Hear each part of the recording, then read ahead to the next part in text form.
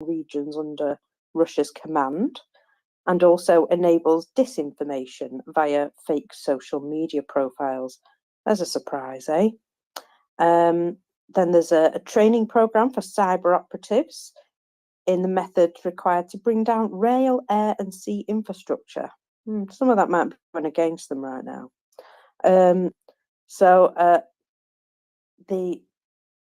This is by using cyber attacks, of course, bringing down this infrastructure. So these were apparently date from 2016 to 2021 and were leaked by an anonymous whistleblower who is angry about Russia's war in Ukraine. And they do appear to, be quite a lot going on anyway. I would say busted.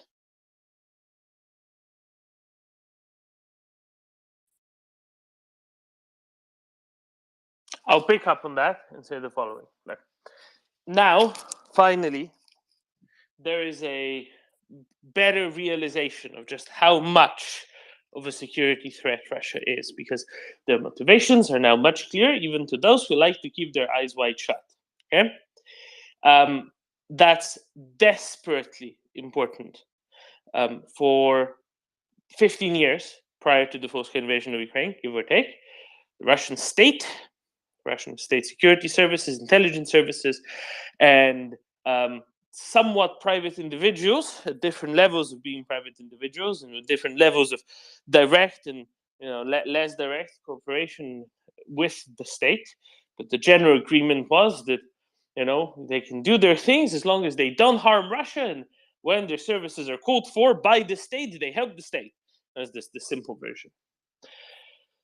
For 15 years or so, they have been sowing havoc, trying out their stuff, trying to influence democratic processes, costing billions to private companies across the free world, etc., in pursuit of their cyber attacks, let's call them, to simplify things. But it wasn't just cyber attacks. Influence operations are at least as, if not even more important than the actual concrete cyber disruptions that they've been up to.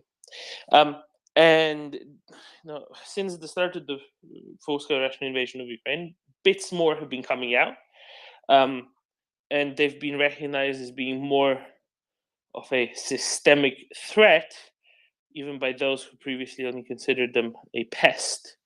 Now, Axel can speak at length for one of the first state that's been attacked, rather than first the private company or citizenry, was indeed Estonia. And was it 2007, 2008, when they wanted to remove the bronze soldier, the monument to the Soviet, quote-unquote, liberator of Estonia during this great patriotic war, when the Estonian authorities wanted to move it to a less conspicuous location, together with the protests that broke out completely organically. There was also a concerted DDoS attack on Estonian government web infrastructure. Beyond that, plenty more has been going on, but it's good that this is now a little bit more out in the open, and I think I've tempted up a cybersecurity negotiator to give us a little bit more of a context for what this means, because I know that he's been looking out at this, and I'm glad that he put work aside for a couple of minutes to engage on this. So, Mikhail, please go ahead, and we can go to others after that. Thanks, Norman. I just wanted to shortly comment on that. That would be what you said, Marcus. That would be the sort of second big public leak of what they've been doing in the realm of cyber. And I just want to basically reiterate what you said, Norman, that a lot of us thought their capabilities would have been a lot more dangerous in the sphere of cyber, but but as you say, they are just pests, and they're a nuisance, and they can be short-term dangerous.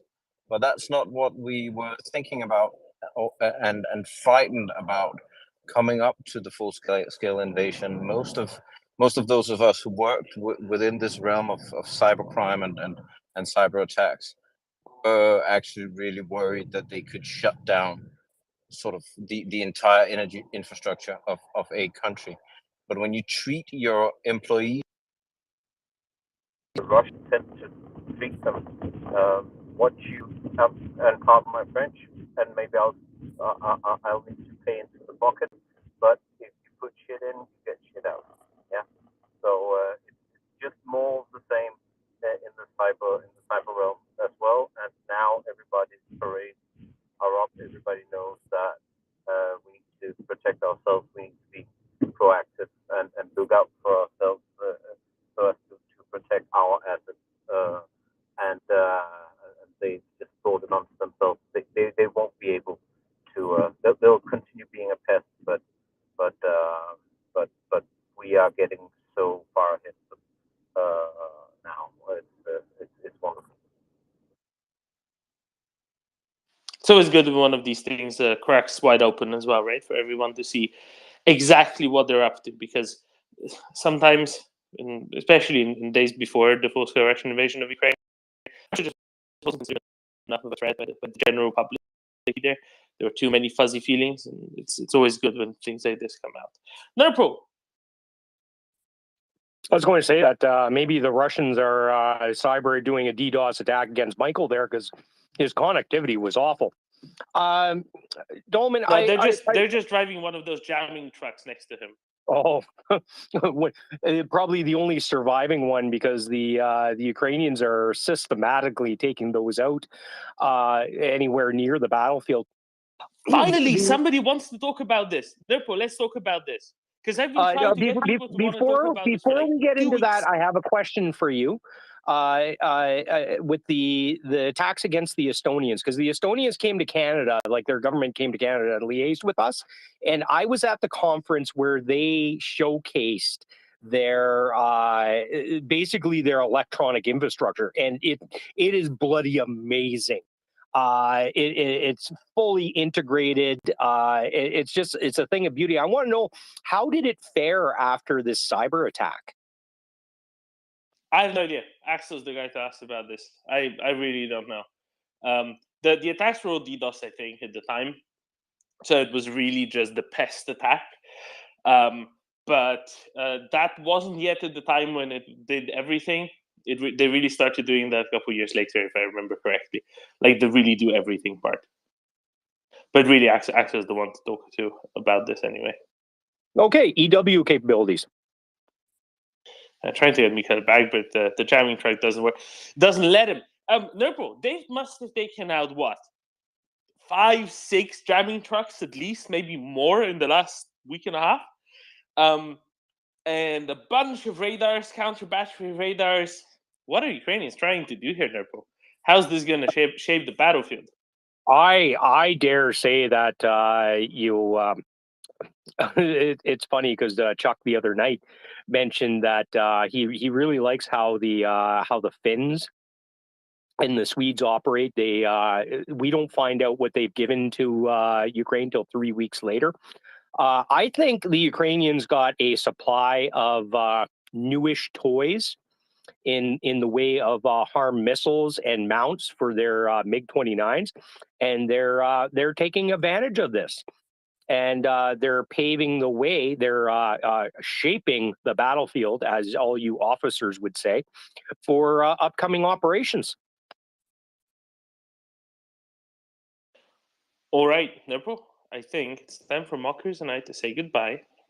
And for why the is adults nobody to take talking over. about cybersecurity here? We all are. We all were. Ah, okay. Oh, then that's fine. Sorry, guys, I was late. I apologize. No worries. NriyaReport has questions to you about what Estonia did after the Bronze Soldier attack, so you have stuff to talk about. Yeah, okay. Give me a second. Let's cycle everybody through, and then we ask nobody a question.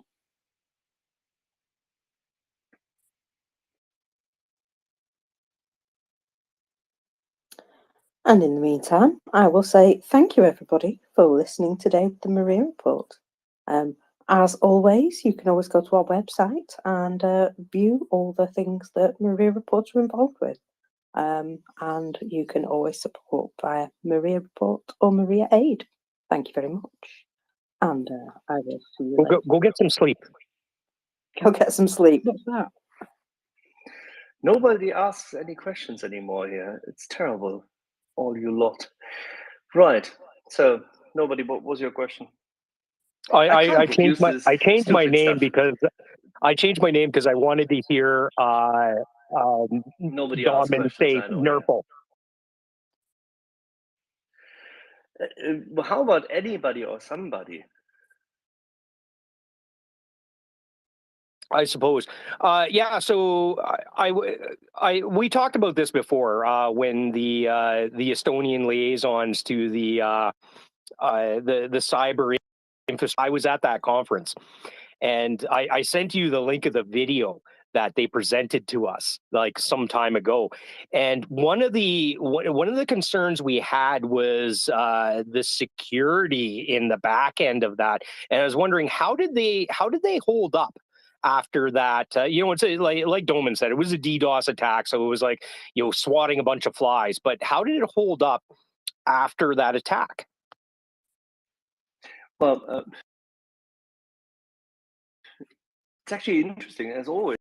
You have to first fight off the enemy, and then you have to look very deeply into why are you vulnerable, what are your vulnerabilities, and you have to devise a strategy. And I think Estonia is the first country I'm at least aware of which started out having publicly, yes, okay, we understand that the United States of America created cybersecurity as a term. And yes, we appreciate that the United States of America will have had various waves of cybersecurity policies and whatnot. But Estonia laid out its own cybersecurity strategy. Obviously, there are elements of it which are safely guarded. That's fine. But it did immediately lay out a plan as to how the integration of society for the purpose of reducing cost and reducing frictions in sharing data should not be in any shape or form impaired by the intrusion attempts. So that meant including a large part of its software development, civil infrastructure and its software developers into a hardened overall defense of how data is being treated. Sorry, hold on. I need to get this poodle to be less defensive about food. Be nice. Or less territorial about it. So what Estonia did very quickly is that it enhanced further the existing Merkle tree-based algorithms which it used when rolling out its own ID card system.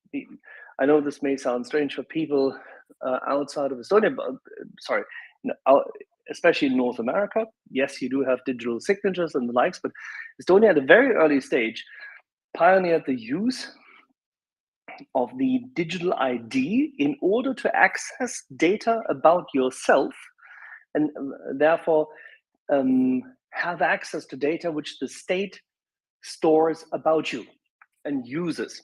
That is the integration of social security, it is the applications to the government, whether it is a driving license, which comes at a later stage in Estonia's case, but whether it is applying for a driving license or reporting data, making your tax filings. And they started with simple things which, such as the tax filing, were made significantly faster and therefore reduced cost of tax compliance and tax monitoring.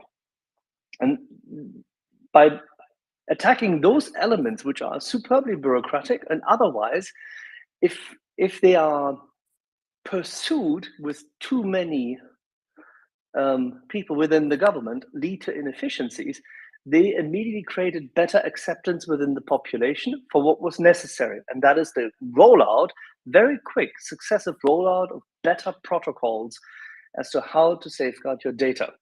That's the meta level.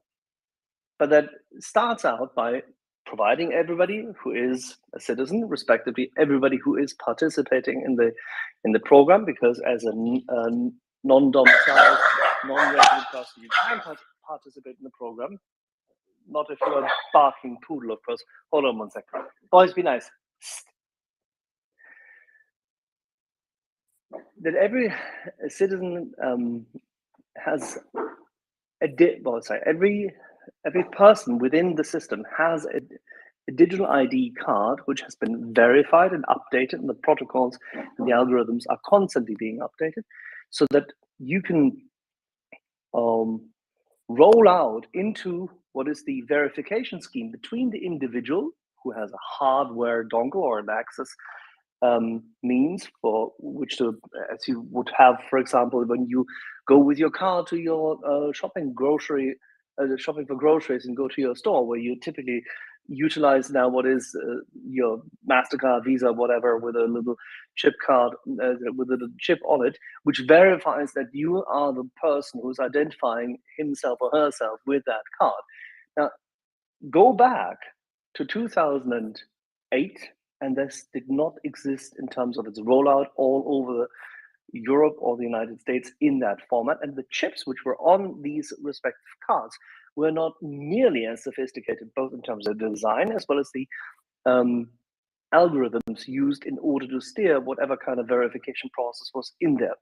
And Estonia very quickly started testing by means of its own, if you so like, penetration op4, testing its own systems,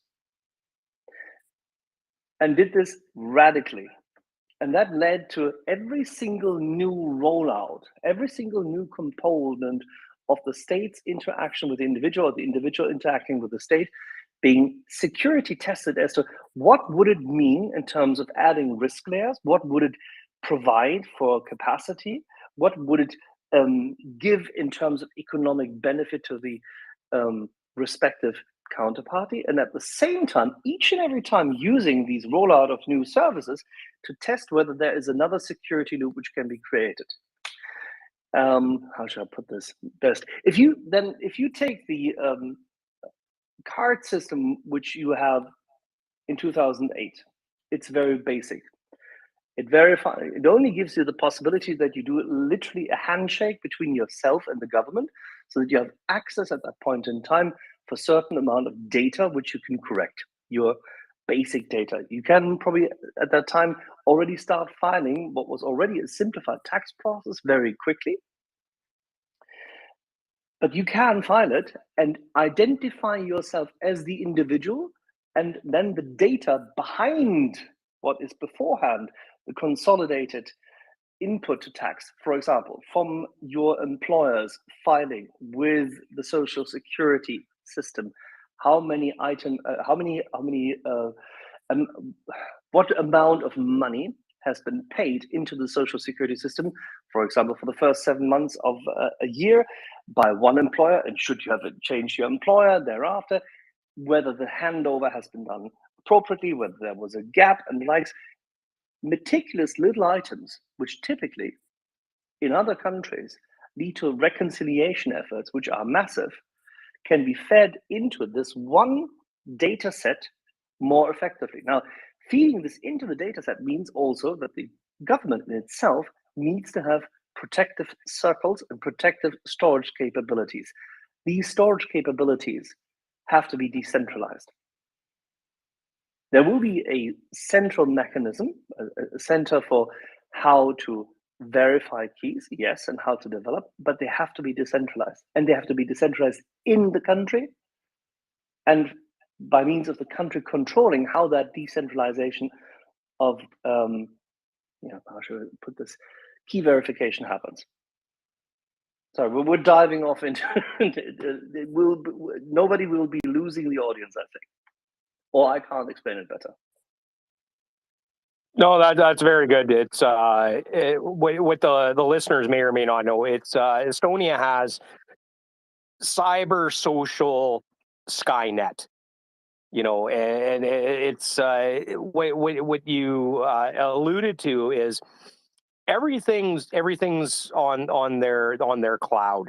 And if you want to do your passport, do your driver's license, and what really impressed me is they were jumping between systems. And, you know, I know they're different systems. It was seamless. It was like changing tabs in an Excel workbook. You know, it was absolutely seamless and very fast. But and the fact that they were operating it in Canada and the servers are hosted in Estonia, so that was really impressive. But one of the things we did bring up at the conference was, you know, how and Canada's really looking at moving towards that direction. We know the enemy has these capabilities, right? And we like DDoS is what amateurs do. There's other means and methods that the spooky boos and the bad guys. I'm sure M is just about to talk about that because he likes that stuff like that makes him smile. But before we do this, just very briefly, what you need to have a system where essentially the codes are only issued in a format that you can control. The Estonian system assigns you one ID, and that one running ID number is the one with which you control your own digital destiny. And then it gives you two sets of codes. One is a basic code, which gives you, if you were to fill it in with your ID number in the process by means of logging into a system. With that, you can verify that it's you, but you cannot execute a transaction yet. For that, you need a second one. This sounds for many people familiar from what they have with their credit or debit cards, with a PIN and a PUC code. It's as such not different, but the verification process thereof is substantially more complex in the Estonian system, despite it being extremely simple for the individual. And we're not going to go into Merkle tree program, but to give you an example, if you, and what nobody has highlighted is, it doesn't matter where on the planet you are. If you have your Estonian ID, you can log into your system. Yes, it's tunneled, but you can log into your system in Estonia, and you can do anything. You can enter an application for a prescription, or you can actually call upon a prescription your doctor has made so that you can take it out, print it out, and even show it to our doctor abroad if you like to. But you can also order, of course, the fact that this prescription should be, for example, if you're diabetic, if you're dependent on whatever kind of regular provision of medicine, you're flying back to Estonia. You know that when you arrive, you actually literally the next morning have to pick up your medicine. You would be able to agree this with your doctor. He or she writes out the prescription. You have it digitally in your system. You don't need to do anything. You call upon that prescription. You can see it in the system. And by the way, when you go to the respective drugstore where you wish to pick up that prescription medicine, it will A, be there, and B, you can pick it up and ID yourself with your card and your code.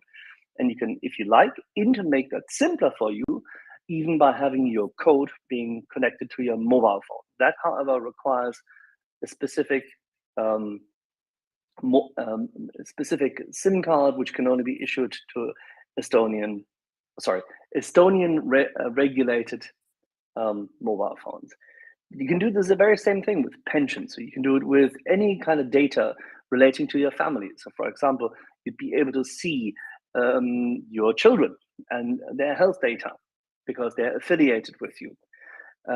You will be able to see the registration they have in school. You will be able to interact on any and all of your work and labor data. But these are all separate systems, each and every one an island and connected through a node. And therefore, the Estonian government can make sure that these nodes and their interactions remain safe. It's exceptionally sensibly structured. And the funny part is that there has not been a registered intrusion into the system since it has been created and being built out. And when the Estonians introduced their encryption, they put it onto a path that even if and when soon enough we see quantum computing capacity, they'll be able, and they will have been able, to make the leap in order to ensure that the encryption then elevates to the same level as that. Please. Yeah, we have the same system in Egypt. It started with a project with IBM, the national ID number. Um, you're born, you're given a national ID number.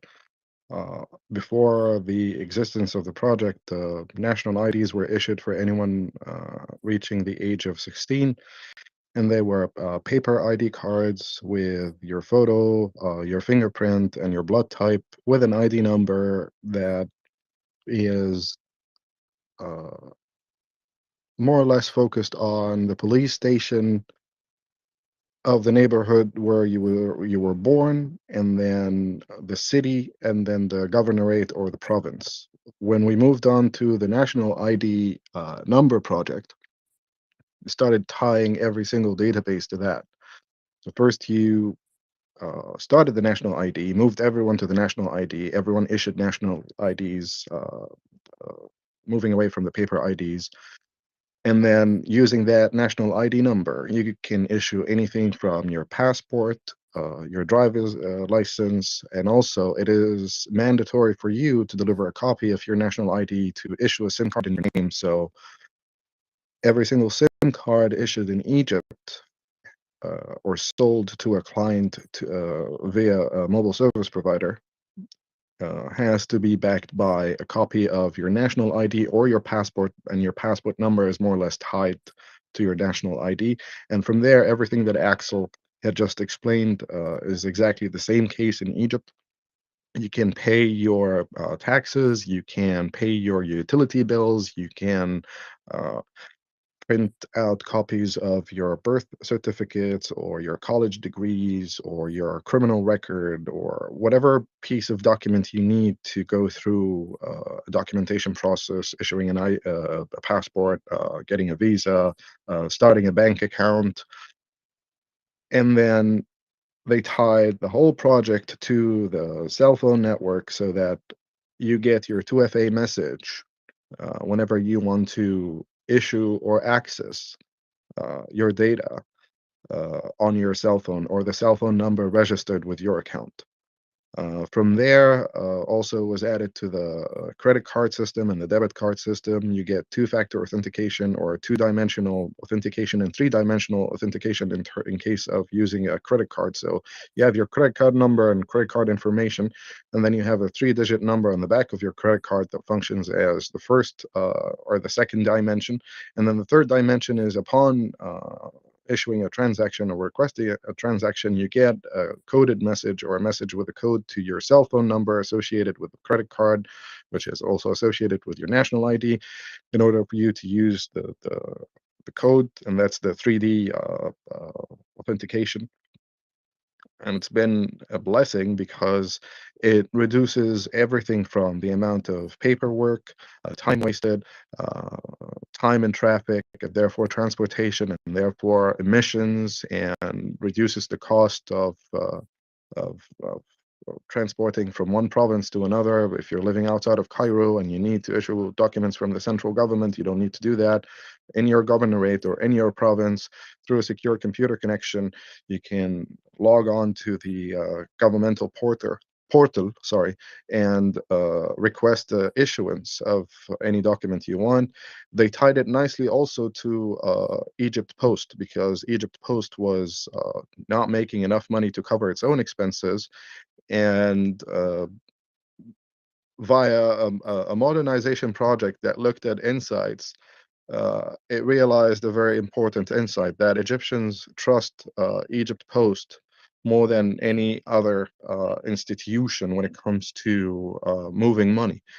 Before the project, for instance, just to give you an idea, people wired money to their relatives and their colleagues and their co-workers using Egypt Post monthly, um, and the volume was only 3 million Egyptian pounds.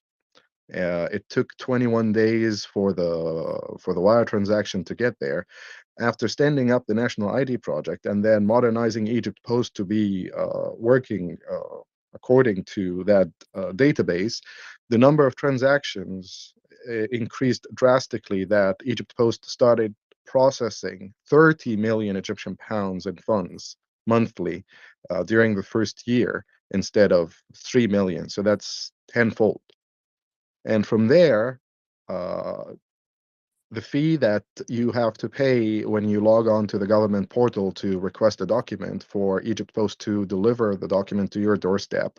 Of course, you have to show up in person to the delivery man or the postman. The postman will not deliver the document unless you are there present in person, showing a copy of your own ID or your own ID physically, and then signing with a bank signature or a government signature that had been uh, modeled by yourself. So you have to basically create a signature model that is accepted by your bank or accepted by the government, 3 copies of it.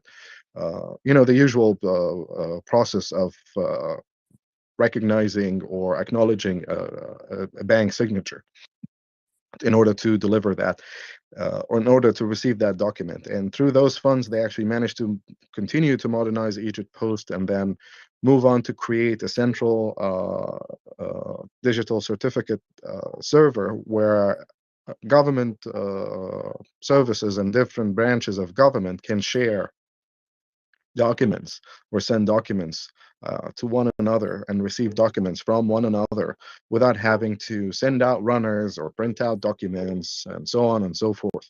The Estonian model is a little bit ahead of us, but I would say that the Egyptian model is more or less on par with what Estonia is doing, and it keeps adding on components to that system. But like I said, the mainstay or the backbone of the system is the National ID project, which is a digital national ID issued upon birth. And also it ties everything from the moment you are born to the moment you die, death certificates, burial, what's the term? Authorization, or in order to, if you have a relative, they die, you cannot bury them until the coroner arrives and checks the body, makes sure that certifies the reason of death, and then issue a burial permit for you to go on and bury your relative. And then that digital ID document is then used to start the inheritance process and tax, the inheritance tax, and so on and so forth. It saved a lot of money, it saved a lot of resources, it saved a lot of time. Many Egyptians moved on to that system. Most of them rely on it right now to issue all of their documents and to pay all of their bills and to request banking services as well. And even the unbanked can still do that using a copy of their national ID and a certified phone number so that they can have digital wallets, for instance, if they make less money or they have less money than a bank would allow them to start a bank account. So also it's the mainstay of the financial inclusion initiative in Egypt. It reduces digitization, if handled in such a fashion, allows people to retain control of their digital ID. And that's the interesting part. It's actually a very democratic system. And the key thing is that people have to be included right from the get-go in how to design it. Digital encryption, yes, very important. Privacy, extremely important. But the key thing is that out of this is born a transaction cost reduction and more capabilities for the citizens to demand better service from the government. Because as it reduces transaction cost, it speeds up the process.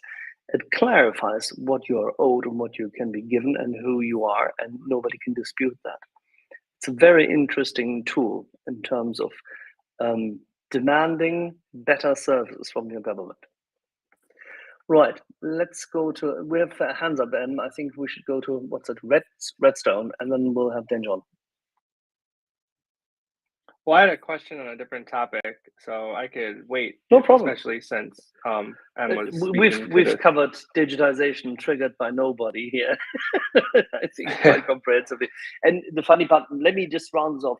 Then, of course, I mean, Ukraine has made a large leap in that regard as well, because this digitization leads, by means of creating better accountability and responsiveness of the government, it leads also to a reduction in corruption opportunity. And that's one of the key aspects in creating better outcomes for companies in transition. And Ukraine has done this, the very same thing with the DR software very effectively, which is modeled on the same basis or the same concept as the Estonian system, which now people are say amending it in each and every country. But please, let's move on with the topic. Redstone, please. It's a question regarding the arrest of the Wall Street Journal journalist, and I sort of had three questions, I guess, for whoever wants to tackle it, or maybe just three options in my mind here. Is this just an isolated incident based on how the FSB is organized and how Putin, controls the country in certain ways? So it's politically motivated. Maybe there's nothing there. Was this potentially a sign that they're not getting as much support from Russia or from China, so that they're acting out in different ways? Or is this an escalation and they're looking to get something from the United States? I was wondering if anybody had an opinion on that. It's a hard challenge. It's a hard teaser because prior to that, prior to this event, the censorship of an authoritarian, but now migrating towards a full totalitarian government, the censorship has always led to people being expelled. In this instance, this is a threat, direct threat to each and every Western citizen in Russia, that technically there's one more add-on to the existing threat matrix. Beforehand, the tax authority in Russia could go after you anywhere already. There are various laws on the books, and they've even increased them and regulations since the war has been begun, this outright war. But now they can also attack journalists in a more specific manner than before, and they will utilize that. So don't forget, this is the second event. There's another journalist who's been taken, another person who has been taken in and is waiting for the possibility to be exchanged in that regard. So it just means it's yet another attack, and it's yet another bullying move. And the question is how we're going to answer it. And I think the travel warnings for foreign personnel have been there for quite some time. Maybe, just maybe, we learn from it. Well, Axel, to your answer, because I assumed that's what you would say, and I kind of thought so myself. But being as I don't think of this as sophisticated as some people in this group would. I do wonder why the drip, drip, drip.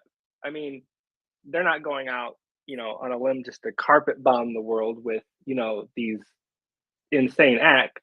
But is it just going to be a drip, drip, drip because that's just the way their system works, or is it just they take them as they can get them?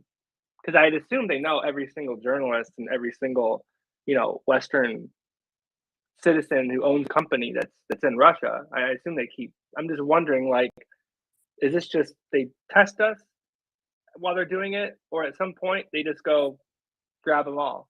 I'm just curious because I don't see this slowing down anytime soon.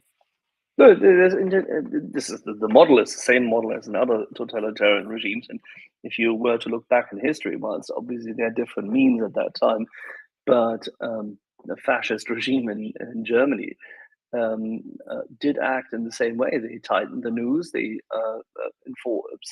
implemented more and more restrictions. Press freedoms were abandoned, and when the war came, things for foreigners were exceptionally gloomy, and as a consequence, there was a massive risk. So I think that we should resist this by appropriate means, meaning a disproportionate response. And yes, I see absolutely no reason for foreign citizens to still remain in country unless they're diplomatic personnel. I think that Western journalists need to learn that. Don't forget, when Pol Pot was in charge of Cambodia, journalists knew to avoid it. There will always be journalists who say, yeah, but war correspondents, we can even go to North Korea. Yeah, sure. Trust me, very few of you can. It's a totalitarian Understood. regime. Right. Thank you. Then John. Yeah, thanks, Axel. You actually closed the topic of the digital IDs, but just one point. I mean, with Sure. Add to it. yeah, Sweden is also learning how to use it, right? You have. I mean, I heard you had stone plates and some hammers and chisels and stuff, and you're working on how to record stuff, right?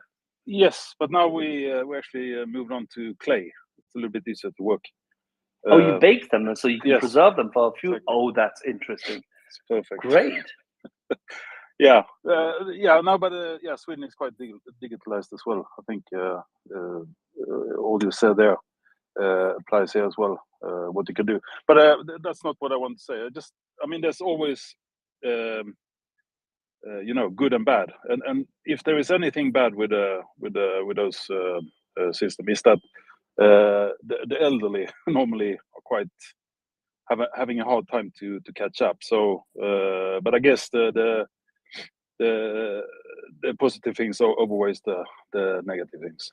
Just want to say that because I'm myself. I need to help my parents and with the bank IDs and install the things. But so of course, Okay, yeah. that's an interesting thing, Dejon. Let's tie into this because in Ukraine and in Estonia, the participation rate amongst the elderly is not much different than from the middle-aged.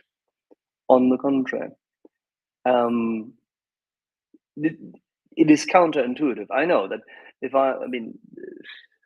I were to discuss this with my mother in Germany, she would probably say, okay, fine, I can see the sense. But then again, she's been in business and running business for ages. So she would probably get it more easily than others, albeit that she has always been mocking the internet as the interweb just for fun.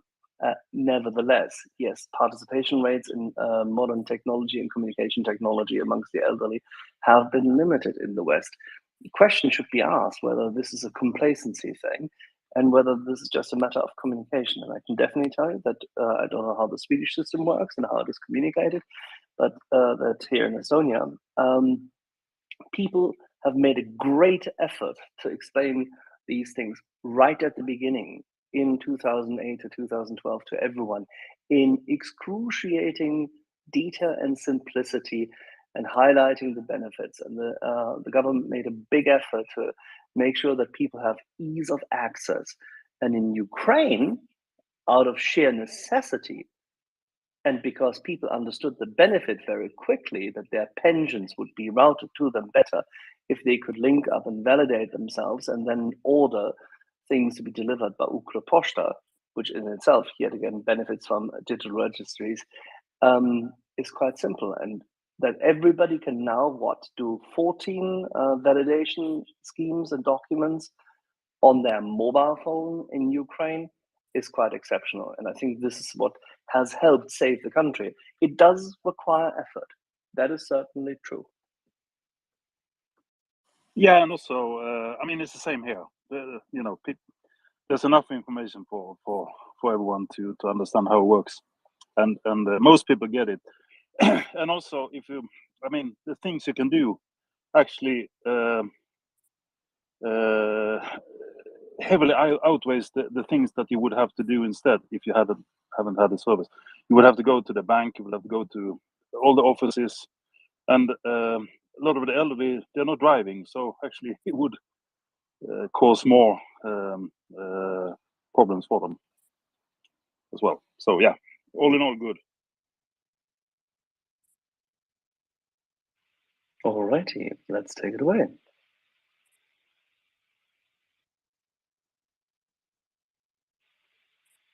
Did we just suffocate the discussion with digitization here?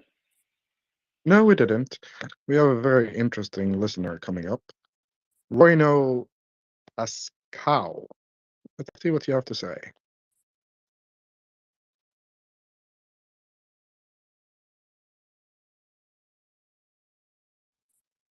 Roino, please go ahead. Roino, please go ahead.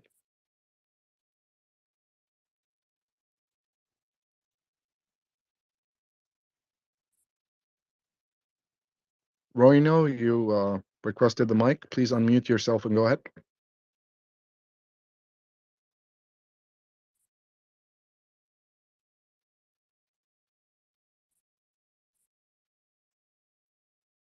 All right, the Duke, please go ahead. Good afternoon or good evening, wherever you are. Thank you for allowing me. What I want to say about the journalist, a few years back in Hong Kong, one after each other, the journalists were expelled from Hong Kong.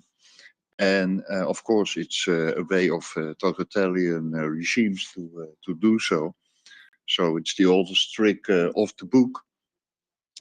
And about cyber security, I'm glad in Holland we don't have the habit of using credit cards, because that system, in my opinion, was very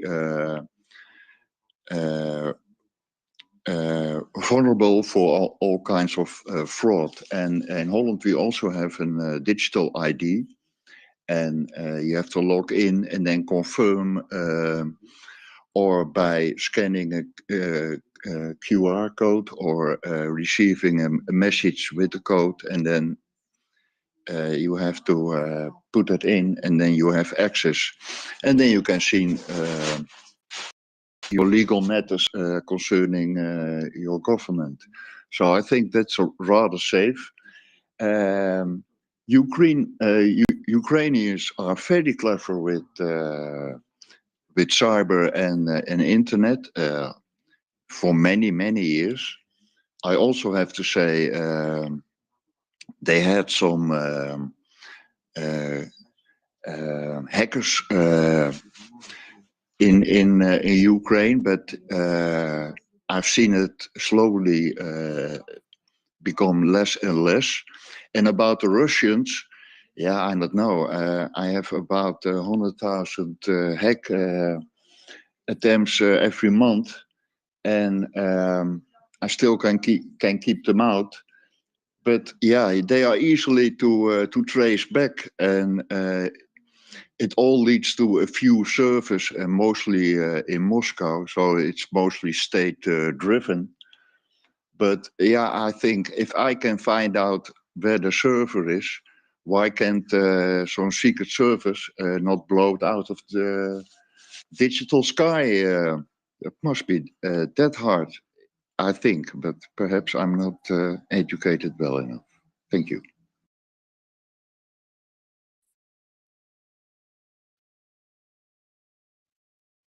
If I were to say anything about this,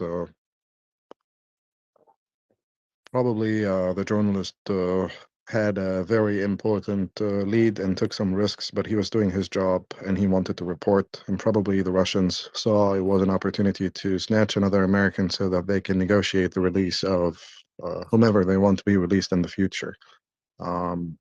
It's kidnap and ransom, basically. No, I think so. That's what they do. Also, in China, you had a reporter from CNN, but in no time he was in Singapore, because it was not safe enough to stay in China and report about the early days in COVID. But yeah, it's based on fear, and they don't want to lose power. And yeah, don't let the people get informed. That's their doctrine, I think.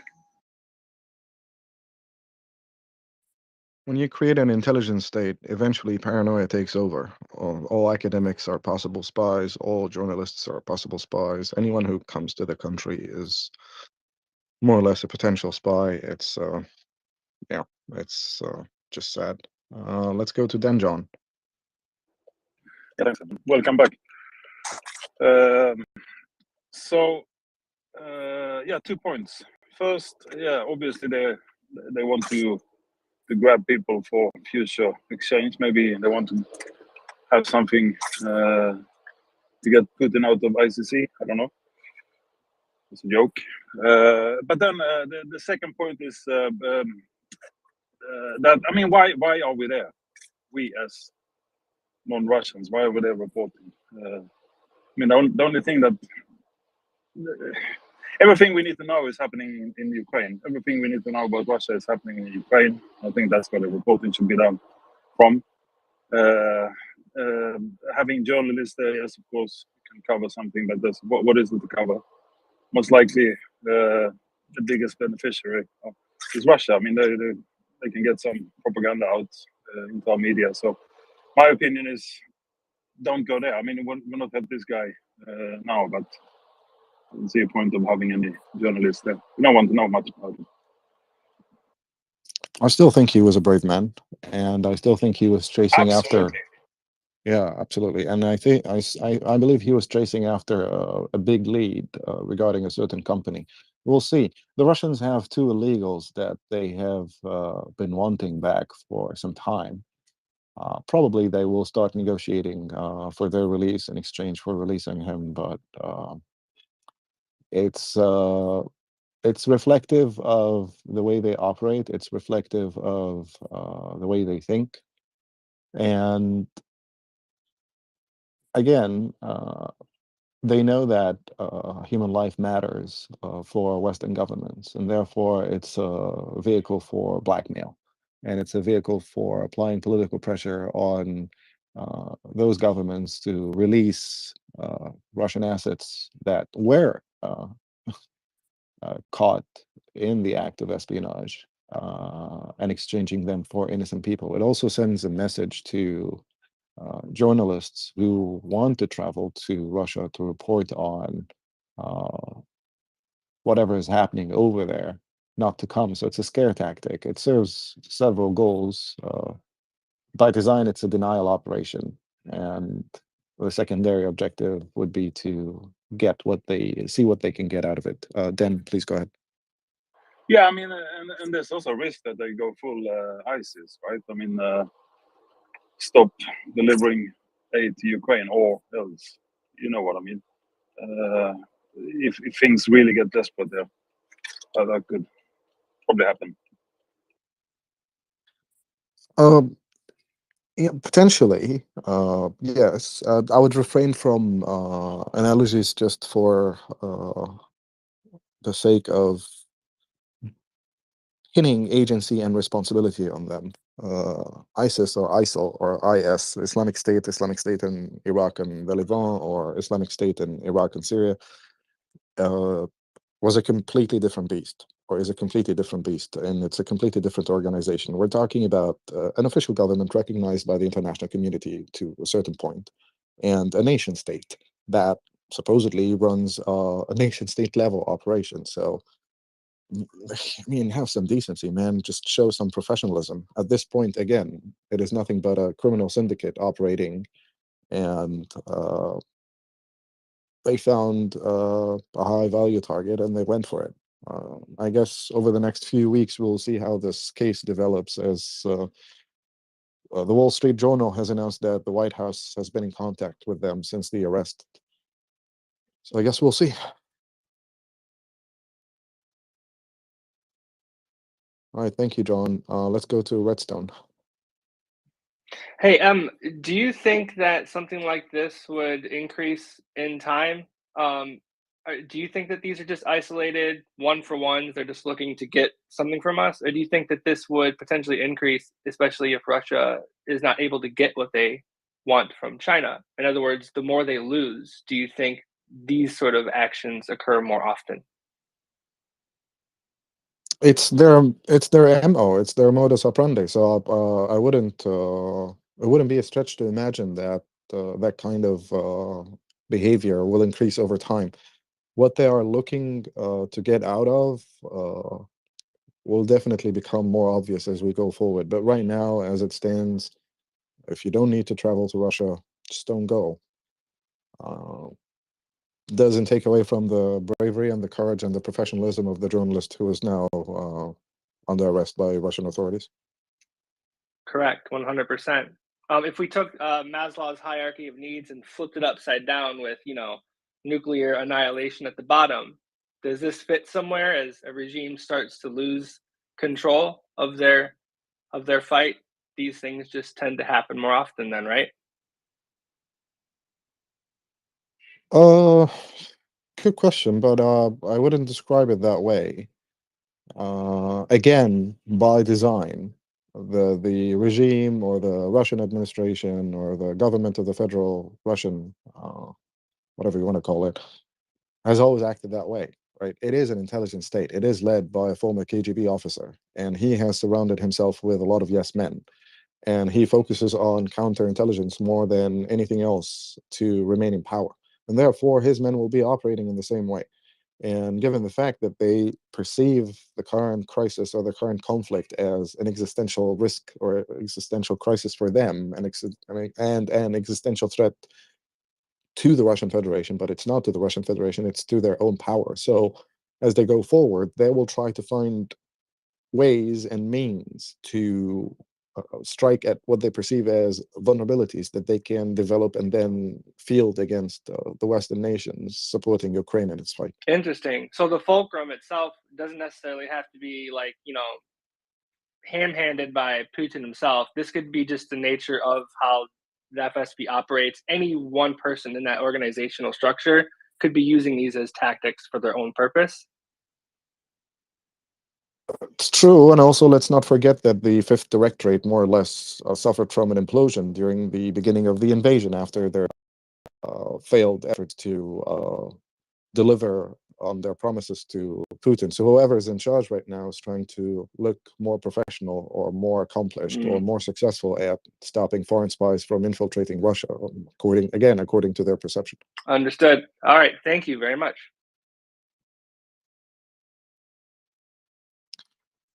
All right. It's 10 to 8 p.m. in Cairo, which is 10 to 9 p.m. in Kiev. This is the MriyaReport, the 24/7 Twitter space that covers the Russian invasion of Ukraine, bringing you Ukrainian voices and the voices of experts to comment and narrate their stories from Ukraine in order to increase awareness and make sure that Ukraine wins this war. Let's go back to the Duke. Thank you. Yeah, I suddenly remembered that at high school we had some teachers. They went to Russia in about 75, 76. Well, that was cool. It was a topic. It was special. First of all, you had to get there with a lot of paperwork, but they did. In Holland, they were kind of lefties, so to speak. And they went there and they came back and told the stories in the school class. And to us, it was, they were all aliens because they were behind the Iron Curtain. So, we had no idea. But the teacher assured us the normal Russians were normal people, but they were very afraid. They hardly could talk to anybody or take a picture of someone because, they were terrible afraid. So, the whole community was afraid of sharing because of the dangers. And there was, but for us as young kids in school, it was an eye opener that someone could go there and see for themselves, because they just want to know what's going on. We want to know. But they weren't journalists, but it was in those days you couldn't a minute without someone beside you who tells you what to see or what not to see. And if I may, I want to tell a little story. My eldest brother, who was a hippie and later on a lefty, and all of a sudden he thought, well, perhaps I must join the Dutch Communist Party. Well, if you did those days in Holland, then you immediately were checked by the Secret Service. But the funny thing is, he became a member, and the next day the party was abused. So I like to think that my brother put an end to the Communist Party in Holland.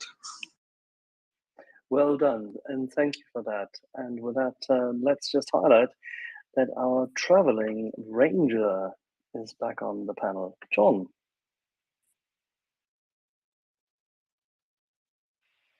John, can you hear us?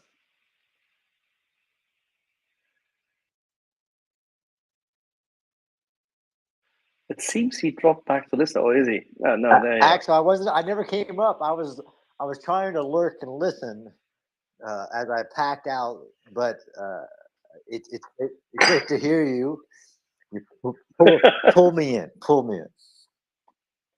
Well, in 7 minutes we have Nuno, so we really have to think about what we can do in order to prepare for that, because he will give us his 30,000 feet military overview, and then we'll discuss all the elements of politics and what has been going on in recent days. So what better than to prepare with you, a little sneak peek. Great, and I'll pop back down when Nuno comes up. How about that? Let's make that deal.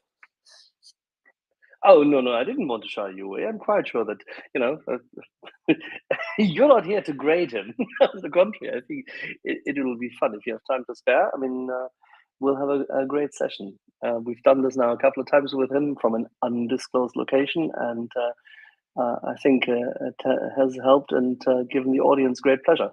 No, I actually do have to. I mean, I'm fine with hanging out and speaking with my friends until then, but as you can imagine, the long road that is, visiting our friends in Ukraine. Second Army, the trains run great. It's still Second Army, the trains run great to make that flight back home to the family. How was it crossing the border? Was it a bit faster this time around? I mean, getting out typically is okay. Getting in can be quite cumbersome, but I think you may have gotten the right handlers, right? Yeah, I mean, just as a like a travel log. The first time I tried a different way, where flying into Warsaw, friend of the space, take you to the border, walk across the border, have a driver drive you, but then you run into curfew, and then they just recently changed the curfew to midnight. But still, if from the Polish border to, depending on where you're going, I mean, you're talking 10, 12 hours. And so the first time we had to overnight in Lviv. So the train is still the most reasonable. And one of the reasons, even though it's a 16-hour train ride in total, is that you can go through the night. It's a night sleeper train, very comfortable, runs on time. You have to do a custom checkpoint on both sides, one on the Polish side, and then like 30 minutes later, you got to do one on the Ukraine side. But just a very predictable, time-saving process, because you can go through the night both ways, and you can't drive at all, even if you wanted to, through the night. Well, you can drive in a day, but then you're burning up, for me, research days in doing that. So my flight out was great, and all on time, straightforward. So I cannot complain at all about all the travel, setting it up. But this time was a little different because we bought our own plane ticket or our own train tickets and everything. And as you know, I was in Italy, so traveling here over from Italy was a unique diversion, but all good, and had an amazing trip again, with a lot of unplanned meetings and learning, closing holes in everything from the Russians, the attempted FSB kind of intelligence, take the city down from sleeper cells to firsthand fighters at critical moments that lots of people talk about, but they really don't have the firsthand story.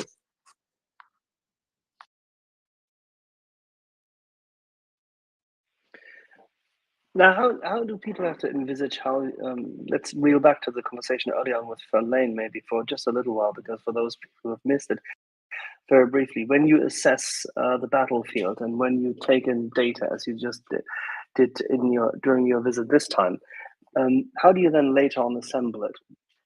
What kind of process should people who've never done that envisage? Right, and what I do, is not that I'm the only person that does it, but case studies are. I'm an educator first and foremost. I'm a research professor, so my job is to create products, whether they're podcasts or articles. But one of the things that I love, even when I'm just to read is a case study, as in reading something that happened, which includes a timeline, the major events, the major characters of the story, and then you end it with the lessons, like what should be taken from this, both across the levels of war, levels of complexity, strategic, operational, and tactical. So that's my thing right now as I write those case studies. So with Key being such a massive battle of strategic importance, and if I put the lecture up, you guys hear me explain, because words matter, and not all battles are the same value for a war or a campaign or a front line. But so I go about it is first really trying to identify the timeline. There's lots of things that are going on at the same time. But even if you have 100,000 people fighting, it's all important. But there are key moments where, had that event, the March 27th, no, the February 27th ambush in Bucha, the holding the line in Mashun, the anti-armor ambush over in Skiburn and in Brawari, had these in those critical moments that I knew about. You do the research beforehand, and those are many of the critical moments, and everybody knows them, and people will discuss them. As I try to recreate a timeline, and then you really try to recreate who was present, which is really difficult in Ukraine, especially on the Ukrainian side, like who all was there. Then recreate the moments, which in storytelling, those moments become your story.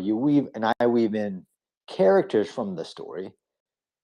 But every time that I've gone, I'm trying to get out to those critical moments while also zooming up, understanding what key leaders were deciding on, giving out weapons, feeding people, things like that, to ultimately be able to verbally and in writing tell a story that nobody who, somebody who doesn't know anything about it can understand. So if you see my presentation, you'll see I present the way I write.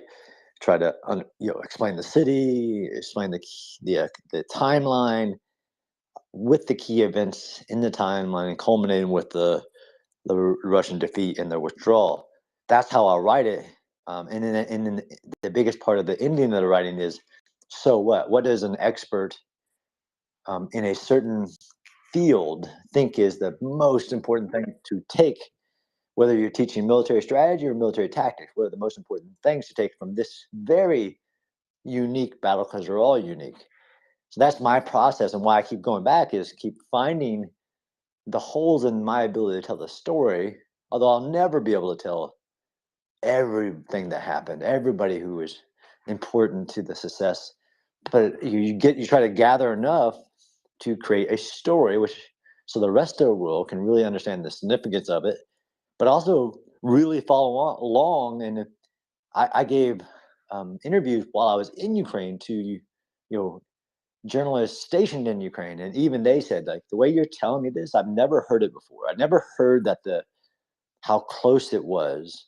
And although there is good and evil, and Russia has made a lot of mistakes, how certain elements of the Russian plan might have worked and were very close to working. And some of the journalists, like the New York Times guy, said, like, nobody's told me that before. I'm like, I'm trying to put together the story. But it works better because you actually understand how battle works, and because you've served in that position, you know how to lead men, and how people actually have to make decisions on the fly. This is we will come back to. It's good to have command lines, but mission tactics and what the Germans call Auftragstaktik do matter, don't they?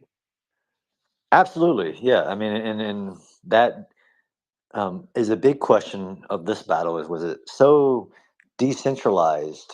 Was that by design or by purpose? And it's pretty much by circumstance and by chaos, which just happens, and that's why you have to trust people. All these different characters, just like that you talk about, are really deciding the war. Like a single individual can decide a war. It could be a very low-ranking guy with a needle air man-pad that can really make a big change in the overall war, and it's not.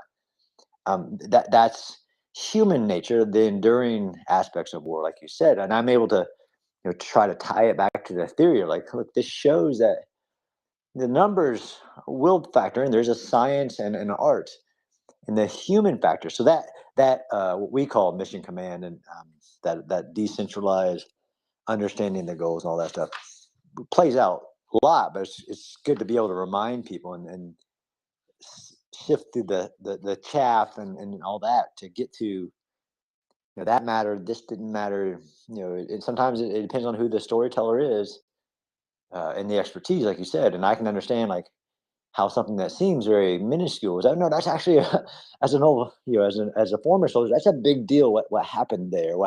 How 9 people held off like that. That is not normal per se, but it is backed by like all these other things that are going on. So yeah, absolutely. So I don't want to take any more time. I see Nuno. Great to see you. No. Hey, great to see you, John. Please, I was fascinated about the account. Go ahead, man. Take all the time you need. It's fascinating, and I think it's I agree with you. It's first of all, good afternoon, everyone. It's great to tell the story straight and in a way that most people understand it, John. And I think that's something we all try to do here sometimes.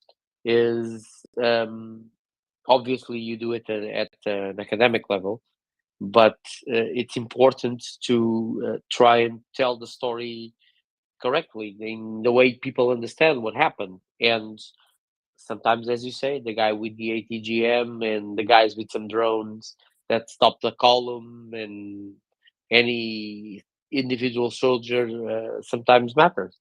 And I was fascinated hearing you talk about it.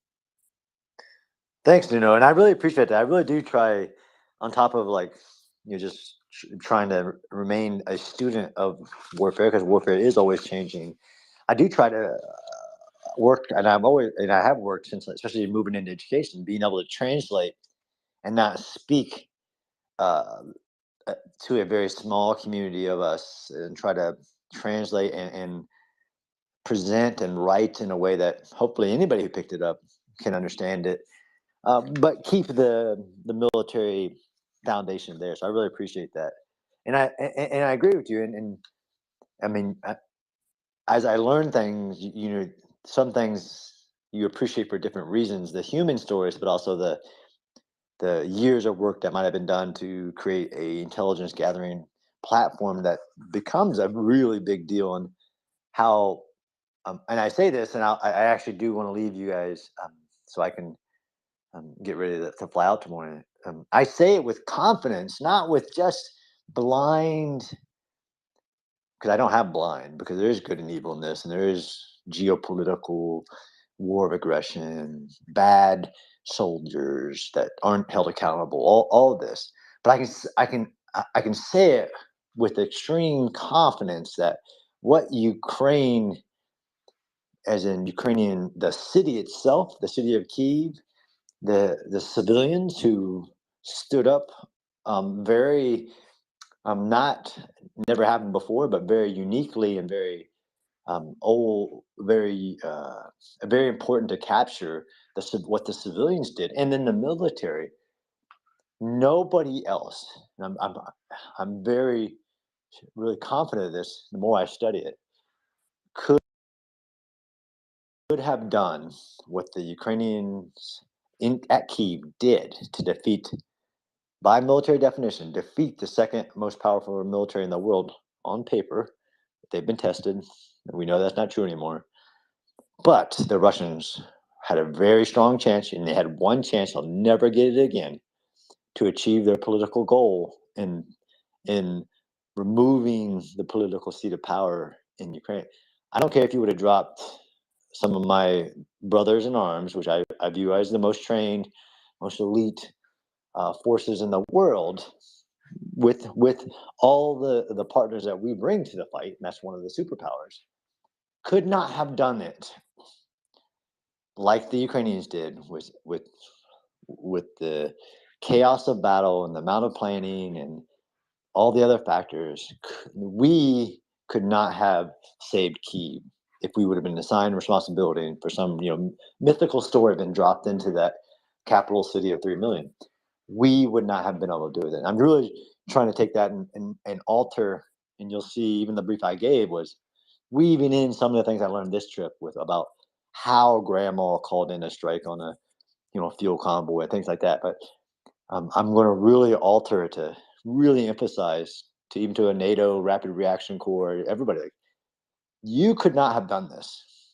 And you should really look hard at changing yourself and understanding, you used to call it, there's names for it, understanding how you could try to do some of these things, but it would have to be in partnership in a place like this. Nobody else could have done it but the Ukrainians, and they did it. And let me add, John, that's a very good point. And we are seeing it again with the analysis around Bakhmut, if we translate it, because we are second guessing. There's several people second guessing Ukraine because we are seeing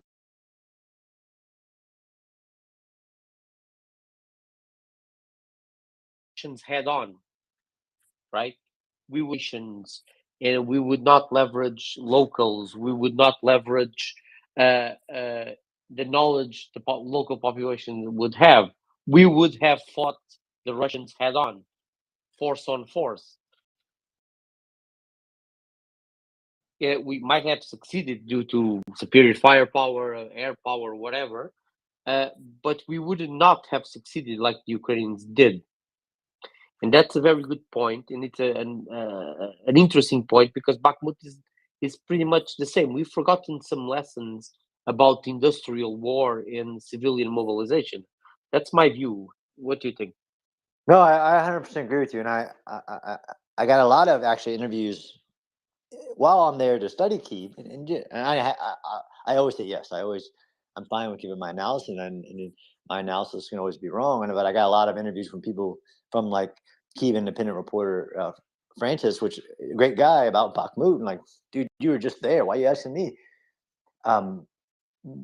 There is a bit of speculation when you try to judge both sides without like having access to all the information. But I 100% agree with you from even how the frontline military, and it was in my podcast about the soldiers just stopping at the gas station, and that's a major node in their logistical supply line, that this Bakhmut gas station right outside literally within artillery range is a major feeding point of hot dogs to the soldiers, and how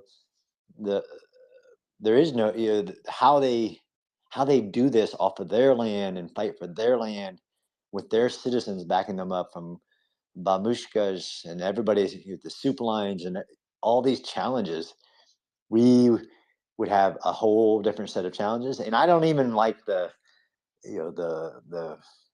Ukrainians are fighting an attritional fight with the Russians, and it's not going to go their way. Look, I can't even say that it's a bad situation. There's so much that we don't know, but I agree, 100% what you're saying. We all, and I know everybody in the space is really careful in passing judgment on even tactical maneuvers, and we wouldn't do this, right? This goes back to the beginning of the war. Like, look, like, and I know Axel agrees with me. Like, you're going to be held accountable for what you said. If you said that the Ukraine would fall in 3 days, I'm going to hold you accountable for that. If you said that the Russian or the Ukrainians should go out and meet the Russians in the field of battle and do combined arms maneuver, and that's the only way they're going to win, weeks into the war, I want you held accountable, because that's dumb, and it's just the rote memorization and applying military stuff that we all say in the West against the situation with no context or understanding of how all the other factors of terrain, people, military culture, all that plays into fact. Like, go out and beat them on the field of battle and do combined arms maneuver. Like, no, that's dumb. That's playing to the strength of the enemy, right? You're not going to do that.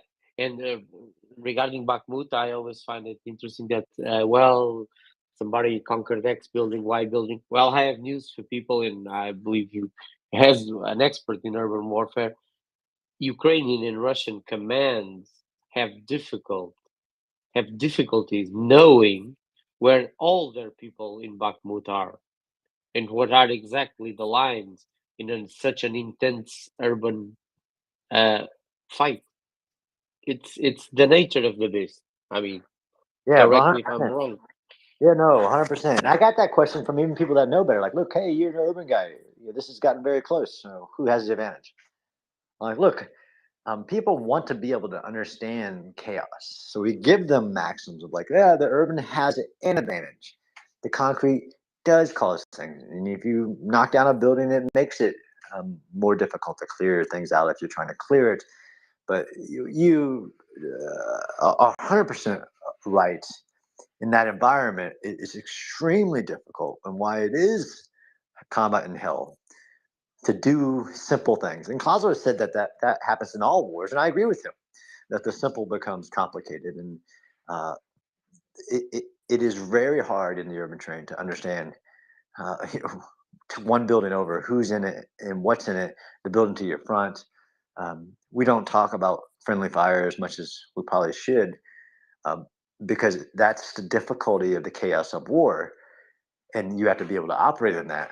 So even in Bakhmut, you go visit there. Like nobody I know can really say with certainties, like you saying, like what's going on here on a day to day. Although we want to understand, like, and that's why we give people frameworks to understand, and I give people urban warfare maxims that are true under most conditions. But if you understand all the nuances, like you said, you take that one where the defender has an advantage and you get close, does that go away? Like, well, no. But even and this is why that I really enjoyed my podcast about Bakhmut, is that that's the level of detail you would have to know is the density of the neighborhood that you're in the city, and that one side of the river was built along, has totally different actual terrain features of the houses and everything. And we see these videos, and we have such like looking through the battle through a soda straw. 100% agree with you, and that's why I feel very happy to leave you guys in the care of the panel here. That's awesome, and I will I will slip down the listener if you don't mind, Axel, and listen to the great. Of course. Of course, John. Thank you so much, man, to have Thanks. you here. It's a pleasure. Yeah, great. Thanks. What a great start to the evening, Nuno. Oh yes, of course. We have John here. It's awesome, and I think he raises some good points. And let's start with Bakhmut by all means. I've been known to say a number of times over the last few weeks. I think we're like 3 weeks into this Bakhmut discussion or something like that. Correct me if I'm wrong, Axel, but I mean we are probably 3 weeks in. That Bakhmut should have been abandoned, and here we are. And we've just seen correct me if I'm wrong, but I think it's 3 weeks. I think you're right. It's about, if this is not the 21st day of Bakhmut must have fallen already, and why doesn't it fall? Yeah. I don't know what. Yeah, something like that. But the truth is, it holds, and it holds. And I see a lot of analysis being shifted around about how it should have been abandoned and whatnot. I'll not address that because I've done it previously. My opinion on that was from the get-go that it was an operational gamble by Ukrainian command. It was meant to suck in some additional Russian forces, degrade them to an extent, deny them a political victory. And I know a lot of people sometimes write that it's a political decision. Well, war is politics, so yeah, it's a political decision.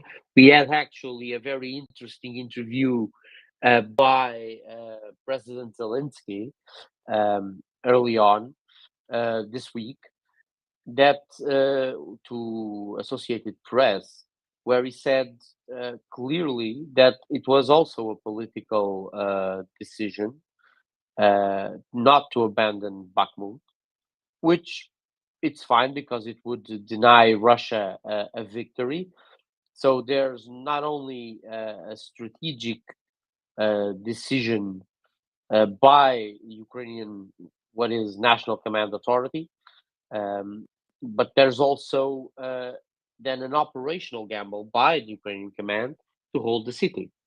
And yes, to commit to it some additional forces to try and treat the Russian army. And there's a lot of people who've taken quite some flack for it. I've taken some flack for it. Philip O'Brien, for instance, has taken some flack for it. But the truth is, it's working. And the more we carry on, the longer this holds, the longer we have the Ukrainians have the ability to deny a stabilization of the line, to deny a victory, and the more forces are committed to Bakhmut, the less forces are committed elsewhere. And if you're planning counteroffensives in other areas of the theater, this is an important move. It's important to fix as much Russian power as you can. And I've been told spectacular things like, well, the Ukrainians might not break through Bakhmut. The Ukrainian command would be dumb to try to break through what is basically a dense urban terrain, and to an extent that they're conducting a fixing operation of Russian forces. So they don't need to break through there; they need to hold it. So other forces in other areas of the theater can, when the time comes, engage in counteroffensive operations, which will inherently generate pressure on the forces in Bakhmut, because Russian forces are a known quantity. I think this is an important point some people forget.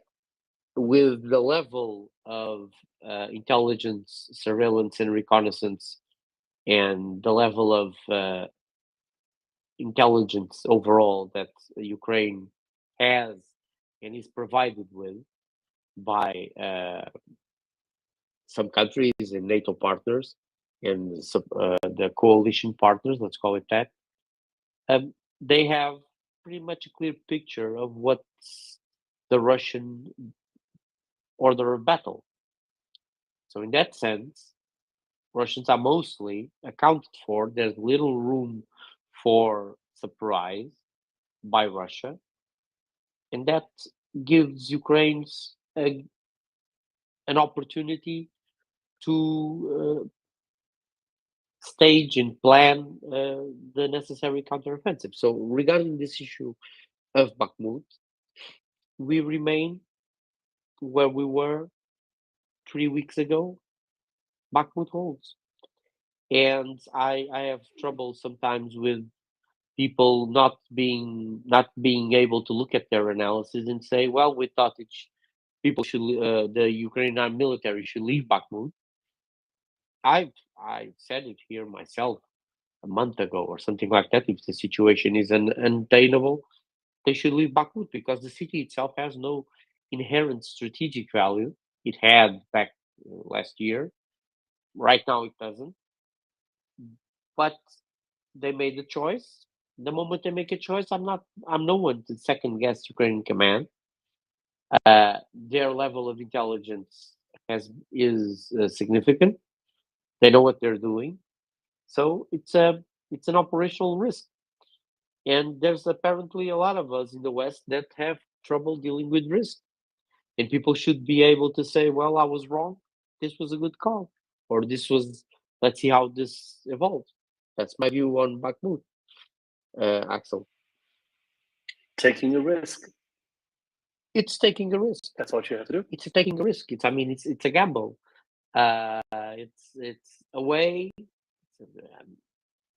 It's a way of to fix and create a situation of attrition for Russian forces. And let's be frank, Russia is trying to mobilize, and Russia is having significant problems filling mobilization quotas. And even if they mobilize more forces, those forces take time to train. They're doing it, they've been doing it for a month or something like that. They take time to train. And one of the issues Russia has is logistics. What makes people think even if they mobilize 500,000 guys, what leads us to believe that they can support them in the field?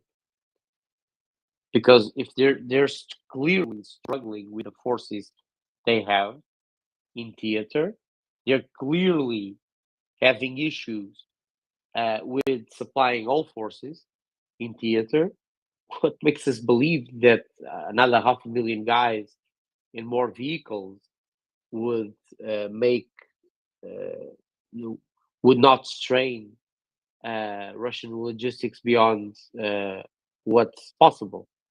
Yes, they could be used as reserves, sure, but the force level is probably near its peak. I may be wrong on this. Okay, Russia may have the ability to deploy 500,000 guys and more 1,000 tanks, but honestly, I don't think they can support them. And any military operation, as we've seen it, runs on logistics. Please go ahead. Salam alaikum, brother. Wa alaikum salam, Nuno. Wouldn't you say that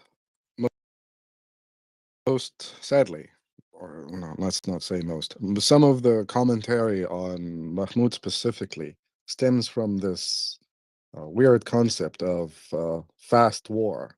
A lot of spectators, a lot of people more or less want to become analysts or claim that they are analysts or wish they were analysts or are acting as analysts. And by doing so, they are spreading this mass hysteria of we need to act now. Ukrainians are losing. There is no intrinsic value to Bakhmut. You need to get out. You need to do this. You need to do that. Which stems from some weird sense of entitlement that because they have been observing the war for more than a year now, they get a say in how it's run. That's a good point. I'd say that there are several levels to this discussion. In regarding the Bakhmut discussion, there's a few levels to this.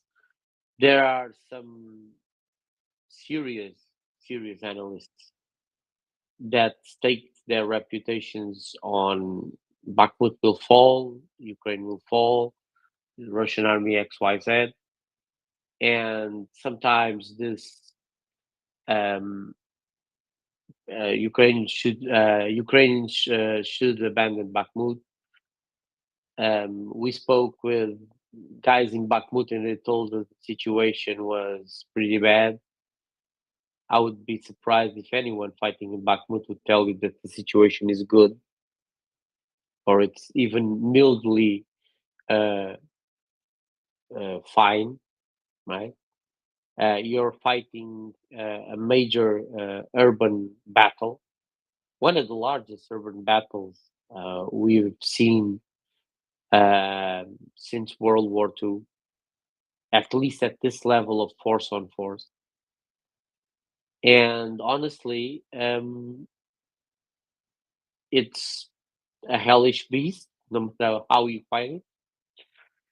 And if you ask the guys fighting it, they'll complain. They'll say it's a messed up situation with an F. And there's that. And then there's another level of people who do extraordinary work in aggregating open source intelligence and designing open source intelligence, and where we lean so much on myself, I lean so much on. So I have very good things to say about people, but people should realize sometimes that the fact that you are able to aggregate this information and do spectacular things, geolocating stuff and drawing extraordinary situation maps, and it's splendid work. I have to say again, it's splendid work. There are some people who do extraordinary things with open source intelligence, from which I drink a lot and I commentate a lot on, and I use a lot, and it's extraordinary products. But honestly, sometimes people need to realize that analysis is a different beast. And the fact that some buildings change hand because there's a street that somebody crossed, most of the times it's hard to see if it's really a decisive blow. As I was discussing with John a few minutes ago, Ukrainian and Russian command have difficulty establishing the lines of contact within such a chaotic and difficult environment as a major urban battle like Bakhmut. So it's very hard to assess at any given moment where the battle is and what's going on and what tactical or level operations are going on. So I think people should sometimes refrain from the idea that it's so lost, it's a collapse. It's not. It's not. Which doesn't mean that Ukraine. And I'll say something else. We're discussing Bakhmut. It holds, but Ukraine command at any given point can say, well, we've decided to leave Bakhmut because now we are focused. We are trying to retrograde to save some forces, and we then launch a counteroffensive. That could be, but I don't think that's their plan, honestly. But it would be the end of the world either. So I have some trouble sometimes when people get entrenched in ideas that this should happen in a certain way. We should be saving lives. Well, as I've said here, sometimes at this level of conflict, you will commit forces to objectives or to areas of operation to fight certain battles that you know you will take significant casualties, but it's working towards the operational goal. And this level of risk versus commitment of forces versus casualties is something we in the West need to understand from this war. Because if we ever get to fight a war at this peer level with other powers, this is something we need to realize that casualties will happen, and this won't be the global war on terror. So, if that, I think that pretty much addresses it. What do you think? Absolutely. Quite diplomatic, quite Johnny on the spot. If we are to summarize, we would say first point, embrace the suck. Second point, analysis is not aggregation. Aggregation is not analysis, even if you have large data sets. So it's not the size of your data set, it's what you can do with it, no? Yes, and always remember that your data set, openly, as large as it may be, is always incomplete by intelligence you don't have, and that the both commands, Russian and Ukrainian commands, will have, even if I believe, from what we've seen and from all we've gathered from the operations in Ukraine since the start of the war, Ukrainian intelligence is far surpasses Russian intelligence capabilities, and I think this is a key aspect of all this. And people should be frank and say, okay, so I thought this was the best option. Ukraine's decided otherwise. It's working. It's not working. Then we can debate if it was a good the definition of if Bakhmut was good, decisive, or other, or if it's a win for one side or the other, it's still a very much an open question, and it will be an open question long after this war has died down or has been won. And I think it's it's being fought, and it's an option, it's a risk. Could have not worked, possibly. Could work, yes. Just don't be so keen and entitled in your opinion that you can dictate to Ukrainians what they're doing. Because as John was pointing out, there's a lot of there's the will to fight, there's the population to fight it, there's significant agency from all layers and all sides of Ukrainian society staked in this fight. And in that sense, the ability to absorb casualties and hard decisions in what is an existential fight is something that we need to be aware of and need to consider. And I think about Bakhmut, honestly, what I have to say is let's continue monitoring the battle. It's if they fix the Russians, if Russians really culminated around Bakhmut, it's an operational win. It's a tactical draw probably, but it's an operational win. And no, I don't think any counteroffensive will go exactly through Bakhmut.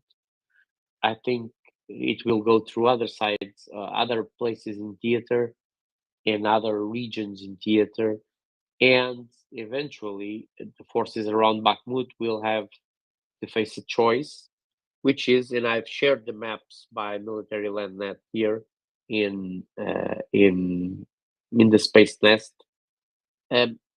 There's probably some serious options that will need to be considered by Russians when this late stage offensive goes on and goes live, and by Ukrainians also, of course. But we have seen some Ukrainian recon of Russian lines and probing of Russian lines, and that is an interesting aspect of what's going on. Also, regarding another place of the theater, if I think I don't know if you have any more questions about Bakhmut. If anyone has questions about Bakhmut, I think we covered Bakhmut pretty much. But Latin, do you want to cover Bakhmut, or are you moving into Azov territory? I had one last question, Axel. Sure, shoot. So again, to summarize, open source intelligence is significant, and it is going through a rising star moment, but it remains one discipline of intelligence and therefore not enough to form a full picture of what's going on around Bakhmut. And a more direct question to you, Nuno, wouldn't you say that the cost of defending Bakhmut is, albeit quite high, actually, is also quite important when it comes to denying the Russians the political objective of advancing across the Donetsk and Luhansk and trying to reach the borders of the oblasts in order to just dig in and cry parley? Yes, and actually, President Zelensky was pretty clear about it. We've seen, and I've said here, that one of the objectives of the Russians had was getting to the borders of Lugansk and Donetsk oblasts, and straighten the front, so they could dig into defensive positions, man their positions, and try to weather out what they know is an offensive coming. And Russians ain't stupid; they know there's an offensive coming.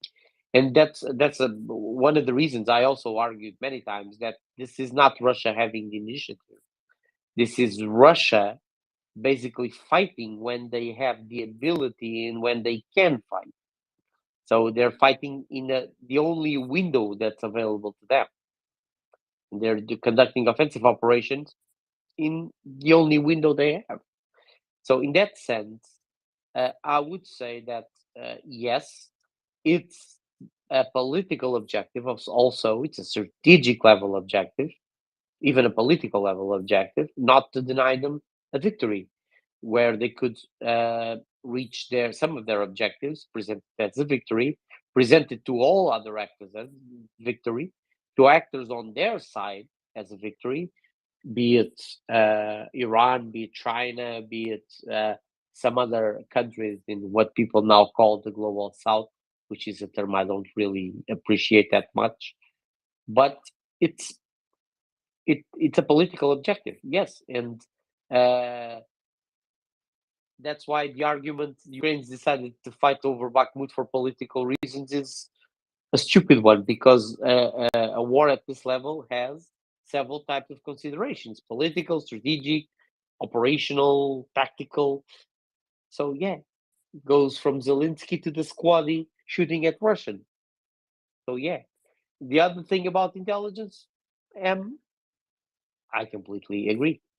Intelligence OSINT is a spectacular tool, and I say again, I have the highest praise for people who have facilitated our knowledge of the war, highest praise, and the aggregation of so much data, and that allows us for analysis and commenting, and this is something to be lauded and to be praised. But honestly, there's another level of intelligence, be it human intelligence, signals intelligence, electronic intelligence, measurement, MASINT, you name it. And as I said to some people about this discussion, but we've seen video XYZ. Yes, the National Reconnaissance Office has entered the chat. Absolutely. Thank you, So, Nuno. okay. Off By to the you, way, Max. gents, yeah, Latin just Latin, indicated to please me go. that he has a question for Bakhmut as well. Go ahead, Latin, please. Hey, hola, Nuno. Quick question about Bakhmut with hopefully a little bit of a broader focus as well, kind of in terms of decision making overall, and you know, when sometimes questions are raised about how Ukraine is doing this or that. You know, I'm coming from a perspective of I didn't do anything beyond basic training, so no leadership background. But in studying military history over the years, it occurs to me that isn't it the SAS that has the motto "Who dares wins," and I wonder if that way of thinking that like what do you think about the way that the willingness to do something maybe that doesn't at first appear to be the best decision, and do it intelligently, do it taking into account the risks, but in this particular case with Ukraine and Bakhmut in particular, or other situations there, understanding that there may be something to gain, something based on intel, on things that we don't maybe have access to, but the higher levels of Ukrainian leadership do. Any thoughts on that? First of all, yes, it's the SAS. I have a tattoo of that motto, "Who dares wins." And yes, of course. Listen, I think Ukrainian intelligence, Ukrainian command has access to probably some of the finest intelligence gathering capabilities in the world. Not some of the finest, the finest intelligence capabilities in the world. We're talking they're supported by the United States of America, France, Britain, Italy, the Dutch, and I'm not saying this in this order by chance. There's some significant capabilities in all this, in all these coalition partners and some others. There's ample human intelligence. There's extreme capabilities in geospatial location, in reconnaissance. There's all kinds of ISR platforms flying overhead 24/7. So yes, of course they have intelligence that we are not privy to, that we cannot see, that we cannot assess how the battlefield is evolving. And even Ukraine Command really uses also um, open source intelligence. So and they have their own people, their own civilians, their own intelligence capabilities, their own human intelligence in the cities. So there's a number of feeds that Ukraine has, and Russia also has part of this, but it's they have a clearer picture than us. And again, Ukrainian command has proven to be capable to know how to run complex military operations, and they chose in their command authority, both political and military, decided that this is a fight they want to draw. This is where they want to fight. This is their fight. It's their country. They have the intelligence. They have the knowledge, and they decided to fight here. So if the moment Ukraine does this, the only thing we have to do is, okay, you guys decided it's the fight here. We're going to support you, and we're not going to second guess you. We're going to support you in the fight here. And that's what's so strange to me. I mean, looking from a Western analyst perspective, if anybody asked me 2 months ago, should Bakhmut be abandoned? Yes, sure thing, definitely. Has zero value. But the moment Ukraine decided to play and to risk an operation to hold Bakhmut, they know what they're doing. So if they're trying to hold Bakhmut, it's because they have reasons to believe it's an operation that serves the overall operational strategic level. It's risky. They're going to lose people for sure. It's going to be attritional. They're going to be losing hundreds of men. They're losing material. Sure, I've said here. I mean, the gamble here is not holding Bakhmut. It's holding Bakhmut without overextending, overcommitting reserve that compromise other operations. The moment you do this, is a win to hold Bakhmut. That's my view on it, Lat, and I hope it answers the question. Alrighty. Shall we go to Avdiivka then? Avdiivka is the next thing I wanted to discuss. Why am I not surprised?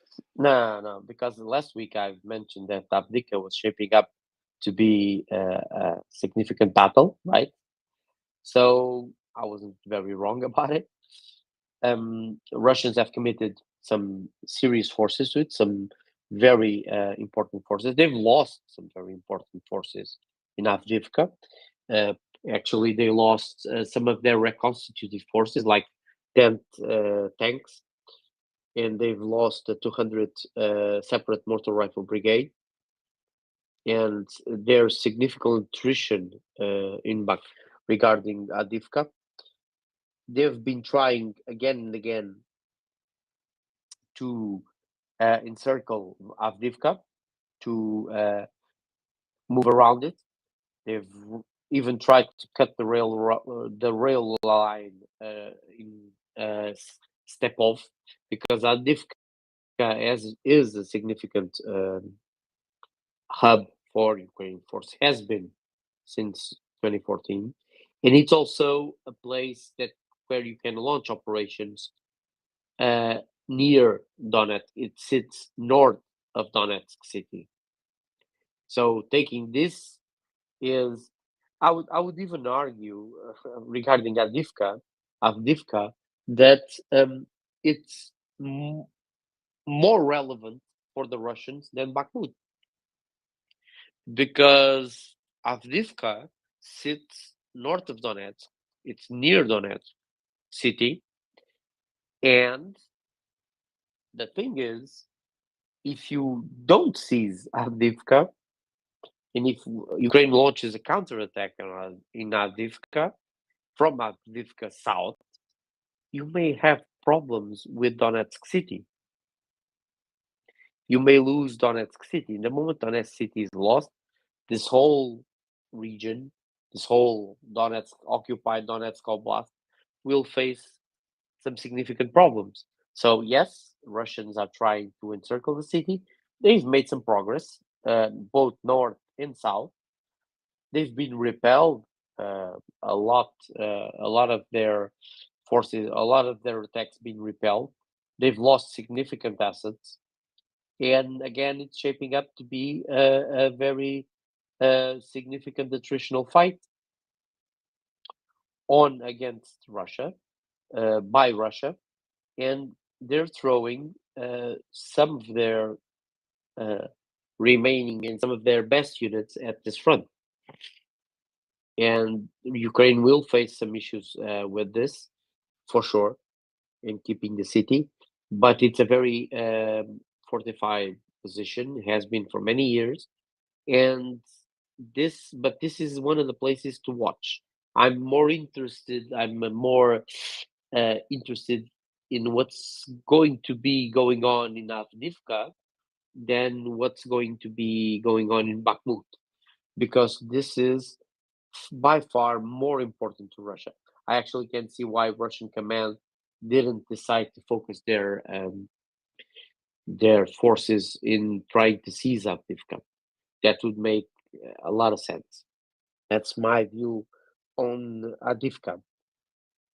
And we have Doc Bites also with a question. Please, Doc, go ahead. Thanks, Nuno. Appreciate you being here as always, my friend. Much appreciated. You're talking about Avdiivka, which is appropriate for my question. I noticed that Ukraine is now declaring mandatory evacuation. How is this different than what they had been doing in the past? I know that that's the best thing, but also a very hard thing for the people impacted in those areas. But this seems to be a change in operational tempo. Yes, because they've been. It's a change in tempo, and it's a way to safeguard the civilian population when you know that this is going to be another major engagement, and when Russia is clearly throwing forces at the city. They're throwing the last fully constituted DNR forces at this. Some things like the Vitrani battalion, the Somali regiment, and some significant units of the Russian military. So yes, they are obviously evacuating civilians. Is clearly the right move to try and stabilize, to try and open up the city to military operations.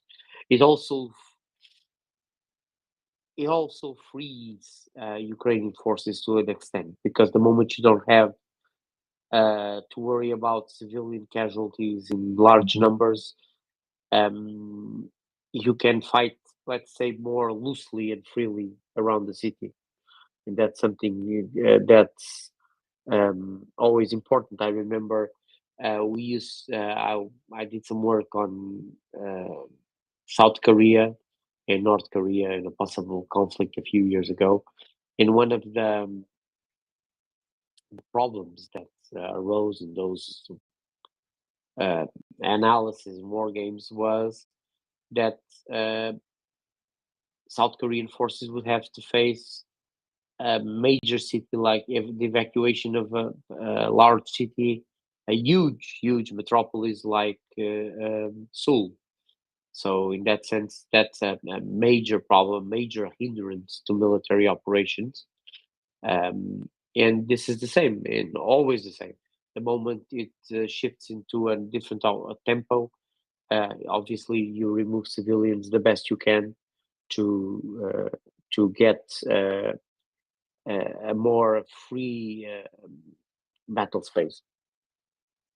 It makes it a little harder for partisan operations, though, yeah, because now they can't blend in with any civilian population that's around there, and those partisans and the kind of work you and Chuck have done are critically important. Yeah.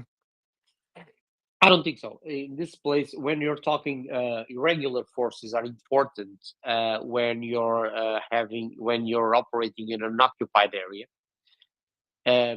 At best, you could use forces, what we call usually special operations units that stay behind forces. Which means, if you're abandoning Avdiivka for some reason, you could have stay behind forces that would remain in the city to conduct special operations or direct actions against Russians.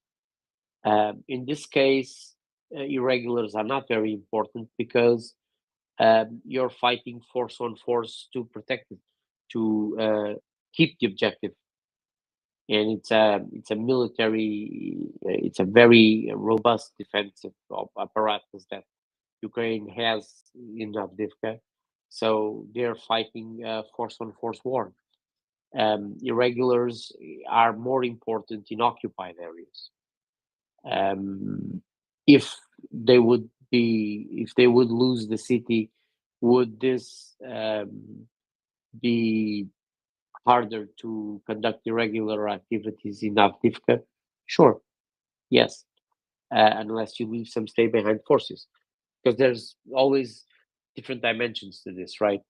One thing is you have an area that's under occupation and you send in special operations to raise irregular forces in what we could call an unconventional warfare role. And then these forces in the clandestine support organization that you raise conduct operations against the enemy in an occupied area. Another thing is you leave forces behind to be in the area of operations after the enemy has conquered it, and then conduct direct action forces. One is it's a different setting of special operations, because in one you're training your irregulars and you're commanding your irregulars in an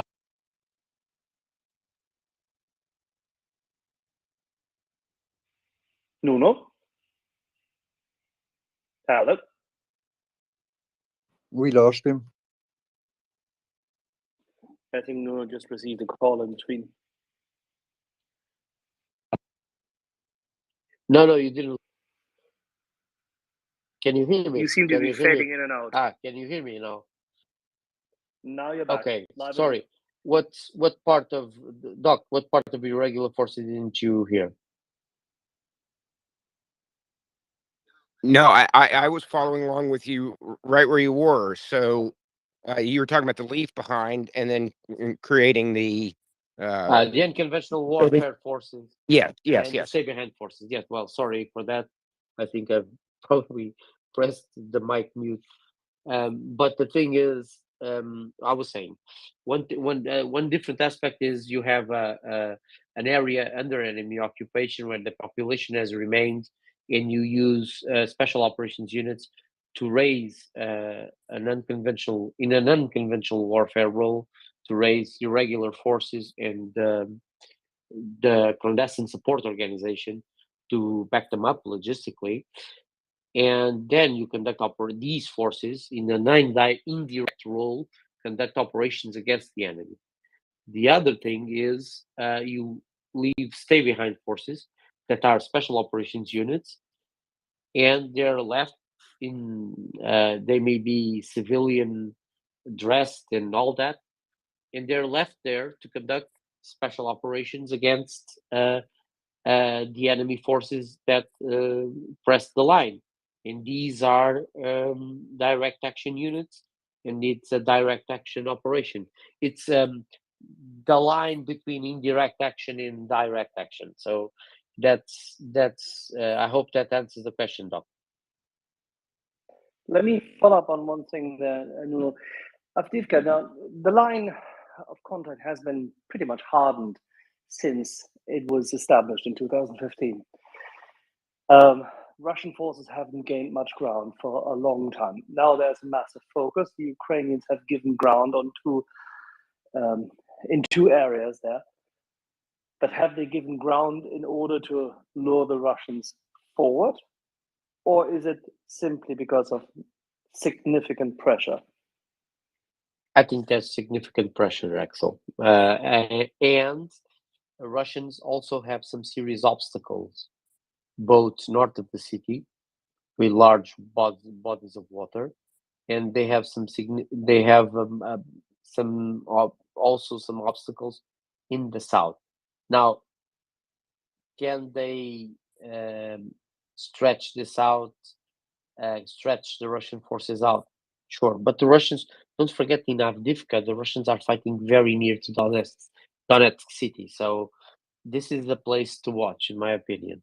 I think it's going to be interesting what happens here. And again, I think Ukrainian command will hold Avdiivka. Yes, it makes sense. It doesn't allow Russians to stretch the line and keeps railheads available for other operations. Because if there's pressure in the south, this front will be under tremendous pressure immediately. Because the Russian disposition doesn't allow them a great maneuver capability. You have here south of Avdiivka places like Marinka and Krasnorivka. Sorry, I'm probably butchering that.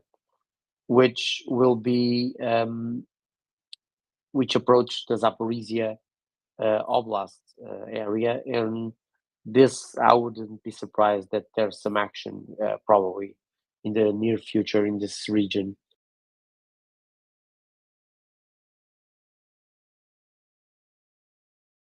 City, right? For political reasons. Same deal. What's the take in the Kremlin if they lose the capital of another?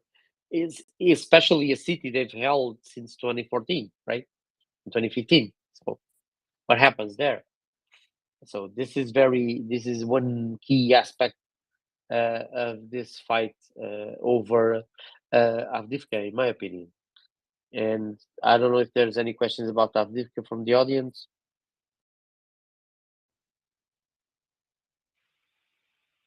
Rapt attention and silence. No, let's move on. Yeah, as I say, I usually say I'm either very boring, or very clear, one of the two, or a mix of both.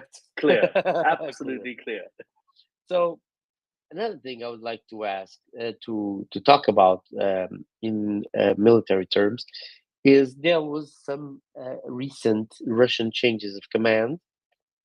Apparently, Colonel General Muradov, which led the forces at Vuhledar, that spectacular attack,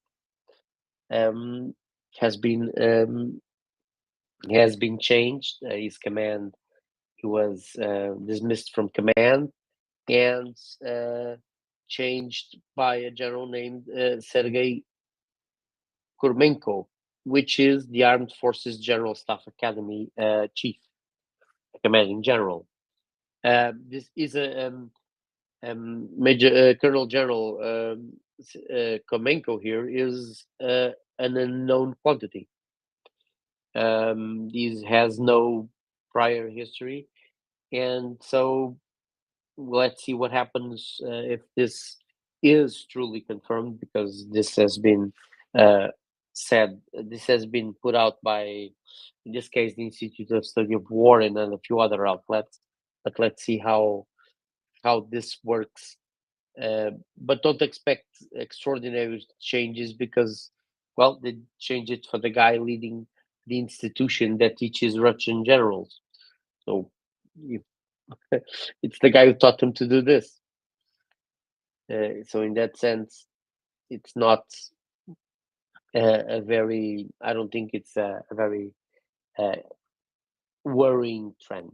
One of the things that these changes of command, why I mentioned them, is because at some given point, we may get what I For those familiar with Tom Clancy, I've what I call the Alexandrovich factor.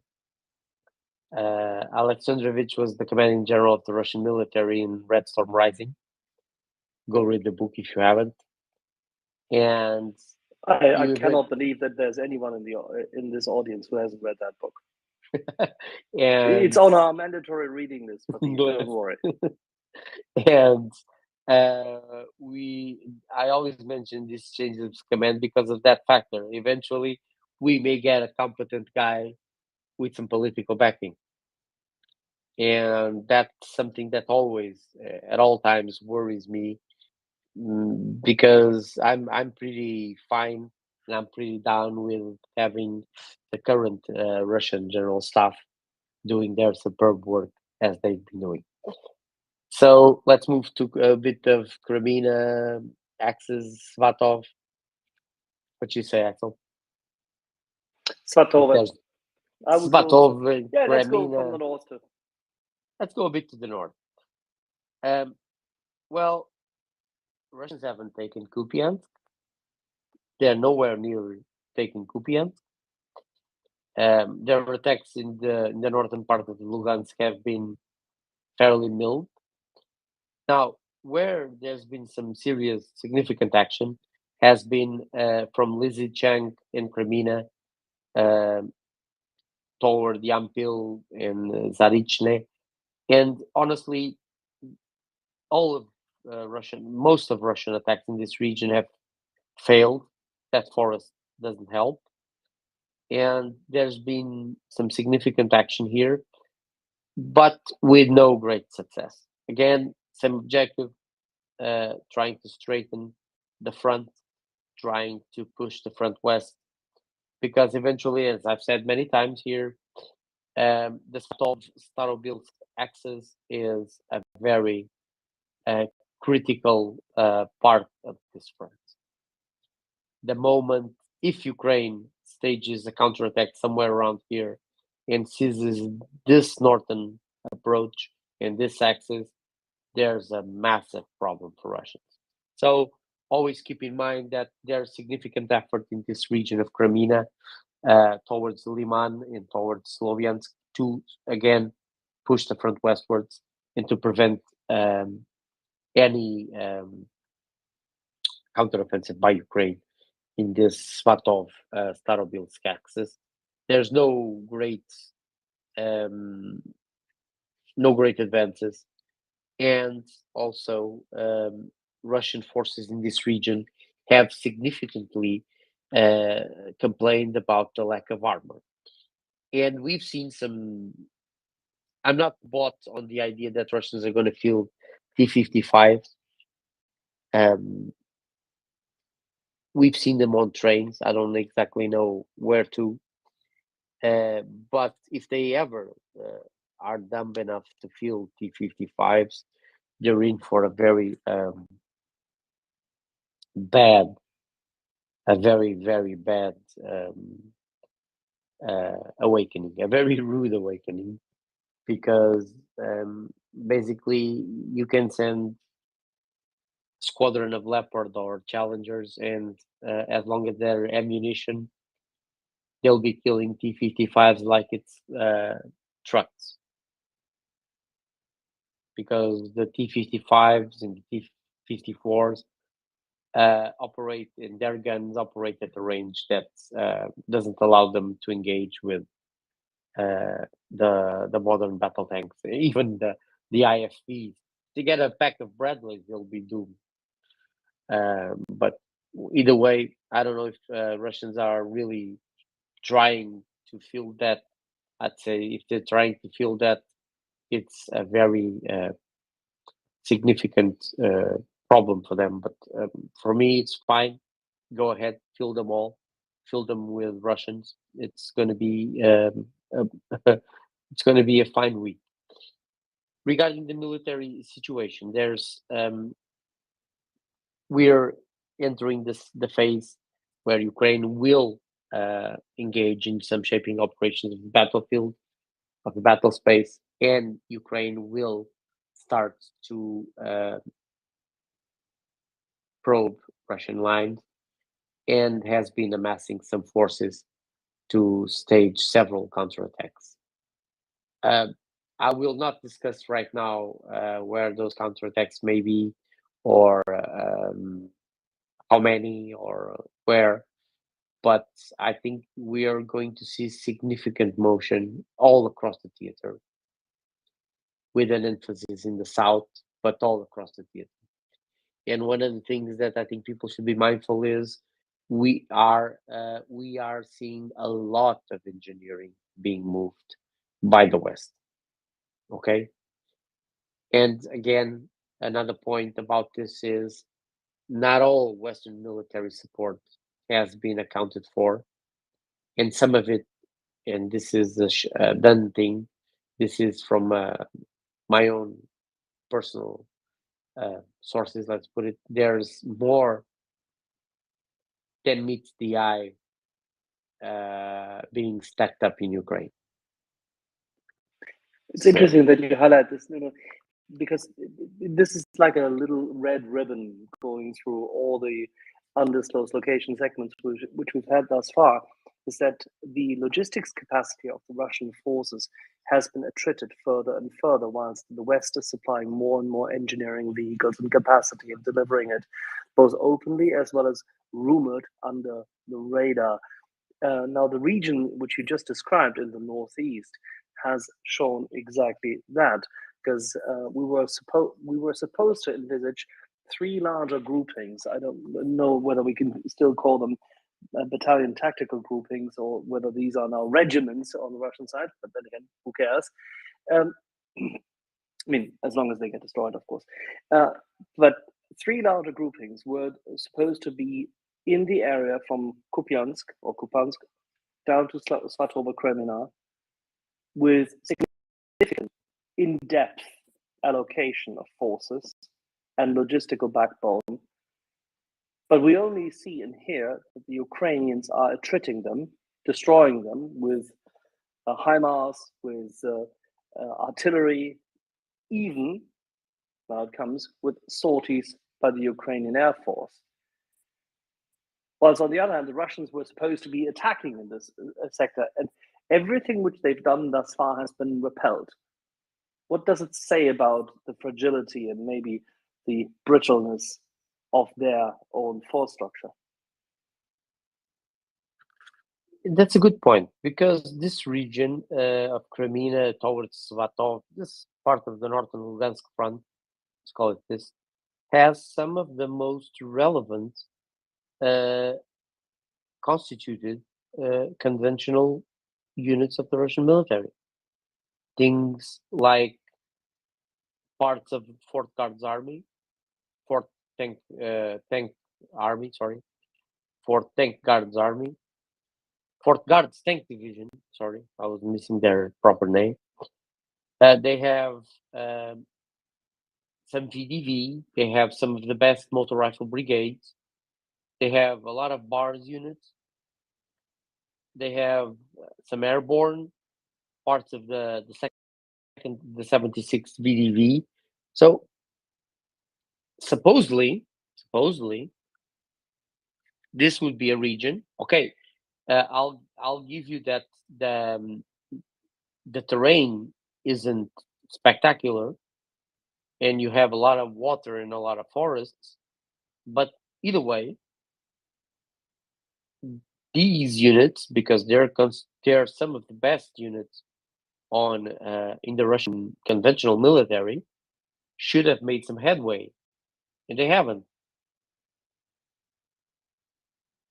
And I can't really understand why have they shifted to defensive position. Is their logistics so hindered that not even these units could make headway? But there's also some of these units that are reconstituted units, so that plays into some of this, right? We need to be aware. Immobile? Are the reconstituted units even more immobile and less coordinated than what we've seen before? Is that what you're leading at? Less experienced, yes. Less experienced, less coordinated, and they're being and they prefer to be in a more defensive stance, probably. I don't think one thing that fascinates me about this all operation is the way the Russians cannot do, and I've said it here, I'm probably repeating myself, but they cannot do combined arms properly. Even some of the units that be should excel at it. Units from Fort Guard's Tank Division, units from the former First Tank Army, the Guards Tank Army. So we have also a lot of these units were reconstituted. So in that sense, and were also treated. So even the reconstituted units were treated. So in that sense, this may be a factor, because when we look at the unit and we say, okay, so this is the, let's say, 27 Guards Mortar Rifle Division Brigade. Sorry, we need to be aware that the name itself doesn't mean that the people constituting the unit are better trained or better equipped and better supported than what they were previously. So there's a sense here that we need to be careful when assessing this. But this front has arrayed against it some of the best Russian units, and even if the terrain is not the best for offensive operations, it's still they should have made some headway, and they haven't. And if you don't see Kupiansk and if you don't see Lyman back, you have a problem, because those railways will be in good working order. Compare this, if you could, to the imagery which we've seen yesterday of what looked like a market garden road, between Mariupol and Melitopol, where massive amount of both civilian but for military use, evidently, as well as military transporters were on the road and not making much headway, bogged down, yet again in line for a long, long distance. Similar reporting existed for the north. So Yes. contrary to the assumption that everything is rail based, a lot of the supplies are truck based. I mean, in the south, of course, and in the south, of course, because they have to go north, so they have to use trucks. There's no rail line going in this up region there. also. In this region also, because you have a train line running from Belgorod through Staroblisk, but then you get to supply this front by road. There's no other way. So that's why the Svatov Staroblisk axis is so important. The moment you cut that, you cut the rail lines and you cut the ground lines of communication. That's why Russians have been trying to push this front westwards, because the main road along Crimea, that comes from the north, from Svatov towards Lysychansk and Svierodonetsk, they know if they lose the north of this, they're in a world of hurt. And that's all there is to it. It's a major, main supply route. Okay, explain to the audience maybe, if Ukraine does not have the air assets which normally we would associate with taking out such long columns, what should Ukraine do? If they're in, actually that depends. If you're talking here in the north, if they're under artillery control, if you're able to hit them with artillery or even some JDAM ERs, that could be an option, or some ground launch small diameter bombs if you have them stationed here. That could be one. That could be interesting. In the north. In the south, I am not sure. It depends. And why does it depend?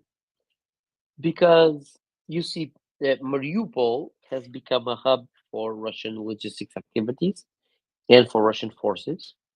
So it really depends if you want to, let's say, if you're have in mind making a play, making a move on Mariupol and Berdyansk,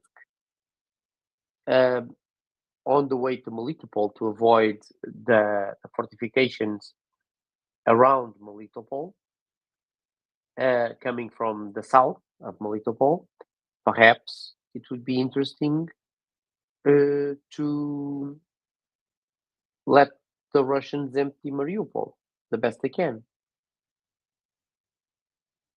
Don't do anything, let them go. Right? That very much depends on what your capabilities in the region are. That very much depends on what you're trying to do. Could they hit that convoy with HIMARS? Probably, yes. We don't exactly know how many ground launch small diameter bombs Ukraine has. So if the stock isn't large, you're probably keep conserving them. And it could be interesting to let the Russians empty Mariupol, for instance. So a lot of this depends on what your plan of action for the future is, what your future offensives are, and I'm not really sure why they didn't try to hit it, but it could be a way to draw them out, because there's a very big line, and the more they try to man it, the better. This may seem like a paradox in a sense, because if it's well manned, it's harder to break. Yes, probably, but you're going to break it. You're going to cross that line where you detect weakness, and then you're going to throw some maneuver elements through it into the back of those fortifications. So you want the Russians to empty as much of the cities as you can. That's my view on this. I may be wrong, totally wrong on this, but that's maybe one of the reasonings not to do anything about it. Would this reels back down to partisan activity into special operation capacity of the Ukrainians? That road from Mariupol to Melitopol would lend itself to exactly that kind of interruption, right? Yes, it would, but it's also very much in the operating limit of standard GLMRS, and you would probably need to use some ground launch small diameter bombs.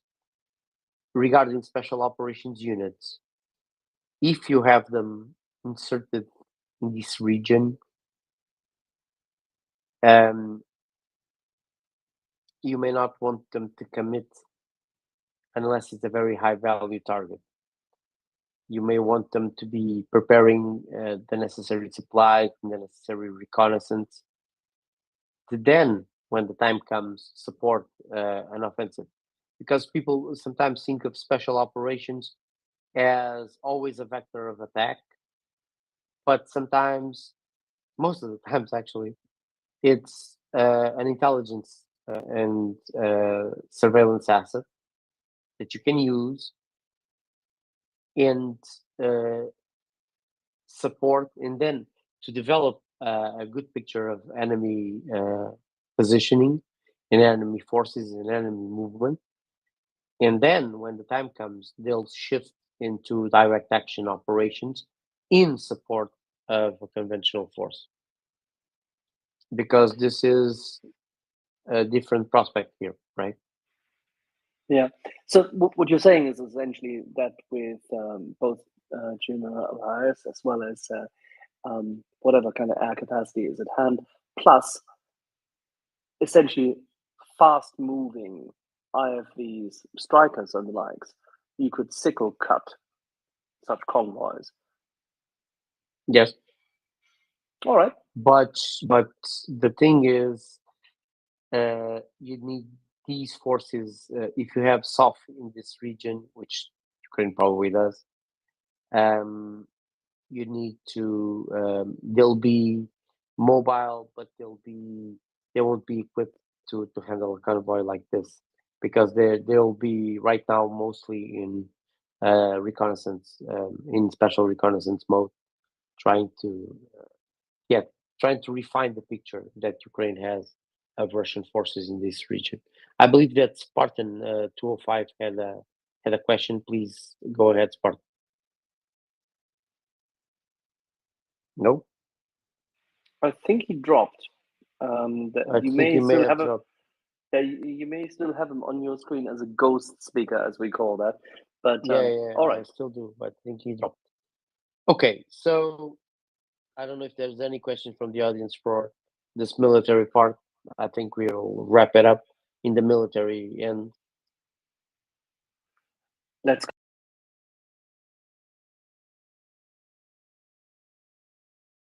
Vladimir Putin decided to stage some nuclear weapons in Belarus, violating international treaties and using as an excuse the nuclear sharing agreements within NATO. This is, of course, nonsense.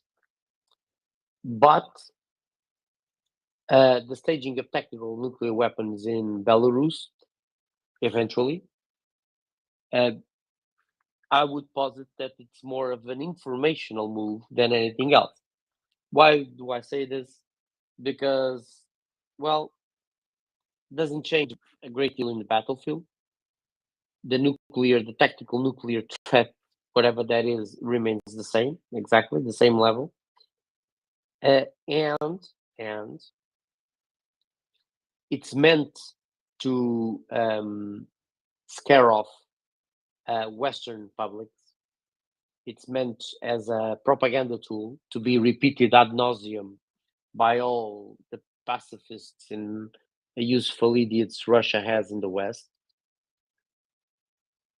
And it's more of a propaganda and information shaping of the battle space than anything else, because in military terms, change is zero.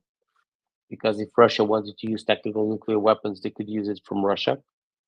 It's worthless. It actually creates another hindrance for the Russians because they'll have to store it and keep it and guard it. And honestly, I see it as also a way to show some strength when the situation on the battlefield isn't looking that spectacular for the Russians. In that sense, they were very mightily confused that the West basically looked at it and said, well, meh, same old. And the fact that there's a propaganda stream trying to make an equivalence between depleted uranium rounds and nuclear weapons is mind-boggling stuff, right? Because one is enriched uranium nuclear weapons, the other is depleted uranium rounds. It's basically, you shouldn't ingest depleted uranium, no, but also don't ingest lead, copper, or mercury. It's bad for you. It will kill you. There's no really any sort of possible equivalence, but it's being banged on ad nauseum by all the useful idiots and all the useful organizations out here in the West and it was meant for Western audience. What do you think about it? I know you follow the Yeah, International well, Space Capital. of course, absolutely. It's an information operation first and foremost. Moving nuclear weapons into Belarus doesn't change Anything? at all. At all. It doesn't change the nuclear posture. It doesn't change the nuclear threat. It doesn't change the operation of assets working to deter and detect the nuclear threat. At this point, uh, Russia is isolated, and it has a very small clique of countries that is still willing to quote unquote cooperate with it They during this managed to piss crisis. off the Chinese. They managed to piss off the Chinese with this because the part of their communique at the end of the Xi Putin summit was about nuclear use and non-proliferation, and then they go and do this. So they managed to piss off the Chinese, and the West looked at it and said, "Well, yeah, nuclear threat," and here we are. And yes, it doesn't change posture. Primus, please go ahead. Yeah, thank you, Nuno. In regards to the depleted uranium that is coming over, I heard it was the British that were sending depleted uranium. Is anyone else sending that? Is that something the Leopard tanks can use? No, that those rounds are for the Challenger. No one else is sending that. The Leopard uses high Sabaton, high explosive rounds. Nobody else is sending that. But I mean, Russian, I believe it's the T80M and the T90s have depleted uranium rounds. So this is all it's an information operation going on. It's basically we've seen probably all the peaceniks, as people call it in the West, repeating, well, the West is using uranium rounds, so Russia is using nuclear weapons, which is nonsense. But here we are, and they know the usefulness they have, bro. Sorry. So that's it. Then, John, please go ahead. Yeah, I didn't hear the end of discussion about Belarus, well, moving things to Belarus, because when I was coming up, you lose some time there. But No, I was think, saying about that. It's mostly an information operation. Doesn't yeah, change any nuclear posture. It's meant exactly. for Western audiences. Yeah, I mean, you still have Kaliningrad, which is even further west. Yes, and and they have so, nuclear weapons in Kaliningrad. Yes. yeah, and so what it is another. I mean, it's like nuclear blackmailing again, just continuing on the same thing they've been done. And I was before. saying, and one of the things I was saying, probably you didn't hear it, is when the battlefield turns south for Russia, we go back to what is frankly the only leverage that's keeping them alive in Ukraine, which is nuclear weapons. Yeah, and we cannot back down. No, of course not. But go ahead. What's your question? Then I don't know if that was it. No, it was not a question actually. Just a comment. Sorry, just a comment. Primos, go ahead, and Doc Bites after that. Go ahead. Thank you, sir. I noticed a part of Don't call me sir, man. Call John sir. Don't call me. Oh yeah. Go ahead. My apologies. My apologies, sir. So I noticed that Ukraine had been receiving some additional, looks like patrol boats or river boats or something like that in one of the recent arms packages, and that's something that's been supplied to them quite a few times. What are they doing with those? Putting them in a river. Right? Yeah, I mean, are they using them kind of like the U.S. used like swift boats during like the Vietnam War, and they're kind of just trying to control the riverine? Are we doing like moving special forces? I mean, how do you use boats in a context like this? Because it doesn't seem like there's a lot of places to use them.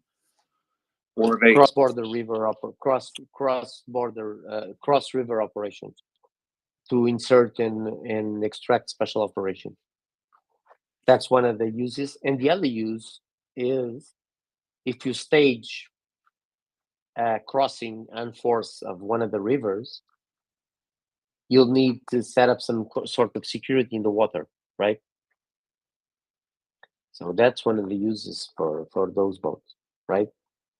And to intercept also, if you have intelligence and surveillance assets on the river, it's good to have the boats as a sort of quick response force, a fast response force with some firepower to engage, for instance, Russian special forces and Russian recon elements, right?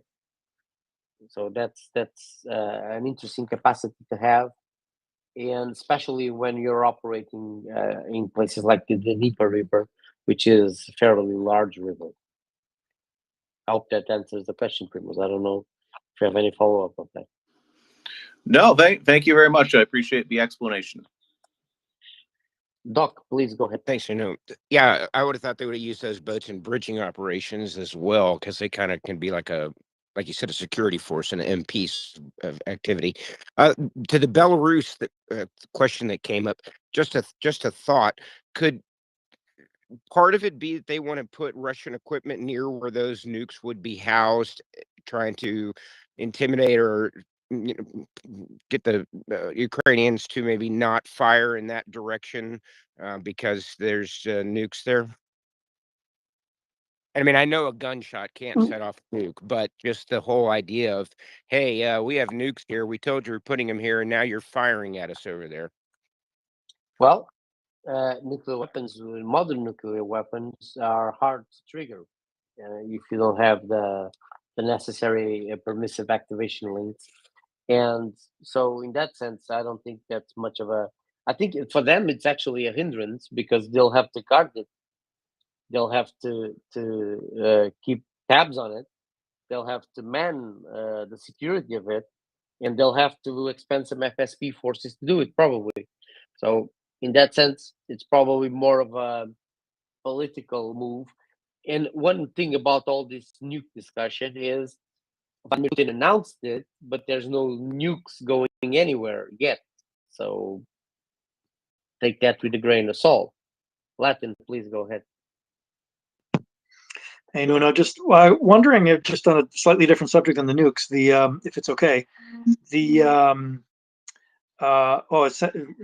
Axel's telling me you have discussed something, but just wondering on it generally, because I know you're not kind of focused on the air war specifically, but I have heard some interesting comments from you in the past.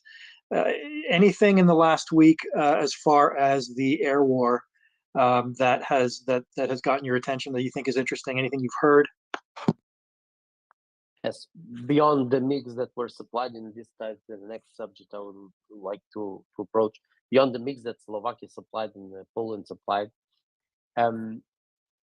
we are seeing still Ukrainians doing some close air support missions, and we are seeing some air activity from Ukraine, and we haven't seen significant. Actually, we've seen the Russians starting to use also air bombardment at the front, some airdropped ordnance in the front, especially in Avdiivka, I think, on Ukrainian position. So in that sense, we've seen some aerial footage. We've seen some footage that could make us think of JDAMs, but one in particular that looked like a JDAM, it's probably a Nuragan demining complex being used. So I'm not really sure. We cannot corroborate the use of JDAM-ER yet, but we are seeing, for instance, the Russians focusing on bombing Ukrainian lines, which is something they didn't do yet, but it's interesting. And go ahead, please.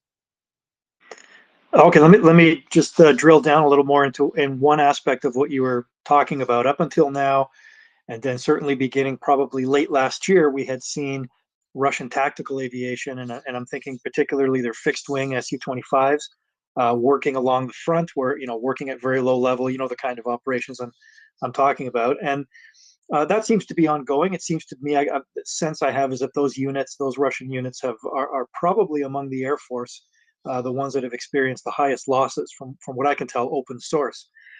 So when you're talking about this newer phase of bombing, if you could maybe explain a little more what that looks like. I know there's been some talk of these supposed Russian JDAMs. All I've seen so far is very simple wings that have been attached to standard unguided bombs to probably give them some glide, but I've seen no evidence of any kind of guidance. What have you heard?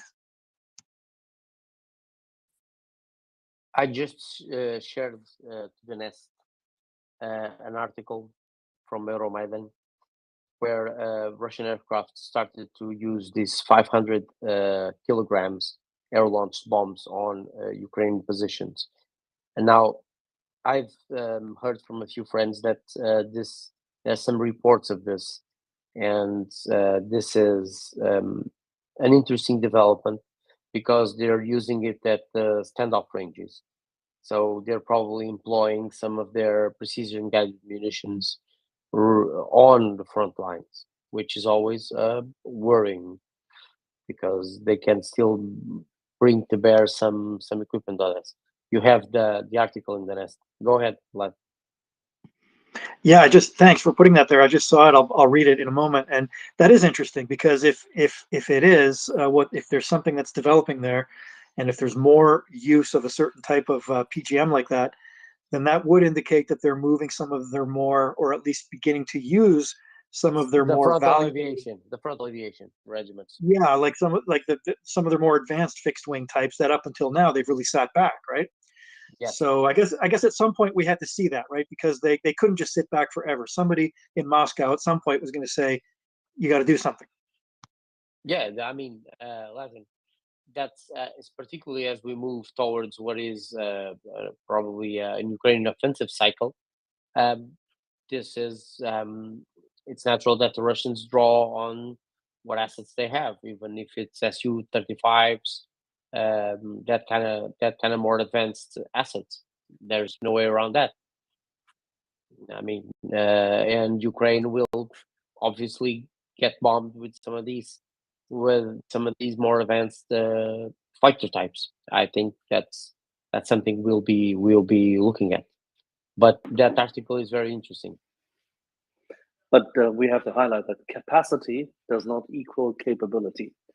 We've seen this with the Russian Air Force. Yeah, yes, they have capacity. Can they have the capability to employ it perfectly? I have some issues with their JTAC capability, even if their special forces have trained on that in Syria and they've done some of that. So we'll have to see. But it's normal they bring some of these to bear. Go ahead, Latin, to wrap this subject up. Yeah, quickly, just that was the one thing I was thinking is that you kind of touched on it there, and you can maybe answer this question, that the capability has always been there on paper. They have a lot of capabilities on paper, and it seems to me that one of the well, especially you coming from an SOF background, you might be able to speak to this, that it's not just the technical targeting, the devices they use, but the intel and that targeting cycle of identifying and working its way back and getting it approved and move forward and hit the target. That just seems to be, especially with moving targets and at night, they don't seem to. And if they do this, and they probably will move forward with this kind of more PGM type of strikes, they are going to incur much greater losses given the ground-based air defenses of Ukraine. Yes, and losses in some sort of capabilities that are very niche in Russian air forces. And obviously, I don't think Russians have what we call the find, the 3F, the find, fix, finish, exploit cycle drilled down in them as NATO has, because they have some serious issues with finding the targets, fixing the target, and then finishing them off with whatever assets are available. Because the targeting cycle does not refer to aircraft alone. It can be artillery, multiple launchers, missile strikes, whatever. But it always implies that you have a cycle that gets approved, you find the target, you fix the target, you get authorization, then you finish the target, and eventually in the special operations element, you'll exploit the target and you'll disseminate whatever information you gather from the target to other forces for follow-on strikes and whatnot. This is easier said than done. As General McChrystal used to say, it requires an Amazon of targeting. And I don't think the Russians are very capable at that. That's my view on this. But they'll incur some losses on this more high-end platforms that are able to employ this kind of weapons. Yes, because this is no Su-25s or Su-24s. This will be 35s and so on. So they'll incur some losses in some major platforms. That's my view on this. Primus, go ahead, please. Thank you.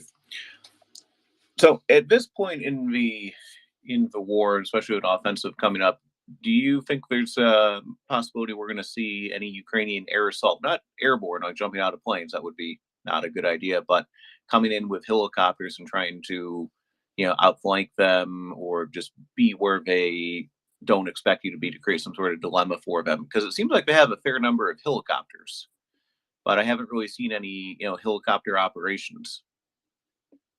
Yes, no, maybe so. And how would that work? I mean, is that possible? I mean, like, do you need like? It's possible. It's being trained. It's possible. It's being trained.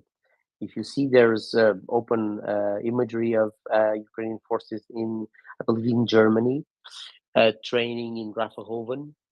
Sorry for butchering the name, Axel. Grafenwohr. Grafenwohr.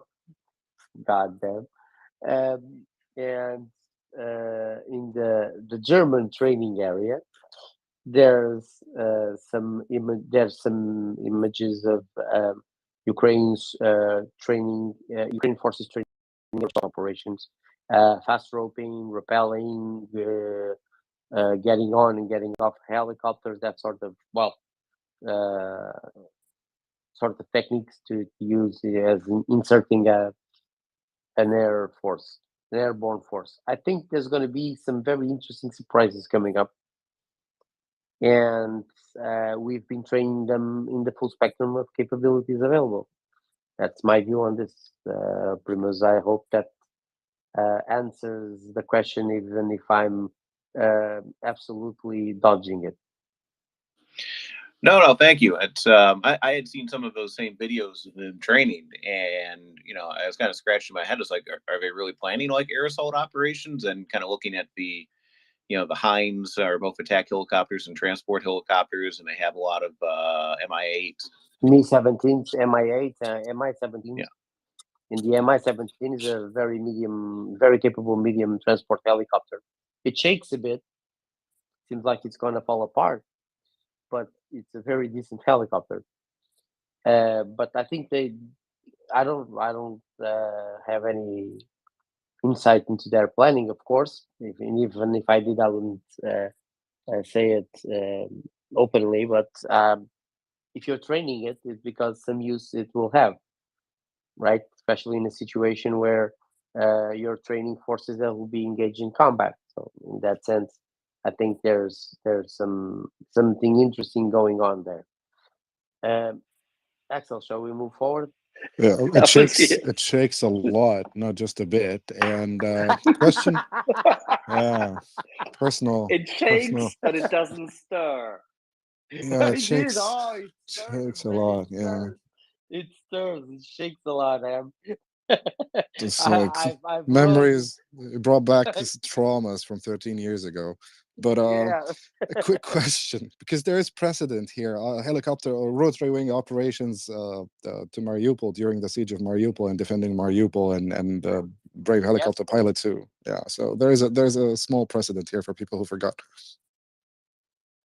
Go ahead, Latin, please. We wrap this up. And move yeah, on. actually, if it's okay, Nuno, just a quick.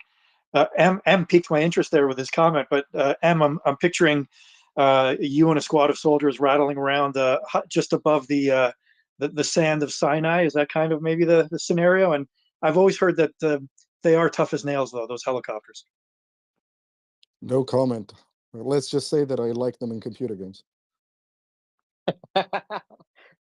I can say openly I was extracted by Slovakians, I think, or Czech. I can't remember exactly. In Me-17 in Norway, and I'd rather walk. It shakes a bit.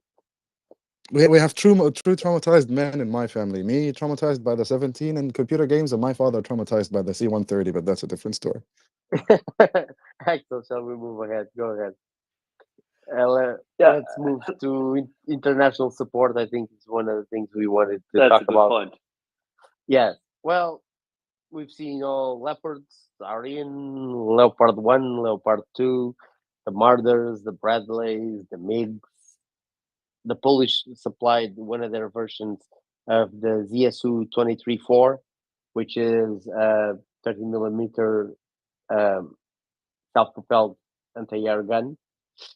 And I, being infantry and special operations, always think of it as a very decent weapon to storm buildings and entrenched positions. But it's interesting, and there's significant number of already in theater of armor. There may be some surprises on armor further down the road, but I'll leave it at that. Some things that shouldn't be there are probably already there. But that said, there's already significant numbers there. We've seen the Marders and the Bradleys, the Leopards, both 1 and 2, and Ukraine is getting the gear as the time frame has been mostly respected. And one thing I would like to point out, if people haven't noticed, and is that NATO overall, or the coalition supporting Ukraine, has grown quiet on weapon deliveries. That's something that should make you think. It has grown quiet, but things are getting there, and no one is saying anything of that amounts to much. So, and that's being said, I actually saw some people saying that Italy wasn't supporting because they weren't flying anything to Poland. Well, there's some stuff you cannot fly anywhere. You'll have to move by trucks, by train, and that's something that needs to be done. It's being done, and it's being done more quietly than in the first phases of the war. That's all I wanted to say about this. And the Ukrainians have retrofitted the Leopard 2 with explosive reactive armor, which is kind of fun. Let's see how that works. But they couldn't help themselves.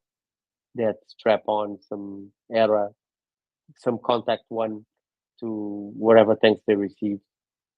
So that's interesting. George, please go ahead. Sorry, George, before you go, we received a question from one of our listeners, Nuno.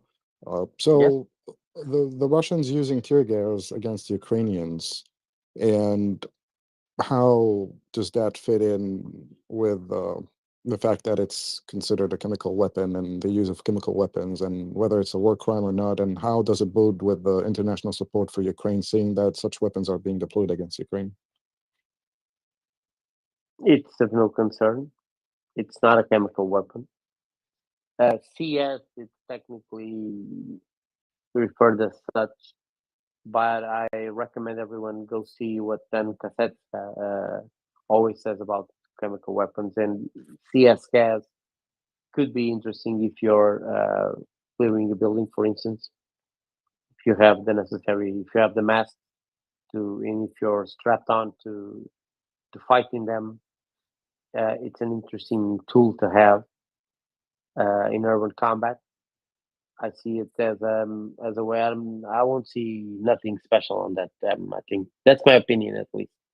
It's Yeah, I actually agree with that. It's just a quote unquote innovative tactic to fight urban warfare using a weapon that is basically below the threshold of waging chemical warfare, albeit Yeah. having chemical properties. Yes, it's a chemical. It's a chemical for sure, but it's basically interesting for to clear out buildings, for instance. Could be interesting if the other side doesn't have the appropriate mask. But from what I've seen in the Russians, that can be disorienting with their mask and their NBC equipment. But fine by me, because I say fine because Portuguese Special Forces actually did that. We used CS sometimes to clear buildings. Right up, George. Please go ahead. Go ahead. Hey guys, I'm gonna have to come back. I'm in a bad spot here. We can hear you, George. No, okay. If he comes back, we'll move. But around the support, that's what I. Can you hear me? I know you're cutting. Get to You a better definitely spot. have a bad spot, George. Yes, All you right. definitely have a bad spot.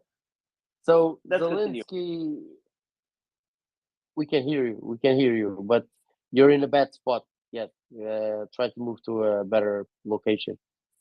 Zelensky invites Xi and everybody trips. Of course he does. That's just a smart political play. Let's be honest. China is the major power that supports Russia. It's the lifeline of Russia. So trying to drive a political wedge between Russia and China is always a good thing. I think Zelensky would be derelict in his duty as president of Ukraine if he didn't at least try to do it. I would, because it's the understandable political move. Let's put it this way. Now, will she accept? I don't think so. I really don't. I think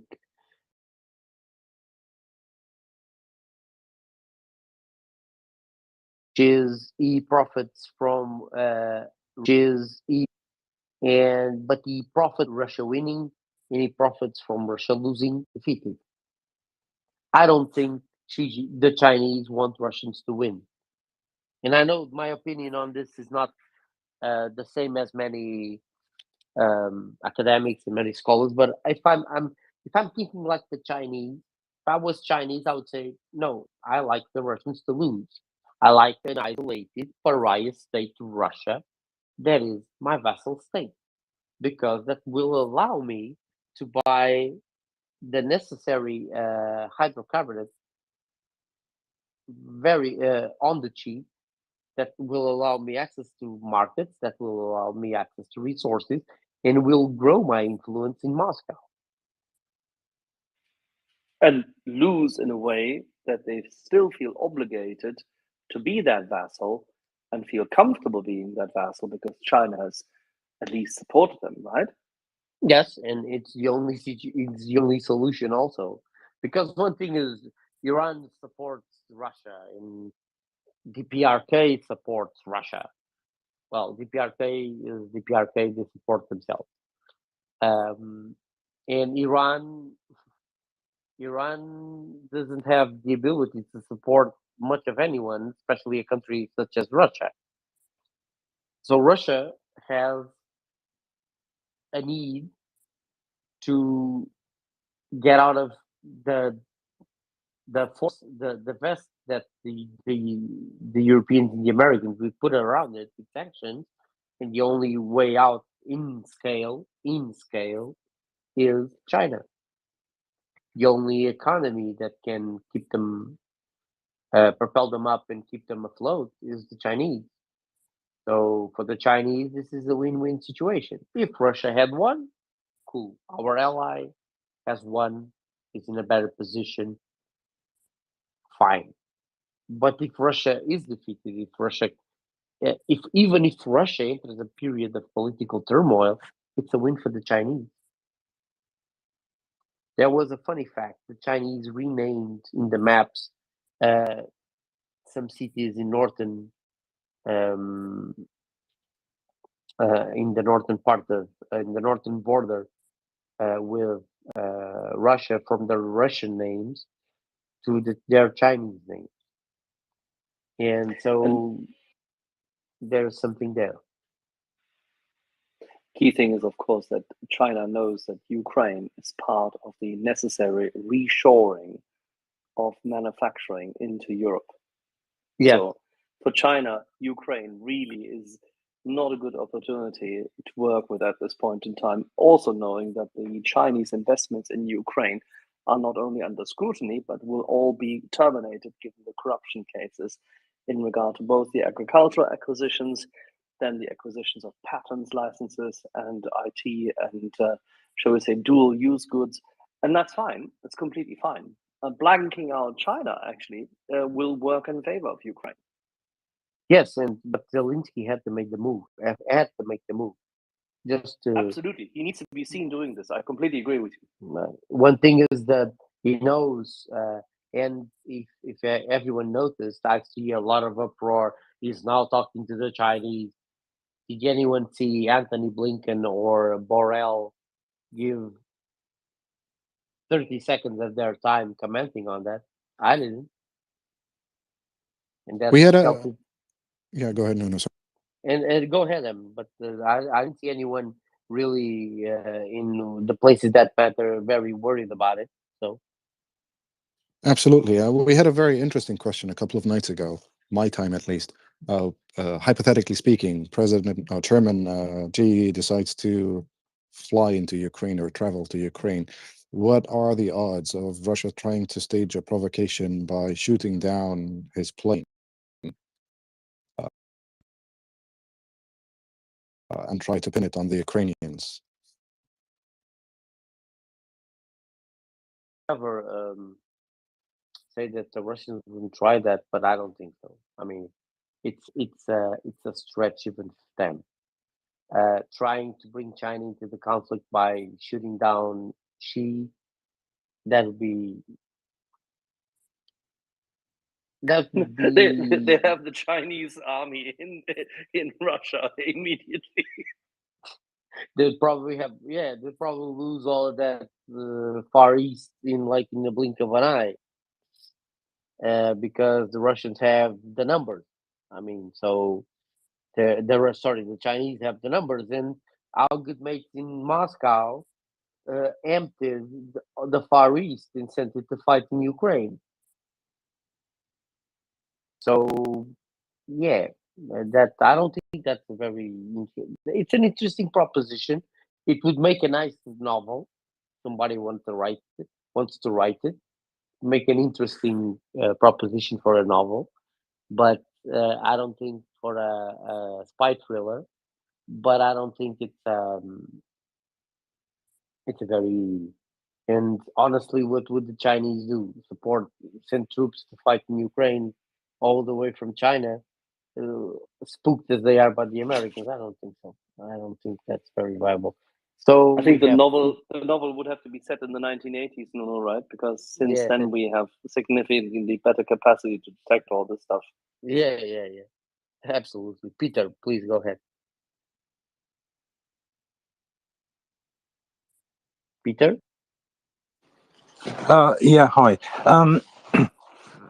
Yeah, I've probably run against the others here a bit because I think Zelensky could play this quite well if he wants to, and I think he's actually said that he wanted to talk trade with China.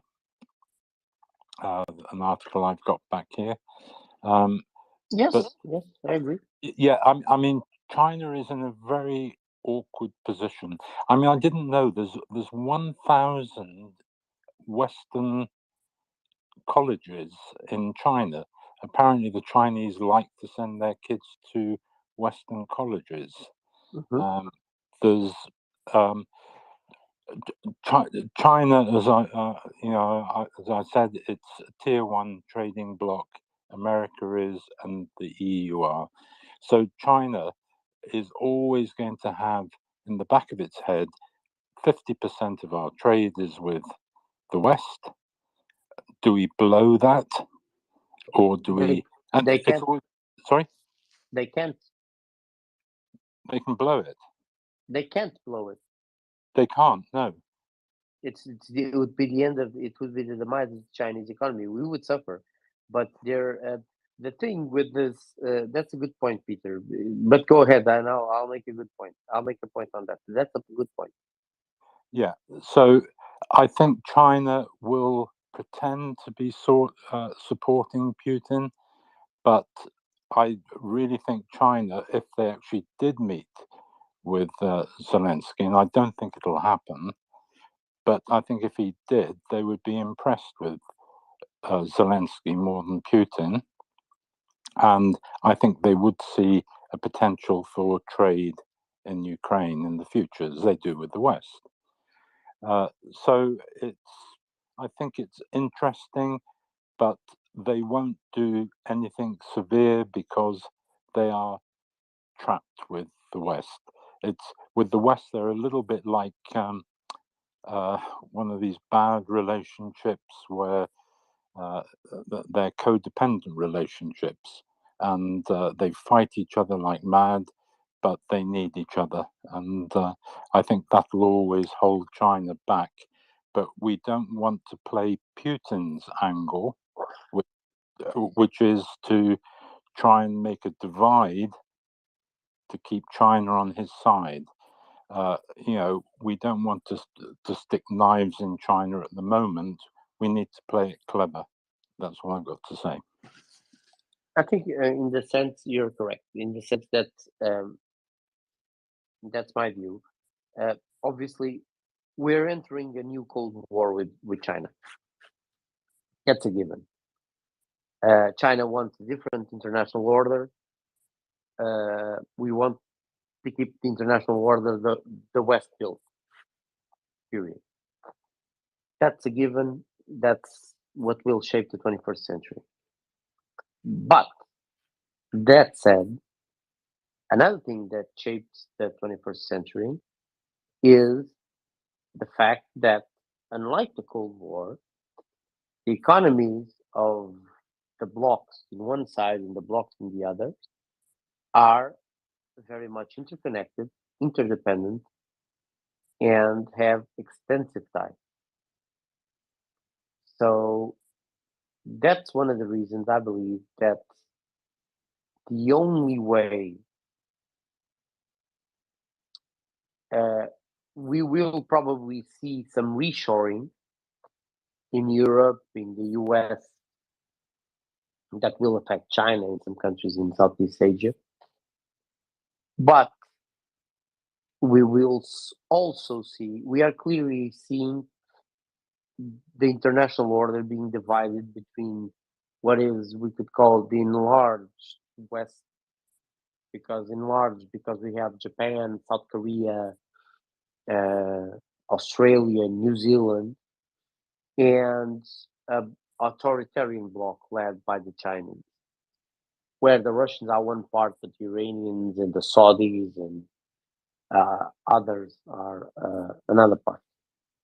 And I'm not counting Kim Jong-un, because Kim Jong-un is his own man. Is probably the only thing we all agree in is Kim Jong-un is crazy. But that said, this will be the defining struggle, in my view, my humble opinion, of the 21st century. The defining struggle between an international order by autocracies and an international order by democracies, with all our problems and shapes and cultural wars and whatnot. But it will shape our century. We will be witnessing a period of reshoring of industry. This will have some effects. It will cause realignment overall. but it's an interesting time we are facing and experiencing. And you're correct in that, Peter. The Chinese haven't supported the Russian with lethal aid because they know they would face problems with the West that they don't want to face. So there's that. I'd say Axel will answer Primus and George, and then we'll wrap it up. What do you think? What? You want to leave that early? M, let's a few more questions and then we'll wrap it up. Let's wrap it up. So Susanna, you requested the mic. Sorry, Primus and George, she was here before you. Susanna, are you still with us? Would you like to ask Nuno a question? Yes, I am. Hello. Olá, Nuno. Olá, Susanna. Regarding international support, I would like to know your view on this. Do you think Zelensky and their his generals, the people who make decisions, big decisions, are free completely? They feel completely free to choose what they're going to do next without having to be conditioned by the countries that are helping them. Choices like holding or not Bakhmut or other places, or what they're going to do next. Do you think the countries that are supporting Ukraine are making some kind of pressure on them when they choose to go this way or that way, politically and tactically? I think, Susanna, there's yes and no. No, in the sense, let's start with the no. I think they have a free operational reign within Ukraine. I think they can do whatever they think is necessary to do in Ukraine, and they are they're very independent in the sense that they take whatever decisions they want to take regarding whatever operations they want to engage with. The moment everyone's told Russia that everyone in the West told Russia that Crimea is Ukraine, basically all the territory of Crimea, all the territory of Ukraine, is open to military operations. So yes, they consult with the West. Yes, because they consult in the sense that a lot of the intelligence they gather and receive and process is supplied by Western sources and by coalition sources. We help them significantly with intelligence, surveillance, reconnaissance, logistics, equipment, training, money, all the shebang. So in that sense, they have to they have to consult with us, but they're free to make the choices, the operational and tactical choices in Ukraine. Which I think where I think there's a line they don't cross is striking within Russia. There's a line there, and striking into Belarus, and they haven't crossed it because in the West people told them don't cross that line. All the rest, it's fine. We'll go along. So I think yes, in that sense, because there's a line to avoid escalation, which I don't exactly agree with. If you're telling me let's bomb Moscow, no, let's not bomb Moscow. But the air bases and whatnot, some of them have been struck and whatnot, but nothing too serious. They haven't received this, meaningful supply of ATACMS, the Army Tactical Missile, for that reason. But I mean, if you park some forces in Sumy and you fire some ground-launched small diameter bombs, you can hit halfway to Moscow. So There's that, but they haven't. So there's a line there. All the rest, all the territory of Ukraine, I think they have most of the times a free reign, which doesn't mean they do not consult, are not advised by, are not supported by Western forces. This is a balance, and some of the things that happen are happen because of that balance, right? The balance between the supporting parties and Ukraine and the internal politics that this obviously have, be it regarding the US, regarding the EU, regarding member states of the EU, regarding Southeast Asian states and whatnot. So I don't think there's much hindrance, but there's obviously advising and some politics involved in this.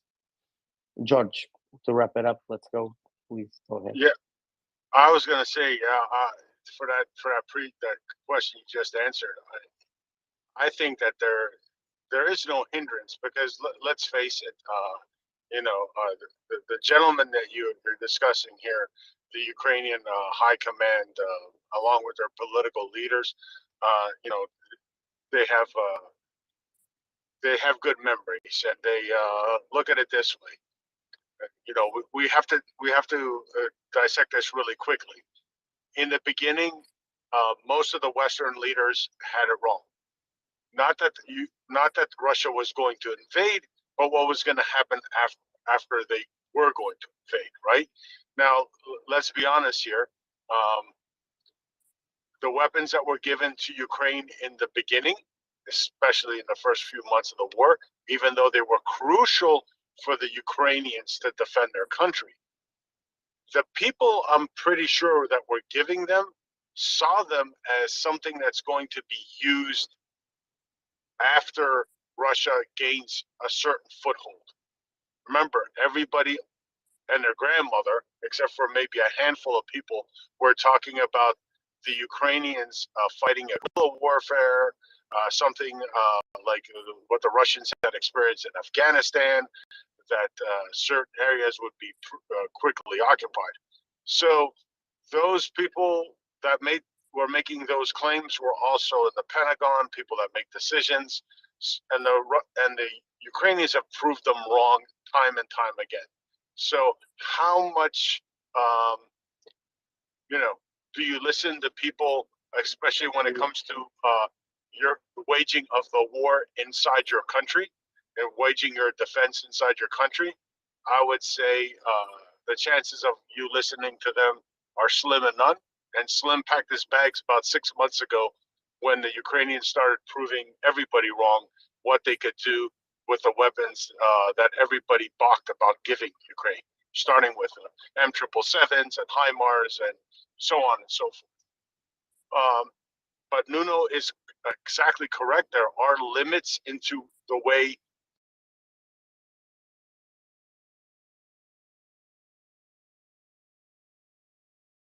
British and especially the Germans don't want to see their tanks in Russian territory. So obviously that's a no-go. But some of the handcuffs that the Allies wanted to place on Ukraine have been lifted. We've seen strikes against targets in Russia, and hey, they're waging a war. You've got to be able to eliminate your enemy's ability to mass and shoot at your civilians. The Russians themselves have helped in this endeavor by being stupid and using their cruise-launched and other missiles as terror weapons. So they've actually helped, remove those handcuffs off of Ukraine because I agree. every time. I agree. That's a good point. That's a good point, George. That's a good point. That's a good point because if it wasn't for Russian barbarity and Russian terror tactics mirroring Syria in what is an European country, there would be less tolerance for things like bombing Engels Air Base or bombing other places or doing cross-border raids with special operations and even doing what is basically a photo op and information operation with those guys that crossed the paramilitary that crossed into Russia. Yeah, So and really quick, no, that's a good point. Go ahead. the other thing is, remember, every red line that Russia has drawn, Russia has helped break that red line. Remember, HIMARS and all this stuff wouldn't have happened if the Russians all of a sudden didn't start attacking, right, civilian infrastructure. No one's going to sit there and tell me that a year ago anybody had any delusions that Patriot missiles, right, and things of that nature were going to be in Ukraine. But those decisions were caused by Russian actions. Really quick, on the other point, because you guys were talking about the CS gas grenades. From what I've seen on some of the Ukrainian, soldiers, what they're posting and stuff like that, the Russians are using them against, the Ukrainian trenches, thinking that by dropping, CS gas in the trench, it will force the Ukrainians to come out of the trench where they would be easier, to shoot at, things like that. But That's stupid. it is, because gas is low lying, blah blah blah. But all you need is a trenching tool and a handful of dirt. You throw it on there, and it extinguishes the CS grenade. The CS is interesting, as I said, in an urban clearing setting, right?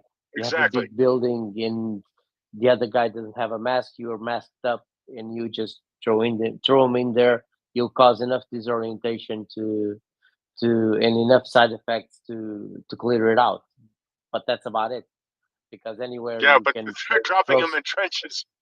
no, and you can pick up a grenade like people do in riots. You can pick up the grenade and throw it out. It really isn't hard.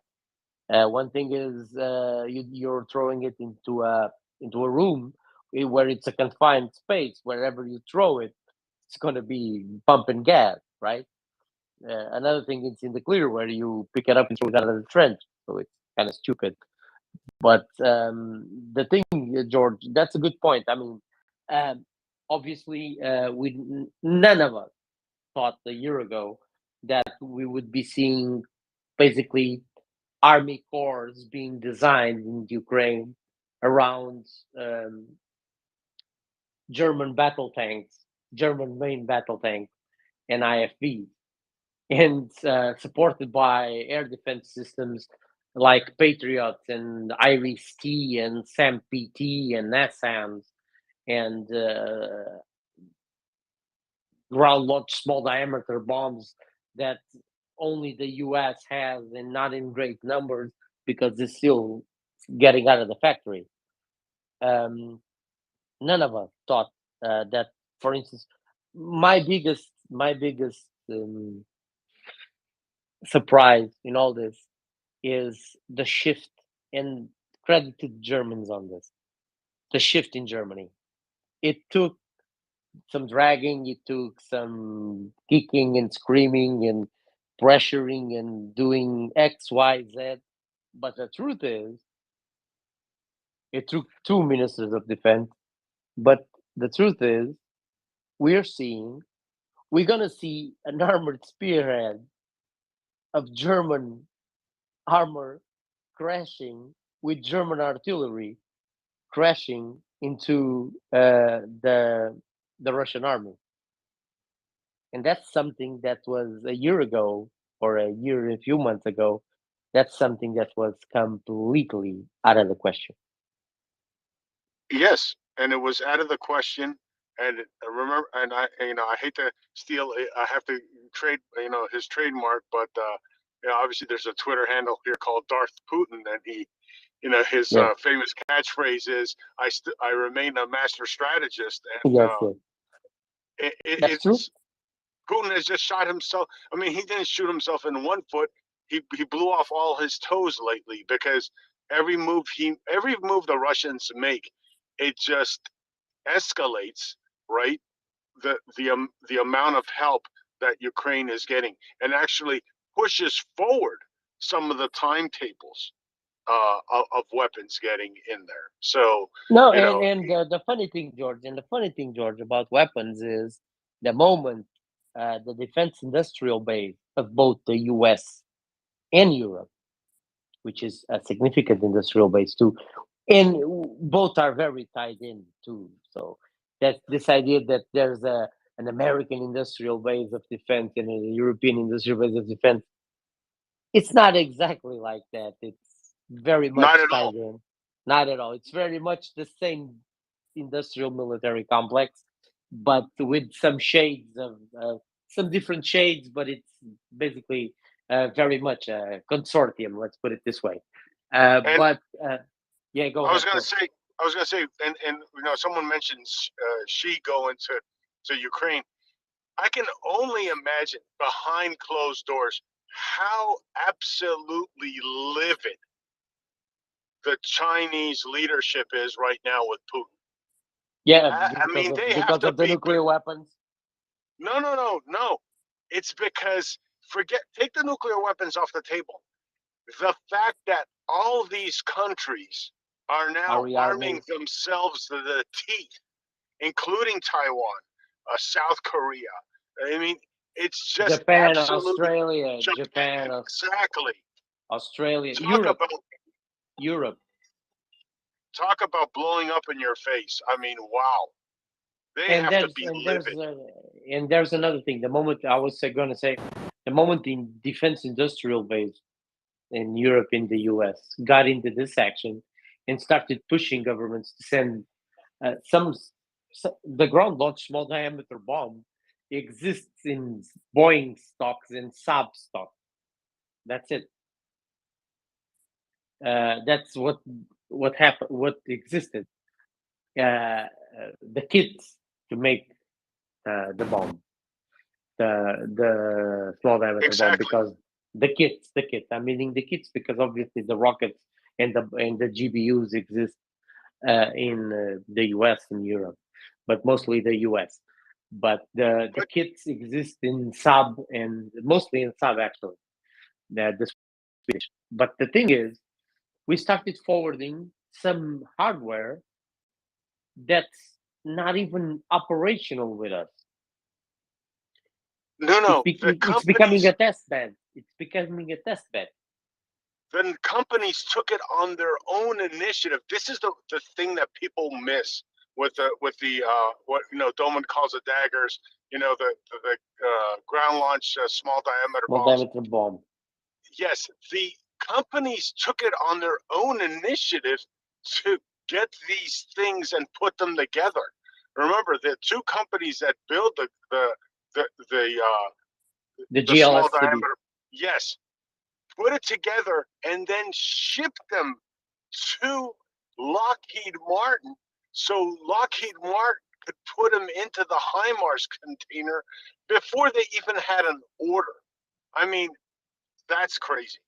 And it's a good example because the kit is developed by Boeing and Saab, and then it had to be refitted for the HIMARS by Lockheed Martin. So it's very much a transatlantic. It's very much a transatlantic endeavor, right? And another aspect of this is you had Rheinmetall. Rheinmetall was basically pressuring the German government on tanks, but pressuring and saying, we have 1,000 Leopards ready to go. We have 100 Leopards ready to go. We have 100 Leopards ready to go. We're not supplying the 100 Leopards because the German government doesn't want it.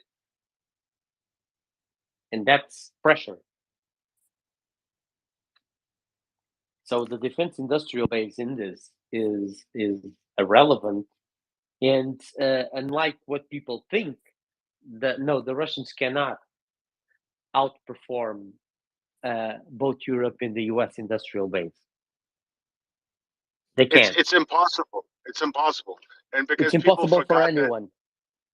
Yes, because first of all, remember, even when they were the Soviet Union, that's what made them collapse. Was like the arms race is what made them collapse. But even when they were Soviet Union, but they're no longer the Soviet Union. all those tank factories that the Soviet Union had access to are gone, including the ones that they had from their, remember, sister states, you know, their Warsaw, Kazakhstan, Czech Poland, Republic. whatnot, Yes. Bulgaria, and there's this. I mean, of course, we have not geared up for an industrial war for a while. Much of our kit is sophisticated. It's hard to replace. It's hard to build. But according to Rheinmetall, they can build 600 armored vehicles a year if the money is there. If somebody fronts the money and says, "Okay, build the vehicles, doesn't matter, we'll buy it," and then we'll sell it, they can build 600 armored vehicles a year. Yeah, they can even, because the capacity exists. Absolutely. And they can even do so the without being capacity paid exists. it upfront. You know, as you know, they don't need to be paid in Europe for it upfront. They need an order because they can get Yes, funding. they need to say they need to say someone needs to say we'll take them, and that's it. They don't need to front the money.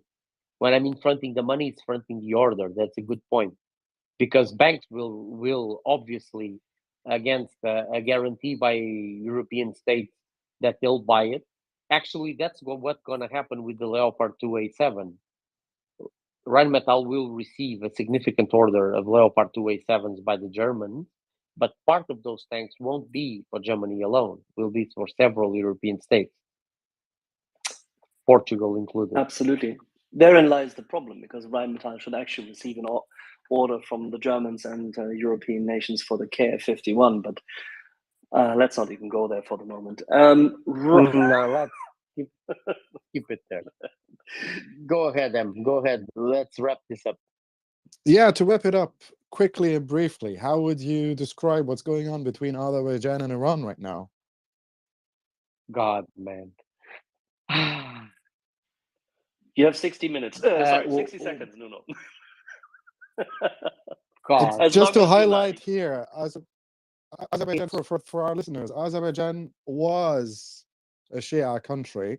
It remains a majority Shia country, but its leadership decided to adopt the Sunni school of jurisprudence to get closer to Turkey and revolve into Turkey's orbit and more or less become a Turkey satellite. And they have open comms with Israel, of course. We all know about that. The Plazan Cats made an appearance there. So off to you, Nuno. What do you say of all of it? So the Iranians just tried to whack member of parliament of Azerbaijan. The Azerbaijanis are basically in a state of fire. What I'm concerned, one of the things that concerns me, and I've seen this concern vented by many people. I sound like Trump. Many people are saying, but one of the things I saw and heard is basically there's significant planning and significant worries about what will happen in Central Asia once the Russian state faces a defeat in Ukraine. I've seen this worry vented many times by different people, by different interests, put it this way. But it's shifting into worrying about what will happen between Azerbaijan and Iran, what will happen between Azerbaijan and Armenia, what will happen in Georgia, Abkhazia and South Ossetia, what will happen if Ramzan Kadyrov decides that the Republic of Caucasus is a thing. And Ramzan Kadyrov, by the way, has faced this week some unrest in Chechnya with an attack on a police station. I'm not really sure if that's an insurgency. God, I hope so. But or if it's a Kadyrov play to say to Moscow that he cannot send his men there because he knows that operation is doomed and he wants to keep them safe in his power safe, but we'll see about that. But regarding Azerbaijan and Iran, I think it's a very troublesome situation. I think Iranians need to back out. What they did is not a very responsible thing to do. But honestly, we need to see how it evolves. But Azerbaijan is tied in with Turkey. There's no way around that. Much will hinge also in the Turkish elections, how that goes. I think Erdogan wins, but that's just my view. But we have to be mindful that Central Asia will face a vacuum of power, and different players will step on it. And that's an interesting view of what's going on. And I particularly like also that I particularly find it interesting that the Kingdom of Saudi Arabia went running to the Chinese the moment they understood that the U.S. is really not going back to the Middle East. And regarding, for instance, your own guys back there in Egypt, I think Egypt is in a very tricky position. All of North Africa is in a tricky position because it's more aligned with the West and Israel than anything else, and with Europe and Israel. So there's some very significant changes afoot overall, and that Iran Azerbaijan business, man, it's gonna be. I hope that doesn't escalate further. That's what I hope. Bananas everywhere. Well, thank you so much, Nuno. This has been very informative and very exciting as always.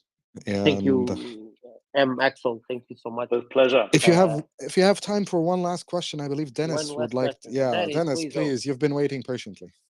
Go, please. Thank you. I'll make it very brief. You talked about the military-industrial complex in America and the production of weapons.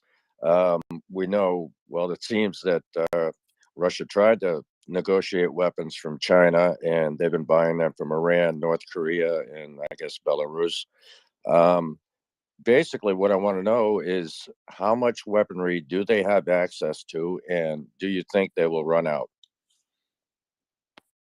I think the Chinese will not go into supplying ordnance and ammo for them or lethal aid. They'll keep this dual use goods kind of thing going on, but they won't go as far as lethal aid. They have some access, obviously, from Iran. They have some access. The DPRK, actually, the guy who ran the DPRK up was Prigozhin from Wagner.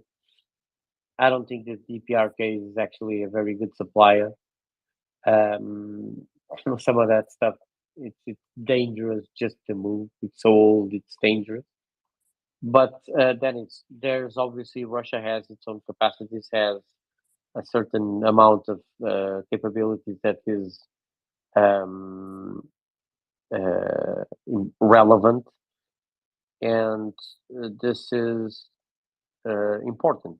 So they cannot out manufacture us. For instance, we have Dan John who's here and says that British Aerospace and Hägglunds have increased CV production from 1 week per unit to 1 day per unit. So I know that Nexter in France, who produces the Caesar, also has increased production, more than tripled it. So there's different areas of this. I don't think the Russians will run out of artillery. I think they had to trim down consumption, but they always have some ways of building more. But I think they'll run out of precision guided munitions, and we've seen that. between those missile strikes becoming increasingly sparse, and the use of drones by the Iranians have become increasingly their choice for strategic bombing, which means they're conserving their ammo. So in that sense, yes, they're running out of some items. There's others. One of the items I heard they were running out was small arms ammunition, which is kind of funky, but it's something that's been consistent, and I heard it from different sources. So that's it. And I think we wrap this up. All righty. Thank you, Nuno. All Obrigado. right, Axel. Thank you so much. Nada. Thank you so much. Auf Wiedersehen, Axel. Salam to you, my brother. And Habibi, have a good night, everyone. Thank you so much. And we'll see you next week. Much appreciated. Everybody, please give a big hand to Nuno Felix, who is now receding back into an undisclosed location.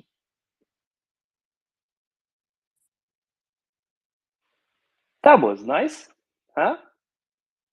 Monsieur M? What does our man in Cairo say?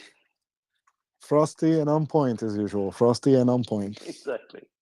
Alrighty, and with that, I think both your and my evening is coming to an end, to the extent that we're sitting here on the co-host pole position, and we shall be handing it over to Alan, right? Indeed, welcome, Alan. Alan will be taking over, and he will be joined by another member of our team to do the co-hosting for the rest of the evening, early afternoon, wherever you are. Good evening from Cairo, Alan. How are you today? I'm doing great, Em. Good to hear from you and Axel, and great to hear Nuno's analysis this afternoon. Chuck Ferrer will be up at 7 p.m. tonight, so that is in about 2.5 hours Eastern time. You are teasing us. You just want to you just want to keep us around. That's my goal, Axel, to keep you and Em and everyone else here. I'll definitely just have another coffee and maybe eat something, and I'll circle back. But yeah, 7 p.m. Eastern time, you said? Yes, 7 p.m. Eastern time. So that, as I say, it's in about 2.5 hours. It's a little after 4:30 Eastern time right now, and I'm challenged by UTC time and global clock times. That's why I have a new world clock set up on my laptop. Amazing. Well, unless you're living in Beirut, where you have 2 different time zones within the same country, then yeah, you can just follow what Alan has just said here. Set up a world clock, or get acquainted with UTC, get acquainted with all the time zones and the time differences, and the summertime, springtime madness, hours +1, hours -1, in the global north, in the global south. But yeah, despite all that, MriyaReport continues to operate on time, just like the trains in Ukraine. And you'll always find one of us here mounting the helm and taking care of business. And with that said, I'll hand it over to Alan. And Axel, if you have some time, please stay with him until we get a second co-host. Run, Forrest, run. Run, Forrest! Yeah, one of my favorite movies. It's a conservative movie, by the way, and I love it. All right, thank you so much, everyone, for being with us, and have a good night. Enjoy the rest of your evening, and enjoy the rest of the broadcast with Alan and our members of our team. Thank you so much, Axel. And again, thank you, Nuno, for being with us and for the in-depth analysis, coverage, insights, and opinions. All right, good night, everyone. Good night, Em. And Em, you know you left out the most important time, HIMARS o'clock. Well, that's always ongoing, isn't it? Always. HIMARS time can be any time. Yeah, to infinity and beyond. All right, good night, everyone. Poetic, poetic.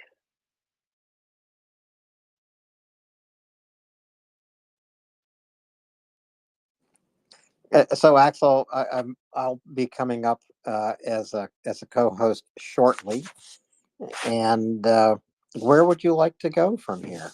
I will go now to the freezer and get some ice, Okay, that makes sense. Quarter to midnight. It is time for a good nightcap. All of our hands are down at the moment. And I do want to let people know that Chuck Farrer will be here in 2 hours and 15 minutes, let's say. How's that? That should help all of you set your calendars. And just let me review who is requesting. M, you're still here. I wonder if you can just help me out a little bit and tell me what your key takeaway from Nuno's analysis was this afternoon. M is coming back in a moment. I wasn't able to listen as much as I wanted to everything Nuno said, but he is one of my favorite analysts here. M, what was your key takeaway from Nuno's analysis this afternoon? We covered various topics. In order, we started by discussing Bakhmut. In Nuno's opinion, Bakhmut was a successful operational gamble that achieved several strategic goals. By holding Bakhmut, Ukraine denied Russia any success to achieve its political objective of reaching the borders of the Luhansk and Donetsk oblasts, digging in there, strengthening the front line, and using that perceived victory to communicate a message of victory to its domestic audience, communicate a message of victory to its supporting countries, or countries that are in its orbit, or countries that are still favorable to Russia, since they have engaged in this classification. It comes at a cost, which is the human cost. Anyone deployed on the ground there will tell you that the situation is tough, but hey, embrace the suck. Ukraine decided to fight the fight, and they accepted the sacrifices that come along with it. One of the other strategic points of victory for holding Bakhmut is that it drove a wedge between the power players back in Moscow. Basically, we saw the Ministry of Defense turning against Wagner, and Wagner turning against the Ministry of Defense. So that's always good to see. Another point related to Bakhmut was the coverage of open source intelligence accounts on the internet. And we kind of established a very important opinion there, that aggregation of open source intelligence material does not equate to analysis. And even though we thank whoever is engaging in such activity and whoever is aggregating news, resources, creating maps, keeping up with equipment losses lists and developments on the battlefield, does not really, or does not necessarily mean that they have the proper skills and the proper tools to engage in analysis, and therefore produce a product that tells us where is it going from there, or how it can go from there to another point, or when, and so on and so forth. After that, we covered Avdiivka and why Ukraine needs to hold it, why evacuation orders were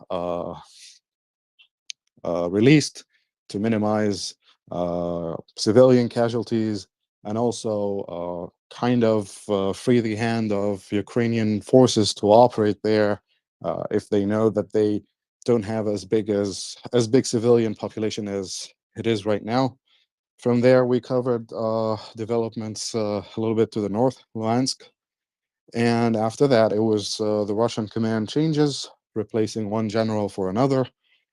We moved on from that point to deploying nukes to Belarus, and how it does not change the nuclear threat. It does not change the nuclear deterrence posture, and how it is mainly an information operation aimed at the West rather than anything strategic or tactical with any significance, military significance.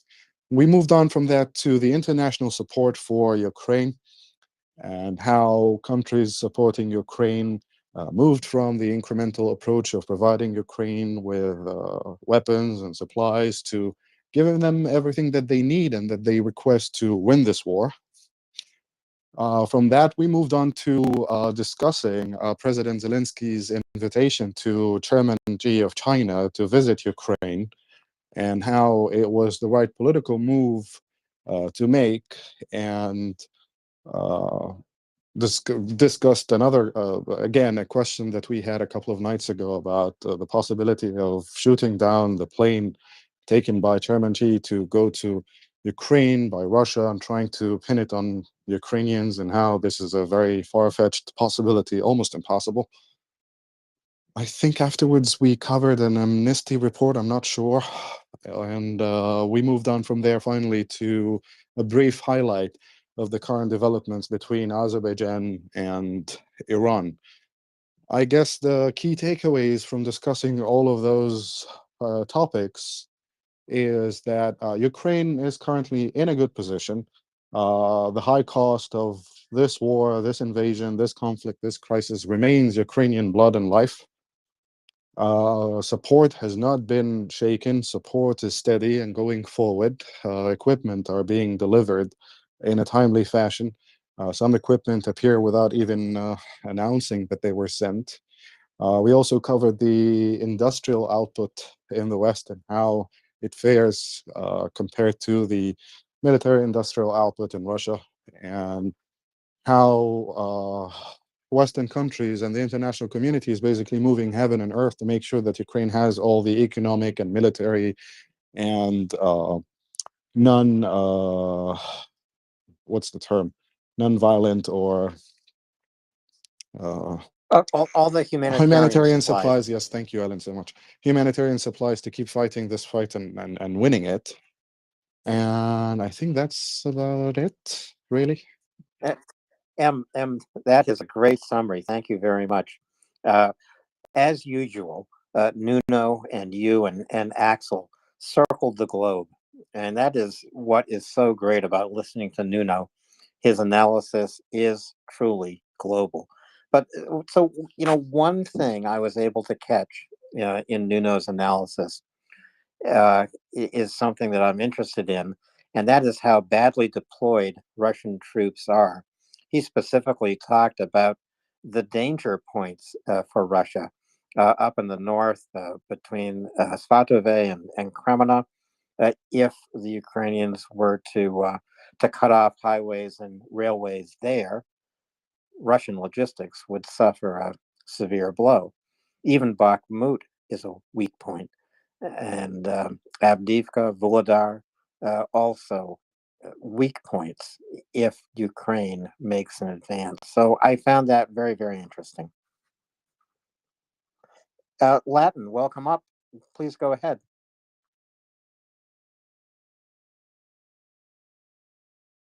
Latin, are you with us? Hey, didn't hit the button. Okay, got me now? We have you.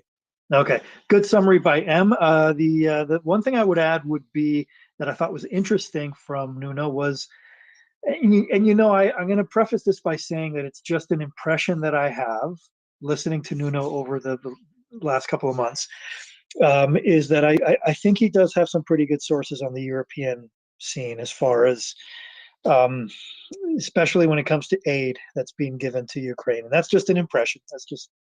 But he mentioned that there's a lot that is not being said right now, that we are in a phase, if I understood it right, where there's a lot that is not being said about what's being provided to Ukraine. We're not going to get into the speculation right now. There's probably been too much of that.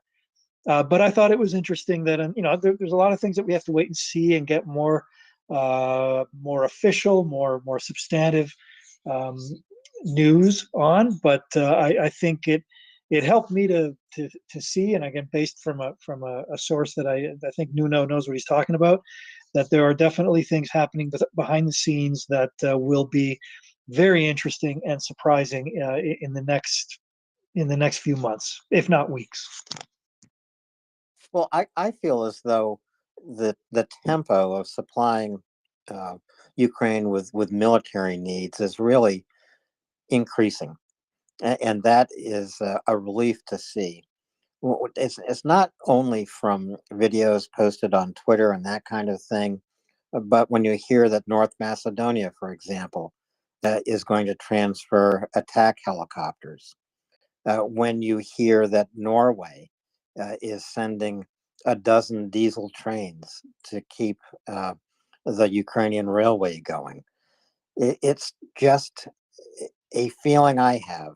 And when you see the Leopards and the Challengers arriving and the Abrams getting ready to arrive, knowing that they're all coming with the logistics chain they need to be effective, I just do get the feeling that the West has somehow caught a new sense of urgency. Latin? Yeah, I'd agree with that. I think that on the the aspect of things that I tend to follow on the aviation side, we got news today that apparently this is coming from the Slovak government, that the MiG-29s that they donated, at least the 4 that were flyable, and I'm sure that some of the other ones will be flyable very soon, but that the 4 that were flyable were already performing air defense missions in the Kharkiv area. Not surprising, knowing how well the Ukrainians know that aircraft. It didn't surprise me at all that they were able to get them operational very quickly. And although it is not what we want to see ultimately in more advanced systems for the Ukrainians, in particular for the Ukrainian Air Force, it is an important step right now. And it's interesting, the messaging that I'm seeing coming from the Ministry of Defense and the Air Force, where they're making it clear there's a push right now. If you look at what they're saying, they're making it clear this is all appreciated. Those helicopters from North Macedonia, same situation, to help a very hard-pressed force that's been working hard for a year. But they're making it clear that there has to be another phase. And that's probably not for the people who listen to MriyaReport. That's probably for the much wider Western audience. I don't know if anybody noticed a video that the Ukrainian Ministry of Defense, I think it was, put out, speaking with mostly MiG-29 pilots and talking about the importance of getting Western aircraft moving, get that thing going. Unfortunately, there were no English subtitles, so I don't know what they're saying. I can imagine some of what they're saying, but so yes, hopefully we're going to see that soon. This stuff that we're seeing right now is an important step. It's going to help a lot in the next few weeks. With any luck, something substantial from the West by, I'm hoping June would be amazing. If by June we saw something concrete. It would make the summer months verge on the victorious for sure. And I believe the Ukrainian Air Force has a surplus of pilots, so every MiG that comes into Ukraine is a jet that can take to the air right away. And I'm not surprised they are deploying these new MiGs in the air over Kharkiv.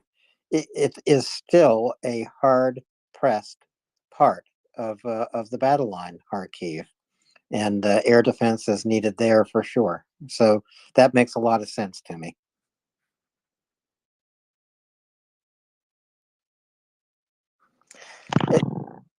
Latin, go ahead. Those aircraft in their current configuration with the Soviet era systems are going to do a lot of valuable work in another point that Nuno brought up recently, just in the last couple of hours, was the way that the Russians are leaning so heavily on the Iranian loitering munitions, and the MiG-29 is part of is one of the very useful tools that the Ukrainians can use to counter that very that horrific threat that we see being launched against civilians constantly. So it's going to be very useful in that sense. The other thing that he noted, which I thought was interesting, we got into a conversation about. I asked him about he seemed to feel that there was an increase in use of Russian Air Force precision-guided munitions. I agree with them. We've seen a little more of that in the last few weeks. To the extent of how effective it's going to be, that's an open question, because it depends on what you mean by effective, whether it means to, as far as them trying to hit specific military targets that would be of tactical or strategic importance to the Russians. We both agreed that their targeting is probably lacking in that to be able to accomplish that. But certainly and sadly, in terms of just sending more ordnance at Ukrainian infrastructure and civilian population, that will probably continue. But if they decide to move forward, one thing remains the same, and it remains the same currently as we speak, with their existing fleet of Russian or Soviet era fighters. If the Russians decide to push forward with their more advanced aircraft types and in some kind of a precision or maybe not precision bombing campaign against Ukraine in a tempo of operations that we have not yet seen, they're going to experience huge losses. That's a fact. It's going to happen. They can absorb those losses and they can do a lot of damage, but it's going to be something that they're going to have to think about very carefully, because in military history, in aviation war history, this is in the top tier of wars where there has been this concentration of air defenses, and the sophistication obviously being in a whole other category from previous wars. But we've seen what this looks like even with lower levels or earlier levels of sophistication in Vietnam, in the Middle East, and it's costly. It's very costly for the Air Force, and that goes for the Ukrainians too, by the way. But yeah, we're going to be seeing a lot more, I think, from both sides. Maybe the Russians will figure this is the time when they have to counter whatever the Ukrainians are going to be doing in the future, that maybe they will really throw in what they have. But it's not just about numbers and the weapon systems and the spec sheets. There's a huge human factor here of training, motivation, targeting cycles. There's a lot of things. Who was the Russian official that said a few days ago that there were certain targets they can't hit because, or certain targets they can't hit because the Ukrainians are moving them at night? Does that one ring a bell with you? I don't know who would have said that, but yes, Ukrainians do take advantage of the night, not only in going on the offensive, but in improving their defensive positions, especially with their air defense. So the Ukrainians own the night in two ways, offensively and defensively. If somebody can help me out with it, tell me exactly who it was that said it, but I know I heard it, and when I heard it, I just thought it was an extraordinary thing to hear. Somebody saying about what is supposed to be a major military power in 2023, because if you cannot target because it's night, you're not in the game. I don't know what you're thinking, what they are thinking that they're doing. I'll see if I can find that, and I'll certainly DM it to you or put it up in the nest or something like that.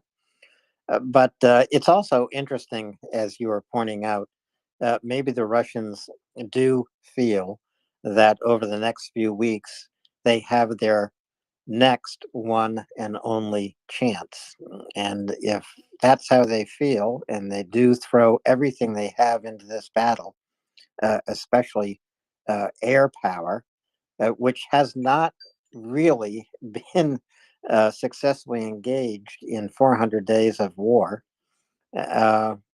that would be something certainly to watch. I think that every single day that goes by, Ukraine has improved its air defenses, not only air defense against Shahed drones, but air defense against incoming missiles, and on the line of engagement itself, defense against Russian close air support.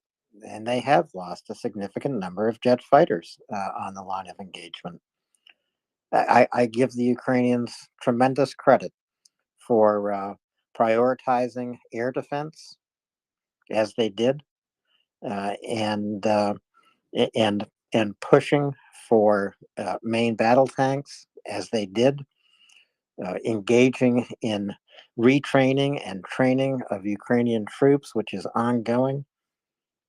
The next few weeks are going to become some of the most interesting weeks of this 400-day war.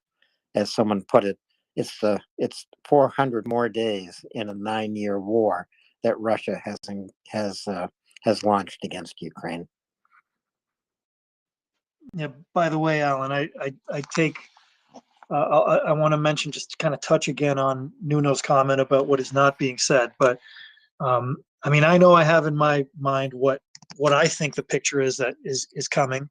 There's plenty of speculation out there on what it is, but I think that regardless of the specifics of it, the incoming, what is being prepared now, what is being discussed, and is taking shape behind closed doors among European partners primarily, and I think there could be some involvement from non-European partners on the aviation side, on resupplying the Ukrainian Air Force. I think is going to be, I think by June or July, for sure, possibly a little earlier, maybe May, but I think for sure by June, July, I think we're going to be on this space discussing things that are going to be very, very exciting for Ukraine and for this, and for the defense of Ukrainian civilians, and of finally moving this phase of the war to an end. I agree with you, Latin, and it's not just my optimism speaking. It's not just my hope speaking. I agree.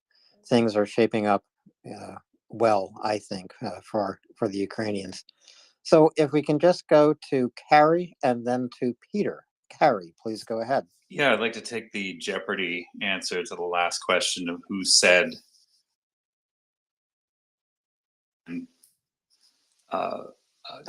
transport your because audio, of night your audio ops. just That was Putin. go ahead. Putin. Can you hear me all right? Well, your audio is breaking up a little bit, but you're taking the final Jeopardy question here, and your answer is, who is Putin?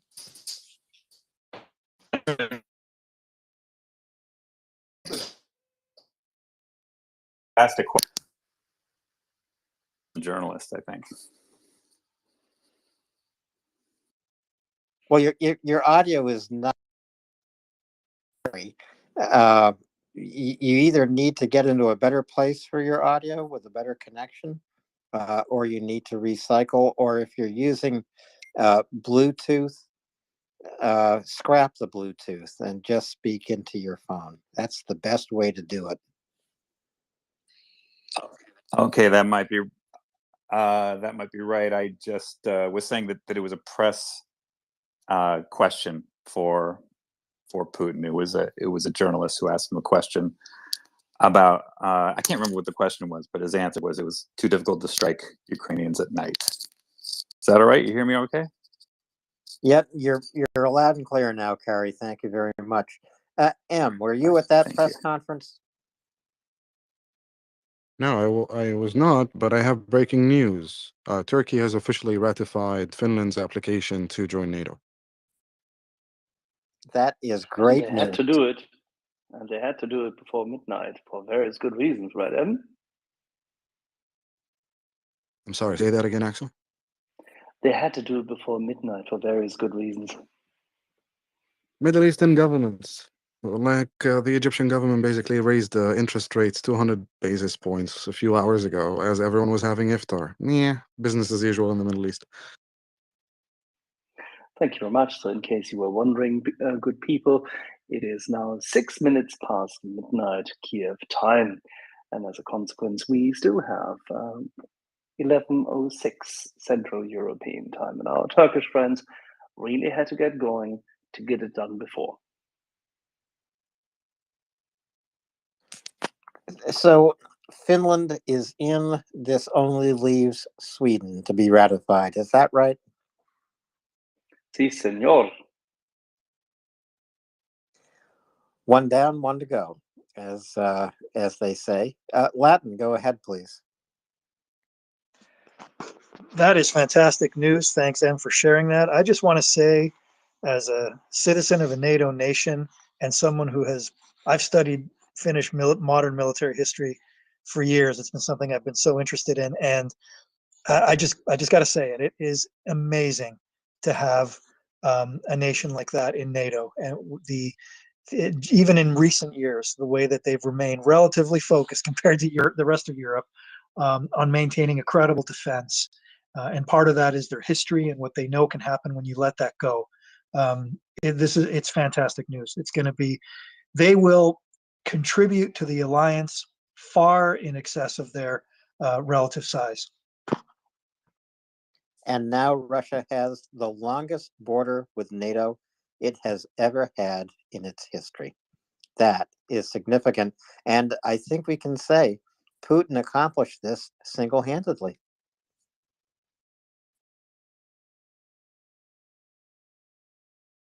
The brilliant news with Finland. I'm sure I'd love to see Putin's face tonight.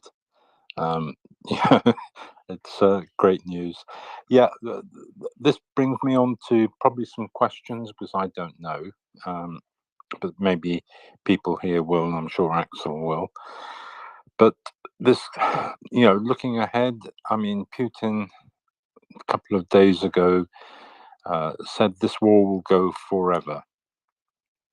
And I think this is like, in a way, him realizing he's not going to win it. So he's going to be belligerent. And, Ukraine has had, last time I saw, and it could be way above that now, but it was 900 billion worth of damage to cities, infrastructure, etc. And, I used to fly into East Ukraine, and MH17 was blown up, and that airspace was closed in 2014. Then it was into Kiev, but we still had special procedures to go in there. I've been in many times into Kiev, and we use a specialist company who sorted out the flight plans. And basically, we had to not just put our route through, but we had to have a designated route, and we had to have estimates for each turning point on that route. So even before this invasion, there were special procedures for Ukraine. Now, if Putin keeps lobbying a missile, or some of his ground people keep doing things, that airspace remains closed. And, I mean, Borisov Airport, I've been to many times. It was packed out before, and you had destinations, probably 3 or 4 flights to the UK, flights all over Europe, to Turkey. And, there's going to be a lot of business people going into Ukraine, and they need to get a flight in, 3 hours they're there, and the flight out, engineers, architects, and all these sorts of things. Now, so I've got 2 questions. One, can Ukraine join NATO if Putin doesn't accept that his war is over? Yes. Territorial integrity is the only requirement. Right, so that's great. And no open warfare. Conflict, frozen conflict, border dispute, no problem. Border dispute, as in you have someone who from time to time shoots a missile, so what? Right, because the other thing, I've been into Tel Aviv a couple of times, and when I went into Tel Aviv, I was warned that the GPS would be switched off on part of the approach by another airline pilot. And yeah, sure enough, you lost the GPS signal. But I mean, Tel Aviv keeps its airport open, and they are still in ongoing conflict. So there must be a way of dealing with that. I would be interested to know how they deal with that and how they get approval to operate where there is still conflicts going. And what's your next question, Peter? Yeah, I just the next question is whether how Israel keep their airports running where there is still conflicts going in their country and in Palestine. They keep it running very well, and I think we should leave it to the Israelis to discuss this in public if they so wish. Right, so there are workarounds. That's what I was trying to get to. Well, Israel evidently is functioning very well. Yeah. All right. Thank you. Thank you, Peter. Latin, you had your hand up. Put it down. Do you have something to add? If not, I understand. Latin, go ahead. Peter mentioned the relationship between Ukraine and NATO, and that's something that obviously is getting a lot of thought and what that might look like, short of outright membership, which probably might be a ways off. But I wonder sometimes if it's not unprecedented because that's finding a place for a country like that because, and I know there are some significant differences. It's not an exact equivalency, but during the Cold War, I'm thinking of Spain and the relationship that they had with NATO. Now, a lot of the European countries distanced themselves from Spain because of the fact that it was a dictatorship, and so that makes it a very different situation. That alone from Ukraine, but that aside, there was, I think, an acceptance, especially on the American side, that there was a common, there was some commonality. There was some area where they could cooperate, which was in the struggle against communism, and which was the clear and present threat to Western democracies. And within those limitations that existed because of it being a right-wing dictatorship, there was a lot of cooperation as far as military, on the military side, on the security side, basing and selling of equipment. And so prior to Spain becoming a full member, which I think might have been around 1982, early 80s period, it was, I don't know if partner is the right word. Certainly from the US point of view, partner is not the wrong word for it, that there was a military partnership. But anyways, I'm just throwing that out there as saying that it's not unprecedented and every country would be different. But the idea of a close relationship on the security front is, I just don't think it's much of a reach. It should be, I think it should be a fairly straightforward relationship to establish. Oh, I would definitely agree with that. I think what is interesting is the expansion of NATO partner countries and the development of the EU as an almost unified community of nations in Europe. I think that without NATO, the EU can't develop. I don't know, Axel, am I just sounding like an American? Or am I just sounding like an American? I apologize. I was not listening for a second. I was distracted by the powers that be. How can I help you? I was simply saying, Axel, that without the expansion of NATO, adding partner nations, the development of the EU itself might have been retarded.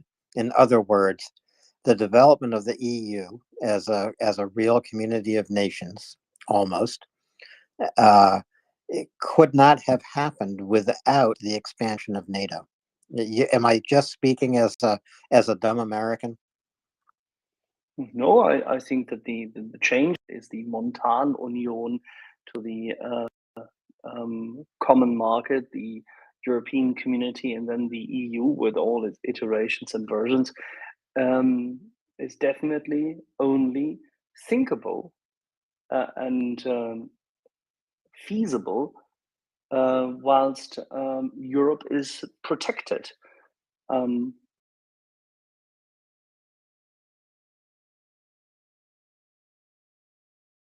Yeah, I think that if you look through, Western Europe had its anchor and had its deterrence and defense concept vested in NATO, vis-a-vis the Warsaw Pact, driven by, say, the Soviet Union and its threat. So the EU certainly would not have survived had the Soviet Union had any kind of attack vector other than what it already used in terms of destabilizing, infiltrating, undermining, subjugating, corrupting, and the likes. I think NATO definitely is the vital part of this. Without national defense, there is no politics and no economics left. Without economics, you can't run national defense, of course, but then again, without NATO, Europe would look completely differently. Thanks, Axel. I know that's a kind of bird's eye view conversation there. Masilius, you came up. You have not raised your hand. I wonder if you have anything on your mind. Hi, I came up when there was a shortage actually of speakers, so I wanted to help you out and say hello. And also thank M for his very good summary of events which I sadly passed. And yeah, it's a very, very good question. If it would be exactly the same, which it is with NATO or without. And I need to first process it completely, actually, to contribute somehow to the discussion, because it has some impacts on so many levels. But then again, Europe is Europe, and not a military alliance, but a economic alliance. So it's very interesting topic. Thanks. Thank you, Masilius, and you're welcome to contribute to the conversation as you're able to, and please do. So, in some news I've seen today, and this comes from a pretty reliable source, I think, Axel and M. The Ukrainians blew a Russian minefield around Mariinka, and that's it's a significant thing to do, not only to protect troops and civilians in the area, but it might foreshadow what is coming. I don't know. What do you think? It could also be something of a misdirection. Oh, well, meanwhile, we have Greg up. Please go ahead. So I just got the CNN notification that Finland now has got its final hurdle, been approved for NATO. What's the proper Finnish drink to imbibe as a celebration? Beer. It's coming for beer, and then you add, in addition to the beer, you add more beer, and if that fails, you can add a little clear drink, which the Russians occupy for themselves, called vodka, but Finns have a fantastic vodka too. Any particular Finlandia, for example. Finlandia. Yeah, right. Any particular clear, Finnish beer proper, brand? good water, soft, good taste. Sorry, any particular brand? Finlandia. Finland beer, just straight up Finland beer. No, Okay. no. Finlandia. Sorry, Axel. And there are also the Swedish vodka, which is absolute, is also probably the most admired commercial vodka on the market. And beside this, the Norwegians has a new vodka, which is made out of glacier.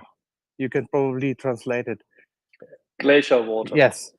Water from the glacier. Exactly. And this is actually probably the best vodka I've ever tried. So yeah, big shout out to the Scandinavians. They can really do the best vodka probably out there.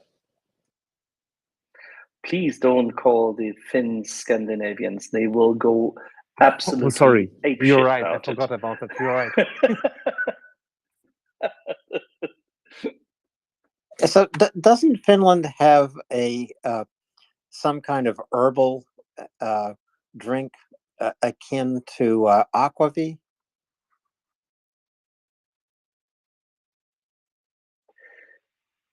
You're talking Sweden. Oh, okay. And well, I'm getting Den John up for you for that purpose because he can, if he can't find his way. The Swedes are the ones who have this strange taste. And they Just make teasing. it from some kind of berry or something like that. M, then Prince, then Peter. M, go What ahead. you mean Please. is the berries which are put into what is essentially vodka. That's a different thing. M. I was going to suggest Finlandia vodka. That's the only Finnish drink that I know I of. said this. That was my first. Yeah, definitely. It's big here, actually. I think it's Beluga, and then Finlandia, and then Absolute, and then Stoli, of course. Try Nemirov if you have time. Amateurs. I'm not a and- vodka person at all. Vodka is Yeah, my me neither. But if you go to Ukraine, then you would take Nemirov, and you would take, for example, Myrnaya, which is also very typical. You can use vodka as antifreeze in your car if you live in the far north. Just an expert tip there.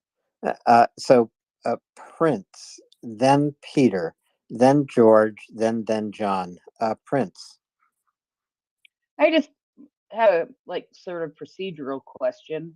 So now that everybody has approved them, I'm sure there is yet one more process that has to happen in order for that to be official that they are part of NATO. So what is that, and any idea when that will happen? I assume it has to be by happens NATO today, itself. this Friday. Okay. It happens to it's not Friday yet for me, Axel. So okay, it happens tomorrow in my mind then. It's basically instantaneous. Once ratification reaches consensus, the applicant is a member of NATO. I think that's how it works. All right. Thank you very much, guys. So I think I said Peter, George, then John. Peter, go ahead, please. Yeah, mine's just very short. I saw a program on glacier ice, and they imported it for this exclusive party because apparently it's highly compressed, and so it's supposed to be quite unique, but I don't know if it is or not. But the only other point I was going to make is that Putin must be furious with this, because especially coming from Turkey. I don't know what anybody else thinks. Well, you knew it would happen. So there's no need for fury. It was clear, it was evident that it would happen. Turkey stretched it out as far as they could. This is the last time they could do it. That's it. It's I don't think great news. there won't be any fury left. This was completely planned, expected, the last possible date for Finland. They've already overstretched it by deferring Sweden. And so that's it. Yeah, it's great news. I think it's wonderful. Yes, it really is good news. It's taken some time, and it will take an even longer time for Sweden to join NATO, but this too will happen. So I think it's George and then John. George? Well, you guys said vodka, and I heard some disparaging remarks. Come on now. It all depends. You see, you guys are used to drinking that. What you just say, Alan? You can use it for antifreeze. Yeah, most of the vodkas out there you probably could use for antifreeze. They probably, I don't know. I wouldn't want to drink them, but there is the one that Axel was referring to, where you put the little berries inside the bottle, and what you do is you put it in the you put the berries in, pour the vodka in there, and then after about 2 months, the berries become blanched. The vodka still stays clear though, but then it is very, very smooth. Another good vodka is actually comes from Armenia and is a pomegranate flavored vodka. But my favorite vodka is Belvedere. It is very smooth. I was never a vodka drinker until I started drinking that. And yeah, vodka could be very good if you get the right one. So pomegranate vodka could actually be good for you.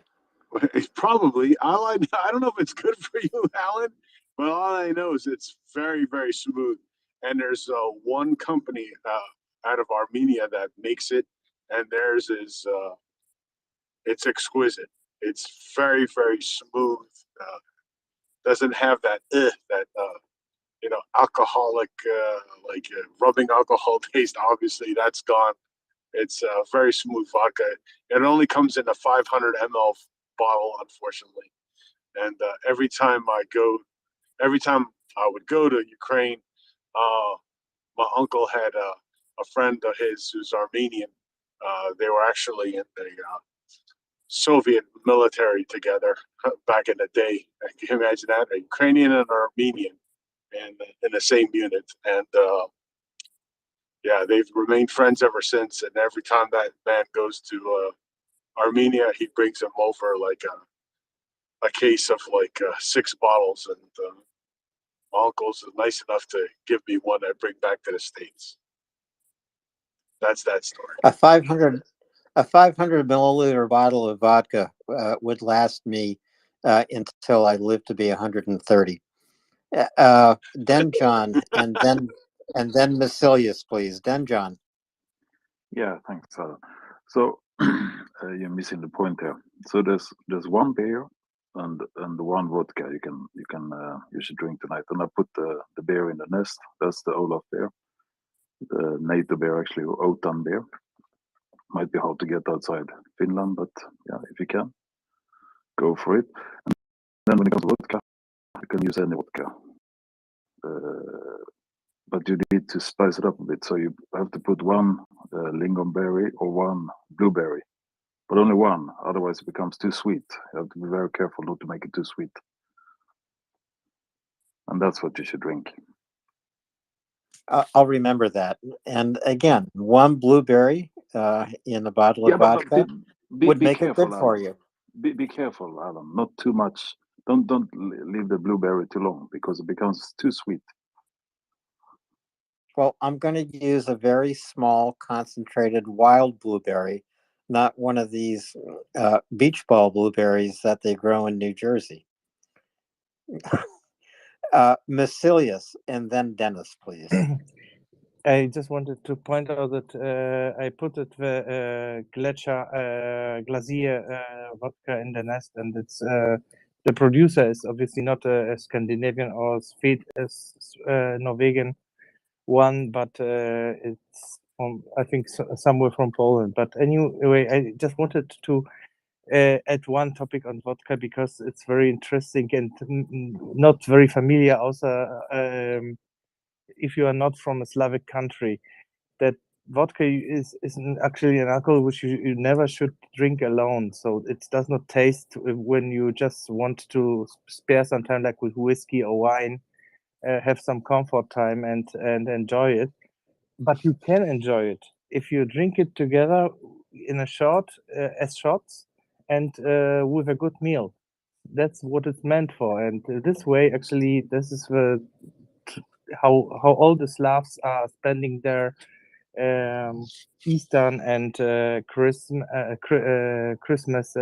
Eves, that they are just sitting behind the table and constantly someone brings up a toast for whatever has been good and whatever he wants to admire, and then everybody takes a shot after he ate something, and then it actually starts to complement the food in a way that you really can enjoy.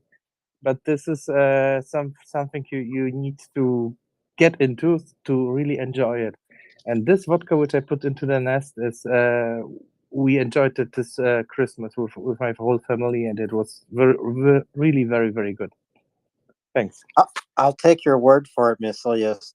However, drinking vodka constantly in shots in a group, even though it might help you enjoy your food, sounds like a drunken evening to me.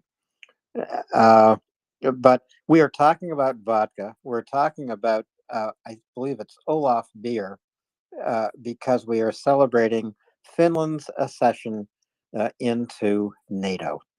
Happened today with a vote by Turkey, and it happens instantaneously. Now only Sweden to go. Dennis and then George. Dennis. Thank you, Alan. I finally realized what we're missing here. We need a cocktail emoji. So on Wine Friday, when we go off to get our cocktail, we can put up the little emoji and everybody knows you went to go get a cocktail. What do you think of that? There is a whiskey emoji, and if you think about it, it does not necessarily show as to whether this good whiskey has been diluted with soda, as in the good old days, or anything like it. The only thing which is missing is, of course, for you as a North American, is the insidious piece of ice cube. And of course, a wine glass emoji for those of us who prefer wine. Absolutely. Which brings me to the point, Alan, by the way, once I found the ice cube, unfortunately, I didn't want to break a proper bottle of dram for that. And now we have this thing with the friends from Suomi. So I'm stuck with a Chateau de Lande Lussac Saint-Emilion from 2016 in honor and with the privilege of cheering up our friends from Suomi. That sounds Kipes that is sounds what very they good say. to me. Sounds very good to me. I have a Gigondas, just a Cote de Rhone from 2016 myself. Santé. Santé. And George. Well, so today, Alan, is today the 400th day of Putin's 3-day operation in Ukraine? Yes, today is the 400th day of Russia's 9-year war in Ukraine. Well, it's the 400th day of the 3-day operation to capture Kyiv of the 9-year war against Ukraine by the maniacal Russians. And it's just fitting that on the 400th day of that operation, that Finland becomes a full member of NATO. But you see, you made a mistake, Alan. You said one more to go. Actually, there is at least 2 more to go. Sweden, Ukraine, and then we're going to have And Moldova. And Moldova. Thank you, Dom. Yes. And then you end up actually debating as to why would you exclude Georgia? Bingo. So really, we have 4 more to go, because Moldova, Ukraine, Georgia will all get in queue.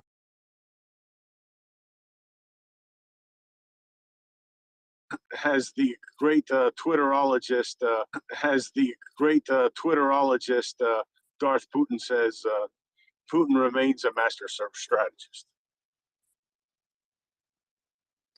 Single-handedly, he is expanding NATO, and we thank him for his effort.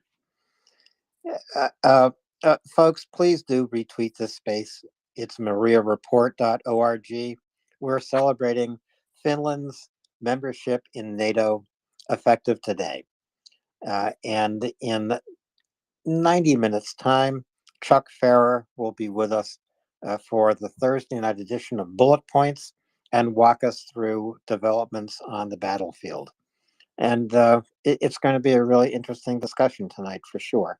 So please do retweet this space, MriyaReport.org, and please visit MariaAid.org and see what your contribution can do to send humanitarian supplies to Ukraine. George, go ahead. Alan, I know you're old enough, and it's not a dig at you. I remember the guy that was really good at ski jumping, and they used to call him the Flying Finn. Does anybody remember that gentleman's name? I do not remember the Flying Finn, but I loved watching ski jumping. Martinicanen. Thank you, Axel. Yes, that guy, he was the Flying Finn. That guy would take off on that ski jump and land what seemed like 5 minutes later. It was amazing. He truly flew through the air. I remember some of those jumping competitions in the Winter Olympics, and wow, yeah, it's something I would not do. I have seen other ski jumping videos that would demonstrate what would happen to me at the end of the jump, and it's not pretty. You mean the Yugoslavian guy that kept making the Wide World of Sports intro, The Agony of Defeat? Is that you? That would be me on the ski jump for sure. I'd be in a lot of agony, no question about it. I'm not sure exactly how that happens. Ski jumping, like a lot of sports, you need to keep up your speed and accelerate. Otherwise, you're just not going to make it. Denjon. Yeah, just a question on the flying thing. Wasn't that Mika Häkkinen was called the flying thing? I'm not 100% sure, but I think it was. Mikko Häkkinen. Was that him? Mika. Mika. Mika Häkkinen. But the fridge is Kimi Räikkönen. Because Mika Häkkinen actually did smile. Yeah, he broke a smile a couple of times, right? Did you say the fridge, Axel? Yes, not Perry, but yes.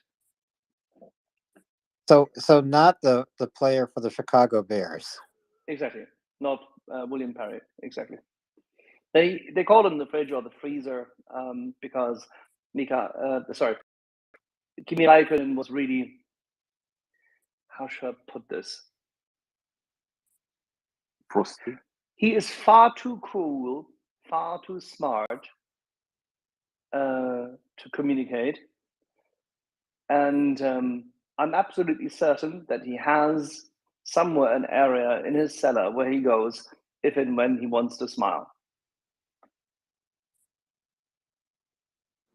And we should smile every day. It's actually been proven that even if you live alone, if you look in the mirror and smile at yourself, you'll feel better. Smiling muscles help you feel better, and we have a lot to smile about today with Finland joining NATO. Is there other news from Ukraine that I'm not focusing on today, Axel? I know we had a great session with Nuno this afternoon. M summarized it expertly. And I did mention hearing that Norway was delivering diesel trains to Ukraine, North Macedonia delivering helicopters to Ukraine. MiGs are already in flight over Ukraine. These MiGs that have been delivered from Slovakia and more are on the way.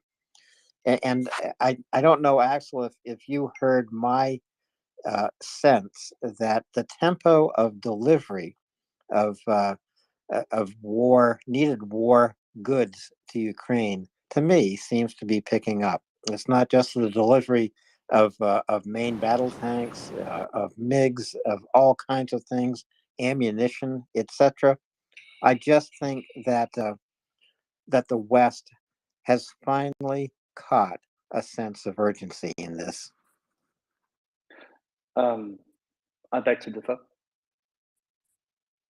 Okay. The deliveries which are happening now are the consequence of overwhelming public pressure and continuous pressure by the weapon system manufacturers of Europe, requests, requirements, pleading, arguments, information operations by Ukraine and its friends, and essentially far deferred, far too late, and far too small. The deliveries are shambles. They are nice to have, and we're, of course, happy, and Ukraine is happy for each and every delivery, and why would they not? And they will make a difference, absolutely. But other than that, since these deliveries, which are now occurring, have been announced, have you seen further announcements of another, say, full company of Leopard 2s from Germany? No, you have not. There is no added frequency. There is nothing. There's just what people were forced literally to actually finally commit to. And since then, nothing new. What has been delivered in addition is additional ordnance. And the United States delivers, as it always does. And a bit Britain, but not enough. And the Germans deliver artillery, ammunition, and the likes, and continuously all sorts of things logistically important. That's all great. And if you look at the page of the German administration, you will find that every week there's more. Yes, but it's not what is required. They need another 200 tanks. They need another 400 IFVs. And they need planes. So, no, I disagree. Sorry. Okay. When is the next Ramstein meeting coming up in April? Towards the end of the month? It could be occurring either as Ukraine launches a counteroffensive or as we are in a few days of that counteroffensive. I think that will be significant. Yeah, but I remain skeptical. I think European politicians are currently too occupied with other stuff. Well, I'm more of an optimist than you, Axel, which I don't know how that happened, but I just am feeling optimistic, especially tonight, and especially as I look forward. Duke, please go ahead. Good evening. I want to ask, what time is the bar open? Because The bar at MriyaReport is actually open 24 hours a day, Duke. oh dear, well, I'm gonna be a customer. I have a topic I want to address, if you please allow me. Today, for the second time, I have Russian propaganda on my feed, and it's about they are going to be the chair of the UN Security Council, and they make incredible statements that Russia will do its utmost to ensure this body efficient operation in the interest of finding political and diplomatic solutions to acute crisis, maintaining global stability. Well, hallelujah. I don't know who they try to fool, themselves or us, but this is the second message of this kind. Well, I replied with my usual comments in polite words to go F themselves. But I think it's an issue, and I heard from other countries, with other news outlets, that are people in the UN a little bit start to wonder from, is this a good idea? And yeah, personally, I don't think so. We could have said Hitler there or Idi Amin, but I think it's crazy. Yes, Russia assumes the chair of the Security Council on Monday, and I believe it occurs on Monday. It's a rotating chair of the Security Council. If only there was some way to veto they're taking the chair of the Security Council, I am quite certain that would be done. But it would be a veto. I guess that would be counter vetoed. China would never allow their friend Russia to be pushed out of that chair. It is the pinnacle of hypocrisy. You're right, Duke. Yeah, thank you. It freaks me out that we have that system in place, and we kill the system ourselves if we allow this, in my opinion.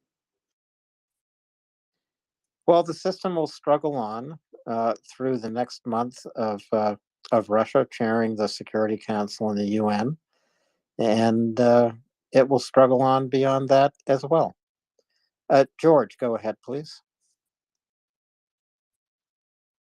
Yeah, I mean, I hate to say this, but it's like the UN has become a farce, right? It's farcical at this point. You know, that the Security Council, that certain nations. I mean, you just go on the website and look at who's on the Human Rights Council. I mean, you, the biggest committers of human rights abuses are on that council too. So nothing surprises me coming out of the UN, and it's a shame that it's become a standing joke now. It's become a running joke at this point. It is a shame the United Nations has become a running joke, and it has become such a joke. And yet the United Nations carries out important work every year. It does. It does, Dallin. You're exactly. It does. But I mean, you juxtapose that against what goes on some of these councils and like some of these committees. It's like, come on, like what are you doing? And just imagine if these shenanigans, right, weren't allowed, how much more the United Nations could do. Oh, I agree with you. I think that, for example, on the human rights committees of the UN, wouldn't it be possible with a simple majority vote to expel nations that have violated human rights? One would think that would be possible, that it could be done in the General Assembly.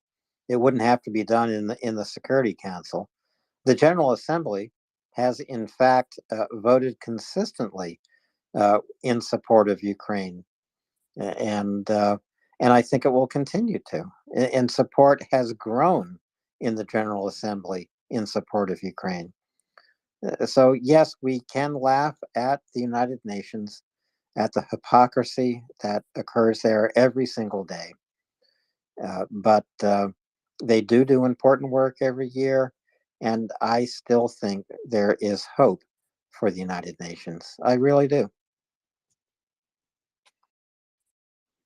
Aaron, please go ahead. Alan? Yes, loud and clear, Aaron. We have you. So a bit of positive news. America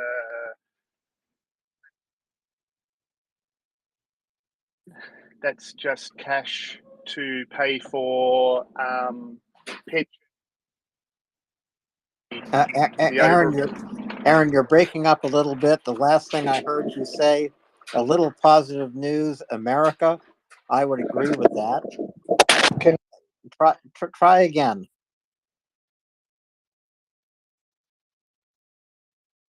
Yeah, Aaron, you're not coming through at all. You must be out on Bondi Beach or someplace like that, where the sun is high, bright, and warm, and keep the beer cold. Aaron, do you want to try again? I don't think Aaron is with us, but hopefully he will come back. Axel? I was just saying, it's even for Bondi Beach, it's a wee bit early to have anything on the barbie to merit a proper beer. It's Australia, Axel. A bit of positive news, Australia. True. 22 hours a day, not like in Germany, where 24 hours a day it's beer time.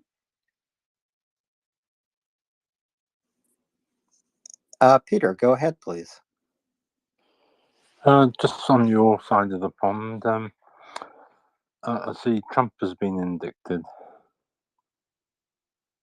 Yes, President Trump, or former President Trump, has been indicted in New York by the grand jury. But even mentioning that would derail this space in ways I don't even want to think about. Maybe later tonight we'll take up that news. Maybe tomorrow, maybe never. Okay. So why don't we just wait for the end of whatever court case ensues, if ever one does? Because if one does, and there's a verdict by a jury or by a judge, we can talk about it. Up until that time, we'll wait for it because it's too much trouble. It's too much trouble for us, and it will be too much trouble for the United States Supreme Court, because there's not going to be a trial until the Supreme Court says, call a jury. And that's the way things work here in the United States. It's the way things work in so many countries. The judiciary will make a statement. The judiciary has a vote, if I can adopt that phrase for this purpose. And until the Supreme Court weighs in on whether and how a former president can be indicted, this is just a story in a holding pattern. It's just another step in the story, and we'll watch how it unfolds. And I agree with Axel. Let's wait until there's a trial. Let's wait until there's a verdict, because it will derail this space. It would derail any discussion any place tonight, except maybe in Republican offices in Congress. But we can talk about Winnie the Pooh. I love talking about Winnie the Pooh, and I love talking about one of my favorite audiobooks, which is read by Jim Broadbent, a great late British actor who has a voice for every character in Winnie the Pooh. I highly recommend it. And, you know, it is the most relaxing audiobook I have ever listened to in my life. I might listen to it later tonight.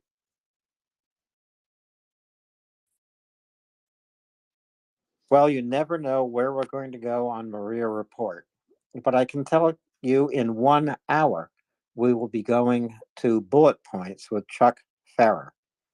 This is the Thursday night edition. We have a lot of ground to cover. So please mark your calendar, come back if you have to go away and do an errand, have a bite to eat or something like that.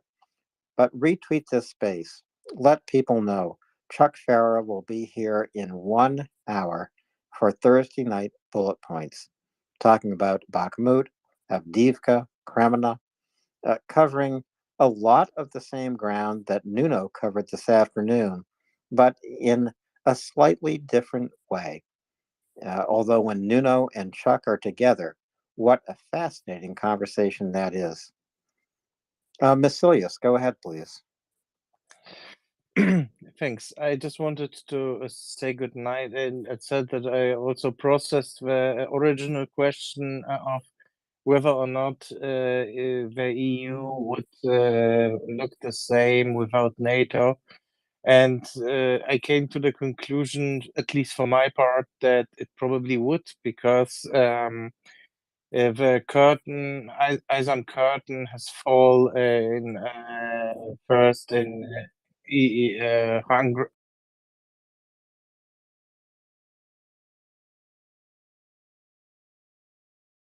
unification of European, that the story wouldn't have been very much different without a coherent and united alliance in arms, which was seldom needed in that time.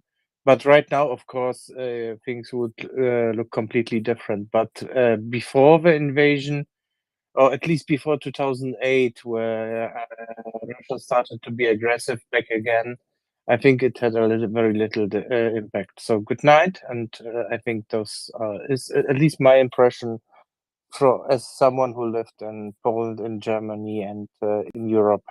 I doubt it's the best one, but at least that's what I can tell about it. Thanks. Thank you, Misilius. I'm glad you thought about it, because I think it's an interesting question, probably because I asked it myself. But, you know, a new Iron Curtain has fallen. The only people behind that Iron Curtain right now are Russians. But Russia wants to drop an Iron Curtain around Ukraine. The rest of the world, most of the rest of the world, 54 nations, the coalition of the willing, as Axel likes to call them, will not allow this to happen. No Iron Curtain will fall around Ukraine. The only people trapped behind an Iron Curtain will be Russians. And I think we are all committed to seeing that that is what the future brings. Hunter, please go ahead.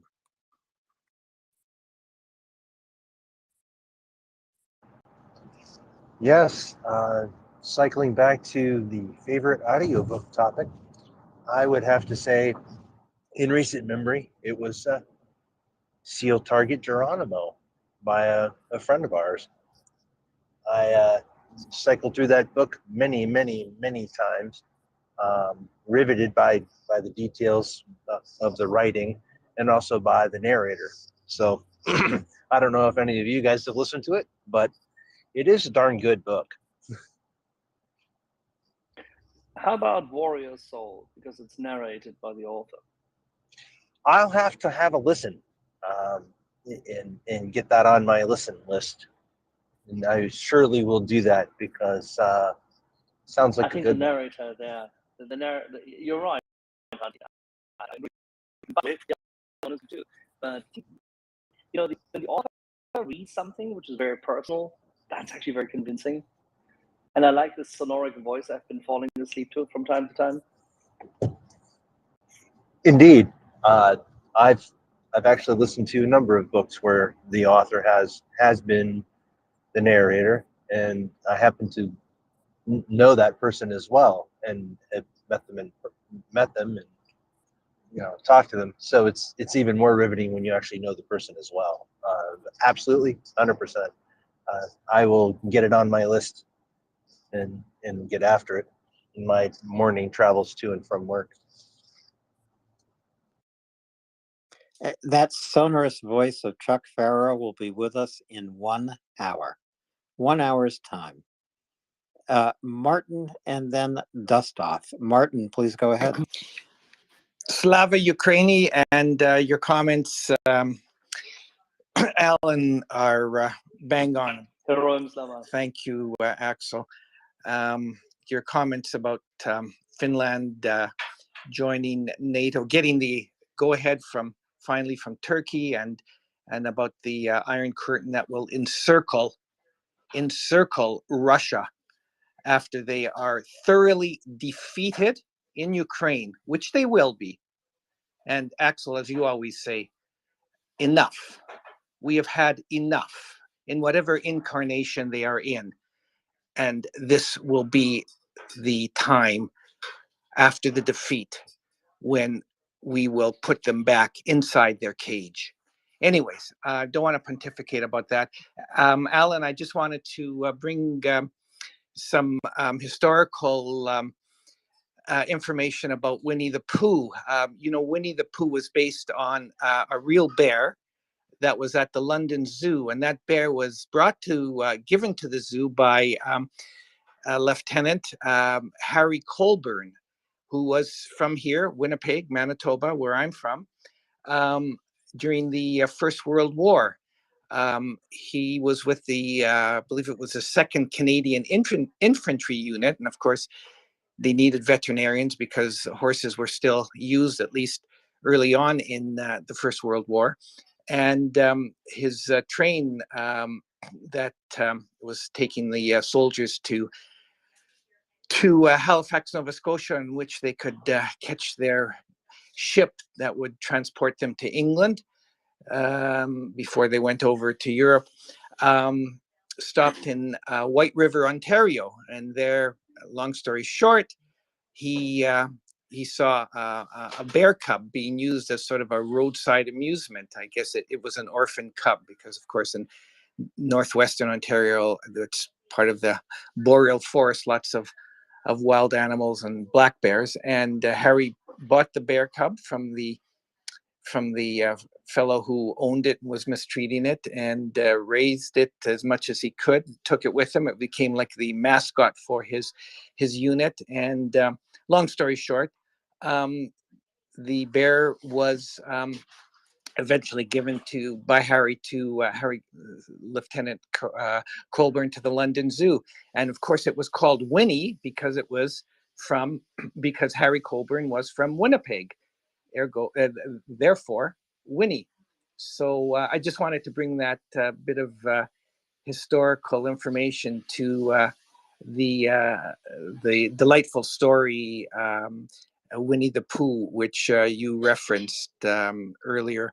And I have to say as well, there was a movie made about that that incident, that story of Harry Colburn and the bear quite a few years ago. And there is also a statue in Assiniboine Park here in Winnipeg at Assiniboine Park Zoo of Harry of Lieutenant Colburn with the bear cub. And of course, there's also a gallery at Assiniboine Park called the Pavilion Gallery, in which there's the original painting that was used by Milne in his story about Winnie the Pooh. So that was given several years ago to the gallery here. Anyways, just wanted to mention that again. Slava Ukraini, MriyaReport. Please, people listening, retweet it. It's the one indispensable source of current 24/7 news about Russia's illegal war of aggression against Ukraine, a war which Ukraine is winning and will eventually win completely. Thank you, and I'll drop down to listener. Hello, Slava, Martin, and thank you. Axel, go ahead. I was just saying, Pontifex Stylicus has spoken. Well, I wonder how a black bear cub named Winnie became a character that grew a tan coat of fur and wore a red vest. Handsome, but that does not usually happen to a black bear cub. You usually just grow more black fur.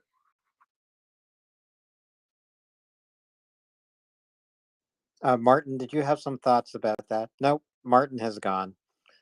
Dustoff, please go ahead. Hi.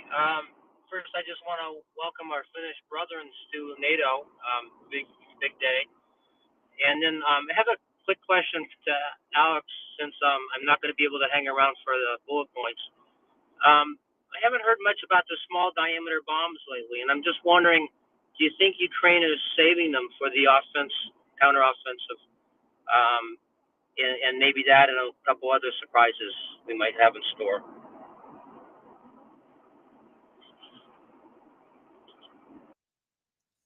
Axel, did you catch that question? I did not. Honestly, I did not. Is Ukraine conserving small diameter bombs for the coming counteroffensive? I couldn't judge at all. They've been using some that we know. Whether they're conserving them, they haven't used many of them, so you could make an argument for it. But whether they're conserving them or just simply had no sensible opportunity to employ them, I cannot judge. So we do have proof that some have been used, because I haven't really seen that. Yeah, the Glizzip has been used. Great. Well, thank you much, and I'll drop it down. Thank you, Dustov. George, go ahead, please. Axel said Glizdip. Yeah, I would. I mean, it would make sense that they would. If there's no targets that are primo on the list, why would you use them? And conserving them maybe for the offensive, or once they get certain certain targets that are deep that they need to strike, maybe command and control centers. It would make sense that maybe they would hold them back. But the fact that we have seen some of them being used, it confirms that they're in theater. But one of the targets I like to see them hit eventually is that bloody bridge. But we're gonna have to wait till an offensive gets toward Mariupol or Lyansk for that. Well, George, the first thing I'd like to see them hit is this traffic jam between Mariupol and Melitopol. It's going to grow as long as the traffic jam out of Kiev way back when all those trucks were transporting parade uniforms for the celebration in the center of Kiev. That backup, it's a convoy, and it's interspersed with citizen vehicles, military vehicles. It's carrying supplies, I guess, from Mariupol to Melitopol. It's just outside of range of Ukrainian fire. What a rich target that looks like to me. Have you seen news about that, Axel and George? This traffic jam? Other than the one video, no. Yeah, and I don't know how. I'll go with Axel. There's one video. How long that traffic jam or what was going on there is hard to discern from that one video. Was it like just a couple of 100 meters of traffic? I don't know, and it's hard to take a guess on what the hell was going on there. I even doubt which direction that supposed convoy, that absolute disaster, was headed. So it's hard to speculate from that one video what the hell was going on. Well, I'm going to look for some more confirmation of that traffic jam. Maybe even an indication what direction it wants to go. Is it going to Melitopol or is it going to Mariupol? I mean, we do know the Russians are using Mariupol as a staging point with lots of supplies, lots of soldiers, etc. So it would make sense to me that it's headed towards Melitopol, not in the opposite direction. Well, but Alan, both Axel and George are right. I was going to say, if it's headed toward Melitopol, it's a one-way trip. And the Russians only have a one-way ticket in so many places in Ukraine. Some of them have already been cashed in.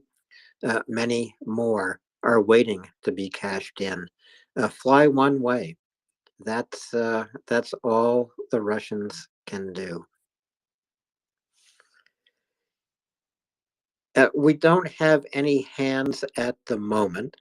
I did also hear some reports of some big explosions in Mariupol today. And I think that would be outside the range of Ukrainian fire, and so perhaps these are explosions that that partisans can take responsibility for. We'll wait and see. I'll be asking Chuck about that in about 45 minutes at the top of the hour when Chuck Farrer joins us for Bullet Points Tonight. George, has there been any additional news from Ukraine that's caught your attention today? Not really, but I'll be honest with you. I was at work, so I haven't been able to catch up on some of the news feeds. Well, I hope you can stay with us in about 45 minutes because we'll do our best to catch you up. And we'll do our best. Great. It's always good to have you on the panel. Axel, I'm just going to go slow here so I can catch your attention. Axel? I'm attending to you. I'm here. How can I help? Any news from Ukraine that caught your attention today specifically?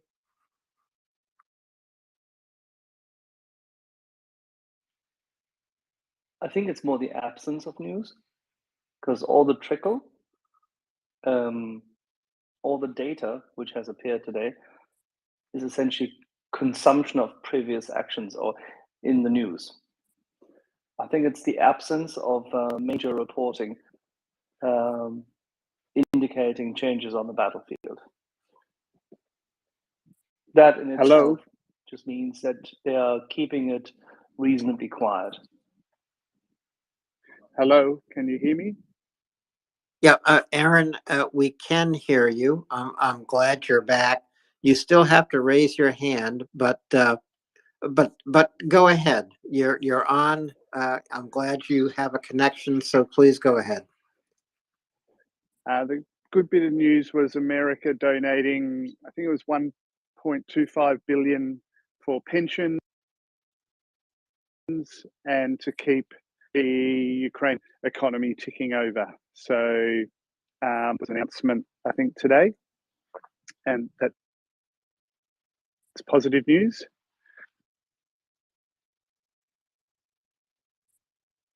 Yes, it is positive news. I just caught you there, Aaron. Your audio is still a little sketchy, but keeping the Ukrainian economy going or ticking, as Aaron says, is important.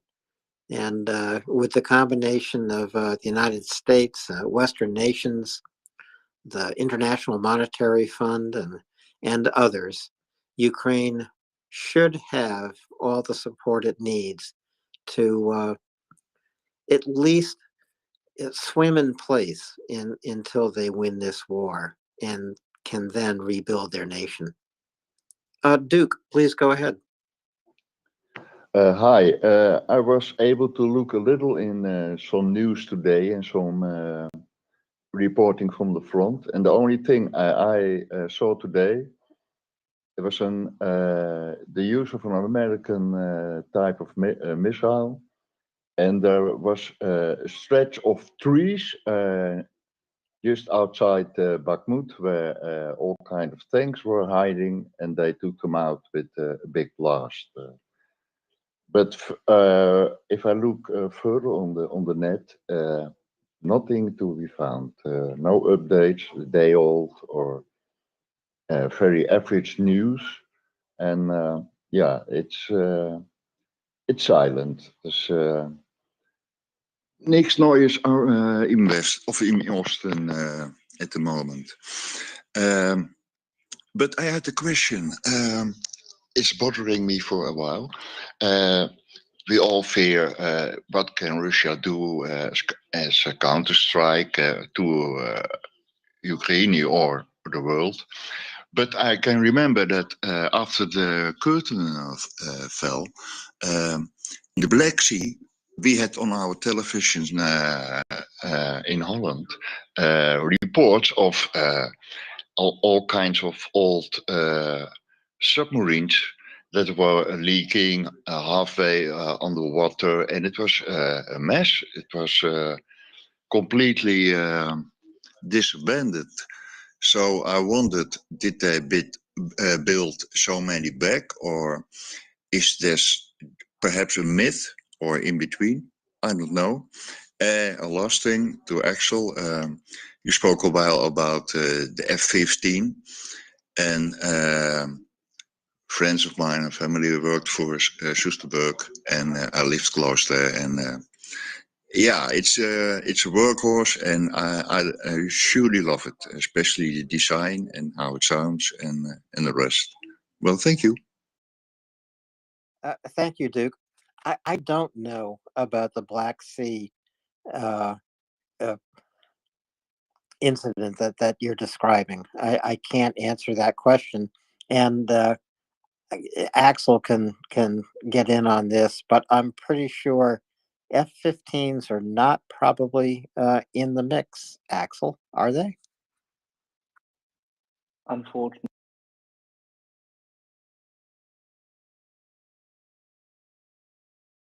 to give them F-15s, preferably Strike Eagles, of course.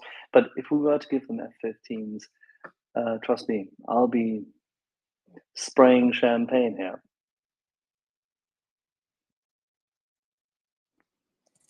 Well, I'd love to see that. So I'll send the champagne in advance of F-15s being sent to Ukraine. I'll just send the champagne in hopes that the F-15s will arrive in Ukraine. Duke, go ahead. Yeah, I think it was around the year 2000, because there were a lot of things changing in Russia, and some people and some organizations were worried about the environment, and there came some awareness about the environment and the things we do well and not so well. So in those days, reporters went over, and it was a rather big issue here on television and in newspapers. But yeah, I heard afterwards very little about it, because there came no more info about it. It ended, and what happened eventually with all the submarines. But yeah, I think the one who is going to be a scrap dealer in Russia, he's going to make money, I guess. Yes, I think scrap would be a great entrepreneurial effort inside Russia. You could perhaps use a lot of tanks for scrap, a lot of artillery systems for scrap. There's just a whole lot of Russian scrap. All you have to do is get it out of Ukraine. Of course, the Ukrainians can use the scrap too.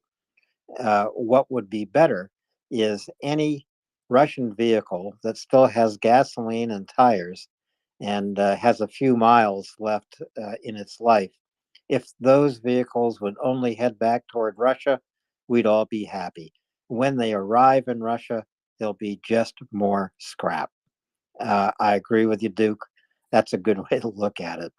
And you know, the Black Sea is not the only place that Russia has poisoned.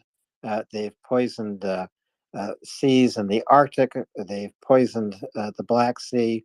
Of course, they've poisoned land inside Ukraine itself and around Russia. Duke, go ahead. Yeah, it was funny. I saw yesterday or the day before a little video, and the Ukraine army found a very complex weapon system, what just was left alone by the Russians, full of ammo. And they just turned it around and did put the fire on them. And yeah, I think I don't know the name of the system, but I could operate it, and man, went some big shells in and out that machine. That was yeah, that was quite funny to see. But just abandoned enormous cannon. Yeah, strange folks, those Russians. So handy when the Russians abandoned an artillery piece just full of ammunition and with more ammunition on the ground around it to load in. Nothing could be handier than that. You know, Russia has probably become the top arms supplier to Ukraine as a result of abandoning tanks, artillery pieces on the battlefield, and any number of other kinds of weapons. So the Ukrainians have rehabilitated a lot of these tanks, of course. They fixed them up. They're back in action, and they're turned back against the Russians. This is something the Ukrainians are able to do quickly and ingeniously. They have the soldiers to run captured Russian battle tanks. They have the soldiers to turn an artillery piece back around, aim it at the Russians, and fire away. It's yes, it happens on the battlefield every single day. I don't think we even know how many vehicles and artillery pieces the Russians left on the north bank of the Dnipro. Someday we'll have an exact number.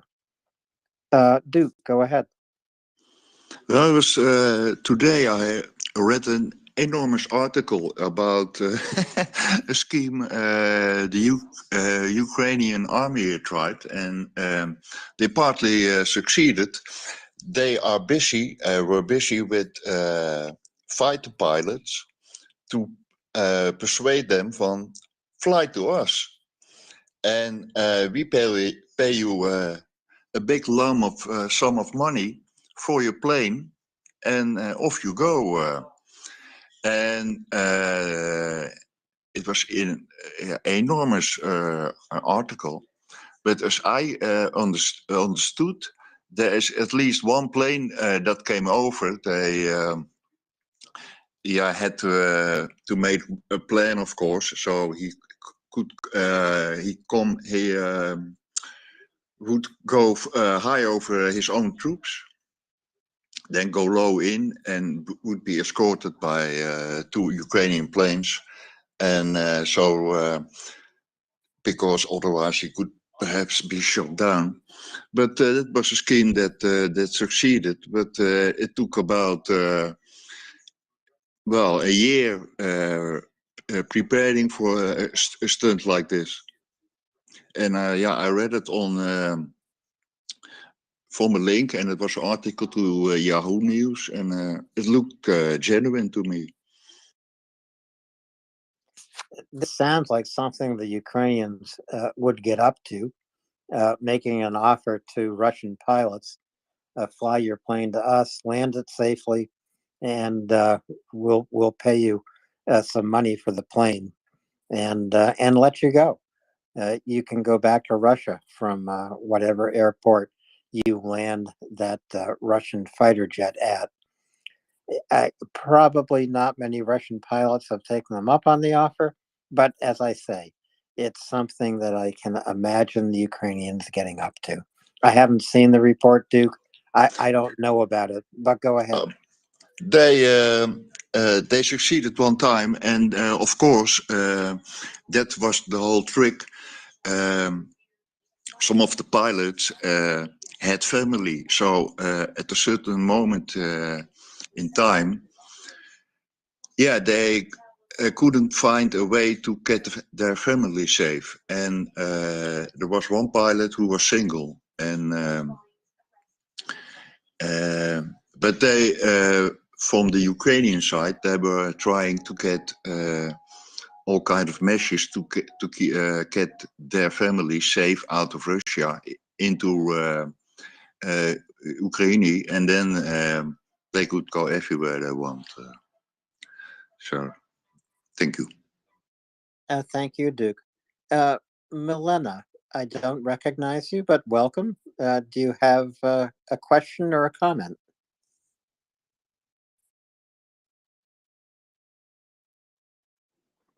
Milena, you've come up, not raised your hand.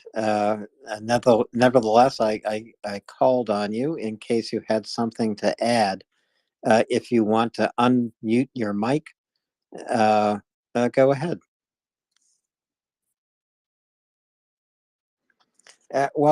Milena is gathering thoughts, apparently, so we'll wait a bit. I'll just remind people in 30 minutes, Chuck Farrer will be here with bullet points, so please do retweet this space now. And we'll be getting his maps up into the space. Nuno Felix used some of Chuck's maps and some other maps from Ukraine for his session this afternoon from an undisclosed location.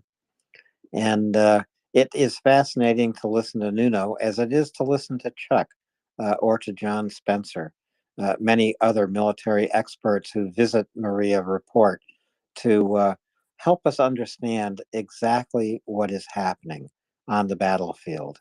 What is the strategy? What are the Russians doing? What are the Ukrainians doing? What is positional warfare? What might we expect in the coming weeks? Where are Ukrainians inflicting significant losses on Russian forces and on Wagner fighters? Well, Bakhmut is one answer. Avdiivka might be another answer. Vuhledar was an answer a few weeks ago. And in Kremina and Svatove, there's also intense fighting. I guess the forecast of how this war unfolds is it's going to be intense. It's going to inflict losses on both sides. I agree with everyone who observes. The Ukrainians are giving their best people to defend their country and to reclaim their future. The Russians are giving the least of their people, including convicts and felons, murderers, just all kinds of people who are not soldiers at all, and they are thrown into the battle in Bakhmut and everywhere along the line of engagement. We'll learn more about that tonight with Chuck Farrer in about 30 minutes. Chris, you've come up. What's on your mind?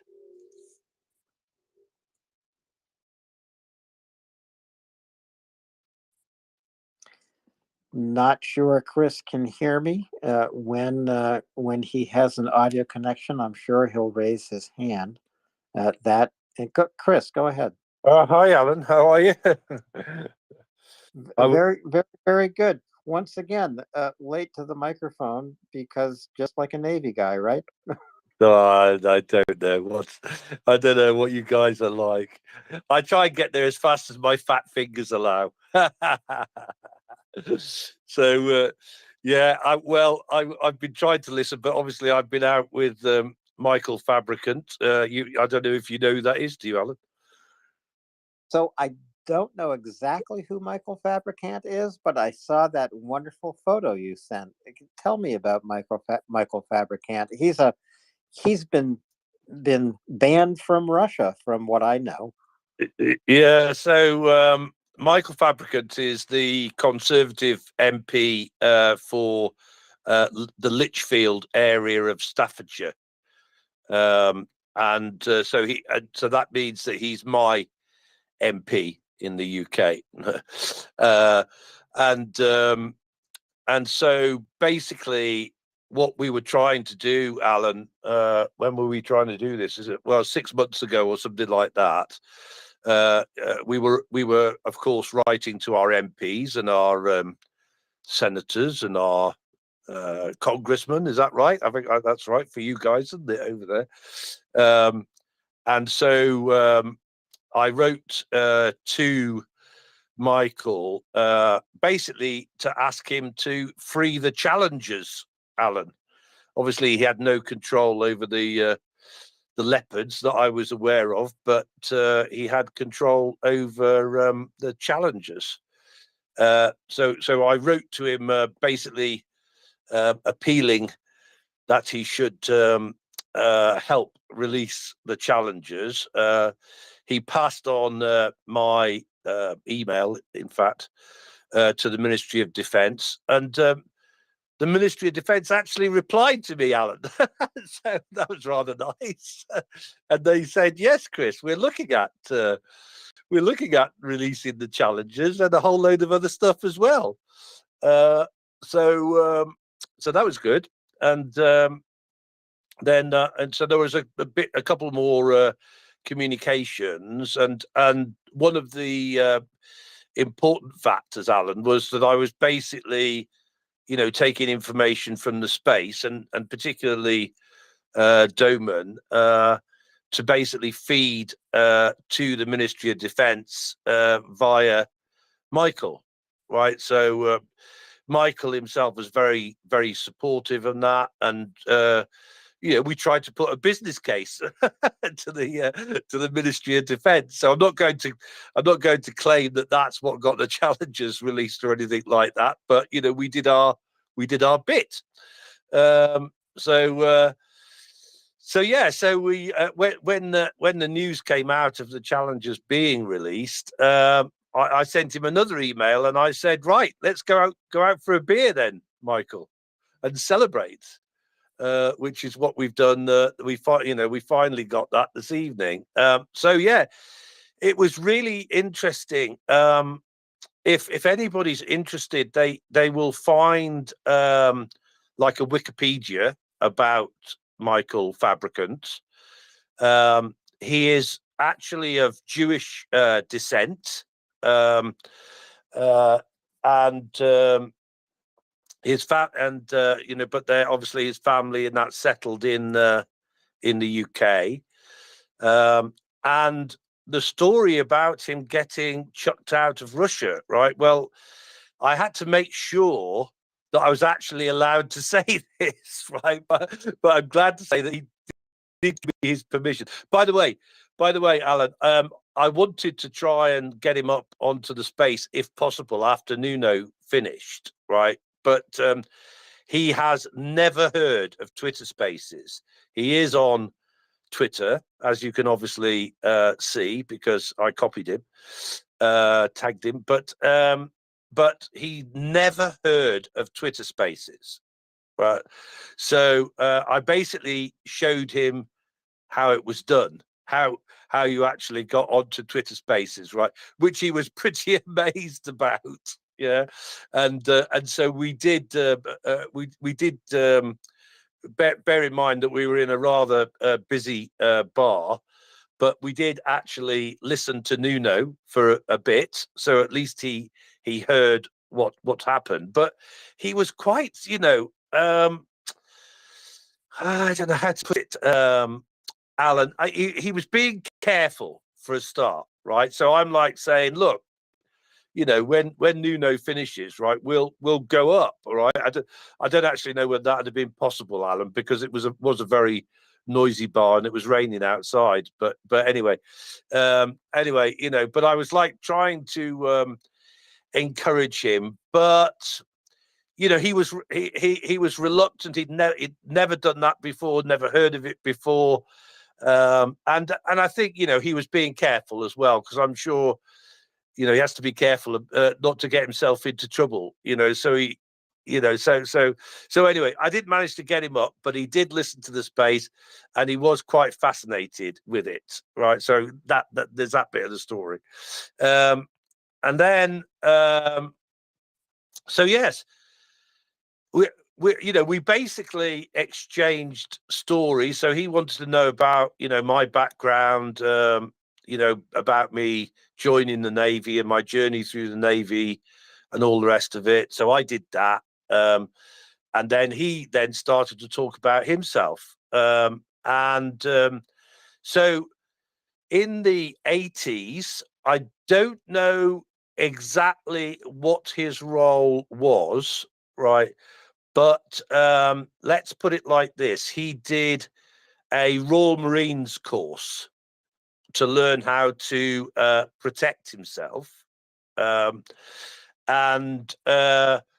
He was sent to Russia. Now, this bit I didn't think he would allow me to say, right? But he did.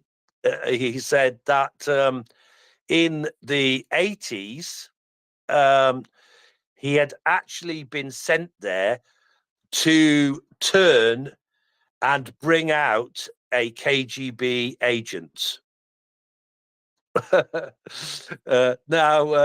So obviously when he was in Russia, he was trying to achieve this, but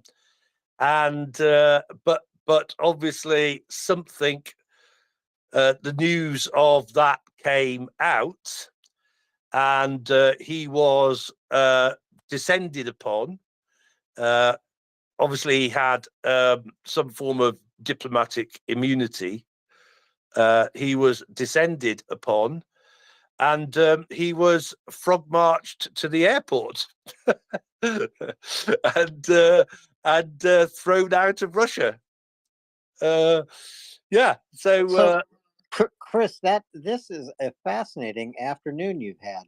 So with a member of parliament, Michael Fabricant, who told you the story of his going to Russia to turn a KGB agent and bring that agent back to the United Kingdom, but only he came back. That's right. Yeah, he came back with a boot behind him. Yeah. So, but even more fascinatingly, he is still talking to that agent. That is fascinating. And how does he do that? Does he talk to the agent on Telegram or by telephone, by snail mail, email, or do they meet in Brussels? Well, I'm not going to go into that, Alan, because I think I've probably said enough on that. But he's still talking to him. He's asked him what he thinks, and this person basically says, "Yeah, well, Putin's an idiot. He's wrecking Russia, etc., etc." That line, So there you go. Yeah. So that's very fast. So, Chris, you're in touch with a member of parliament and with Ben Wallace, the defense minister. When are you going to ask Ben Wallace out for a beer?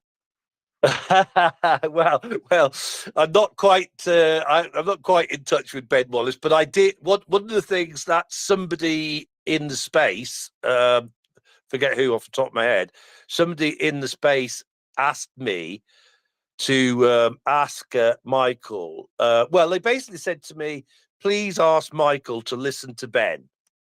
Right. So I sort of thought, I was thinking about how to approach that. And, so I basically said, obviously, Ben Wallace. Yeah. Yes, Chris, I know Ben Wallace. And what do you think of him? And he said, well, he's a great guy, Chris. And that I said, okay, so you agree with what he says then? And he said, yes, absolutely. So I thought, okay, well, that's enough then. I don't really need to say much more than that, do I? So he's definitely a fan of Ben Wallace. I mean, you probably don't know the politics, Alan, but Michael Fabricant has always been a supporter of Boris. Yeah, so again, there was no. I know that. I knew that already. So there was no need for me to say to him, did you agree with what Boris said? In fact, he said that Boris wanted to go out earlier than he actually did, but he was advised that it was not safe yet. So he was, but I think Boris was chomping at the bit to get out there. Yeah. So You mean Boris was chomping at the bit to get to Kyiv? Yes, he was, Alan. Apparently, yeah, he was really keen to get out there as soon as he possibly could. But he was being cautioned against it. Yeah. Chris, is it fair to say that Michael Fabricant is one of the more flamboyant members of the Conservatives? Well, he's definitely noticeable, isn't he, Axel? Right? And Who has the more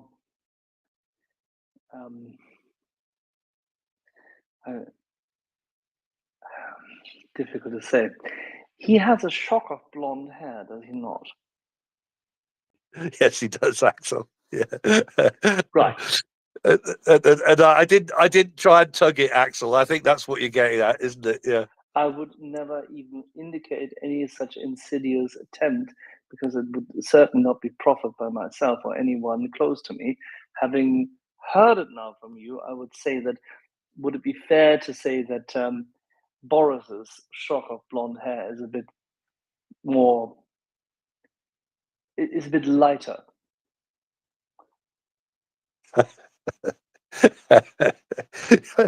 Yeah, I'll go with that, Axel. I'm not going to expand on it. Good, but, good. It's fair. It's completely okay. Right. Michael Fabricant had a rather illustrious Twitter history. Oh yes. Oh yes, he's that might be why he's cautious and that. So because he's like going, I'm like, well, Michael, we can get a photograph together. Yes. Oh yes, Chris. Yes. What are you going to do with it, Chris? What are you going to say? I said, well, what is it okay if I put it on Twitter, Michael? Yeah, yes, that's okay, Chris. I said, do you want to tell me what to say? I said so. He goes, yeah. He gave me a bit of a bit of guidance, and that's when we came up with the.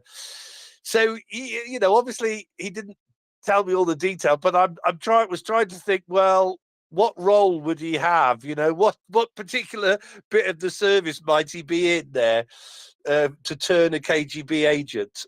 Yeah. So I don't.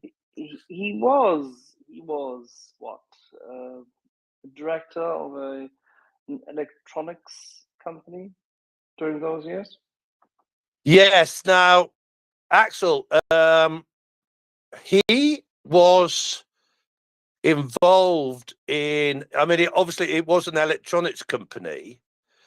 It was something to do with like recording equipment, or really?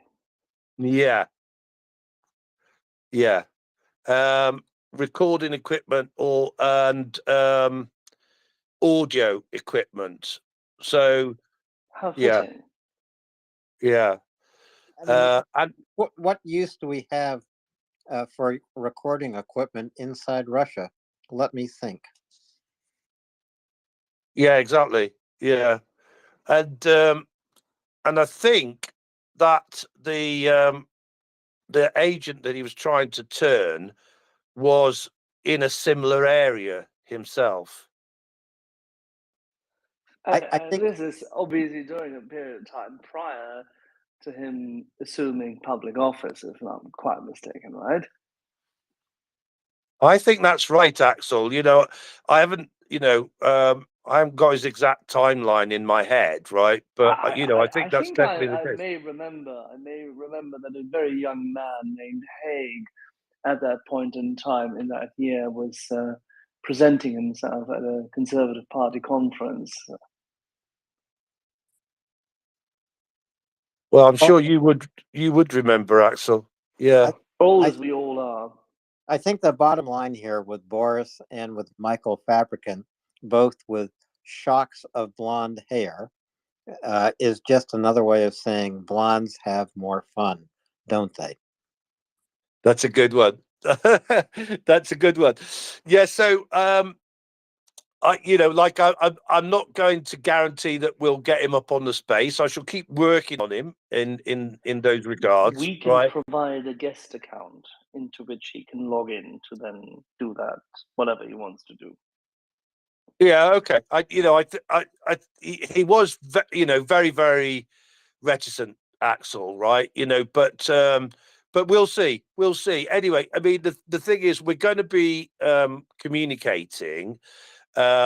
Because one of the other things that I asked him, and again he had no problem with this, is just something that I'm working on at the minute is to get some Ukrainian companies over to speak at a security and cybersecurity conference, an international security and cybersecurity conference in September in London.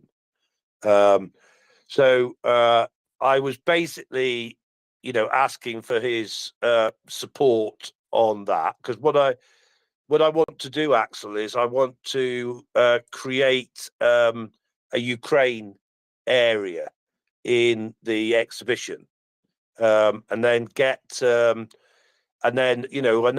are some Ukrainian companies that I've talked to, who've got the money to come and pay for an exhibition stand or something, but then there are others that can't, So the idea is really to get support and and sponsorship, if you like, for those that can't afford it, and then so I'll send you a thing. I've sent it to Doman actually, Axel, but I'll send you a thing for you to look at, which is basically my sort of pitch, my proposal to the exhibition organisers and that, as to the benefits that might arise. Now, the chairman of said exhibition is Admiral Lord West of Spithead, former First Sea Lord, and he also, I believe, will be supportive of this initiative. So it's quite handy that. Would you mind highlighting who he is? What? Who? Okay, so he needs. Go. Don't be so circumspect. So, so you want me to explain what a First Sea Lord is, first of all? No, who Alan West is? all I know about him, Axel, is he's a former First Sea Lord. He's in the House of Lords. What else?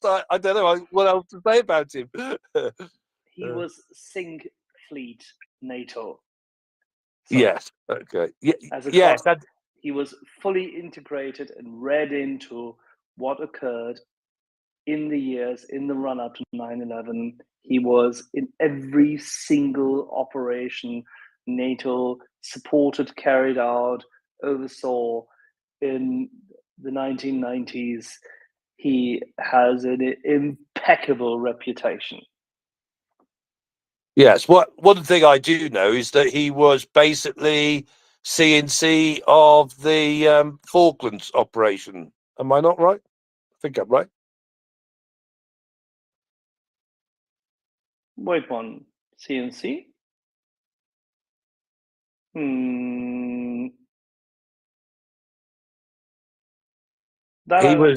He was on Ardent. Exactly. Yes, but okay, so maybe he wasn't in overall charge, right?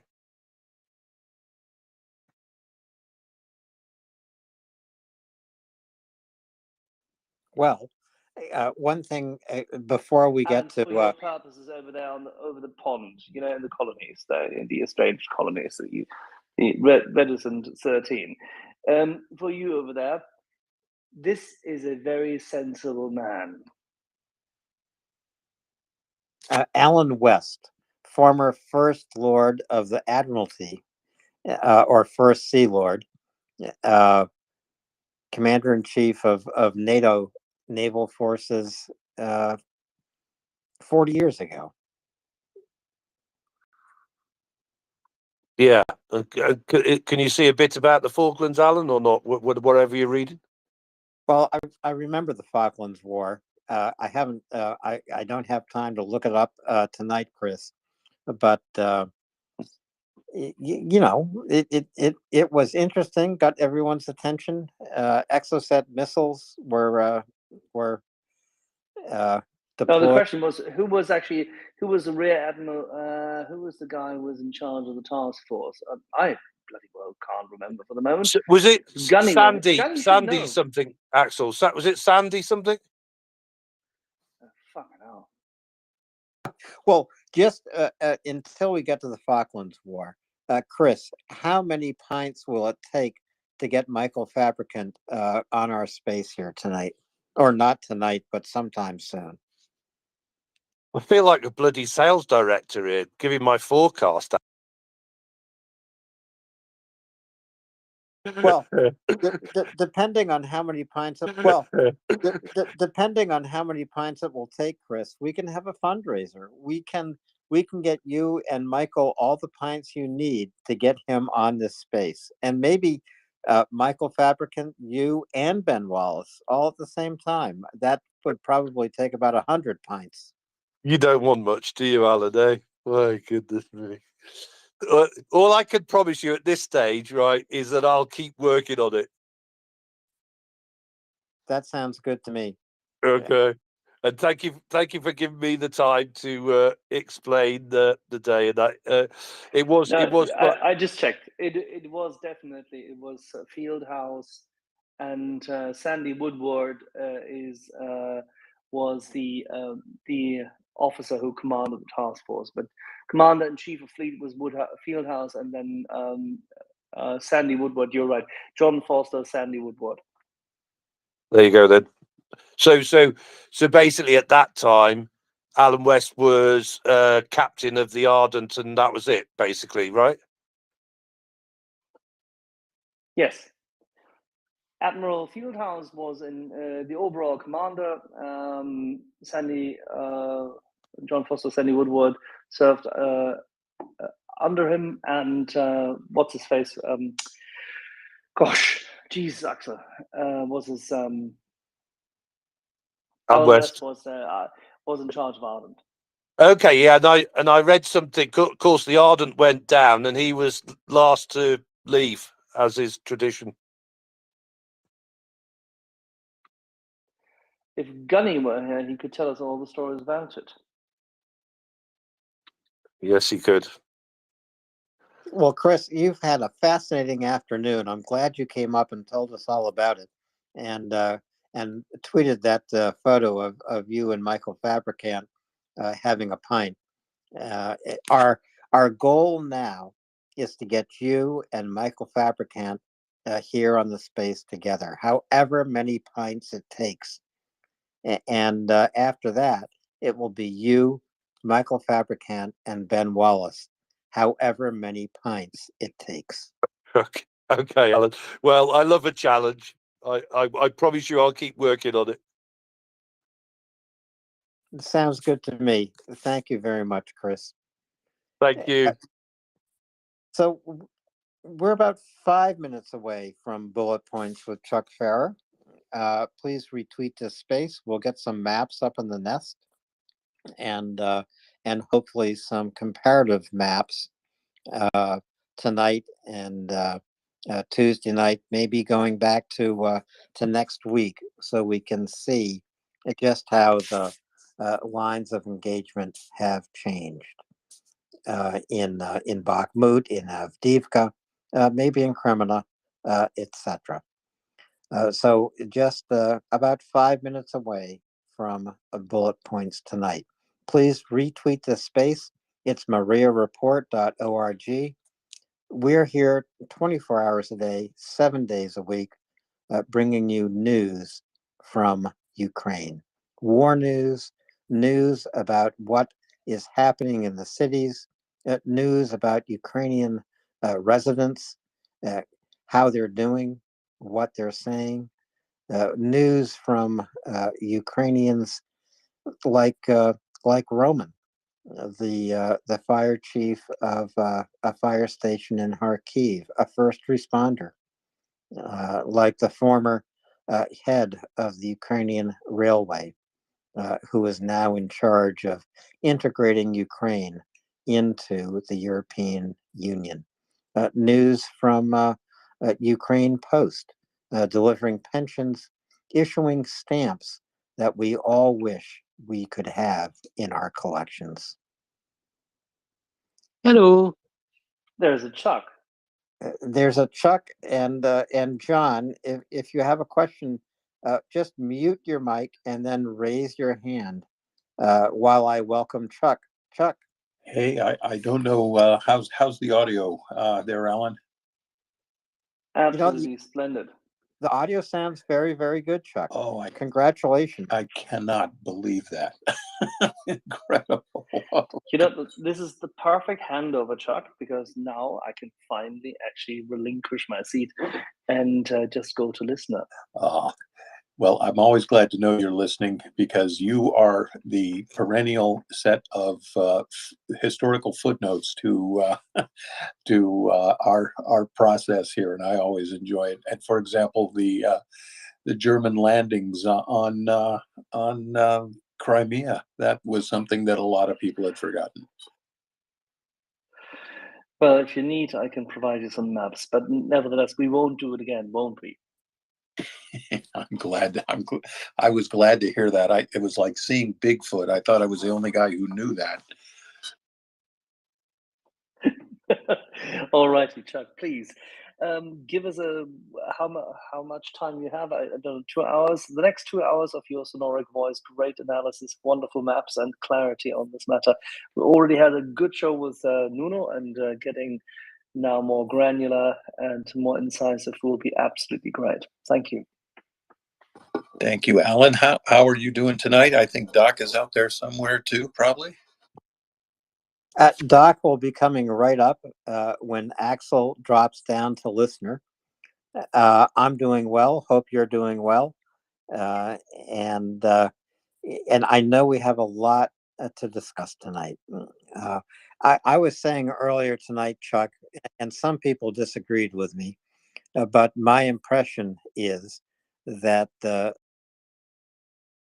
Ukraine is picking up. North Macedonia delivering or promising helicopters, more tanks arriving in Ukraine, more MiGs arriving in Ukraine, more ammunition arriving in Ukraine. My sense is that the Western nations have finally caught a sense of urgency about what Ukraine needs to do. Axel disagrees with me. I don't know what you think. Well, I think they've cut it pretty darn close. There are, the situations in a couple of cities are getting, I don't know what the word is between serious and critical, but that's where the needle is hovering. And I think we're also seeing a little desperation on the part of the Russians, and we'll get into that when we're talking about tactics here. But where shall we start, Alan?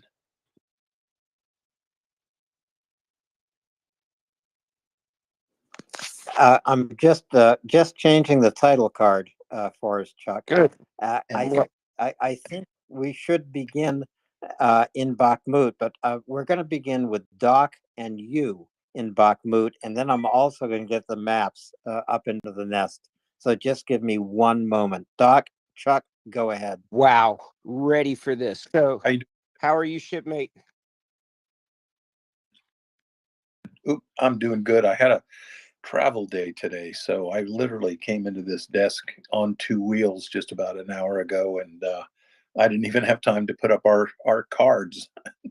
Yeah, but So, coming in hot is something you're good at. It's nice having you on here today after we had Nuno on earlier today. That was great listening to him, and he is really taken to this very well. Great show. He's even moved forward to calling on people. So it's pretty. You might just have to give him a show by himself. He is a great guy, a dear friend of MriyaReport, and fine operator with a career in special operations, and just an incredible guy. I always listening to him. So I think as Alan is going to do his silky smooth move across the battlefield, some of the questions that I want to talk about, things I want to talk about tonight are, there was an excellent article in the Kiev Independent about combat medics and the toll it takes on them and the type of injuries they're reporting seeing in their frontline positions, the challenges that they're facing. And of course, providing medical aid is something that MriyaReport has done. MriyaReport has done to support aid.org for a very long time now. And then we also had one of our good friends, Chef Zanya, put a great thread out today about why he is who he is, why he does what he does, what this war is about from a Ukrainian perspective. And it was just inspiring and fascinating. And so, the people of Ukraine, I always love talking about them, as well as what they're enduring under this invasion by a terrorist nation. And the work that Chef is doing, folks, if you've been duking it out all day, you're completely exhausted. Even a hot MRE could change your day. But if you could imagine what some really decent restaurant grade food would taste like to a hungry soldier, he's bringing some humanity to the men and women who are there on the zero line. It is splendid work he does. And if you've known any chefs, and Doc, of course you do, it is some really hard. It is really, really hard, and he is slinging it. God bless him. It's funny, and along the way, and when I was in culinary school, there are a lot of former corpsmen who are now in the cooking profession. So I guess it's just we want to take care of people, make them happy, do what we can to help out. It's in our blood. And for me, when I had to leave because of my injury, it was a very natural thing for me to want to do. So that, and I was really sick of MREs too. We didn't have the good ones. I might have the world record for eating MREs for I don't know how many months. Good Lord. That's why you always carry Tabasco, because you could pretty much eat a brick if you got enough Tabasco sauce. And mandarin oranges in a can, right? Yeah, you pour those into the chicken a la king. And But the combinations that people come up with, mixing a little bit of this one and a little bit of that one together, and creating something entirely different than was intended, is really amusing. And they sure have come a long way with those things, haven't they? They have, and people don't know you can start a fire with the peanut butter. So I'll let that one sit, and people, you can believe it or not, but Doc knows it's true. Yep. This is also another auspicious day for many reasons. It is opening day of baseball season. So my UT hat shifts over to my Houston Astros hat. I know there's some haters out there, but nonetheless, I just have to call it out. So last I'll talk about baseball tonight. Game will be muted because I'm willing to sacrifice my opening day Astros game for bullet points with Chuck, Allen, Axel, and the team at MriyaReport. Well, Doc, if there's any team in the major leagues I would mute, it would be the Astros. Oh my gosh. So I just gave you that one, didn't I, Silky Smooth? I just gave that one to you. Yeah, you really set that one up, Doc. All right. Up in the nest, there are a lot of new tweets. Fourth from the left is the current map of Bakhmut. Third from the left is a focused map of Bakhmut city itself. And I think, Chuck, once again, we should begin in Bakhmut. And I also want to mention that fifth from the left, up in the nest, is a New York Times article published today, written by Carlotta Gall, about Bakhmut and about some pretty high-tech ways the Ukrainians are watching the battle unfold and guiding it. So Chuck, let's go to Bakhmut. Well, let's see. First thing I can do is apologize for the typo in the Bakhmut axis map. I got up pretty early this morning and was looking at a travel deadline. So, plus, if you're dyslexic, this is what's going to happen to you. But the situation in terms of combat in the Bakhmut axis. We've got Russian attacks and Russian repulses at all the places, Bodovinka, Orkosito, Vasilivka, shelling in Chasiv Yar, shelling in Kohromot, attacks again. And one of the key battle spaces here is Ivanansky. Again, Russians repelled there. A bit of a slower day for Ukrainian aviation strike missions. There were 5 of them. At least half of those were in Bakhmut. Again, because of my travel, I wasn't able to check the 1800 Ukrainian General Staff briefing.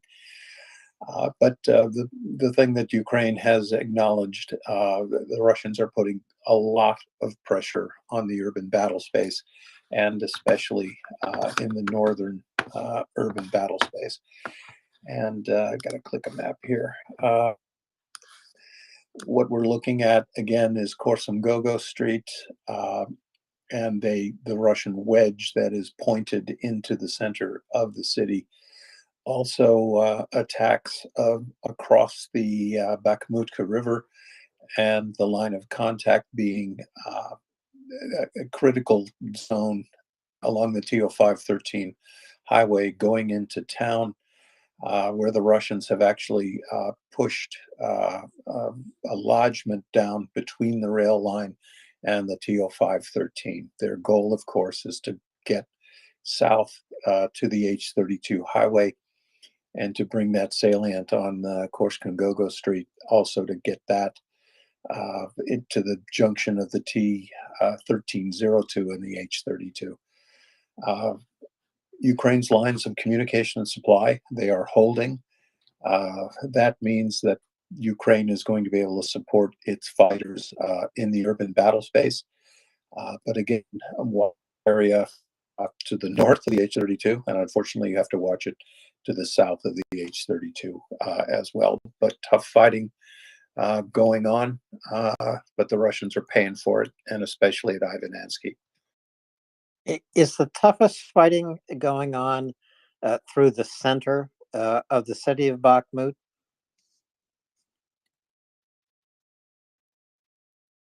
Sorry, wrong button.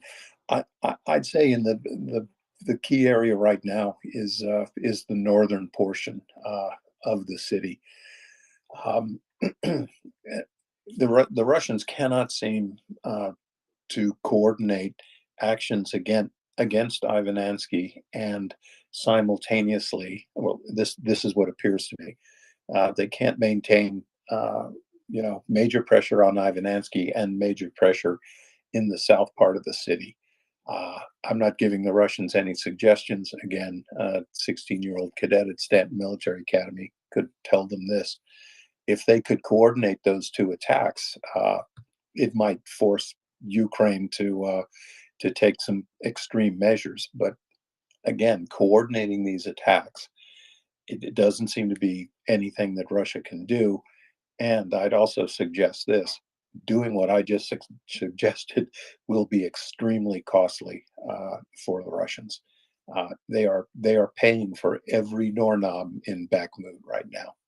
And again, this is a battle that didn't have to happen, because this is not a tactically significant city.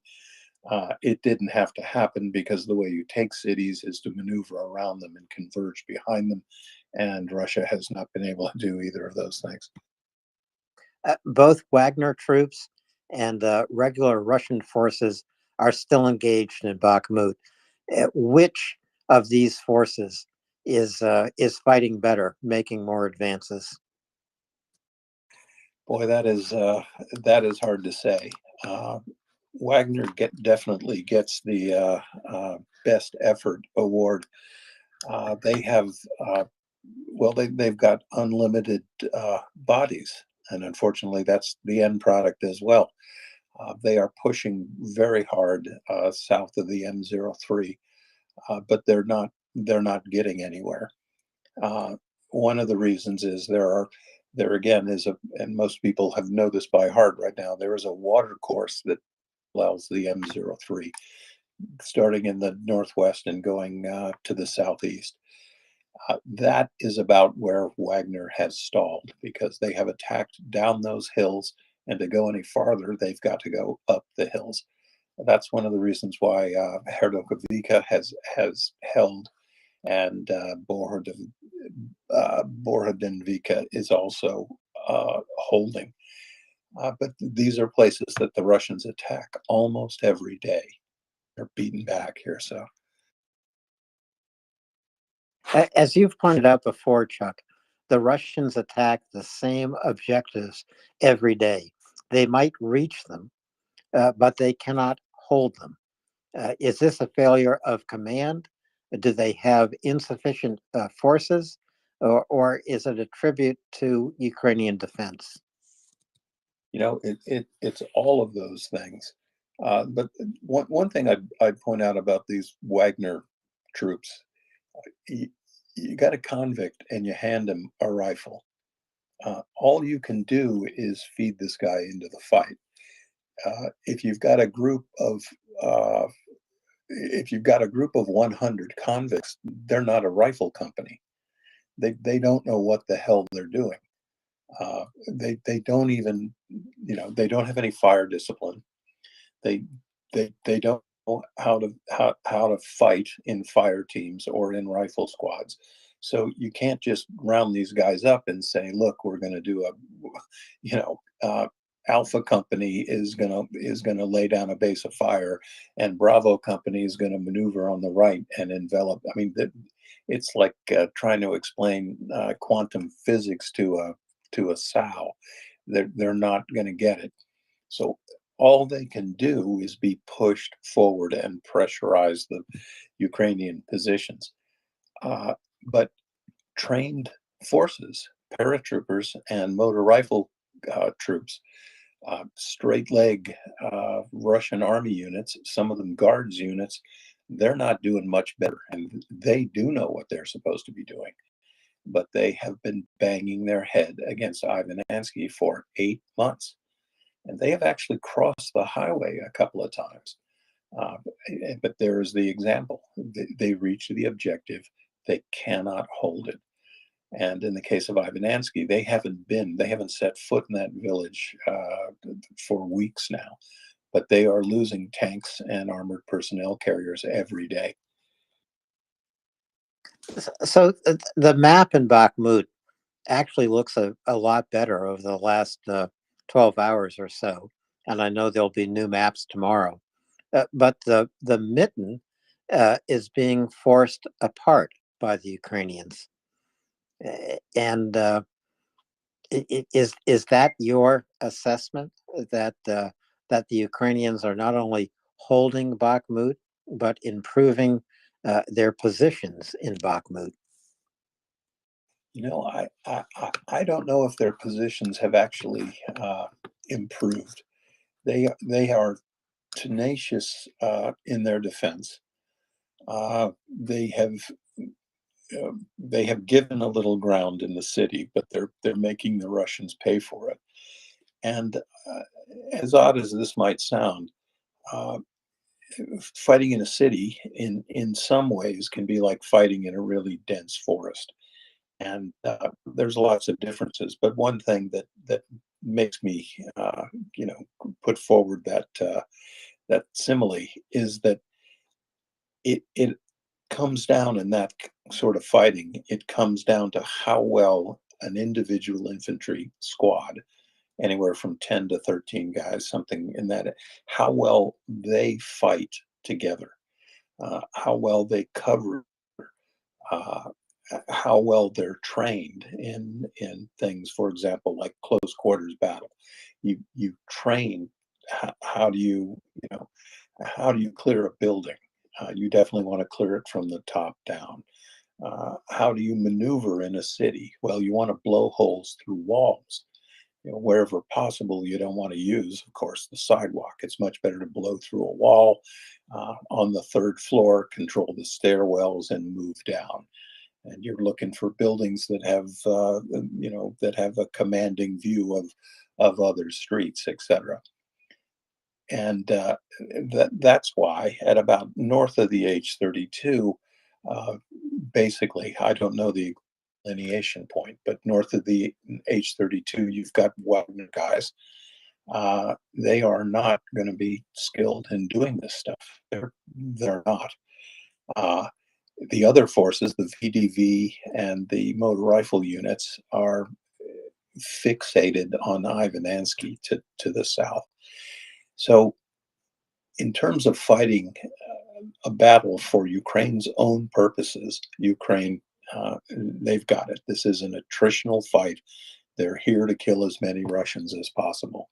They've lured them into urban combat, where what tells is the determination and the skill sets of individual rifle squads.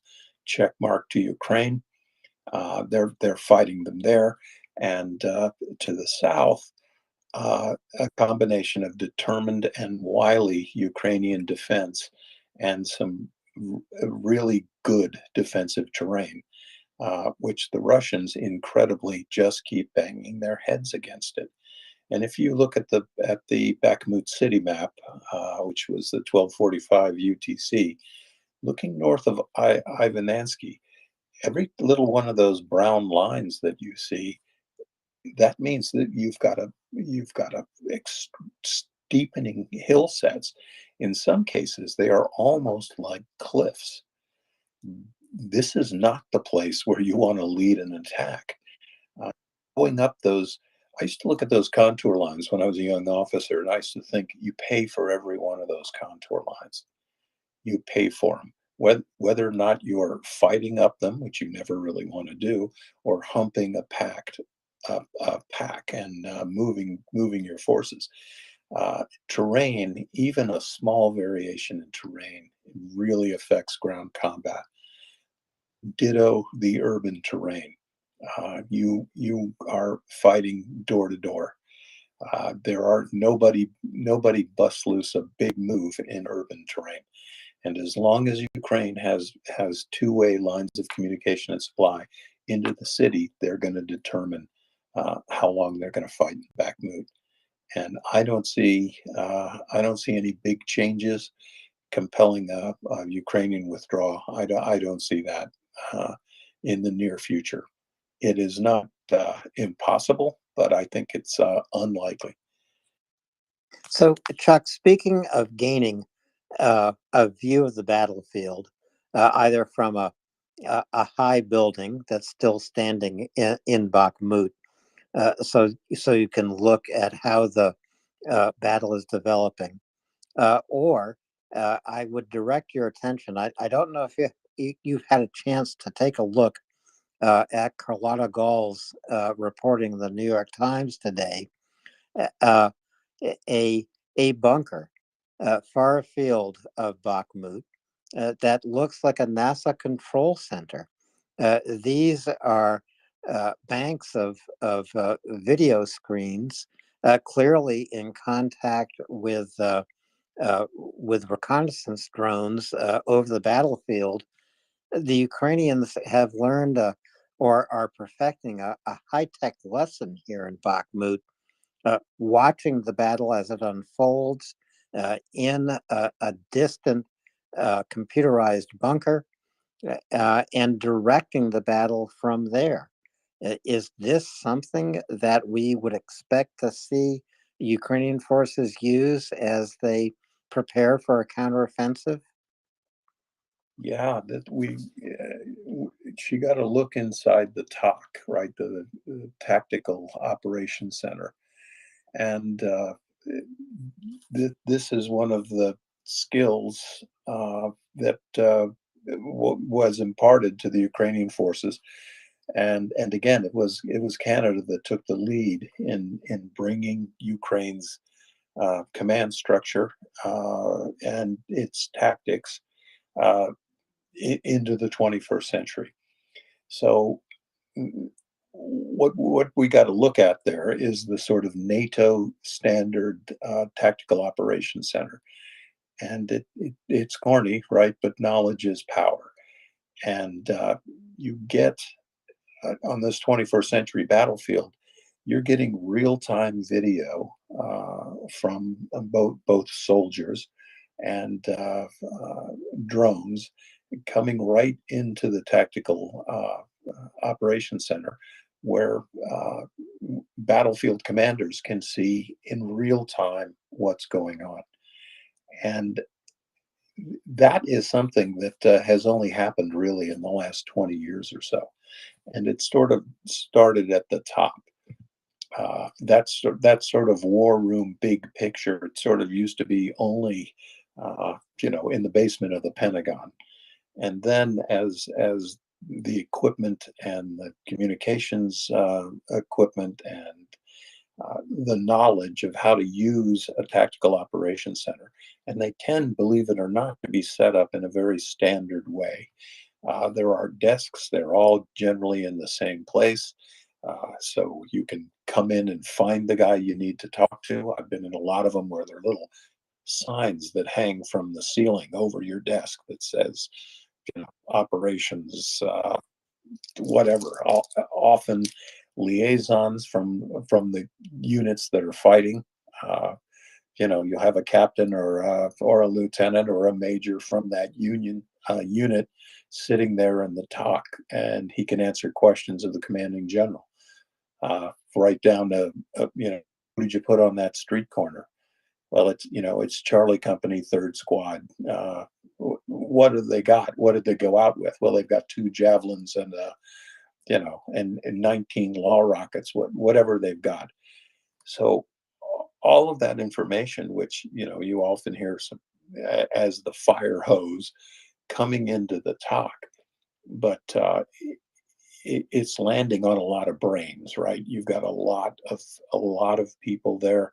They're making sure the right information at the right time in the right amount gets to the commander, so he can make good decisions here. And all of that information, sometimes it can actually be an impediment, right? You can just get overwhelmed with the information coming up from the front. You get that joke, we call it a helmet fire, too much information.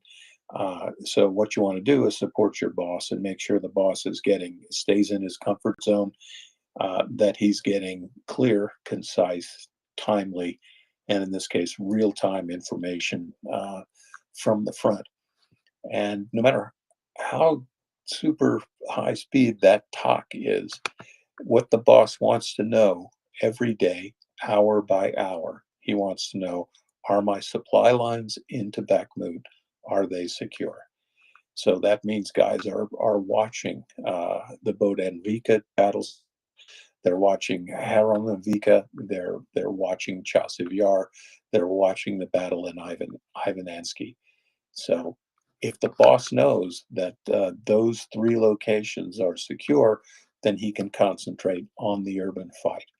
Or for our Russian listening guests, the boss can concentrate on where he's going to put the hatchet, north or south of Bakhmut.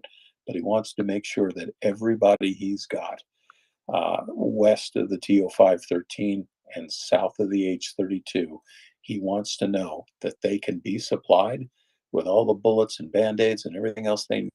And he wants to know that they can get out and skedaddle if they have to. And the TOC, or TOC, is a Tactical Operation Center. Do the Russians use anything like this, or are they waiting for satellite photos to be examined and deciphered in 10 to 14 days? You know, there are places where the Russians have set up tactical operations centers, um, but you know, it's a function of the gear too, right? It's a function of you know, do they have 25 monitors? And you don't necessarily even need the monitor, right? You can literally have uh, the giant blown up tactical map of the city.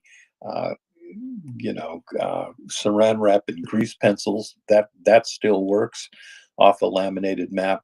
What's more important is that the information the boss is getting, you know, is timely and as true as things can be in battle. But there have been a couple of Russian command centers that have been overtaken, and none of them looked anything like the talk that we saw in the New York Times, and that's good. I'm happy to see that, and you know,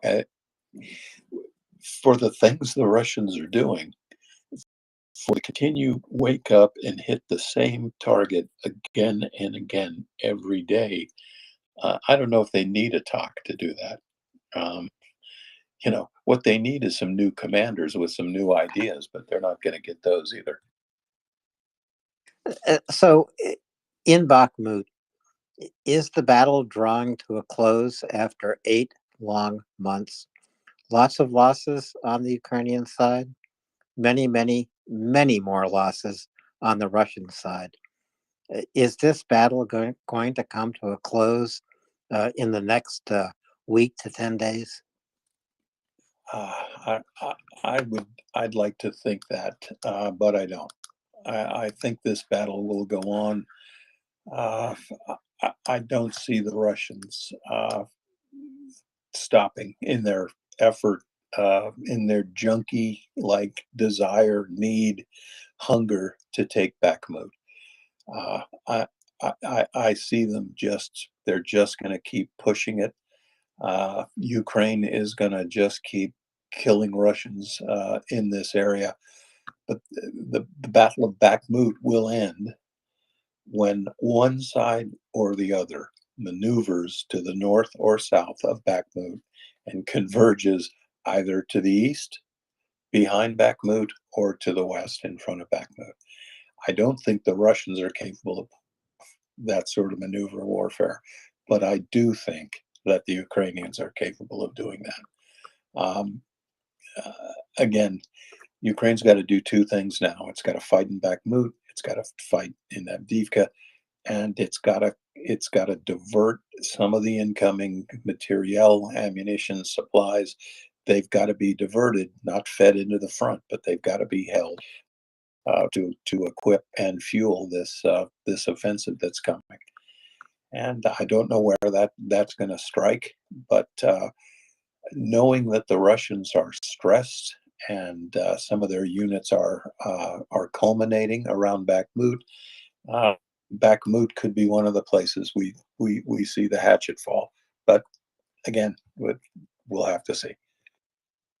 That's a perfect description of what the Russians are doing in Bakhmut, Chuck. It's a junkie battle. They are just hooked in to Bakhmut. And this is primarily because it has such political importance for Putin back in the Kremlin.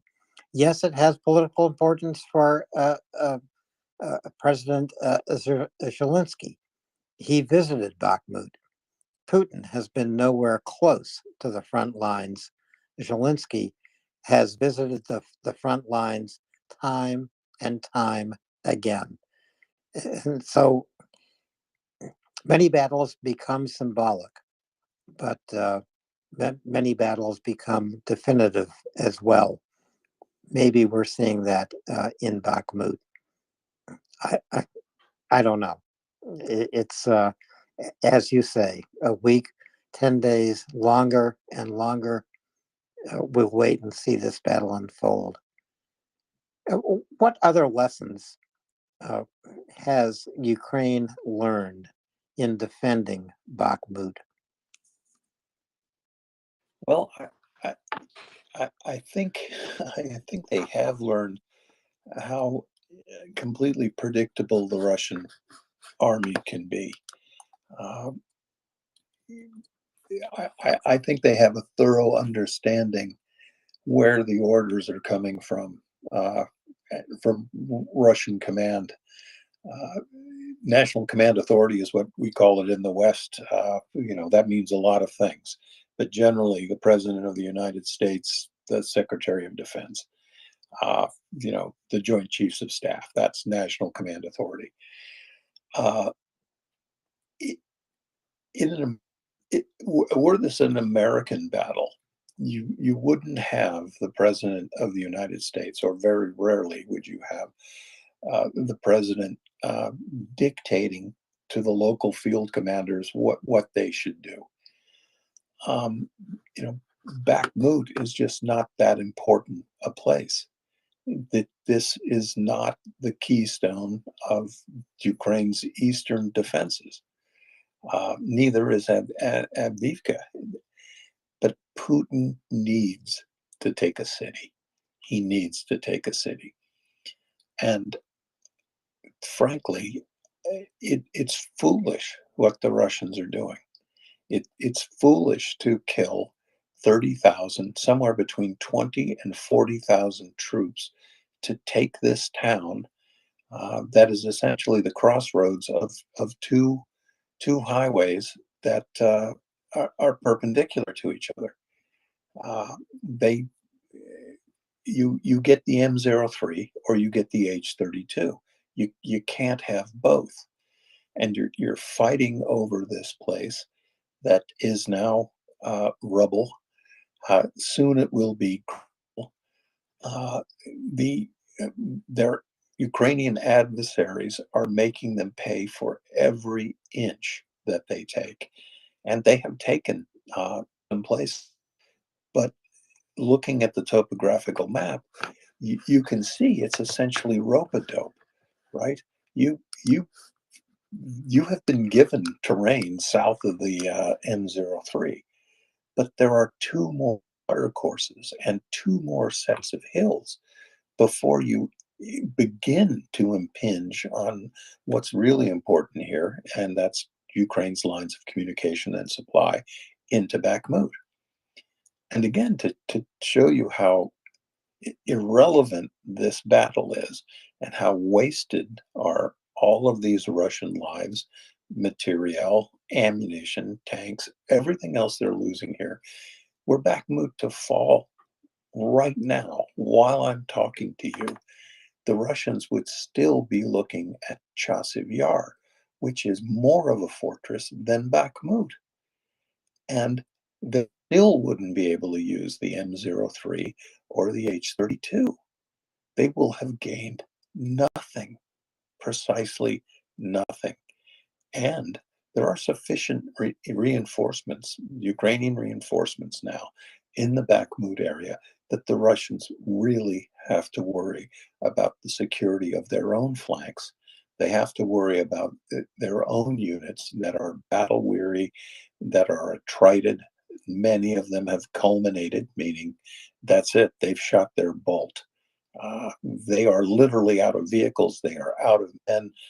Unit strength is a half, one third, one fifth of what it was before they entered into this campaign, and it's Ukraine that is dictating the pace of the battle here, and that's not the way you want to fight, right? You want to dictate terms of your battle and your fighting condition. You want to dictate those to the enemy.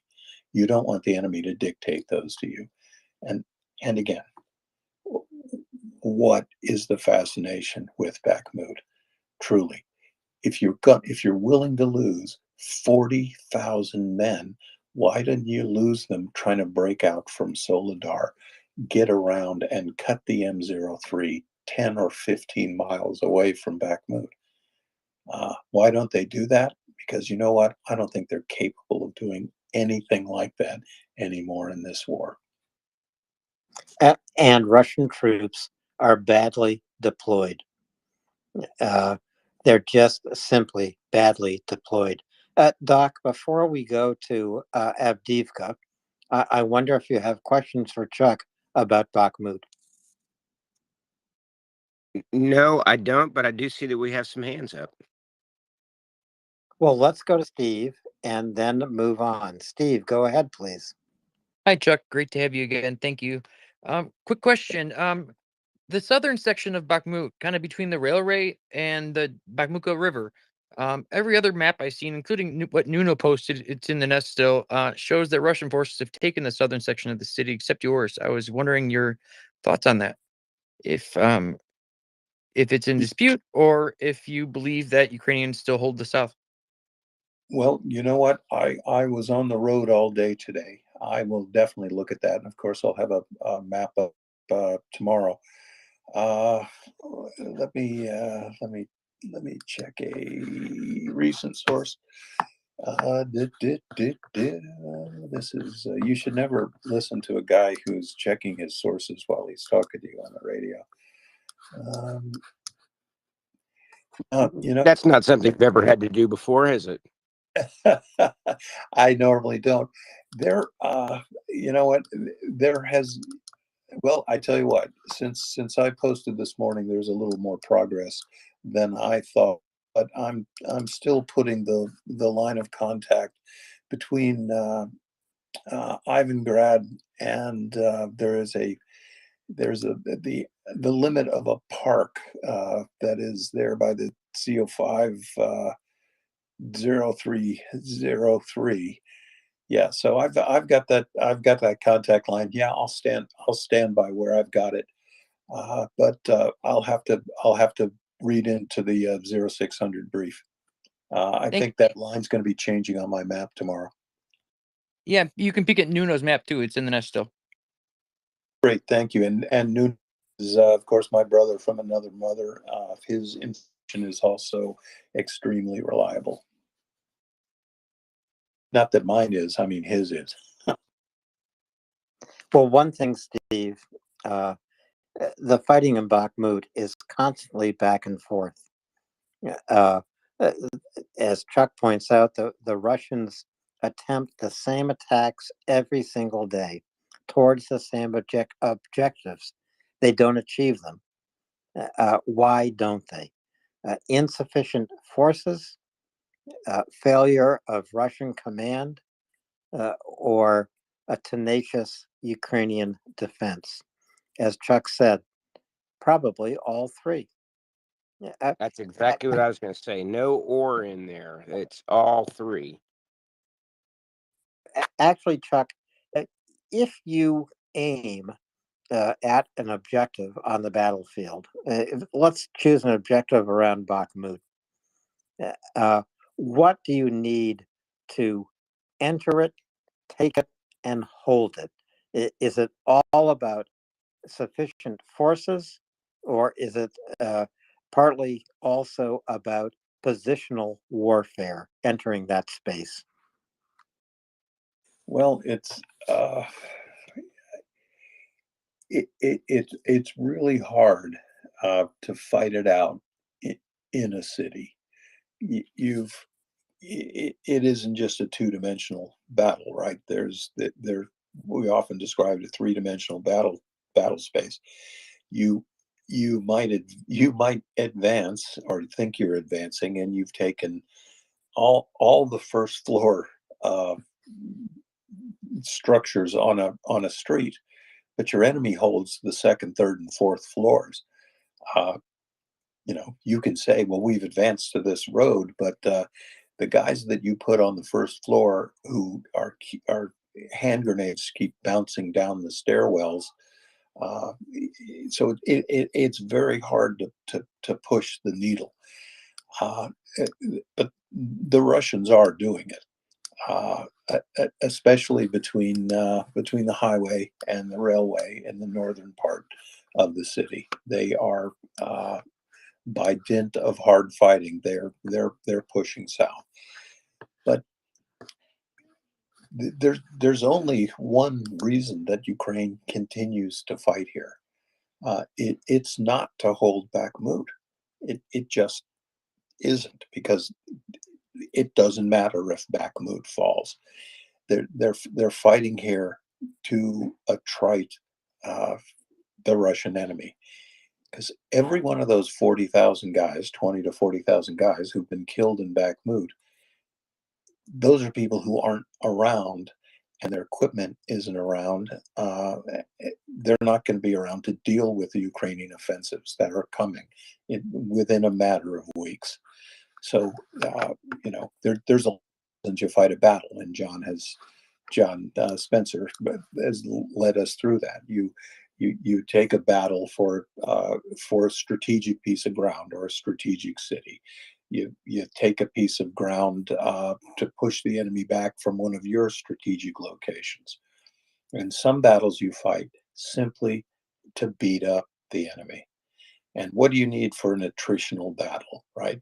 You need favorable terrain. The Herskin Forest in World War II, for some reason, late in the war, the Americans decided that they were going to take this forest.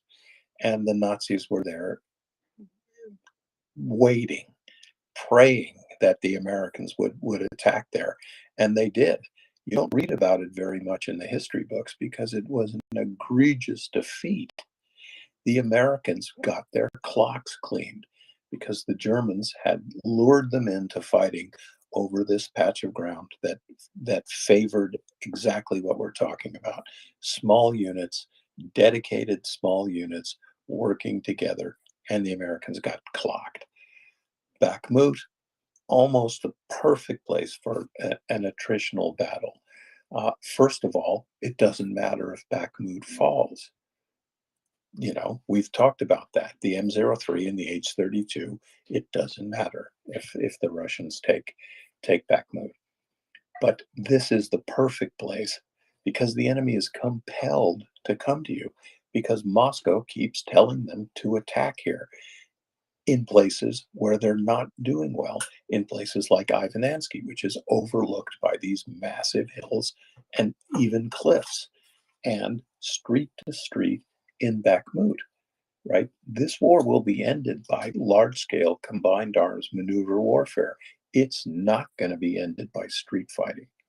But the Russians are pouring all their resources into this, as they did in Severodonetsk, right?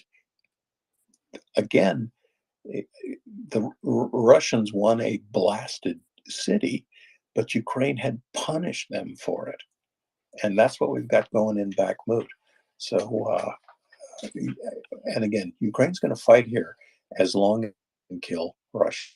And when it is no longer convenient to do so, or it is generally puts larger forces in danger, they're just going to keep doing it. And the Russians are just going to keep showing up.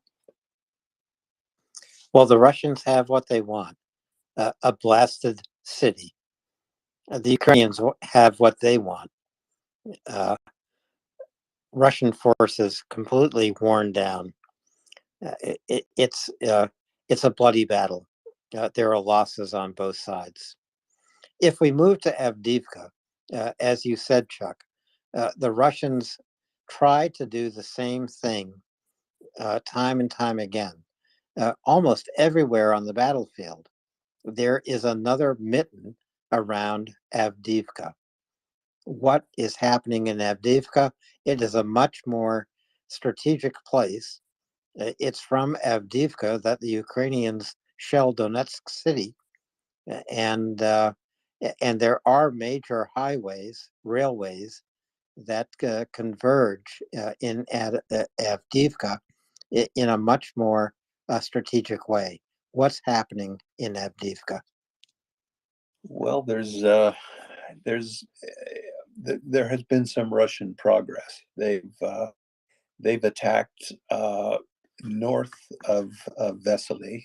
So this is an area that is north of the Donetsk airport. Over the last 3 or 4 days, well, now let's give it a week. The Russians had launched a series of failed attacks against Lestercheny and also Tonriki. they made 3 or 4 attempts on these 2 places, which are about midway up. If you think of the mitten reaching for Andivka, this extended the thumb by about twice its length.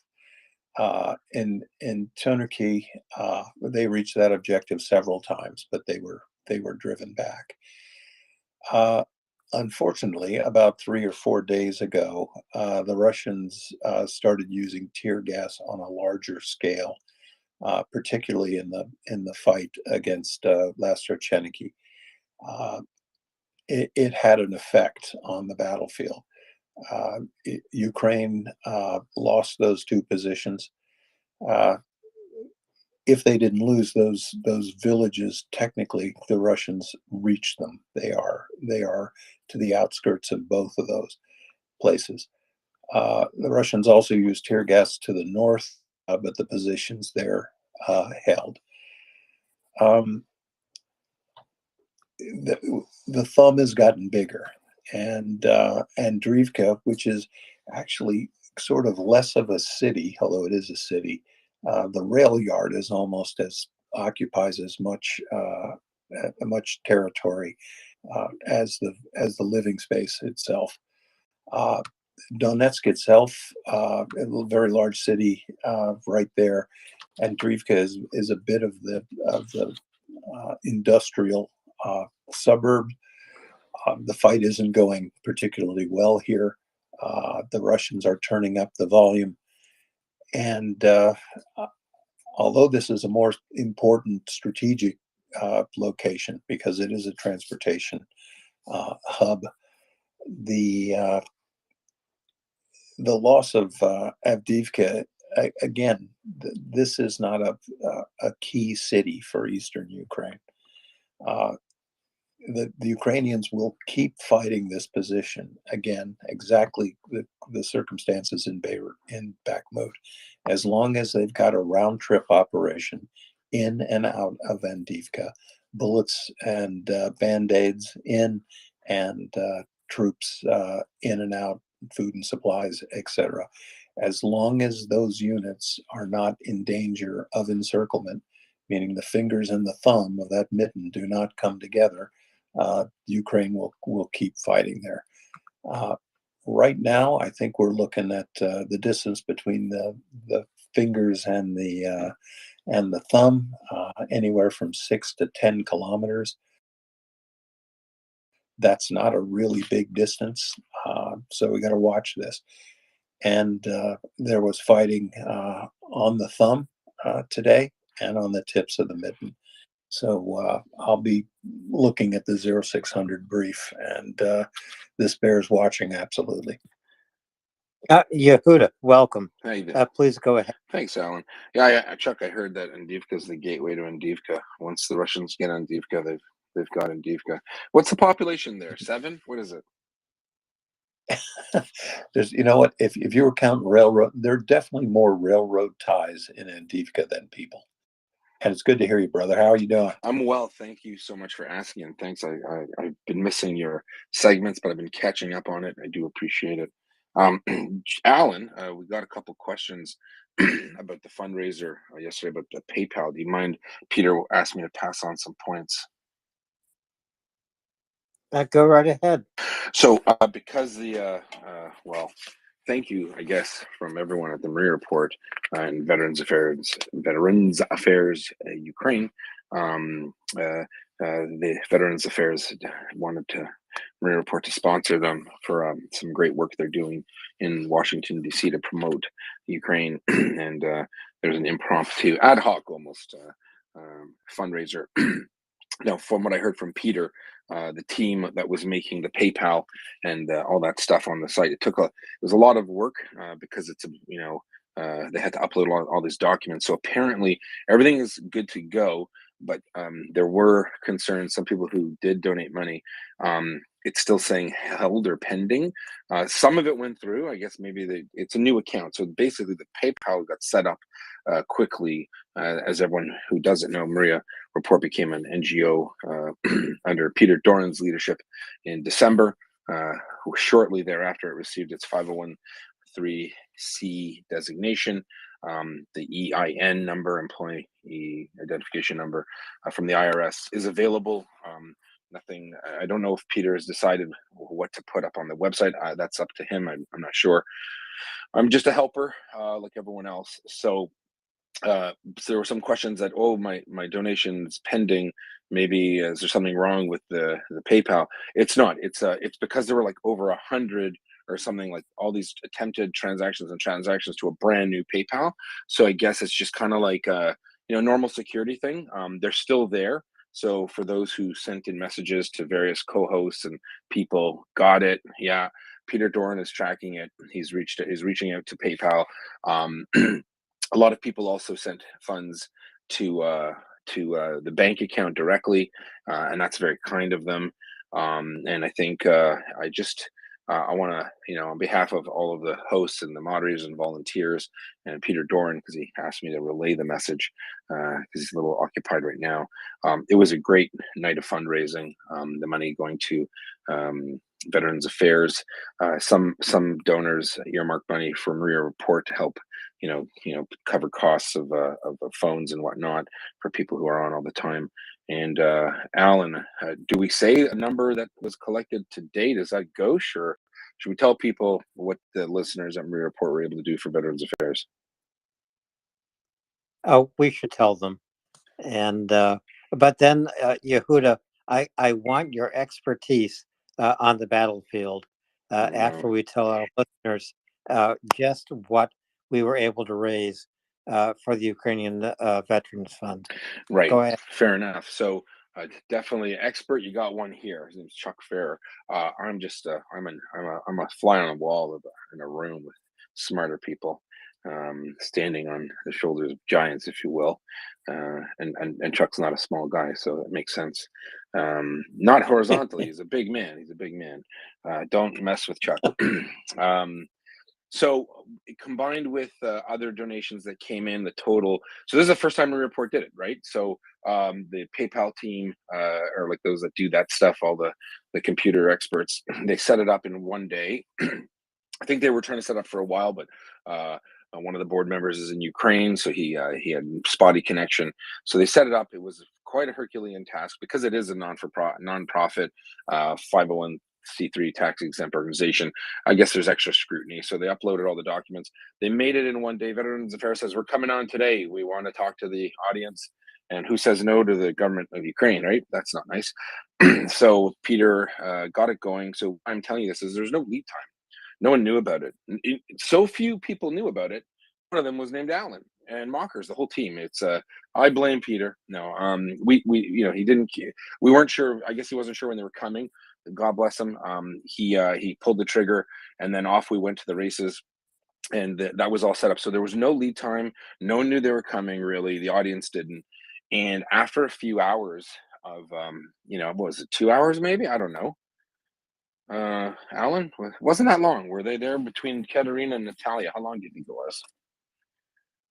Less than 2 hours. Less than 2 hours, and we raised thousands of dollars for the Ukrainian Veterans Fund. Should we say the number? Do you want to, who wants to know that what these lovely listeners contributed? 18,000. 18,000. Crazy. In total. So some of them, yeah. 18,000. And no one knew about it. And I take full credit for, no, I'm just kidding. Thanks to the team who just really jumped on it, Alan. Where no one knew. They came on, and special thanks to a very special donor who contributed a large amount. It's actually, the number was 18,900. So a mix of different things. And why I say it is I want to like encourage people. Actually, the big donor made the comment. He wants people to know because it matters, and that's a really big deal. And a special thanks to him. And it's very good.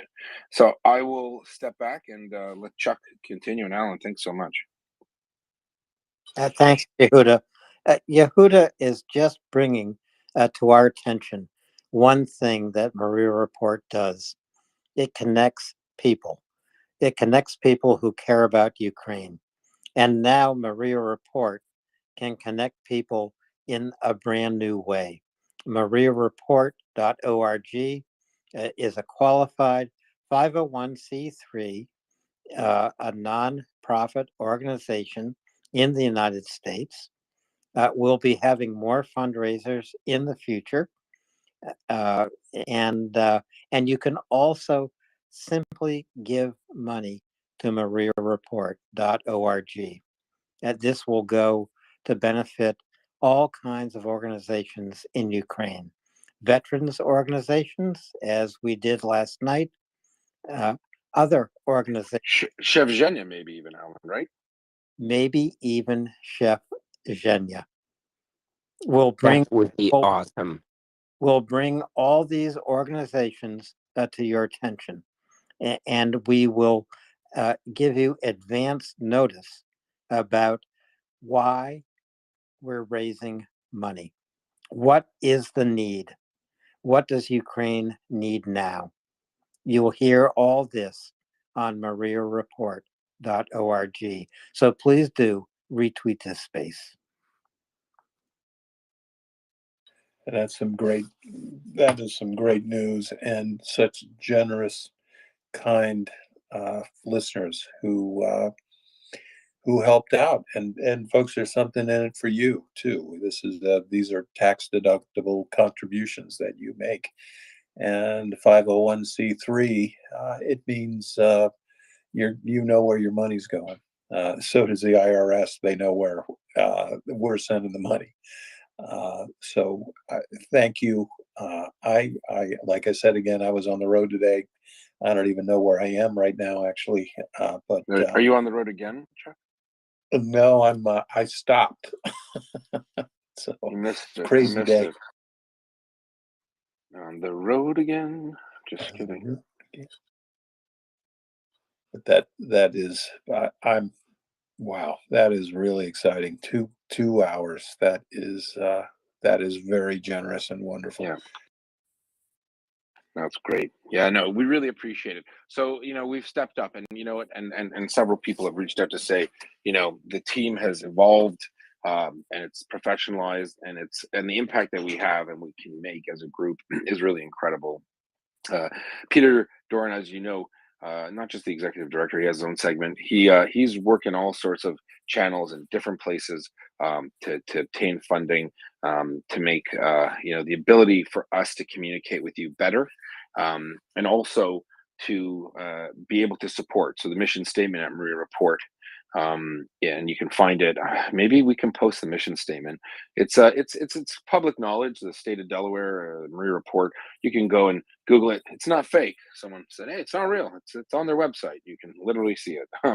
It's to support Ukrainian efforts to do the right thing, and it's a very it's very important. What's important.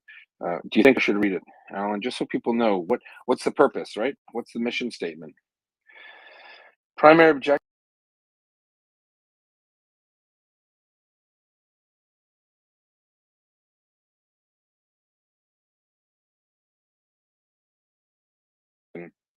So that they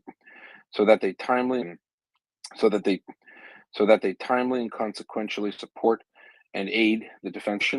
MriyaReport Inc. will facilitate and fundraise for non-lethal material support to Ukrainian first responders and defense forces, medical aid and supplies for those affected by the Russian invasion of Ukraine, material and expert assistance for the rebuilding of war-torn areas of Ukraine, direct aid to people displaced by the Russian invasion of Ukraine, training and economic development within Ukraine to strengthen Ukraine's ability to sustain its democracy and to protect its people, combating misinformation, and humanitarian aid for refugees and displaced families due to war and disasters, both man-made and natural.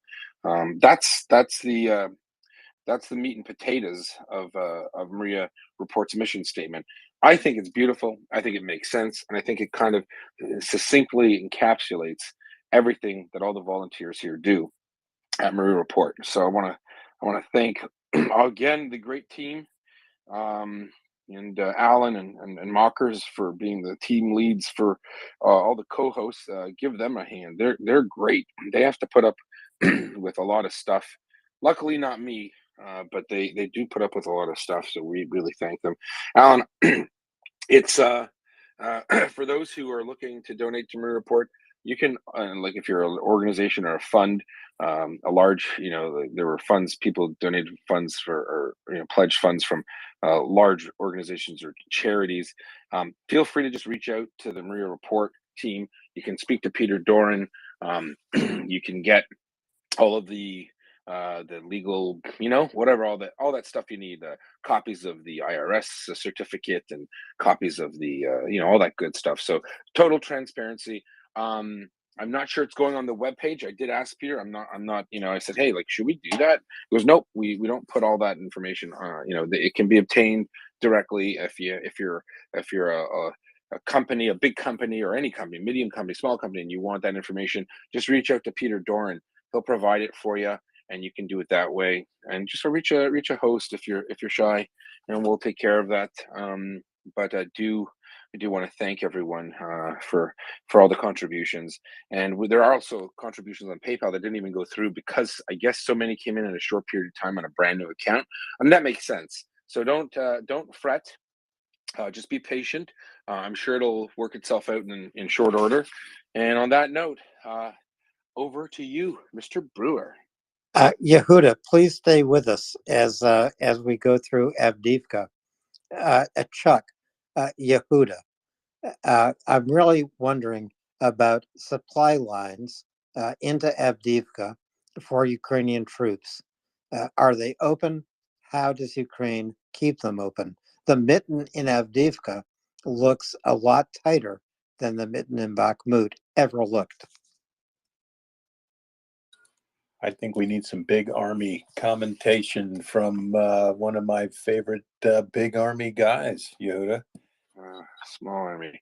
All right. So the theoretical side is if you can, sorry, paraphrase. What's the specific question?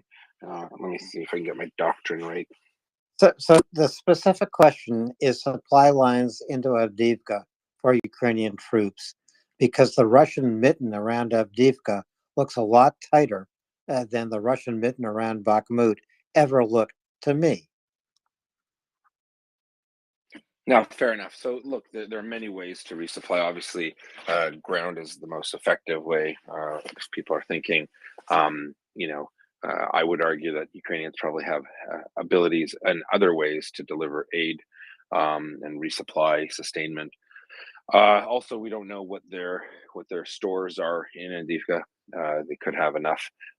This could be very much a deception to pull more Russians in and then hit them with a counter move, a strong counter move, and push them back, resupply, and let the Russians do it again. These are all possibilities. I'm not saying that's what's going on exactly, because we don't know. I'm not privy to any special information. However, we have seen the Ukrainians act very boldly in many examples where they've been able to, seemingly do the impossible. And perhaps it's not impossible, but it's just really, really, really good planning by the Ukrainian general staff. And that's what I think it is. So if you're seeing people still in a place, chances are they are prepared and sufficiently sustained in order to do what they have to do. Remember, every Russian offensive is usually stalled because they run out of steam. They just hope they get far enough to do something, and then the Ukrainians counterattack, or they conduct what we call counter moves, because they're they're quick in rapid succession after the Russian attack. So those maps, they move, they come and go. We don't know how accurate those maps are, and we don't know what the Ukrainians have in store. But the bottom line is concentration of force, economy of effort. Ukrainians are really good at it, right?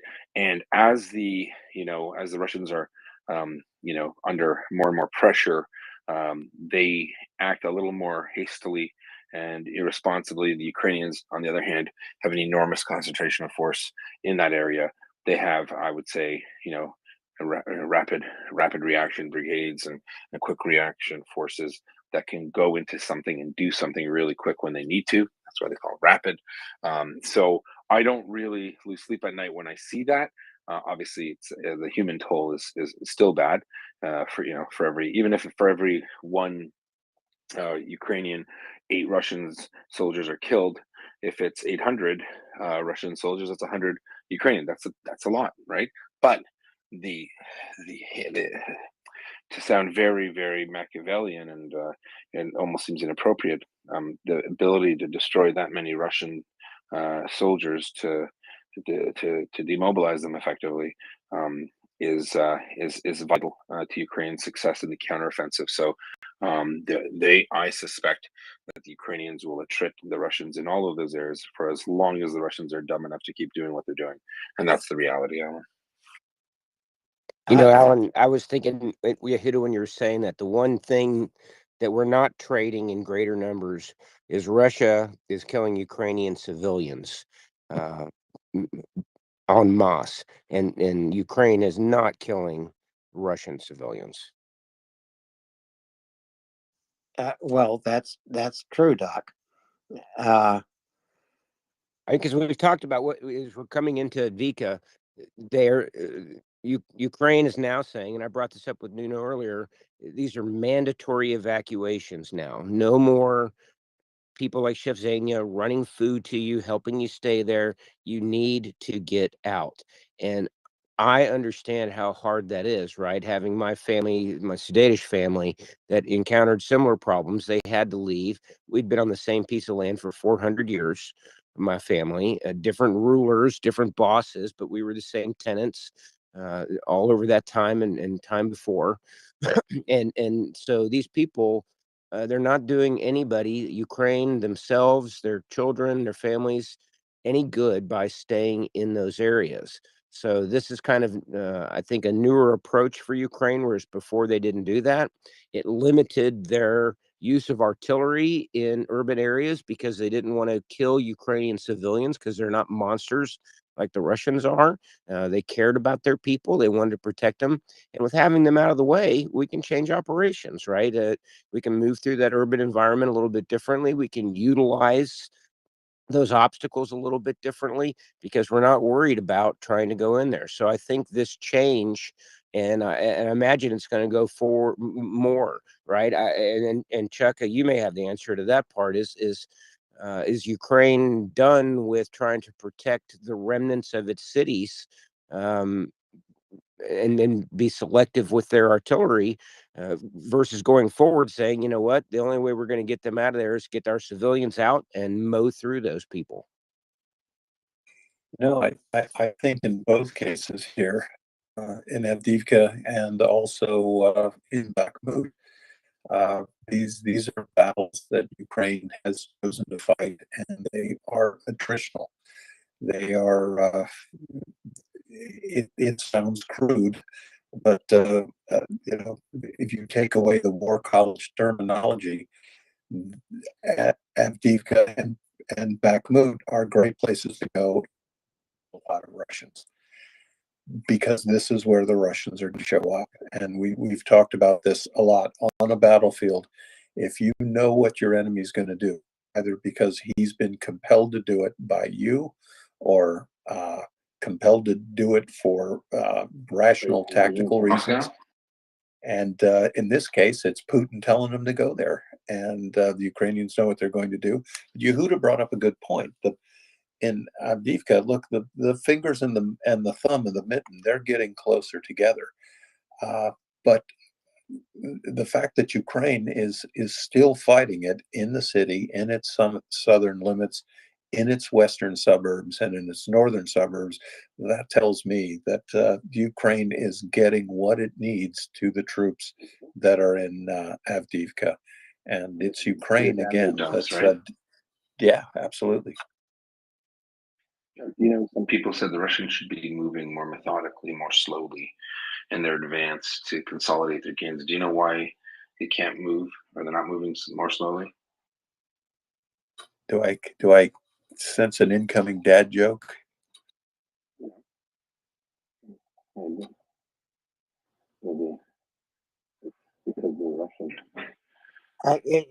Yehuda, your audio is really, really faint.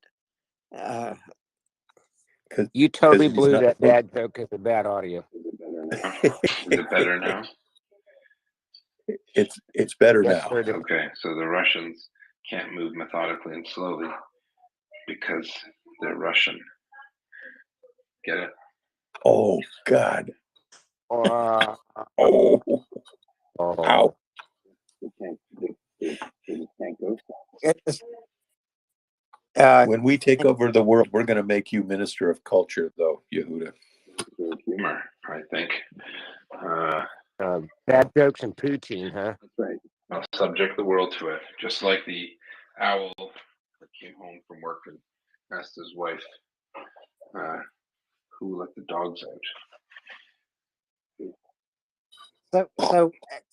Chuck, I want to focus on a very small part of the Avdiivka map, and this is around Pervomaysky. It's up the M30. This is west of Donetsk. Uh, it's southwest of Avdiivka. Why do I want to focus there? So the Russians are attacking there, and yet there is a waterway to their north. Why are they trying to move up the M30 here? Is it a significant attack or an insignificant attack? Well, you gauge the significance of an attack basically by its success, right? And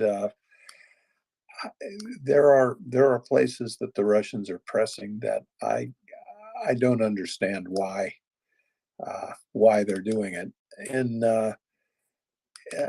In the case again southwest of the city, there's the M04 waterways to the north. They have attacked at Pervomaysky. They've been trying to hit that. They have actually gotten as far as Netelove on several occasions. The latest battle maps have them pushed back. Also, the attacks on Pervomaysky also failing. Why there are these spaced out attacks is the Russians are hoping that attacking in many positions other than the thumb and the fingers, they're going to force the Ukrainian defenders to disperse so they can meet all of these varied attacks. Ukraine is pretty smart, realizing where the critical areas are, of course, between the fingers and the thumb. You don't want to have them converge, and you don't want to have your troops having to fight their way out of Avdiivka. But again, as the Russians advance, either the thumb or the fingers, they become salient, and I say that all the time. That don't think salient, think thing that's hanging out too much. For example, the thumb, which is pushed up from Opitane all the way up to Tonerkey, the longer that thumb gets, the more likely it is that it's going to be cut off. So those are the reasons, for example, that Russia is trying to push up the M04. And as as Alan's pointed out, again along the M04 with a waterway directly to its north, I don't really know, what's in it for the Russians. They don't seem to do things that make any sense. There's a lot of times in this war, I can't figure out what's going through the heads of the Russian commanders because there isn't this two-way loop going to the Kremlin and back. You don't have a political leader who is delegating military authority to his military leaders. Putin wants Avdiivka, and he doesn't care about anything else. He wants Bakhmut. He doesn't care about anything else, and that's good for Ukraine because Putin doesn't want to hear of a large combined arms maneuver warfare endeavor that would surround Bakhmut. He doesn't want to hear it. He wants to hear that people are fighting in Bakhmut and they're going to take it. Same ditto with Avdiivka. But these are both places. Avdiivka has actually been the front line for years now. Bakhmut, 8 months minimum. So somebody started this war as a superpower, right? They're no longer a superpower. They might not even be a regional power. The fact that Ukraine is still in possession of Avdiivka, the fact that there is no encirclement of Bakhmut, it hasn't happened. Again, as Doc pointed out, it's a combination of Russian incompetence, target lock on both these cities, resourceful, adaptive, improvisational Ukrainian defense, and Ukrainian command that is looking at fighting not positional battles in these two cities, but looking to attract the enemy.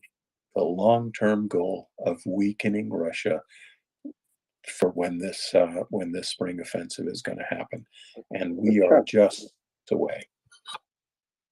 Chuck, I mean, what you're saying doesn't make sense to me because recently I heard the Russian foreign ministry announced that it's willing to have peace. It just Ukraine has to meet a bunch of conditions, and that is to recognize the new reality of territorial, blah blah blah, meaning Russia's annexation, that removing neo-Nazis from Russia, from Ukraine. It was a litany. It was a huge laundry list of stuff. And gosh, if I read it, if an alien came down from outer space, um, Mark Zuckerberg would say, "Hello." No, if an alien came down from outer space, they might think that Russia's winning this invasion, this war. It's just really strange to me because is this just more delusional talk from Russia? Because I don't think that they're in a position to dictate terms. What do you think? No, they're not in a position at all. And who would a diplomat talk to? Lavrov, who was saying up to 20 minutes before the full-scale invasion that it wasn't going to happen. And right, you'd think Russia was winning this, but you know what? Every day they don't win it, they're losing it. And they've already got widespread disaffection in their ranks. 38% of the vehicles they drive into contact with Ukraine get abandoned with their windshield wipers going. They're not going to win this war. They just isn't going to happen. And we're going to see Russia reeling backwards in this spring offensive. And we're going to all realize and see the battles of Avdiivka and Bakhmut, they will be completely irrelevant. And positional battles around these cities are going to be complete moot because Ukraine is going to maneuver around them. And it's going to be Russia that is going to be trying to improvise a counteroffensive, and they're not going to be able to do it, folks. They are not going to be able to do it. We saw a dress rehearsal for Russia's response at Vuhledar. So, Chuck, I saw reports today that Ukrainians had blown a minefield in Marianka. Blowing minefields can sometimes be a signal that a counteroffensive is in the offing, or it could be misdirection. We blow a minefield in Marianka, we strike someplace else.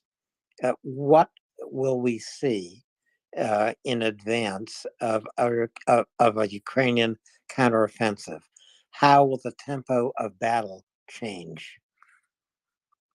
Well, we were talking about this the other night, and we're going to see deception on the part of the Ukrainians.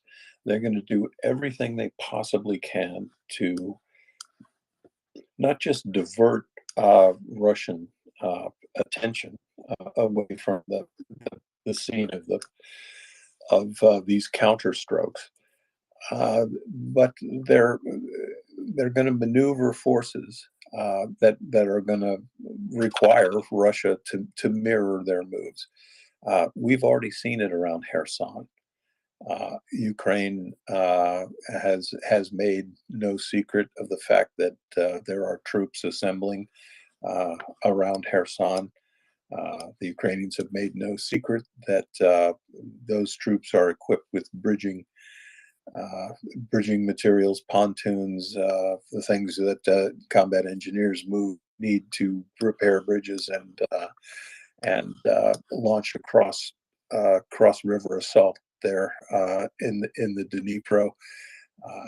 That necessitates Russia to move forces of Melitopol, where we've all talked about they become militarily irrelevant. And I don't think when this offensive opens, it's not going to just happen in one place. It's going to happen in several, maybe more, maybe 4, maybe 5.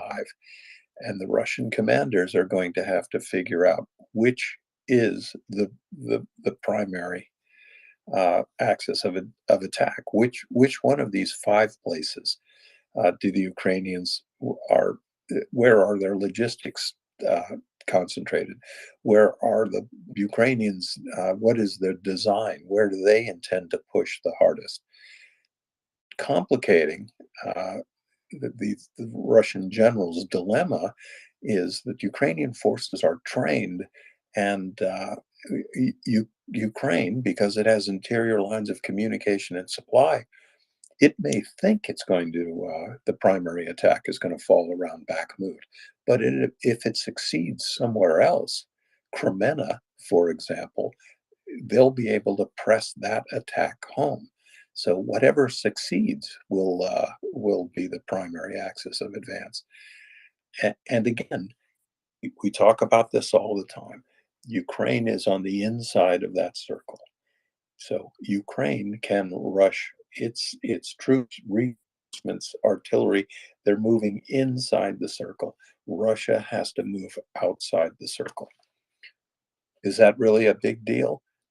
Yeah, it is. Because even if the road difference is just, let's say, 25 miles or 30 miles, you drive down the interstate at 60 miles an hour, you go, that's a half an hour. Cross country 30 miles, that could take you 2 days, right? That could take you a long time. The only people who have moved that fast in this battlefield were the Russians getting their butts kicked in the Kharkiv offensive. Then they moved with a clarity. They were moving 30 and 40, sometimes 60 kilometers in a day. That's how fast they ran, because they're brittle.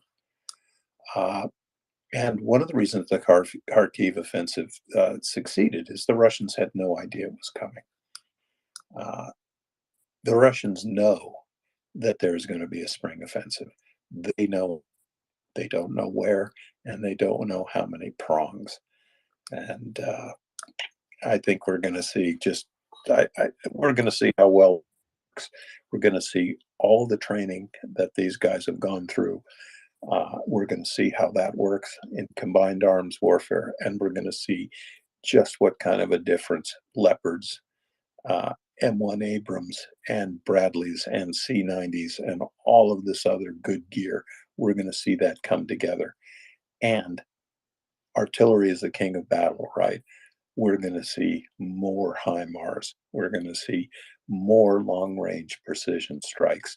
And these things are going to unhinge the Russian rear, as will mass risings of Ukrainian partisans, not mass risings, key strikes on key logistic nodes, and also operations against Russian command centers. It's going to be a tough, long summer for the Russians. Yehuda, go ahead, please. Not going to be a summer of fun, is it, Chuck? I could barely hear you there, brother. Oh, it's not going to be a summer of fun, I suppose. No, it's going to be the endless bummer. So they don't. You said they don't know how to do what they're doing, so they don't know much. But I know they love dismounted infantry platoon attacks against really bad positions for them to attack, and frankly, that may be all there is to know. Chuck, I have a question from the audience. I don't know if you know what I did there, but I did. No, I didn't. But you know what? I think there's a bandwidth problem at the higher levels of Russian command. I don't think I don't think they're going to be able to handle what it's going to take to mount counterattacks at 3 or 4 or maybe 5 positions along this entire line of contact. I don't think they can do it. 100%. That's why I said they don't know much, but they know they love bad attacks, and that may be all there is to know. And just think about it for a second. And in the meantime, I'm going to ask a question to Chuck from one of our great listeners. He says, ask Chuck if he saw the Miley/Austin hearing where Miley said Russia was getting hammered. To change a tune, perhaps, by General Milley. Did I say Miley? Oh boy, I came in there like a wrecking ball, apparently. Not Miley. He was Miley before, now he's Millie. He was silly earlier, saying weird things, but yeah, don't go chasing waterfalls, Chuck. Go ahead. Yeah, I noticed that today. Again, I was kind of on the road, so but this is something that we've been saying for a long time here, and I was glad to hear you read the mission statement, because what we try to do here is give you the best information and analysis that we can from the battlefield, with a lot of good military brains, Yehuda included, but guys like John Spencer and General Hodges, General Mick Ryan. You don't have to listen to me, folks. Just tune into the 4-star generals. And they've been saying the same thing. This war is going badly for Russia. It's going badly. And the fact that daily we talk about battles in 2 essentially irrelevant places, that is great for us. That is great for us. I am thankful every day that Vladimir Putin thinks in charge of this war, because he isn't fighting it well. And this was his idea. It isn't going well. He started out this war as a superpower. He now tries to remind everybody every day that he is still a superpower, but it's not happening. Now there's some hands. I guess no one got my reference about not knowing much, but know I love you, and that may be all there's to know. I thought that was cute. I guess no one else did. It was cute. Is that what is that? Mole, I think. Like a wrecking ball, and I think there's a wrecking ball on your audio, Yehuda. You're coming in and out. But let's go to Dan for a hand, and then we'll move on. Hey guys, solidarity from Albuquerque. Great to hear. Welcome. Is that the new food in Albuquerque? That's the newer one. Quick observation. It's been pointed out that Ukraine has a tremendous tactical advantage with the night vision, and certainly this is going to be incorporated into any offensive that that could be coming. With that in mind, the next new moon won't be until April 19th. How much do you think this plays into operational guidelines as to when the next offensive might happen? After that, it won't be again until May 19th, which gives Russia quite a bit of time to receive more and more shipments from Iran. With that, I will step back and hear what you guys have to say. Ooh, Good, good points. Love Albuquerque, by the way.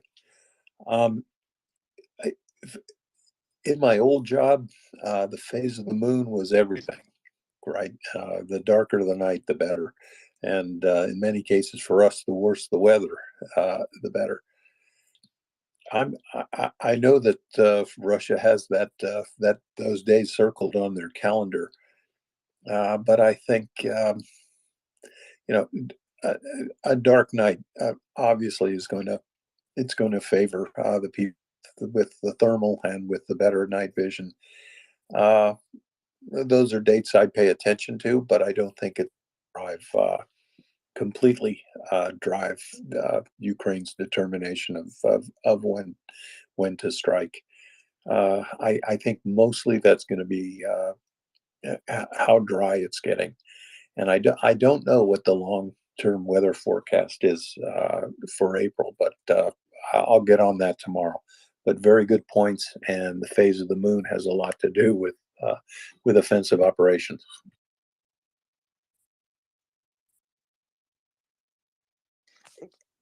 So, Chuck, I'm wondering if you looked at the log jam, the traffic jam between Mariupol and Melitopol.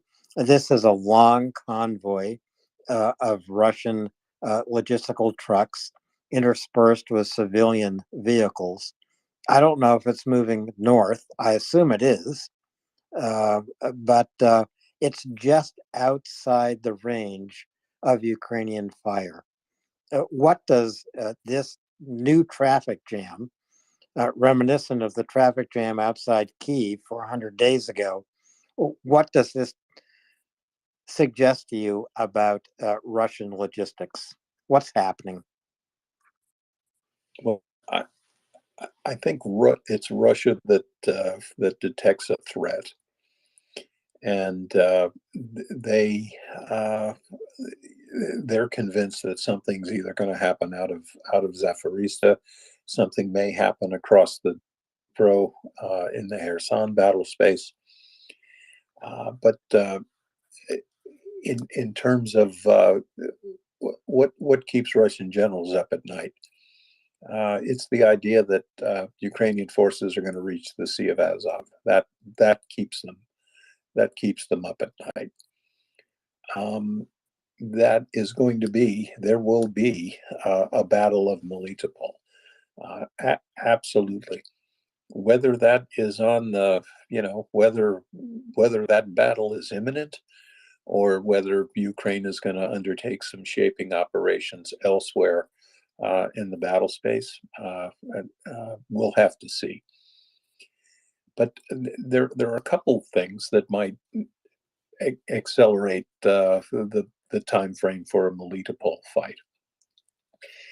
Everything that Russia is going to put to defending Melitopol has got to come a pretty long way from Russia by road, or there are shorter distances. It can come from Crimea, but there's only two roads again, the M17 and the M18.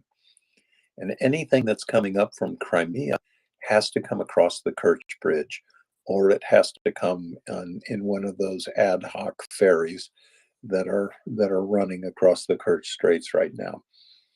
And we've talked about, and General Hodges himself has brought up, Crimea is this big place hanging by three slender threads.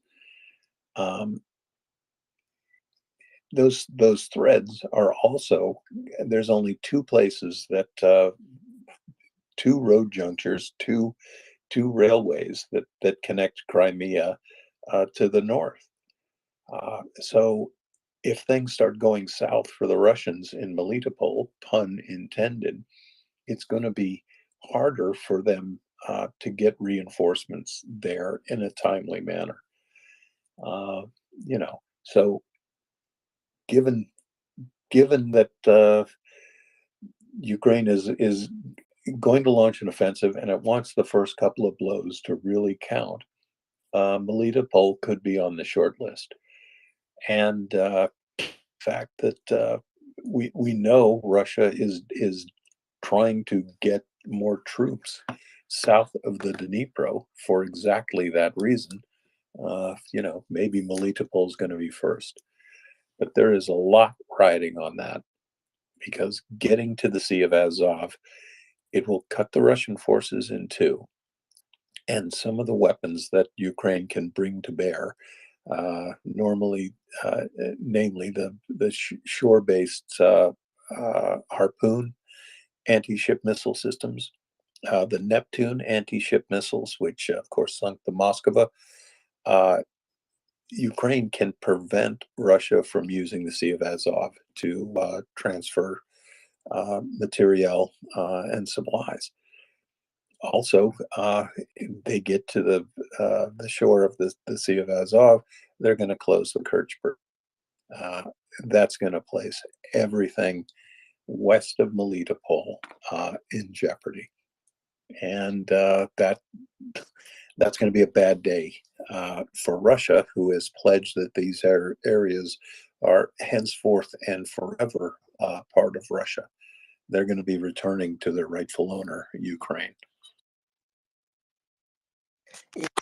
Essentially, Ukraine can focus on cutting Russian logistical supply before launching any counteroffensive.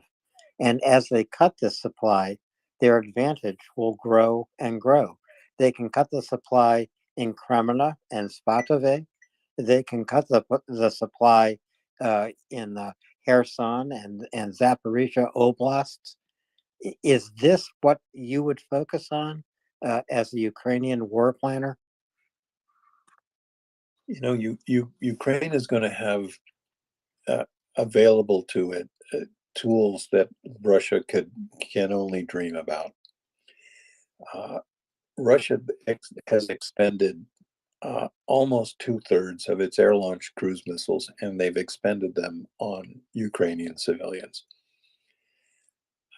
The reason that they only one example here in the last 4 or 5 months has Russia actually used cruise missiles in a tactical way on the battlefield, and that was around Avdiivka. And that didn't exactly move the needle there, but it was noteworthy because they actually conducted cruise missile strikes there.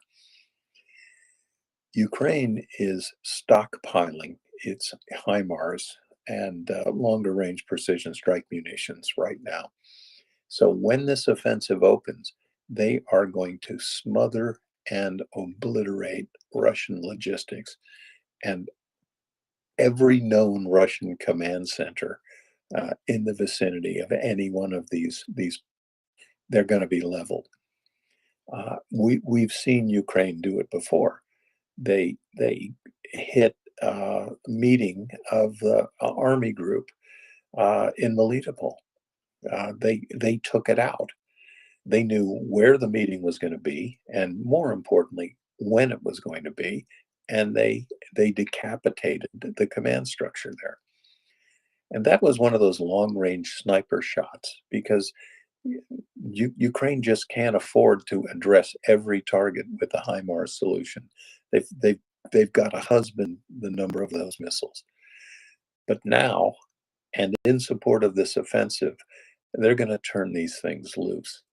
And the Russians are going to be trying to fight at the front, right, at the zero line, with their rear echelons and their command structure in absolute chaos. And I expect that Ukraine is going to make a lot of progress, because Russian soldiers do what they're told, right? They do exactly what they're told. They don't exceed their orders. And when you don't tell them what to do, they run. And we've seen that in Kharkiv. We saw that also in Kherson, where it pretty much became every man for himself across the Dnipro River. The principal thing right now, I think, that Ukrainian war planners are looking at, these are the things I'd be looking at. Where is Russia least well disposed to meet an offensive operation? What places on the entire line of engagement, where are forces not in positions that are mutually supportive? Where are places where their logistics are not functioning well now? This comes into it too. Where on the battlefield are their troops exhausted? Where have they been fighting for a long time? Uh, where are the command centers that I could hit? Where is the terrain going to favor me and not? Where are some places that won't afford strong defensive uh, topography to the Russians? So you you want all of those things to come together. So if, for example, there was a place on the battlefield where I thought, okay, I'm going to have to assault this series of hills, but intelligence is telling me here's the higher echelon headquarters for this area, right down to the company level. I know where every command center is. I know where every major ammunition depot is. I know where the artillery direction is coming from. I know that their logistics are stressed here. Then it might be worth fighting, fighting uh, fighting in less advantageous terrain if I could prepare the battle space by taking out the enemy's command, destroying his ammunition supplies, uh, blowing the bridges in his rear, all of those things. And then I could just say, well, look, I've got that over here. What a great way to start this offensive off. Hit this place, uh, get Russia to react, get Russia to force itself to move on these exterior lines, all the momentum it's going to take, and then you hit them somewhere else. So for all of these reasons, this coming offensive, it's really going to be the beginning of the third act in this war. And I think there were 4 acts in this war, not 3, but the beginning, the third act, and we're going to see it get pushed back. Whether that's going to be in the Dnipro watershed, or up around Bakhmut, or even around Andivka, we'll have to see. Chuck, we have some hands for you in Alan? this order.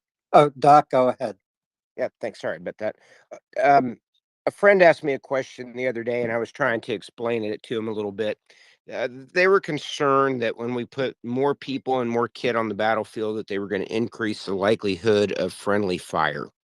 And I was trying to explain that from my experience, while there is an inherent risk to having more people in a closer space with a lot of weapons going on, there's also better command and control, right? Because the IFVs, the Bradleys, they're talking to the tanks, they're talking to these units. And since they're formed around the tank, the IFV, and the infantry that's there to cover, that a lot of situational awareness probably actually increases over where it is now.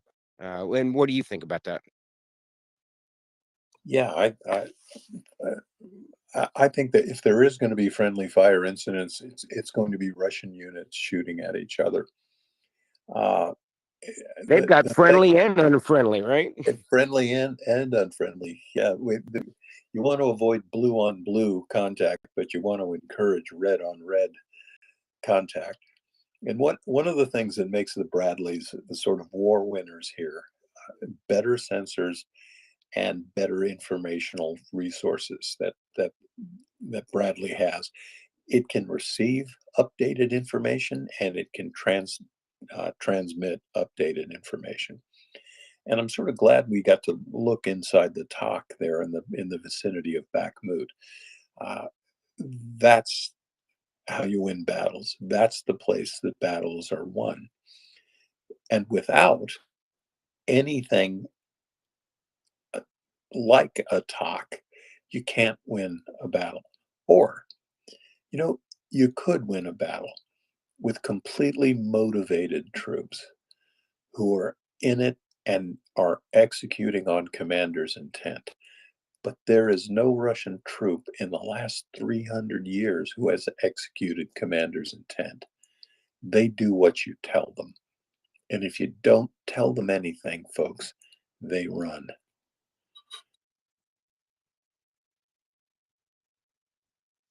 Yeah, I think you're right. Alan, do you have the order of hands?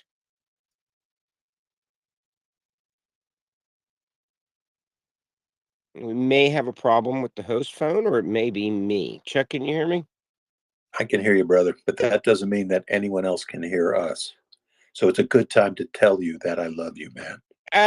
I love you too, brother. More than you would even know. And I got to say that your microphone is sounding exceptionally well tonight. Well, you know I was in a complete panic because I couldn't get it to work. So, yeah, here we go.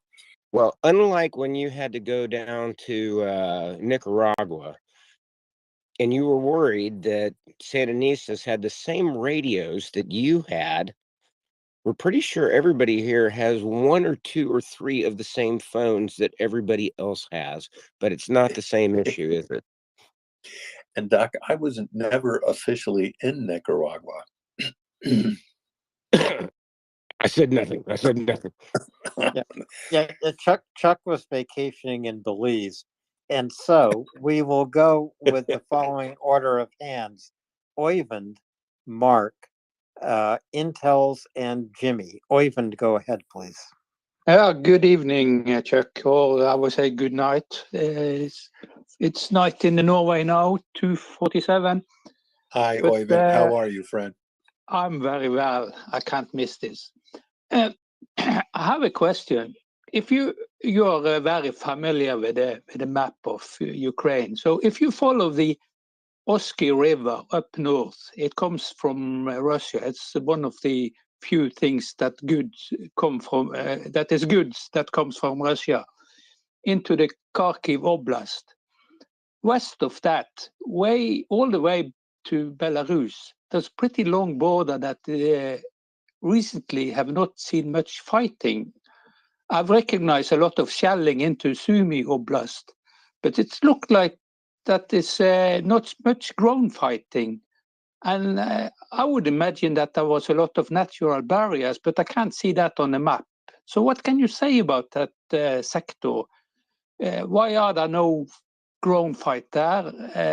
And how prepared are the Ukrainians? And who are on the Russian side there? Can you tell us anything about that sector? Well, it has been very quiet. This is exactly the sector that the Kharkiv offensive drove the Russian back. Russians did, some broken units did cross into the border, moving to the northeast, but a lot of them were driven west. Anytime there's a quiet section of the front, it always bothers me. But I would say this. Of course, you don't know. You never want to underestimate your enemy, and you never want to say the enemy can't do this. But I don't know how much of a real threat there is from the Russians attacking across the border into Sumy, or attacking Kharkiv again, cross border. Not that they wouldn't want to do it, but throughout this war, Russia has not been able to concentrate forces without Ukraine knowing about it, and they have not launched a single move in the last 15 months that has been a surprise to Ukraine.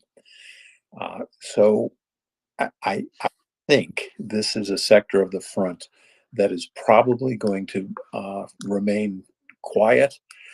And I say that because for Putin, he wants to hold on to Luhansk, he wants to hold on to Donetsk, and he wants to maintain his land to Crimea. So I don't see, and again, don't. It is very dangerous to predict something your enemy isn't going to do. That's a sucker's bet.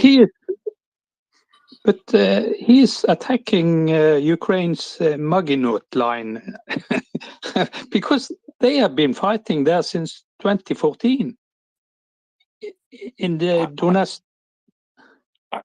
I agree with you, absolutely. But I think that Putin and his generals are probably afraid that an attack in that direction, in Sumy, driving back towards Kharkiv, I think that they're afraid that that wouldn't serve their strategic war aims, if there are any. That this outfit, whatever they push in there, could get ground up. And they're, what they really want to do is secure what got already. I think there's a certain point at which Putin is going to say, I am occupying everything that I think that I can diplomatically justify in Ukraine. Of course, that's preposterous. This is all Ukraine. It isn't Russia. But I think Putin is finally beginning to realize that pushing the battle space any farther west isn't going to do him any good. But who can say what goes through that head? Okay, yeah. Thank you very much. Thanks for calling in, friend. It's always good to hear you, and you stay up late. I will. Okay, good night. Good night, Fred. Good night, Oyvind. Thank you for coming up. We have Mark, Intels, and Jimmy. Mark, go ahead. Hey, Chuck. How's it going? I just have a really quick question just to preface it. I'm a neophyte to all this, and I'm learning a lot from you and everybody at on this channel. My question is about Adavika. I seem to recall maybe about a week ago you mentioning that it was actually bad if it fell, and now the sentiment seems like it's no big deal if it falls. It's my understanding it's been kind of heavily fortified kind of since the initial 2014. And I could be wrong. Like I said, I'm a neophyte and I'm learning all this stuff now, but like very enraptured in it. So I guess my question is like, what are the implications if Adavika does fall for the progression of the war? And I'll listen. Well, it's bad if it falls, but the real nexus of the transportation networks is actually the city of Donetsk, and Avdiivka is sort of the industrial suburb. And I wasn't really making much of a joke that there's probably more railroad ties in Avdiivka than people.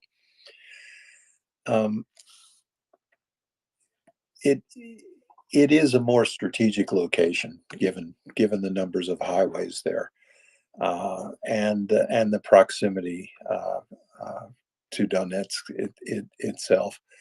But like Bakhmut, if the Russians take hold of Avdiivka and consolidate their hold on it, this place just is not a keystone for Ukraine's eastern defense. Ukraine is fighting like in Bakhmut. It's an attritional fight. They're fighting the Russians because the Russians they keep showing up here.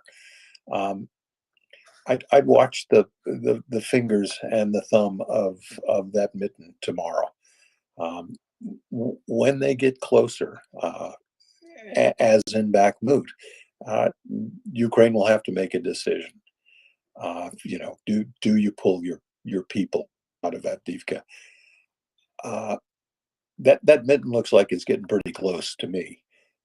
But interestingly, the situation was more critical in Bakhmut 3 weeks ago. Right now, the criticality is in Avdiivka. But again, should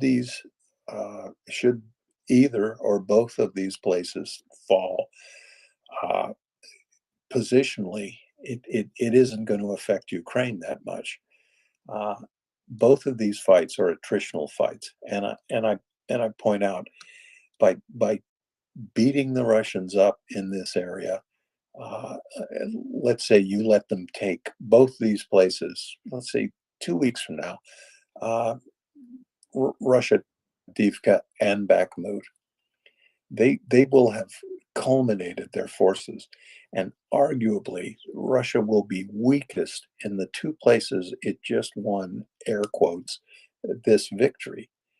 And it wouldn't surprise me if in that case, this is exactly where Ukraine hits them, because they've shot their bolt. And the Russians can be just as disorganized in victory as they can be in retreat. And, you know, the Russians appear to be playing checkers here, checkers, and Ukrainian commanders are playing strategic chess. So we'll have to see. I will grant you the situation in Avdiivka. It is a little bit more, whatever is the scale than serious.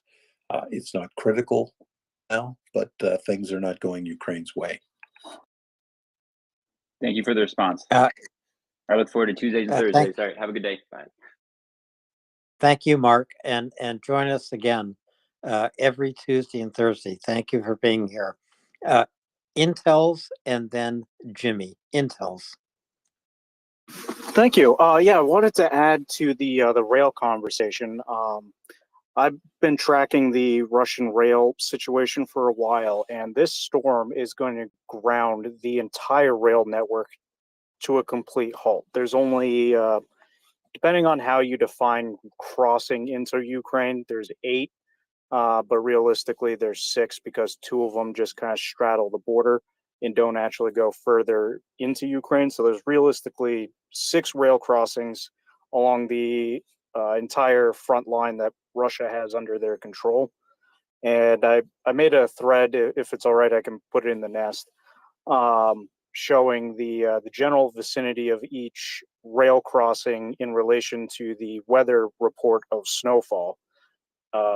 This is not going to be an easy task to get the trains up and running. There's a couple different plow options that exist out there, such as the wedge plow, the jet engine that Russia likes to use, a rotary plow. But they're going to have to dig those plows out. These plows aren't just sitting in the yard ready to be used. They're typically kind of kept to the side on some random siding because you don't use them that often. So they're going to have to dig a path to wherever their snow removal equipment for the railroad is, and then find a way to clear a path so that they can get it hooked up to a locomotive.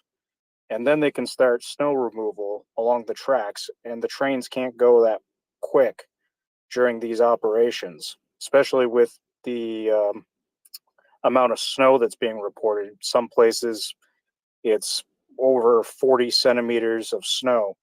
That's not going to be a quick thing. And with how much rail in terms of total mileage of tracks that they're going to have to clear, they're going to be severely hampered along the entire Donbass, Crimea, etc., for at least a couple days. Plus, they have to clear the snow within the Rostov region as well, and so they're going to be severely hampered. Granted, Ukraine will have similar issues for rail lines to track to clear, just due to the track to clear, just due to how this particular snowstorm came in. It's snowing now. Yes, there are some videos coming out of the Rostov region and some of the roads going out of Crimea, and it's a complete blizzard, whiteout conditions. Like you can compare it to like classic nor'easter. And in Rostov, the snow is already so deep. There's videos of the plow trucks also stuck because of how deep the snow is. And over in that area, particularly near Sochi, they've gone over 100 centimeters of snow. Wow, that is great. And those sidings with the plows are, we talk about lucrative targets. I can see a battery commander deciding that one of those plows is probably worth a HIMARS or two. And again, weather is so important, and we've talked about Ukrainian commanders. Now they're going to balance, balance these factors. How hard is it going to be for me to advance, and is it worth me advancing, knowing that Russian reinforcements, it may be impossible for them to get to the battle line. So is it worth me slogging it in places where Russia just can't support their troops? But that's really great information, and thanks for sharing it. That's great, and it's good to hear. Thanks very much. We have Jimmy, Guido, and Doc. Jimmy, go ahead, please. Thank you, sir. Yeah, it's great talking to you guys, especially Chuck. I read your book, by the way, Chuck, which came out maybe 15 years ago, I guess, or something like that, about your time in the Navy SEALs.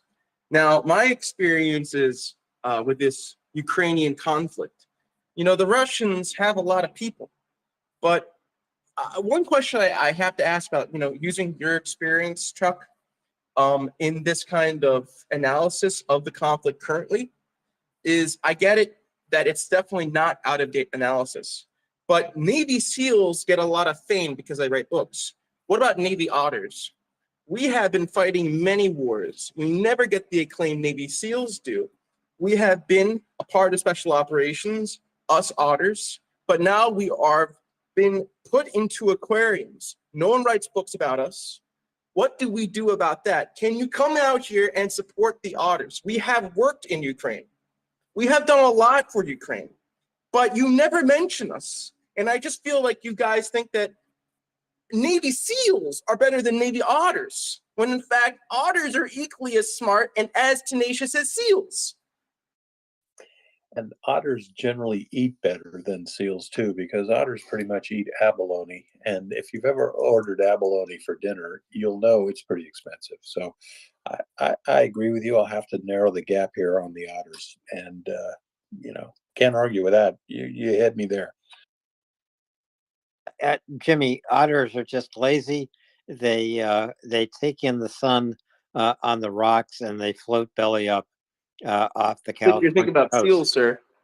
Yeah. Well, thank you very much for coming up. Jimmy, we're going to go on to some more hands. Guido, please go ahead. Yes, hello, thank you. Chuck, I just keep making historical comparisons. And I wanted to maybe get your point of view on these. I've heard someone say that in a war, you just can't limit the territorial extension in the war. And of course, in the Ukraine war, maybe we're going to get some. Of course, the debate was, where to give certain weapon systems to Ukraine, such as a longer distance HIMARS or other stuff, with the fear that they might hit Russia. But what I understand is that you just can't limit a war territorially, and this just reminded me to the Vietnam War, which I understand a lot about, where they would just say, look, we're going to limit this war to South Vietnam. And truth is that they ended bombing North Vietnam, which wasn't the original plan at all. And they told, okay, we're not going to touch any neutral countries, but eventually the war spread to Laos and Cambodia as well, because of course the Ho Chi Minh Trail spread to those countries as well. And I understand that it's just not possible in a theater of war to say, look, this war is going to be fought in Ukraine alone, and we're not going to touch anything else, especially if Russia is supplying everything that they're taking there from their mainland. And I understand, of course, the argument about trying to limit the damage that the Russians can do, because you want to limit the escalation, but there's also the fact that, up to a certain point, escalation is absolutely inevitable. What are your thoughts on this? Thank you. Very good points.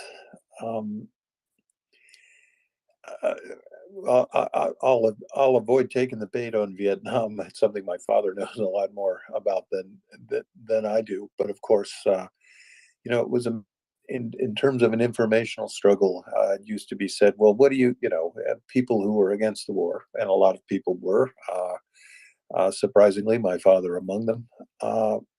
That the domino theory, it was widely discredited. But what that said was that if the North does invade, and the North had never ruled the South in 800 years of Vietnamese history, the South and the North were separate entities. But the domino theory, widely guffawed at, said that Cambodia would fall, Laos would fall, and perhaps Thailand as well. And that's exactly what happened. The brutality of the Khmer Rouge will go down for centuries to come. Also, the path at Lao, they don't go great either. But in terms of a wider geographical scope for the Ukraine struggle, I don't think it's going to happen. And here's why. I think Russia has its hands full in Ukraine. If Putin could have ended this war in 72 hours or even 7 months, he would have done it. And I think that we have reached the point now that Russia can no longer do it. That they don't have the resources, they don't have the leadership. The troops are getting belly full of this war, and rightly so. They're being very badly led. The resources are being expended on worthless targets. Russia has got other military considerations besides the Ukraine war. I am not one of those people that think China is Russia's friend. China has plans for Asia, and they probably don't include Russia, which, by the way, most of Russia is Asia. There are 11 time zones in Russia, so it's virtually half of the world.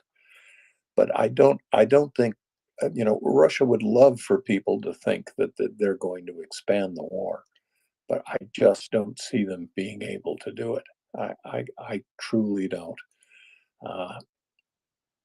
Remember that Russia's already poured 300,000 more people into this war, and they didn't move the needle. And Russia's goal was to take out Ukraine as a nation, right? That nation is the size of us, and Russia's not doing it. And I think they can. And one of the things I think that we're really going to see 2 months after Ukraine opens its spring offensives, I think the map we're all looking at today is going to look very different. There's going to be a lot less red on it, I think. Thank you, Guido. And Doc, you're next. Please go ahead. Thank you, Silky Smooth. Chuck, I just wanted to make sure we had some time before we lose you tonight. I don't know how long we're going to have you. I hope it's for another hour, but just in case, I wanted to talk about something near and dear to me, and that's the story from the Kiev Independent about the medics and what they're seeing on the battlefield, the struggle they have. And this comes on the heels of 2 Blackhawks, what we used to call dust-offs, in an accident last night in Kentucky where 9 service members were killed. And the 9th tells you, because it's 4 per Blackhawk. These are not huge helicopters, but they're used in medevac extensively in the U.S. military. And the ninth victim in one of those two was a medic. And I just was kind of want to get into how important it is and how dangerous it is for medevac, and even just training for medevac and training at night for medevac. Yeah, I saw that as well. It's always breaks my heart, and being from a military family and growing up, living in military housing, when we'd hear about a crash or an accident, or the whole neighborhood would tense up because there was a pretty good chance it was somebody's family that you knew. You have to train like you fight, and medevacs don't always get to occur under in a permissive environment. So helicopters, they are extremely vulnerable. I mean, they're sexy, and you ride them into battle, and that's great. But they're very vulnerable. They are relatively slow. Even a good helicopter is relatively slow. We've already seen the skill and daring of Ukrainian helicopter pilots who remarkably were flying in and out of Mariupol, and that was incredible, just incredible.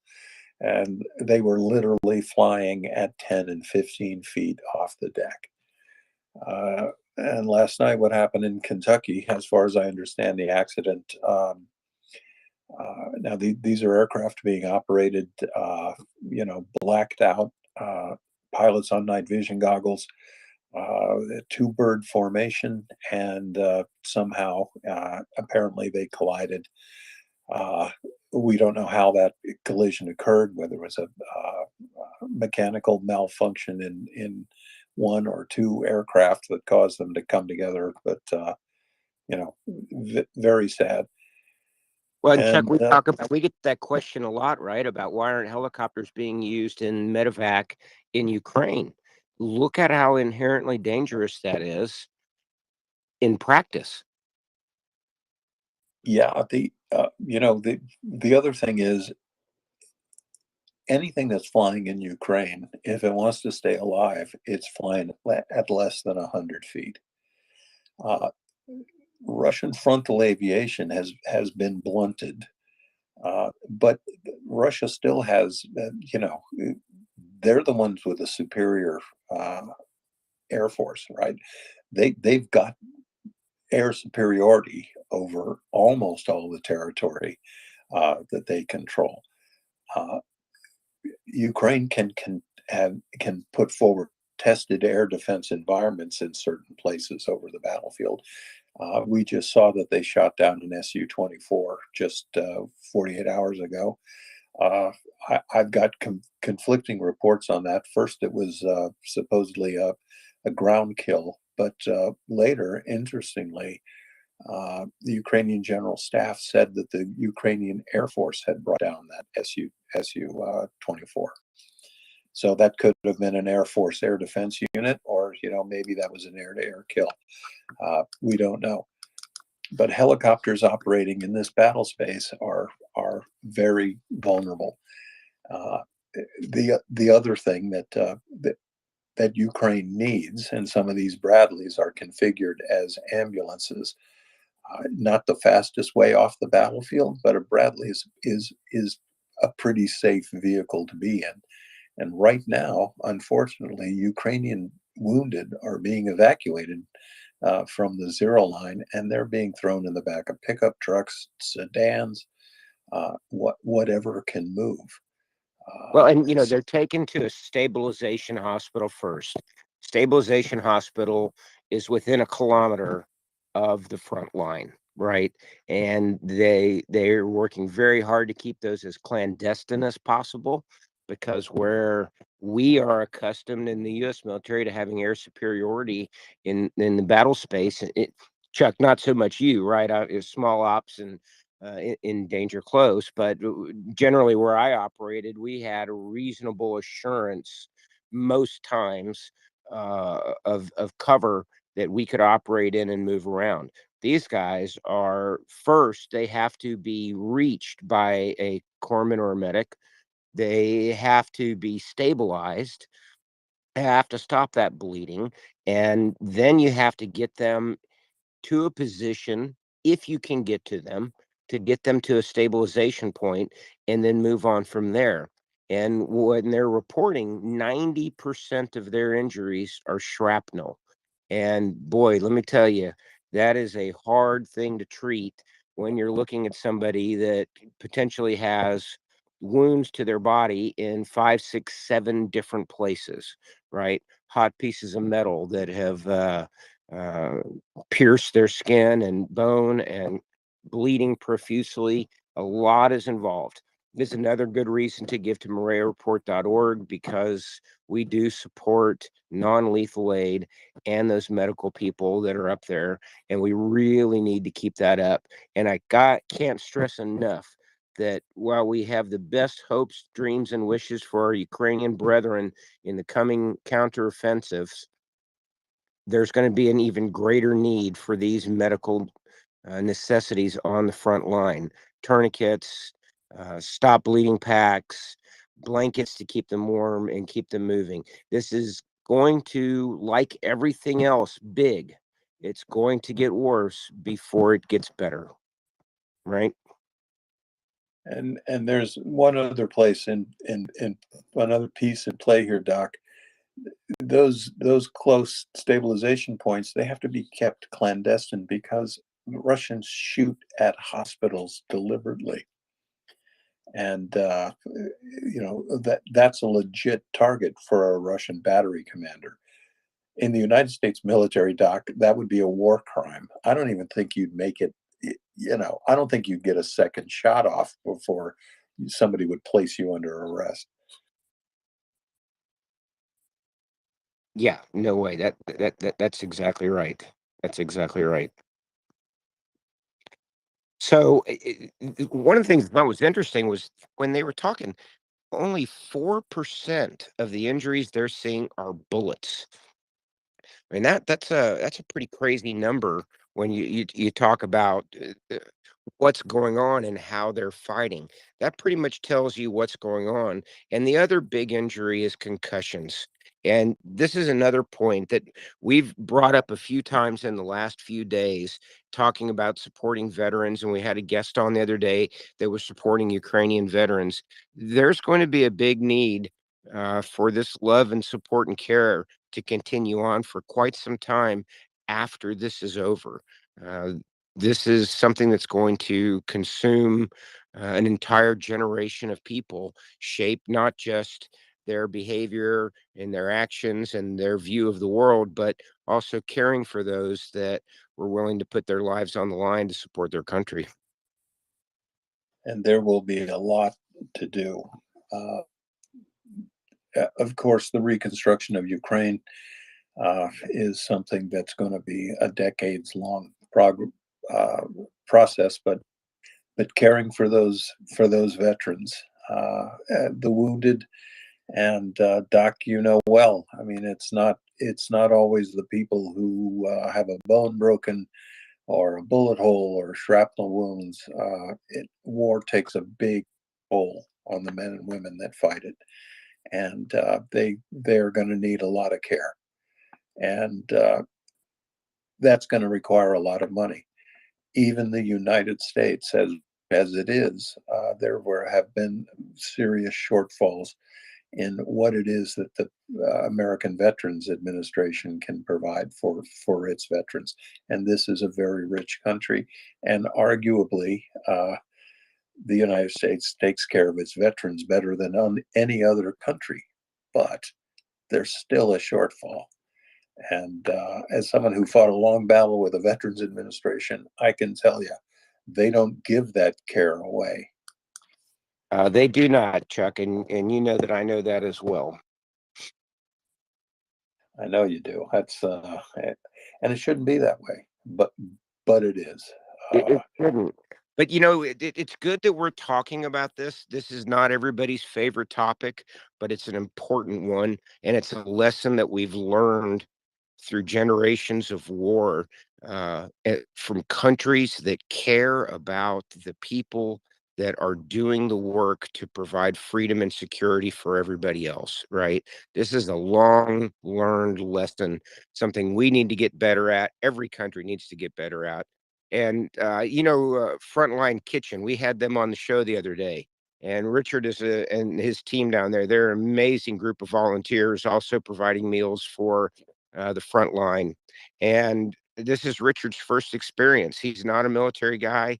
He went in there to volunteer, and he was already going, man, when does this end? And I was trying to be the realist in the group and say, listen, brother, I'm here for you today, tomorrow, and for the next 20 years, because I can tell you this stuff does not go away quickly. So when you get those moments alone, find your happy place, focusing on what's important to you and what you love. Think about that, and then go back and hit it again the next day. Yeah, and all that is easier said than done. But amen. They're on the side of the angels, folks, and so is everybody listening here. Just tuning in, getting this information, and spread it around. And MriyaReport and Maria Aid. You know where your money's going, and you know what you get for it. And there is a need, and we've all picked a side.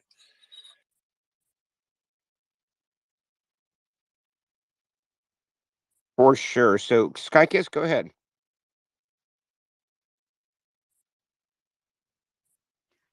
Excuse me, I thought Jimmy had his hand up. Yes, I did. So I'll go before you quickly.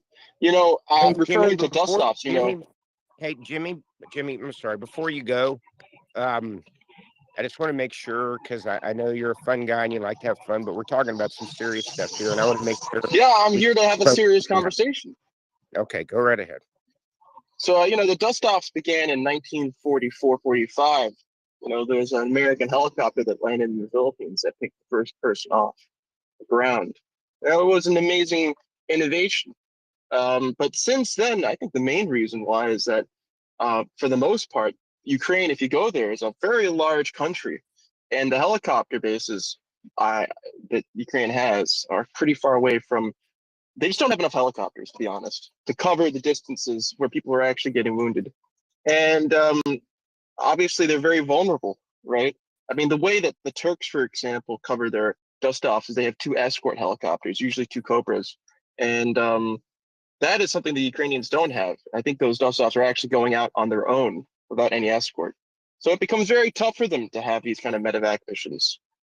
Beyond that, they also have to protect the bases if they would have more. And they don't. They just have their medevacs in cities far behind the front line to protect the helicopters against surgical strikes. So that is why that happens. But let me just. I really wish that there were more medevac helicopters operating in Ukraine, but there aren't. And we've talked about that I think quite a lot. the main reason why is that a lot of countries are afraid of giving more helicopters to Ukrainians. And I think there's a lot of reasons. And the amount of helicopters that are available to do that. It's a lack of air superiority. And with man pads everywhere, helicopters are a lot more vulnerable than they have been previously. I think there's a lot of work right now being done. I know a few startups that are doing drones that can pick people up. They were originally companies that did blood transfusion drone deliveries, but they're also working on what they call middle to middle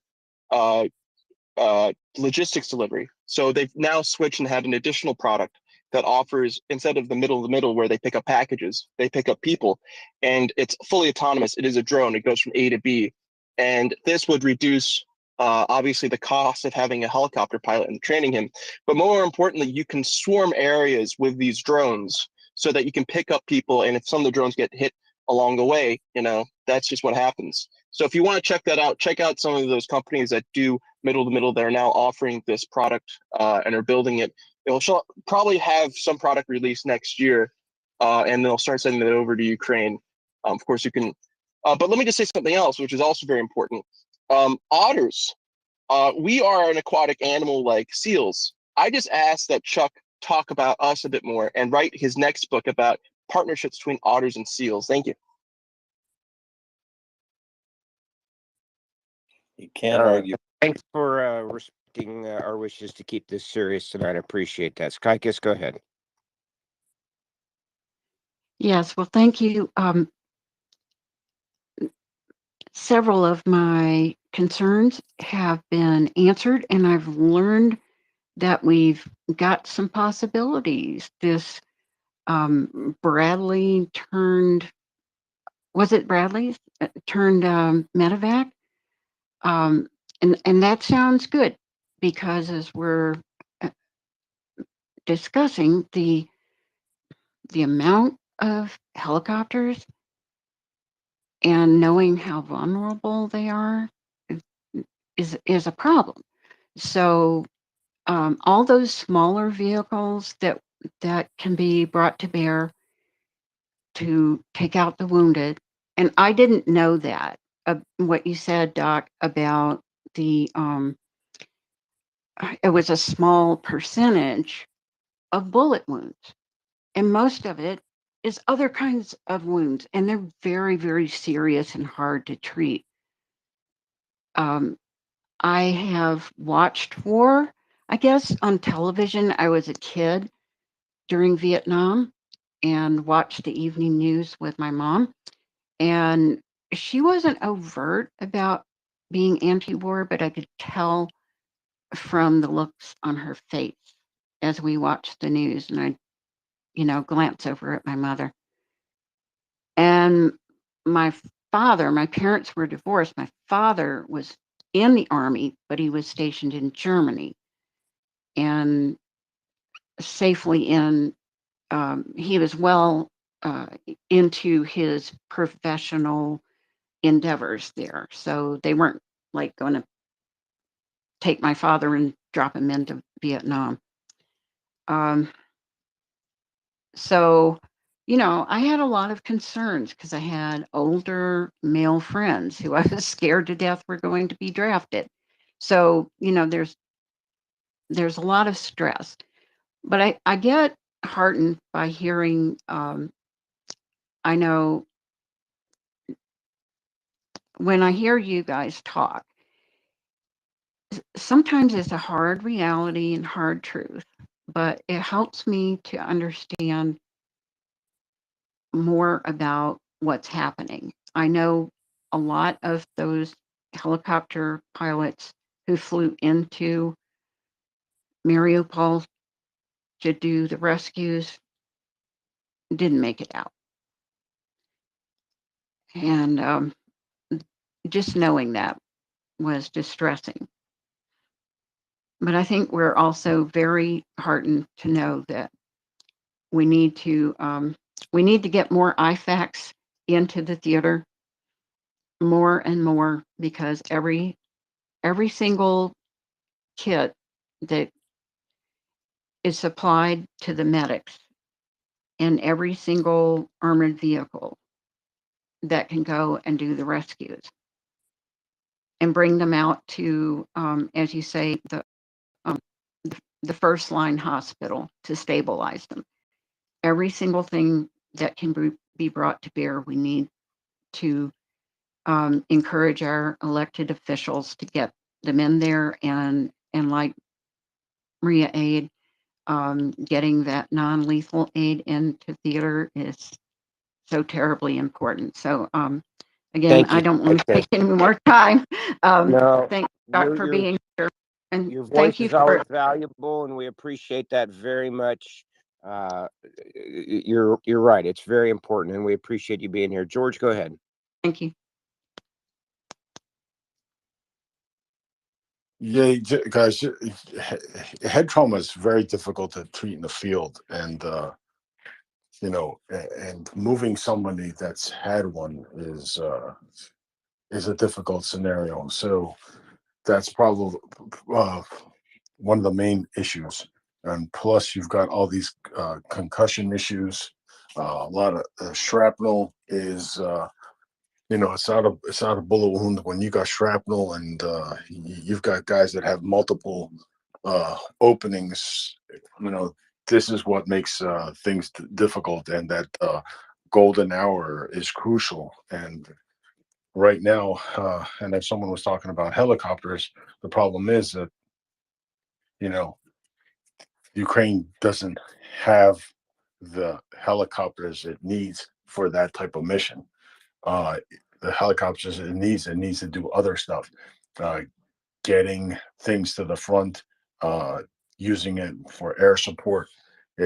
And obviously, the battle space is not something that can be, it's not conducive to airborne, the helicopter operations at the front. You would still have to evac these guys at least a couple of kilometers behind the front line, right? So that the helicopters aren't in man-pads range. And that 4 or 5 kilometers is what's causing the issue.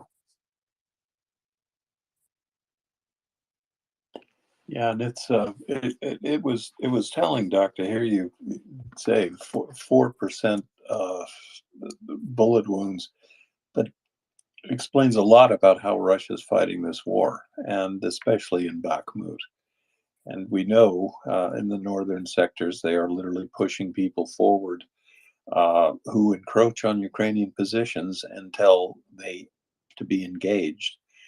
And at that point, having completed their function, these Wagner cannon fodder units are engaged by Ukraine, but then it's Russia's tactic to hit known Ukrainian positions with artillery, firing dozens and dozens and dozens, hundreds of shells, because Russia, although it has precision strike munitions for its 152 millimeter guns, they're almost never used. Russia has a vast superiority in numbers of tubes on the battlefield. They fire not an order of magnitude, but many tens the number of shells that Ukraine can put in the air. And that is the Russian principal weapon of war, is the 152 millimeter gun. And right, just as you were saying, we have all been taught that, and it's remarkable to think of that hour. If you can get somebody to the next level of care in an hour, their chances of survival quadruple. And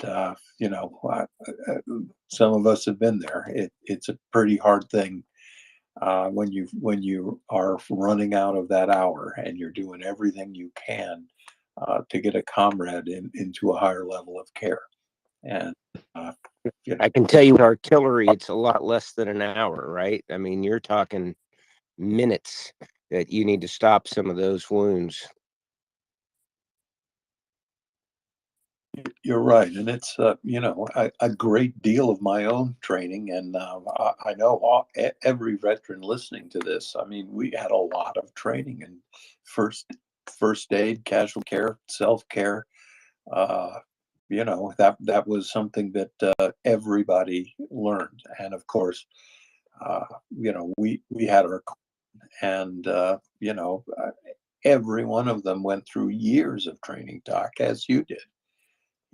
You went through corpsman training, and then you went to the Fleet Marine Force, and I don't know, that was another year of training, wasn't it? Individual 3 C schools between hospital and FMF, and then FMF. 3. Well, and that's good. It's always good to have a corpsman with you. Well, it was my honor. And I've told the story. I won't go into it again, but I did not join in a war. I joined in peacetime. I joined because I had an obligation, but also because I wanted to go to medical school. But it was after my brother joined and we started Desert Storm, Desert Shield, that I felt the need to go in there. But, One thing people, I think, forget, or maybe weren't paying as close attention to then, Desert Storm, Desert Shield was not highlighted by IEDs, which became the main weapon in battle through the wars in Afghanistan and Iraq. At that time, that was not what we were going against. And most of what I saw were concussions. There were bullet wounds, but there were very mundane kind of things that if you don't treat on a battlefield, become big things, right? Because modern medicine has taught us that little bitty stuff we can't see, like bacteria and germs, can cause a lot more problems to your force than we had thought previously. So a lot of Hey, changes. hey, Doc, it's George. Really quick, one of the questions I have, and I haven't seen it, like, and if it's happening, I'll stand corrected. But one of the things, we hear that the Ukrainian soldiers are getting first aid treatment, the tourniquets, and so on and so forth. But I haven't seen or I haven't heard of guys getting hit and then they're getting a bottle of fluids or plasma or any of that nature. And I think that also makes a difference, right?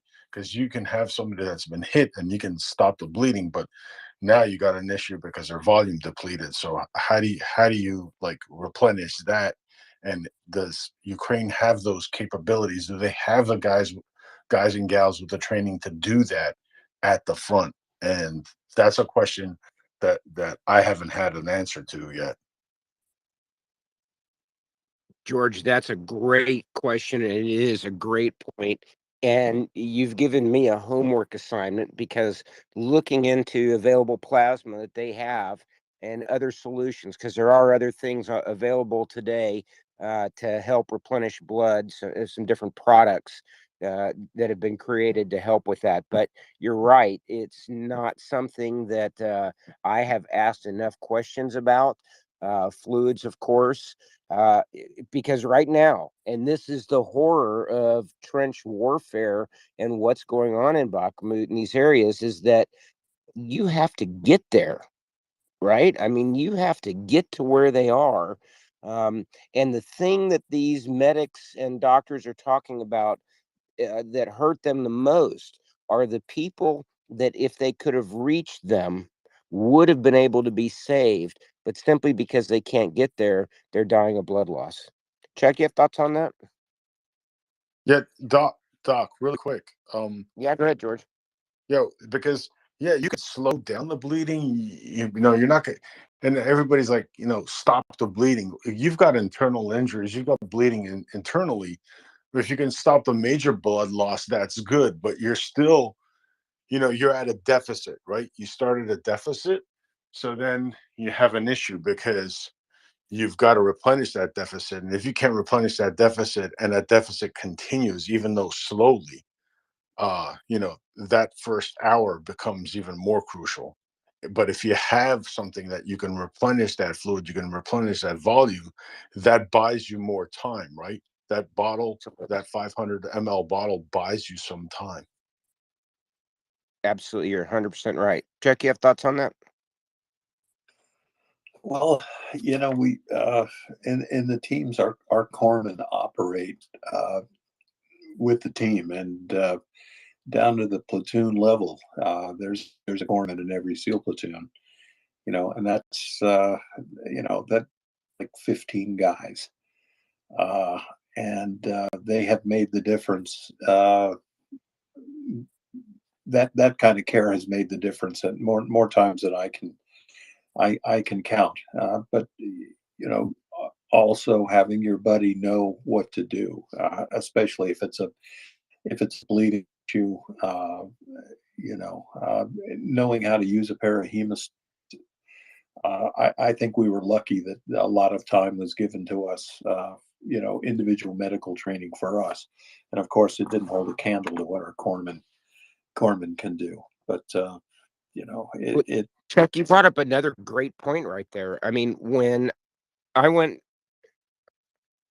out a few times with 1st Marines on recon, I carried enough blood plasma for everybody that was in our fire team or our squad.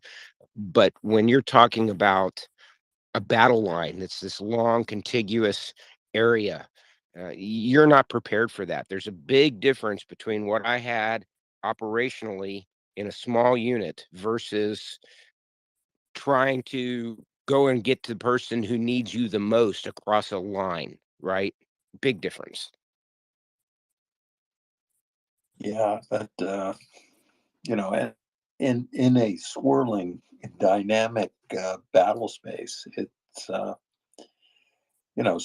really hard decisions have to get made, and yeah, and I would just underscore this again. I mean, look, folks, war sucks. It is just terrible, and I started out my military career a hippie psychology surfer from LA. Uh, I've still got a lot of that hippie surfer in me, but my eyes have been opened. And sometimes you have to fight because losing is worse than the fight itself. And that's why we're all here.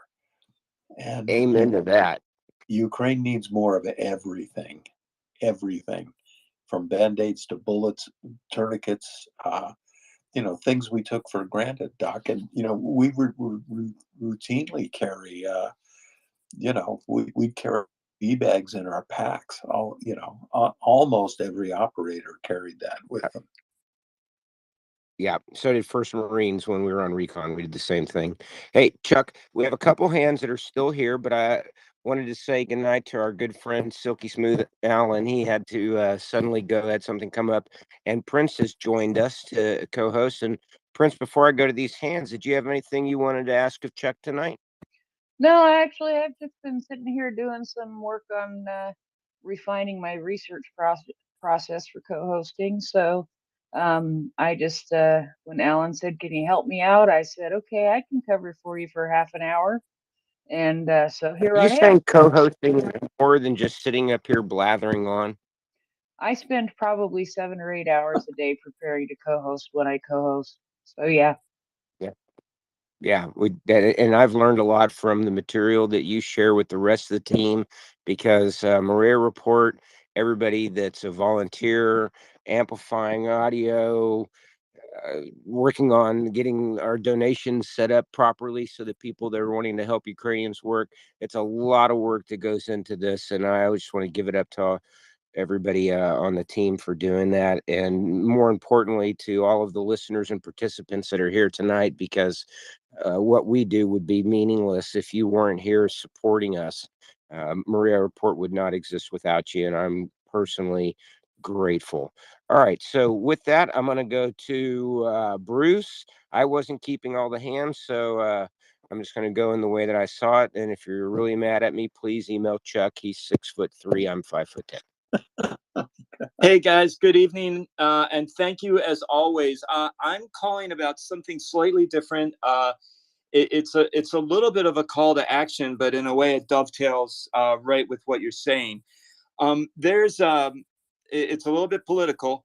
There is a journalist named Julia Eoff, and I love coming on here and butchering pronunciations. She's a Russian-born journalist living in America.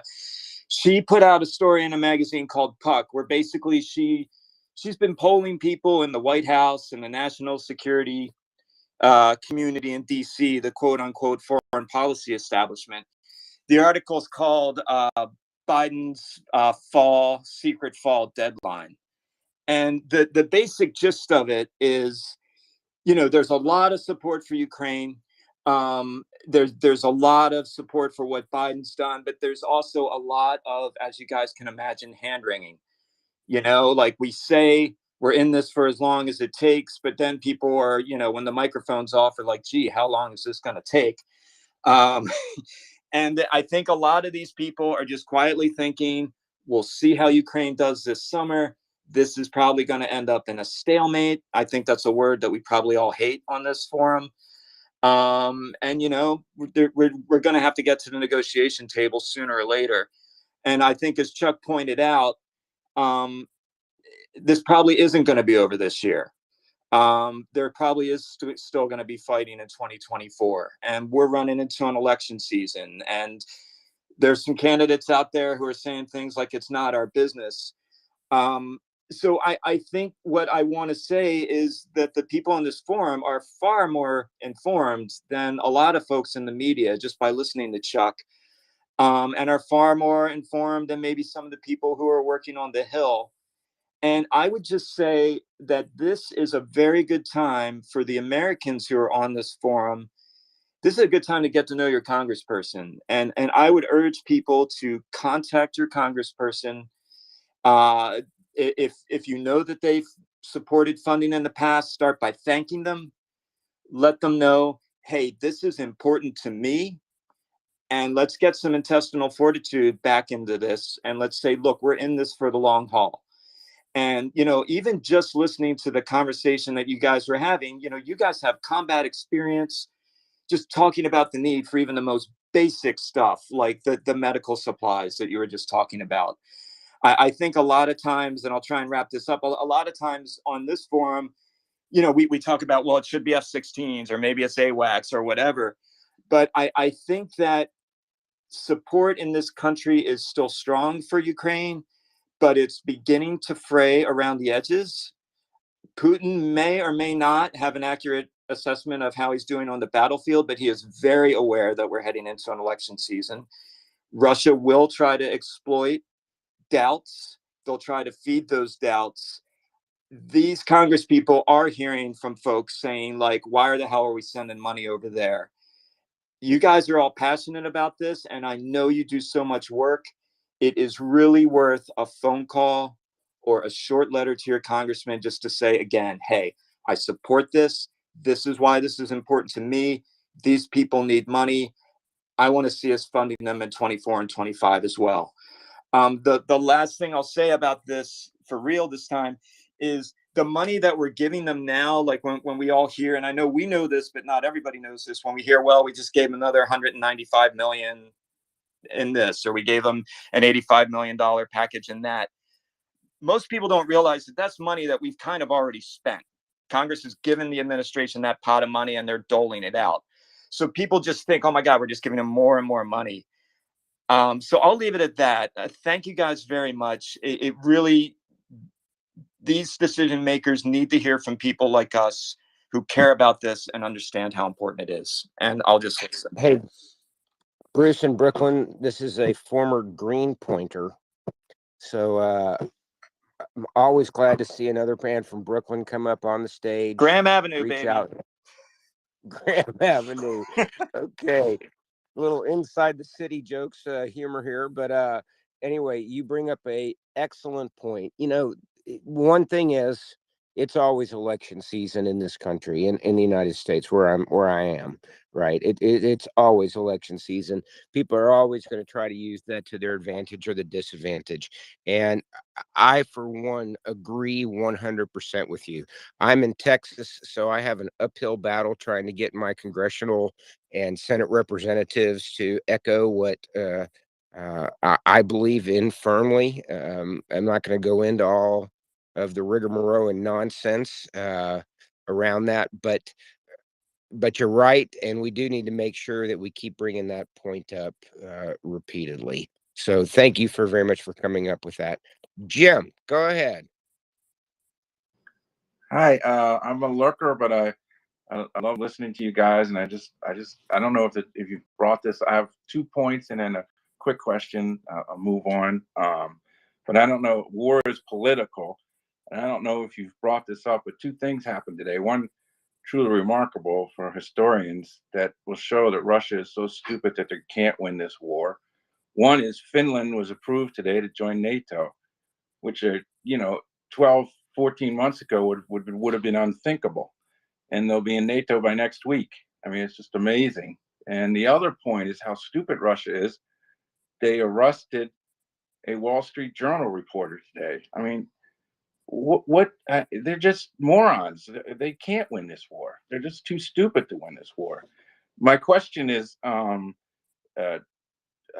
today I was reading a primer in the New York Times on Bakhmut, and I don't know if Chuck read it, what he thought of it. And the other thing is, there's a really great series of photos from the Aeronautical Association satellites showing what the poor Ukrainian peoples lived through this winter with all the power outages. If you guys can get to the Times and see it, it's really interesting. But my question is for anyone is, the major newspapers have people on the ground in Ukraine. Which one do you think covers the war the best? And that's it. Thank you. And keep doing the good work you guys are doing. Thank you, Bruce. I'm sorry, Jim. I'm gonna go back to the people that are covering this the best are Ukrainians. The Kyiv Independent is wonderful in my opinion. I get a lot of good information from them. They're the ones who published this latest story about the medics that I think are really important. But we try as hard as we can to not be political here, because that's not something we can inform on, and it's not something we can affect as much change on as we would like to. So I hear you. It is also opening day of baseball season, and my Astros are losing 3-2 in the bottom of the ninth with 2 outs in the bottom of the ninth inning. So I'm hoping all of you can take 10% of your Ukraine prayers and give them to the Astros right now. If you can't, I can totally understand that. Yeah. You know what? Being a Saints fan, I can't feel sympathy for any other sports fan who wrings their hands. And let me point out that while Chuck lived many, many places, he comes from Mississippi, one of the states in this country that does not have a baseball team. There's a lot of stuff we don't have in Mississippi, or a football team, or a football team. We got them Old Miss Rebels though. Yeah, which you chose not to go to. I think you went to Santa Barbara. Listen, I was thinking of going to Ole Miss, but I thought, hey, the surf's not so good at Oxford. Which, believe it or not, we have a place called Oxford in Mississippi. Which, go figure. Hey, there's a Manhattan in Kansas. But just to circle back a little bit on the Stooge Fest in Russia's high command. I never get tired of telling people how wrong I was that Russia would actually invade, because I saw that it would be a massive strategic mistake, and it was. And Finland and Sweden, they bring a lot to NATO. The Russians can forget the Winter War at their peril, when little Finland battled the Soviet juggernaut to its knees in the Winter War, and then in the continuation war as well. And Finland knows firsthand the expansive tendencies of what they refer to as the neighbor. And the whole time I have been in Finland several times, no one ever said the word Russia to me. They always called him the neighbor. So this war has been a huge mistake by Putin, committed against his own people. Because no matter what happens, who wins this war in Ukraine, we know who it's going to be. But Russia is going to be penalized, put in the cooler, and a pariah state for 20 more years. This has gone back to as cold as the Cold War ever was, and it was pretty damn cold.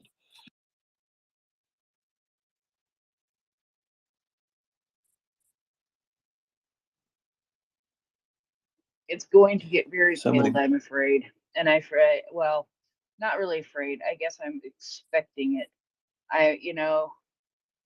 One of the things that is going to interest me in the next week or so is some of the meetings that are going on. And I believe Ursula von der Leyen and Chrome are going to China very soon. I can't remember if it's next week or not. And then I know that Anthony Blinken and Dmytro foreign minister, he's one of the foreign ministers of Ukraine, are going to be meeting in Brussels next week. And, you know, I don't know. I think that the trips to China are going to be very, very interesting here coming over in the next little bit. I know that not only are Macron and Ursula von der Leyen going, but the Prime Minister or President of Spain, I don't have that right in front of me. It's a couple days back in the news, but they're all going to China. And what happens in those meetings, I think, will be interesting if we even find out what happens in those meetings. You know, Ursula von der Leyen has been very clear in her support for Ukraine and encouraging those that she leads to be supportive of Ukraine. And the only reason I picked up on the leader from Spain going to China was because of a news article where he clearly spelled out his support for Ukraine and that there could be no peace unless the entire territory of Ukraine was Ukraine's. There Russia has to leave the territory. And so, we've got some people going to have those conversations with some very clear messages. And I think it in the things that I've read today are mostly emphasizing that that Cold War now will probably be more with China than anyone. I think Russia's just going to be isolated for the next God knows how many years. Good. Good. We could do many days, Prince, on the coming Cold War with China and what that looks like and their bluster. But of course, we are 100% laser focused on driving Putin back to the ash heap of the country that he has created and built on here tonight. Chuck, our good friend Finance is ready to start coming up. And I'm still not clear if you have yet forgiven him for the disco suit. I think the next time we do one of those late nights, I'll do the disco suit, but I just want the unknown comedian's bag on my head. So I will complete the 70s loop there completely. Great. Chuck, was there anything on the battle space that we missed tonight that you thought was important we should cover? The one last thing that I had in my plate as I was looking through my little book here was more exciting news of Wagnerites returning to the motherland to go home and murder, rape, and pillage again. This latest guy apparently lasted less than 24 hours before he was seen walking through the city dragging a pickaxe and a saw in his hand, where he assaulted and killed somebody within 24 hours of being back. And that's just one of them. You get what you pay for, don't you? And and that isn't the first incident of a Wagnerite who earned his freedom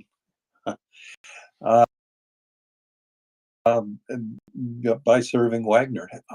The crime rates in Crimea have skyrocketed because a lot of these criminals, Russia is not repatriating them to Russia. They are leaving some of them in the occupied territories. And, look, these guys were criminals, dangerous felons, murderers, robbers, rapists. What did they think was going to happen? Just another, just another staggering fact about the Russian enemy. You don't create a soldier by abducting him off the Moscow metro, putting him in a bus and driving him to Ukraine. That doesn't make you a soldier. And these people, I didn't.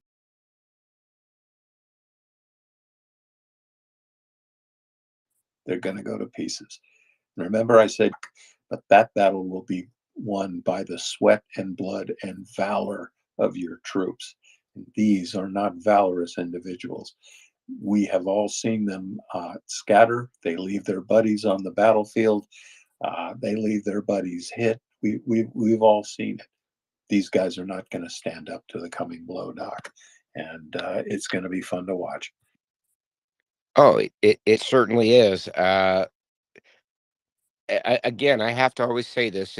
I never want to sound cavalier about war and about loss of life, but I am so ready to see the Ukrainian offensive and combined arms that the next time one of those Russians pops their head up out of a trench, instead of seeing a Ukrainian soldier standing there with an M4 or an AK or whatever piece of kit they've managed to secure, that they're going to be looking down the barrel of an M1, of a Leopard, of a Charlie, of having a number of Bradleys, CAV-90s, and other IFVs rushing forward, opening their doors, 6 troops running out of the back of it, supporting fire going on, artillery covering over their heads. I'm very much looking forward to those days, and I have to try pretty hard to hide the glee in my heart when I see this happening,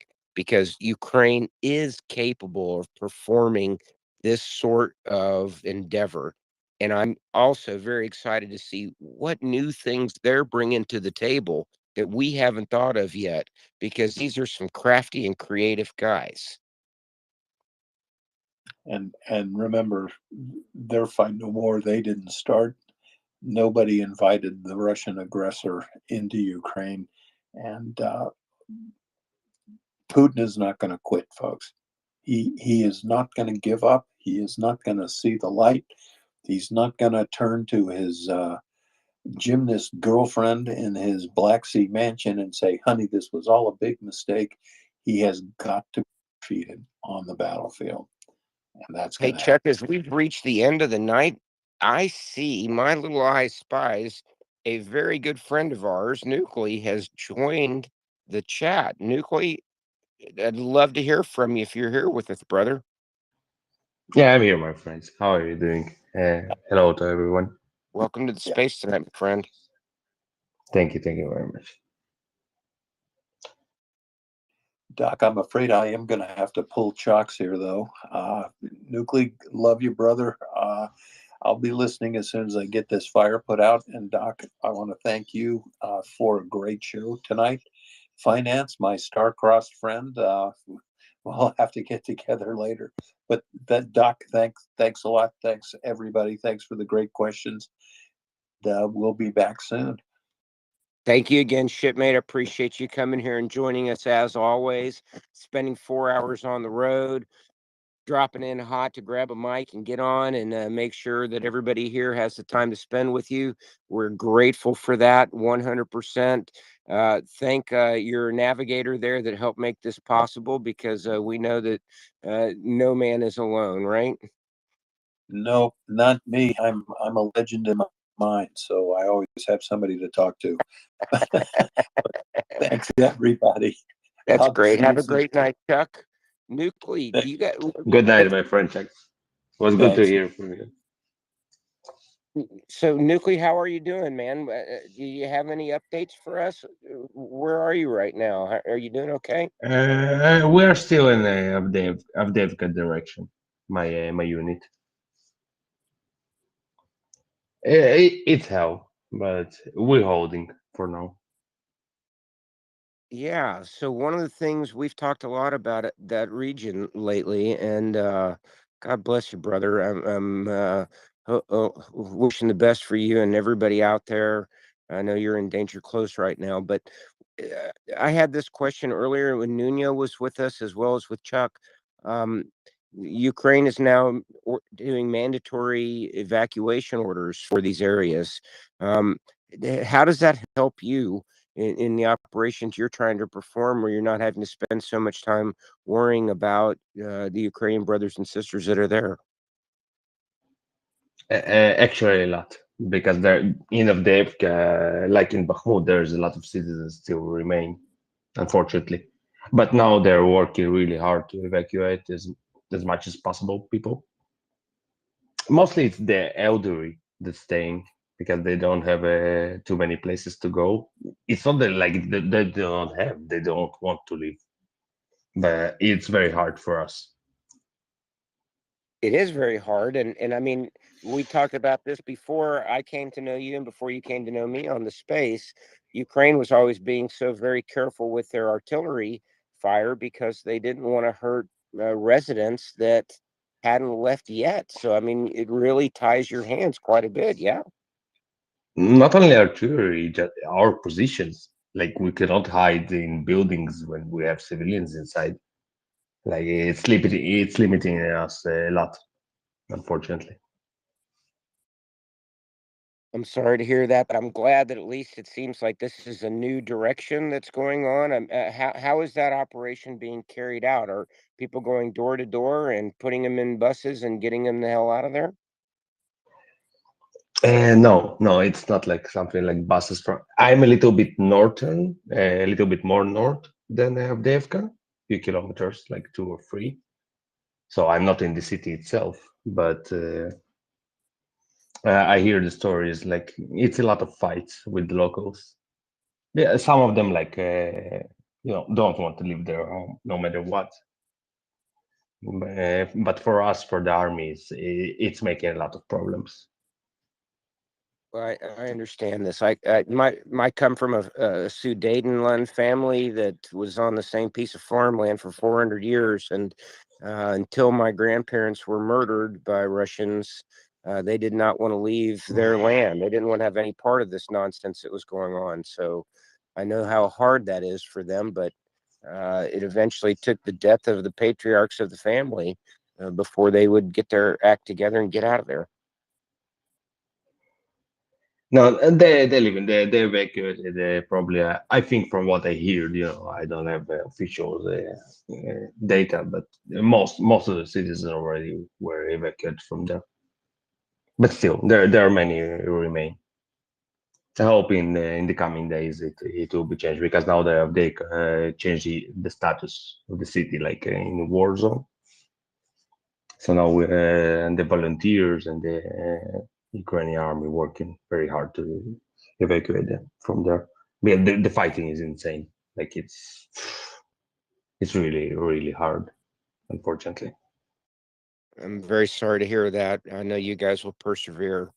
NAFO Dave, I see you're up here, my NAFO fellow brother. How are you doing tonight? I am doing well. Glad to be here. It's always I always kind of feel like there's a big letdown in that, because on Tuesdays and Thursdays I'm coming in and Chuck leaves right before I get here, and so everybody's been all pumped up for Chuck, and then I come in and we just go in a different direction, I guess. But I was just reading the a report about some people that are staying in Avdiivka. That before, I guess, before this journalists were banned from Avdiivka a few days ago, that they interviewed some people that are planning to stay there because they have nowhere else to go. And as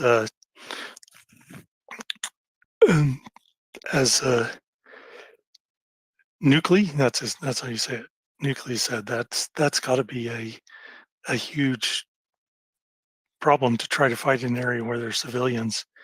I saw a video a couple of days ago from Bakhmut, and it was just a soldier in a doorway, and but just out of nowhere, this old lady comes walking down the middle of the street with a water bucket or something, and he's yelling at her, telling her to get under cover and get inside. You know, she's just walking down the street, and soldiers are firing all over. It's just, you know, I wonder um, how we can get how Ukraine can get more of those people out so they're not in the way. You know, this is always a hard thing for us, right? Because we have not fought that war in our backyard where we had to worry about protecting our mothers and our grandmothers at the same time advancing our military objectives. Dave, Nuclei, thank you for coming up. I'm going to drop down and let our buddy Finance come up because he is such a strong force for good in this world. I need to go and console myself that the Astros lost their opening day game, the reigning world champions. So I'm going to say goodnight, everybody. Thank you all again very much for being on the space, for being a part of it, because we would not be here without you. You are what makes MriyaReport successful, and MriyaReport is about bringing the news about the war to you every day, 24/7 for 400 days now. And with that, Nuclei, good night. Godspeed. God bless. Mayfa Dave. Good night, my friend. Have a good one.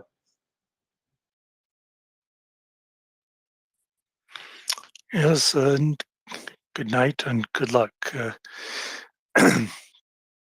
We're, I guess, as you called Finance a force for good. He's definitely a force for something. He is a force in supporting Ukraine, and he is also a force as being a spokesman for the Atacams brand cigarette company. Where I think he's looking into branching out from cigarettes into whiskey and other things. Is that correct, Finance? So we actually have a marketing department, which is not me. I know everyone always assumes that this is a one-man show, but I assure you all it is not. The Atacams brand cigarette company is, in fact, an entire fake company producing the finest in Russian smoking products. Atacams, the cigarette that smokes you. And with the arrival of Challenger tanks in Ukraine, or the presumed arrival, whenever that's occurring, these very, very large, very well-armored, very powerful tanks, the ones that we look forward to watching them run over those ancient T-62s the Russians are fielding. It was mentioned by the British wing of the Atacams brand marketing department. You may have actually heard of this man. His name's Gunny, sometimes seen on the MriyaReport. But Gunny had mentioned that maybe we should branch into whiskey. I said, I could think of no better whiskey product than a nice single malt Scotch in honor of the great Challenger tank. We've had Polish Atacams products for the 40 tanks, but really for an honor of the Challenger tank, we've actually sent a challenge out to the British wing of the Atacams brand marketing department. They like that nice classic British style, and I look forward to what they come up with and spamming everybody with excellent memes when they come out. So yes, remember everyone, Atacam smoking kills. And so please smoke responsibly at your nearest Russian ammo dump. Yes, thank you for the plug for Atacams, or Attackams, as sometimes I call them Atacams, but I'll call them Attackams just to annoy you, I think. It's actually really funny. Apparently, I have unwittingly changed the way that John Spencer pronounces them, and he blamed me. He's like, gosh darn it. He's like, I say them Atacams now too. It's all your fault, Finance. I'm like, you're like going on, CNBC and ABC News and the world knows these things as, because I just can't stop posting the Russians, which to me tickles me to no end. Please, of course, if you come across an excellent Atacams meme you find, you enjoy, you like, please share it, please steal it. It's not really a good meme until it's stolen. Our firm belief here at the Atacams brand cigarette company is to have absolutely no protection from intellectual property whatsoever. Our goal is to spread the memes far and wide. The maximal amount of Russian copium that gets smoked also goes to our bottom line. We do have the Russian copium product. It is that special crocodile flavor they can't get enough of. So if you do see an Atacam's meme, please, by all means, share the living daylights out of that because, you know, a meme was meant to be shared. With that, I do see. I think you were kind of jumping ahead of yourself with the intellectual part. I think they're just property. I don't know if, you know, brain damaged dogs are producing these, right? I mean, you know, intellectual, right? What can I say? You know, the only we find that brain damaged dogs are the best way to get through to the Russian audience, right? I really think that as a group, we in the NAFO community have done more to reach the Russian audience than almost any activity ever. So really, it's quite clear that this is a highly effective form of communication to the Russian audience. So yeah, I would say it's intellectual at the exact level of the Russians, which is to say the brain damaged dog level. To that, we will go to the one and only combat trash panda, the invader of the Canadian Maple Reserve. I have no idea who you're talking about. I changed my name just to get Doman to say Nurple live on air, and that was the greatest thing I heard all week. It just made my day. I was wondering if the brand is going to be looking quite soon at the copper tungsten flavor Sabo rounds. I believe there's going to be a number of them on the field and available, traveling quickly to Russians all across the front. They'll probably come at night. Mr. Trash Panda, you're gonna have to do me a favor here, which is I do have the ability to talk smack to the Russians all day. What I don't have is any knowledge of military systems beyond a gun that shoots bullets. So if it's newer than a Smith & Wesson, Magnum 45, I got no idea what it is. So can you please tell us a little about these excellent copper tungsten rounds that something's going to be like? What are they? What delivers it? I dare say we should brand these as possible the tungsten cigars.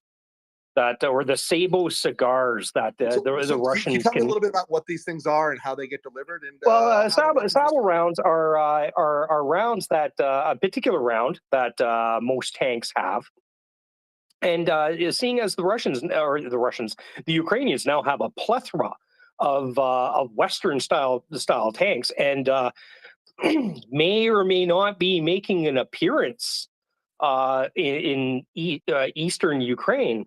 Who knows? But this is basically a round that gets shot out, and there's an inanimate tungsten rod that is at the center of it, and the Sabo parts fly away. They drop away, and this rod comes at you. This supersonic rod comes at you, and goes through your tank like it was butter. Like it wasn't in there. And without getting very graphic, it basically sucks the crew out the 2-centimeter hole on the other side. That was very graphic, sir. I'm not sure how to inform you of that, but it sounds like it very violently delivers quite the charge for the Russian. That way, is that the way I should think about this? I dare say it's no more violent than a Gimler. What's the purpose of this? What's the purpose of such a tank round? What's its best usage? Oh, it's there to remind the Russian T series tanks where they belong, and that's burning, tossing their turrets into the air. And has a smoke time of over 5 kilometers. This is a family show, but I do like how you're talking dirty to me on air. You can please keep talking about burning turret tossing Russian tanks all day. I am doing my best to keep it PG. I got to be honest. I'm not sure this is PG. I'm feeling kind of special about this, but I do like it. Whether you're getting happy pants or not, that's not my. That's all kinds of things for different people, right? So if that's what does it for you, big guy, Russian I'm tanks glad burning to help always out. does it for me. I'm not gonna lie. You found my specialty. If you want to get through to my heart, pictures of Russian tanks burning, tried and true way of doing it. Well, I dare say, with the amassing legions of T-50 series tanks being brought to the front, it's going to be a bloodbath, buddy. It's going to be disgusting. And like Chuck and I were opining there the other night, that you'll know when the Leopards and the Challengers and the other pieces of kit are in theater and active, because you'll find out in the morning that 200 Russian tanks over the dead of night just evaporated. That's a lot of Russian tanks.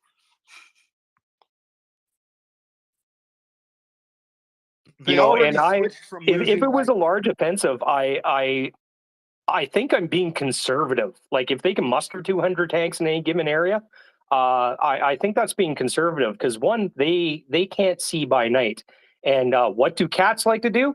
They like to stalk at night. You know, same with their cousins, the Challenger. They like, oh, there's Angry is here. He's going to tell us all about what these tanks like to do. That sounds very exciting, and I look forward to hearing Angry say that right after our hand by Prince Heather. Prince Heather, after you.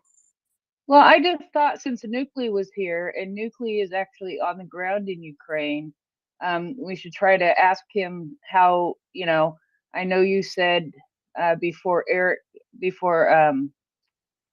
Doc Bites and other people went off that it's hell, but you know, just beyond its hell, which I know is a very accurate description.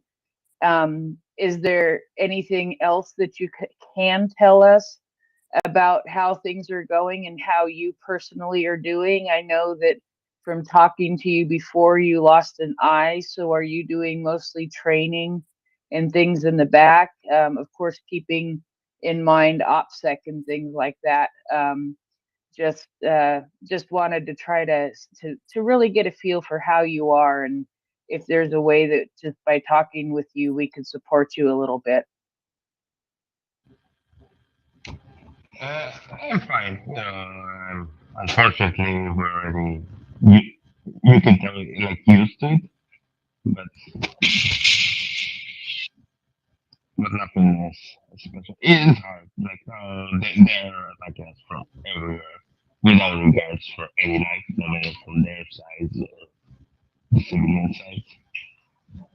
So we're trying to cope with it. We're waiting just for the reinforcement for the right moment when they arrive. I'm complaining to command a lot. That's just how it looks on the ground right now.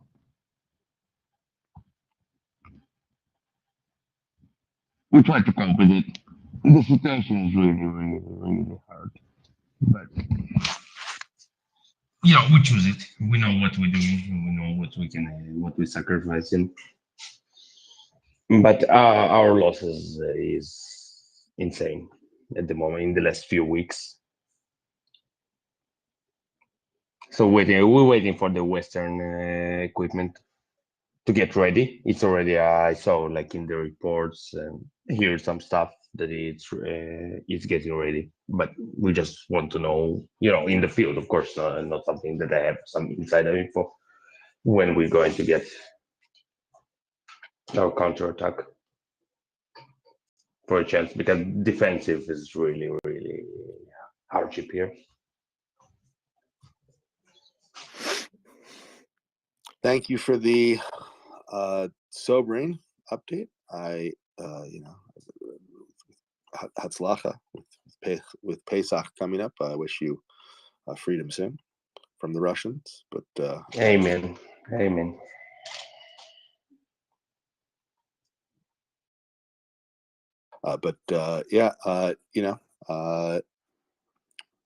You at the start of your comment, you were a little quiet for listeners, but it fixed up for me. I hope it did for everyone else listening. Thank you for the sobering update. Is there anything you'd like to hear or talk about before we continue on our journey down tanks and tank munitions hopefully on their way sooner rather than later? No, my friends, I actually can. I always love to come in here and listen to MriyaReport. Yeah, it's like a break for me from the reality and that's going on here to listen to you. And also I get the info that, I don't get in anywhere else. That I don't have time, to look for stuff. So you're giving us info and then I, spread it between the guys. So thank you for your job, my friends. I am so glad you appreciate this that much, and I'm glad that we can give you some info and things you appreciate hearing on the front in Ukraine. I'd say that for all of us, that is truly the most that we can hope to be doing right now. Speaking of excellent Ukrainian friends, I see Verlaine is making an appearance, and Doc Bite has a hand up. All right, Doc Bite. We have Nuclei on the ground, asking for loving to hear some info. We have a discussion going on about the ammo, the copper tungsten rounds, and the various tanks heading their way towards Ukraine. And just had you jump on in with a hand up. So you're up, sir. I am so sorry to be crawling back in here, but when I see Nuclei up here, and I know everything that this man has done and given up for Ukraine, I just wanted to come in again and say, here's the news you've missed today, Nuclei. Uh, Russia is still screwing up. They still won't win. They still are releasing their convicts back into their cities to kill their own citizens after they've come out on battle. They're still making stupid ass decisions that are out there, and that we still love you very much. And with that, I will finally say good night. Thank you, my friend. Good day. Good day.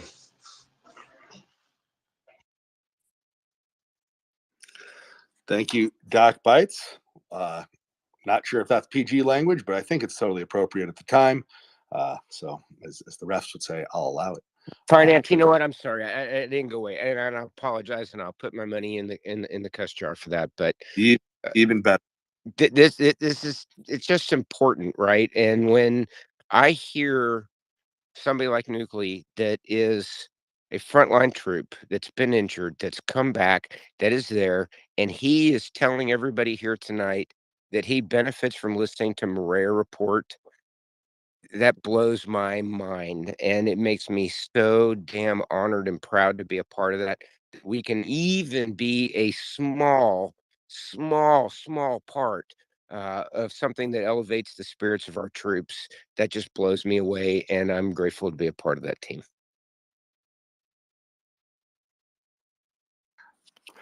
Yes, as we are, as we all are. You, especially those of us who, I guess, haven't had a chance to be in that situation.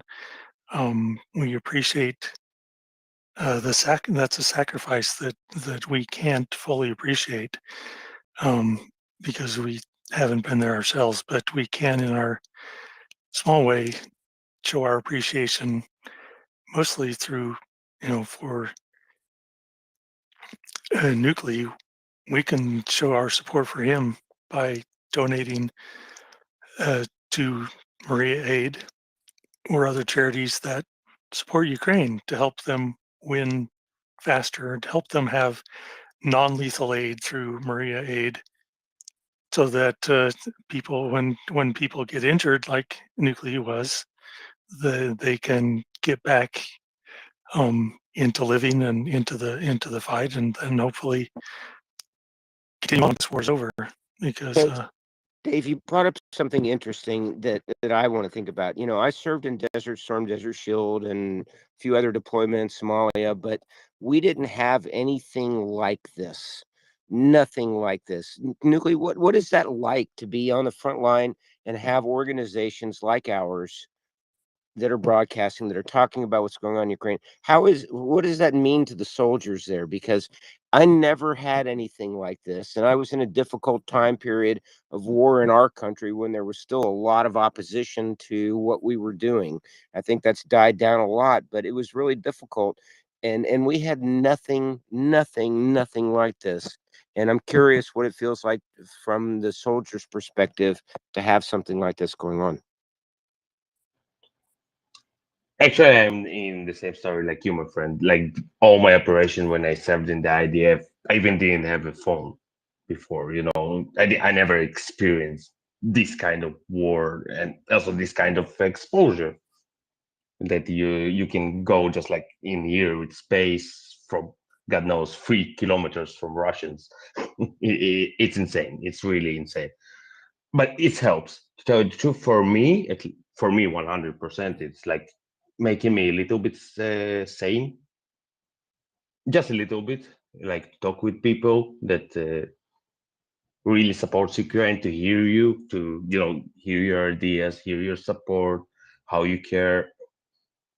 And I'm not the only one. Maybe not everyone listen live, but many people, that's in the front, like Arya, the other Israeli volunteer that also was here in the space. Like, hopefully, he is like a few kilometers from me right now. We're trying to meet somehow, but he also here. We talk between ourselves and other guys that don't want, they don't feel comfortable. It's not like they don't want; they don't feel comfortable to expose them because of English. It's also my also issue that I cannot express myself 100%. But guys, you're doing an amazing job. Seriously, no any other doubts. Like, especially with all the drama, I wasn't aware because I was in some operation like the last week. When I came back, when I saw all the drama going on in Twitter, all the retarded stuff with the foreign volunteers that I don't know were fake or stuff like that. But it's really nice from my point of view. I'm got like get into other world, something else, something supportive. It's making the difference.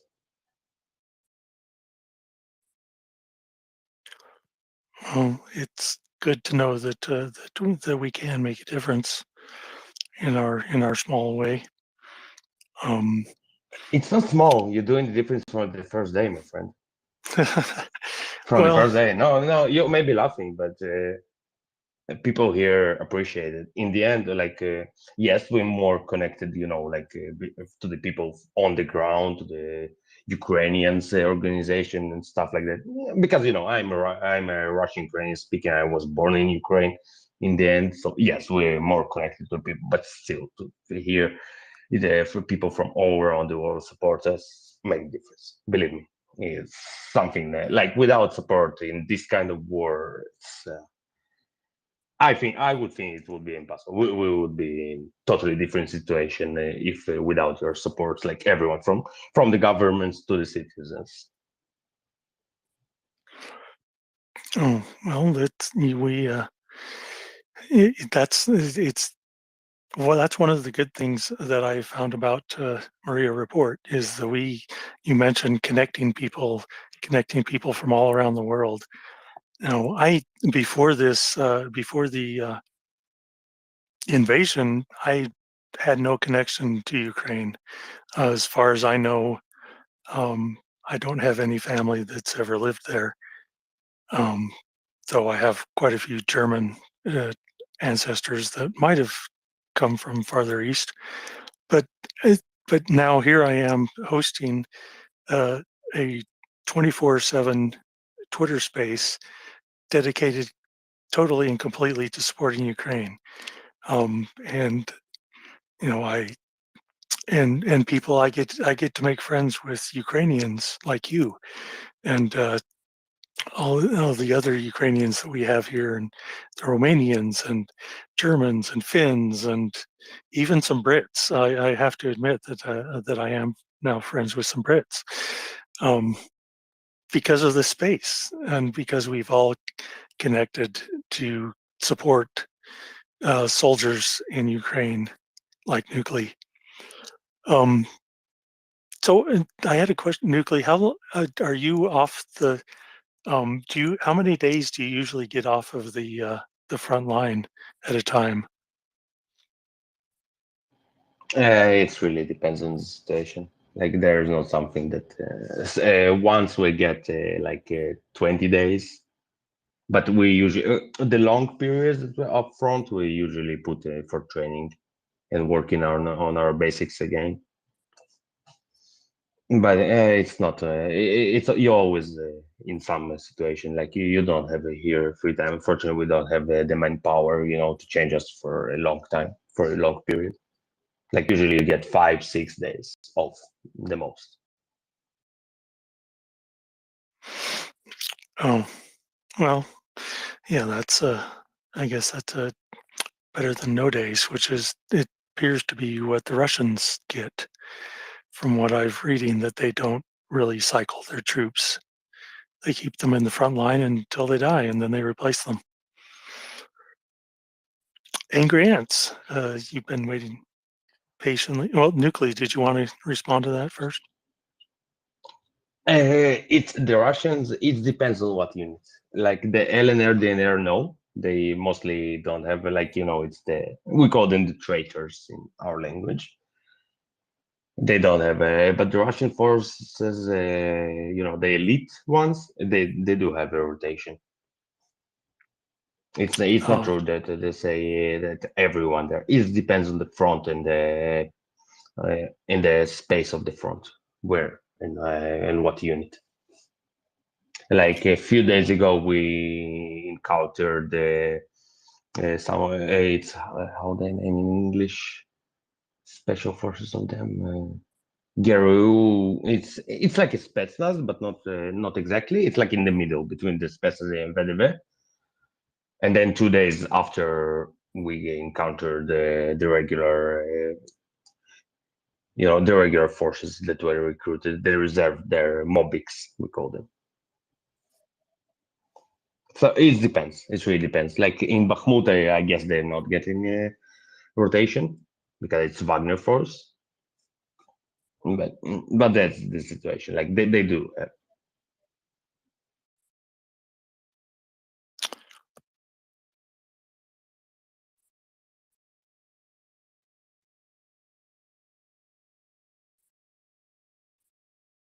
All right.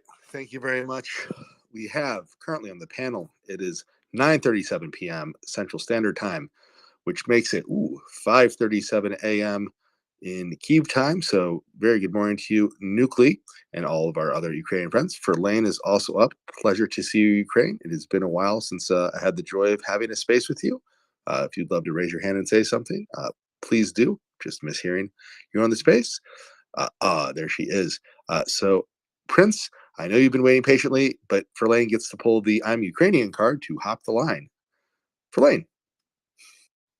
Good morning or good night, guys. Yeah, it's been a while. It's actually my second time coming this day for you because I duct tape dialed myself in during the European shift. So it's good to hear you, Finance. Good to see you all, guys. How have you been? I'm in a nice, safe NATO country. Nobody is shooting at me or my family. The biggest thing I can gripe about is having to deal with divorce documents.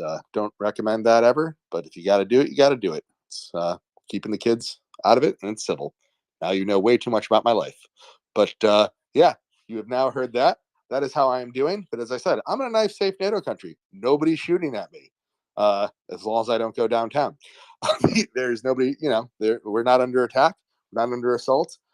And I got to last night help some Ukrainian friends out with some UN documents that they are applying to continue funding for their relief efforts that help displaced people and displaced Ukrainians. So I'm actually very happy, and that's what's making me thrilled today because I got to help with that, and I just felt like I got to do something useful to help the cause besides be up here. So that's what I'm doing. Before I go to my two other hands, how are you, Verlaine? Finance, before I say anything, I have to commend you on all that you've done and will be doing. I know that sometimes it feels like we are not doing enough, but just being where you are doing whatever you can, and I will repeat it all over again, is already a great deal.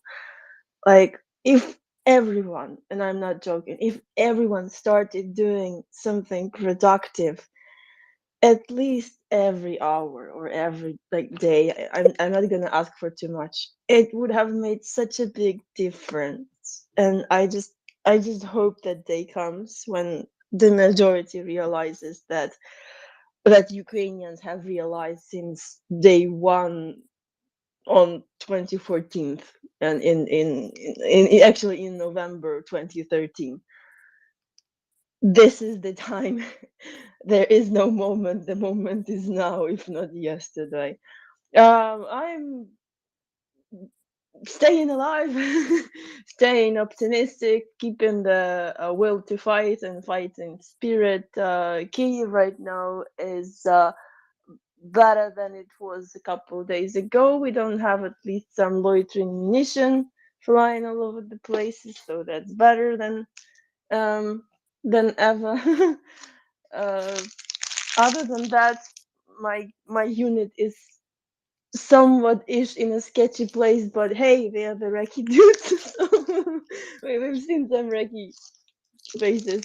You're I fighting? I'm I managed. Mhm. No. It's just I've been talking a lot in like it's been cold in Kyiv for the last couple of days. We had snow. It's like the end of January for me here, the last couple of days. So, and I was walking with Colonel Don Spencer all over the places, and we were talking outside. So, which is once again I told in the European space my privilege and my honor. And I was just talking too much because I'm an interpreter, as you know. I'm usually talking twice as much. And just a sore throat. I'm not crying. No, never. I would never. I think way beyond that point. Everything of that sort will be done after the victory. Yeah, so I managed, and I mentioned on the space, with all the turmoil, threats, and all of that jazz, and Russians on our back, managed to translate a book by one of the Ukrainian author, which is really encouraging for me just to finish that. And we're gonna have a presentation today, so probably I'm a little bit anxious because I haven't been in front of a real crowd for a while, apart from Spencer's lecture, but I wasn't on the spotlight. So there's been a lot like usual, and you just, if you have any questions, please just ask. I'm here to answer. I see that a lot of hands. I saw Peter was raising his hand, Princess raising his hand. Yeah, I'm not going anywhere. I'm fully awake and ready to just support or help or express my gratitude, because that's who I am. I don't know. Come on, All right. guys. You got it. No, pleasure to have you. Pleasure to have you, Philaine. All right, we're going back to order of hands, which is Prince Peter Sussex. It is the NAFO night shift, but we also have a highly caffeinated Ukrainian morning shift. Always a pleasure here at the Maria Report. So going over to Prince, then Peter, then Sussex. Prince. I'm just going to say really quick before I do anything else is just hello, Verlaine. It is wonderful to see you up on the space, and it's just very good to see you. So, and other than that, I'm going to defer to Peter because I know he tried to jump in there and his sound was a little muffled, and I don't think you heard him. So please go ahead, Peter. Finance, Verlaine, can you hear me okay? Loud I and can clear, hear you my loud friend. and clear. I just realized I was hot micing, so you can all hear me do dishes while I also co-host. Great. Verlaine, I have a question for you. Let us understand how important it was for NATO's Operation Unifier to help train up Ukrainian soldiers ahead of this current phase of the war. Because there's been a lot of static, there's been a lot of noise, but I know that you have been one of those leading figures who has helped Ukraine defend themselves. Help us understand a bit more about how Operation Unifier helped prepare Ukraine. Oh, that's a great question, for especially for 5 a.m. Okay, great. So for those of you who have never heard me, and I'm pretty sure there's a lot of you, but I was here since the beginning of MriyaReport as a host of the European shift, and I had to with withdraw for a bit. It was a tactical withdrawal because of a lot of circumstances. But I'm also a senior language assistant / interpreter for the Operation Unifier, the Canadian Armed Forces training mission to Ukraine. Briefly, since 2015, Canada, Britain, and the US realized that Ukrainian armed forces need help with the transformation. And accordingly, Canada has launched Operation Unifier in April 2015. I'm sorry, I'm usually like if you Wikipedia. The US launched Operation GMTGU, yeah, in May 2015. And there was like official orbital launched by UK, I don't know, like February, March 2015, but I started seeing them a little bit later. So it all started like a small effort, small localized effort to just prune the ground, understand what are the capabilities of Ukrainian armed forces, what's left from this old Soviet doctrine and how they can help. It started with like Rota Zero, where there was like 60, maybe 70 max personnel, all in Western Ukraine, just meeting Ukrainians, being training officers and NCOs, like NATO procedures, SOPs and whatnot. And then eventually, last rotation I was a part of, and the last that was in Ukraine, that was Rota 12 of the Operation Unifier. So every half a year there was a change of the personnel. There was another CO, commanding officer, different Canadian units, different branch and trade, just training Ukrainians all over the country. The plan was to keep on training Ukrainian, like different NATO standards, mostly standards, 10x, yeah, NATO procedures, SOPs, like TCCC, MDMP, okay, so tactical combat casualty care, a military decision-making process, troop leading procedures, marksmanship, Regi, like everything that is connected with the reconnaissance, tactics, And and for me, whatnot. it was NATO. So let Yep. me understand this correctly. So Yep. there was a NATO mission, Operation Yep. Unifier, and that mission had a purpose, and it was to help Ukrainian soldiers understand the NATO way of war. And you were there for that. What Yes. did you learn from that process? Okay, so to be more specific, the main goal, let's call it the mission statement. Operation Unifier was aimed to help Ukrainians reach interoperability with NATO forces.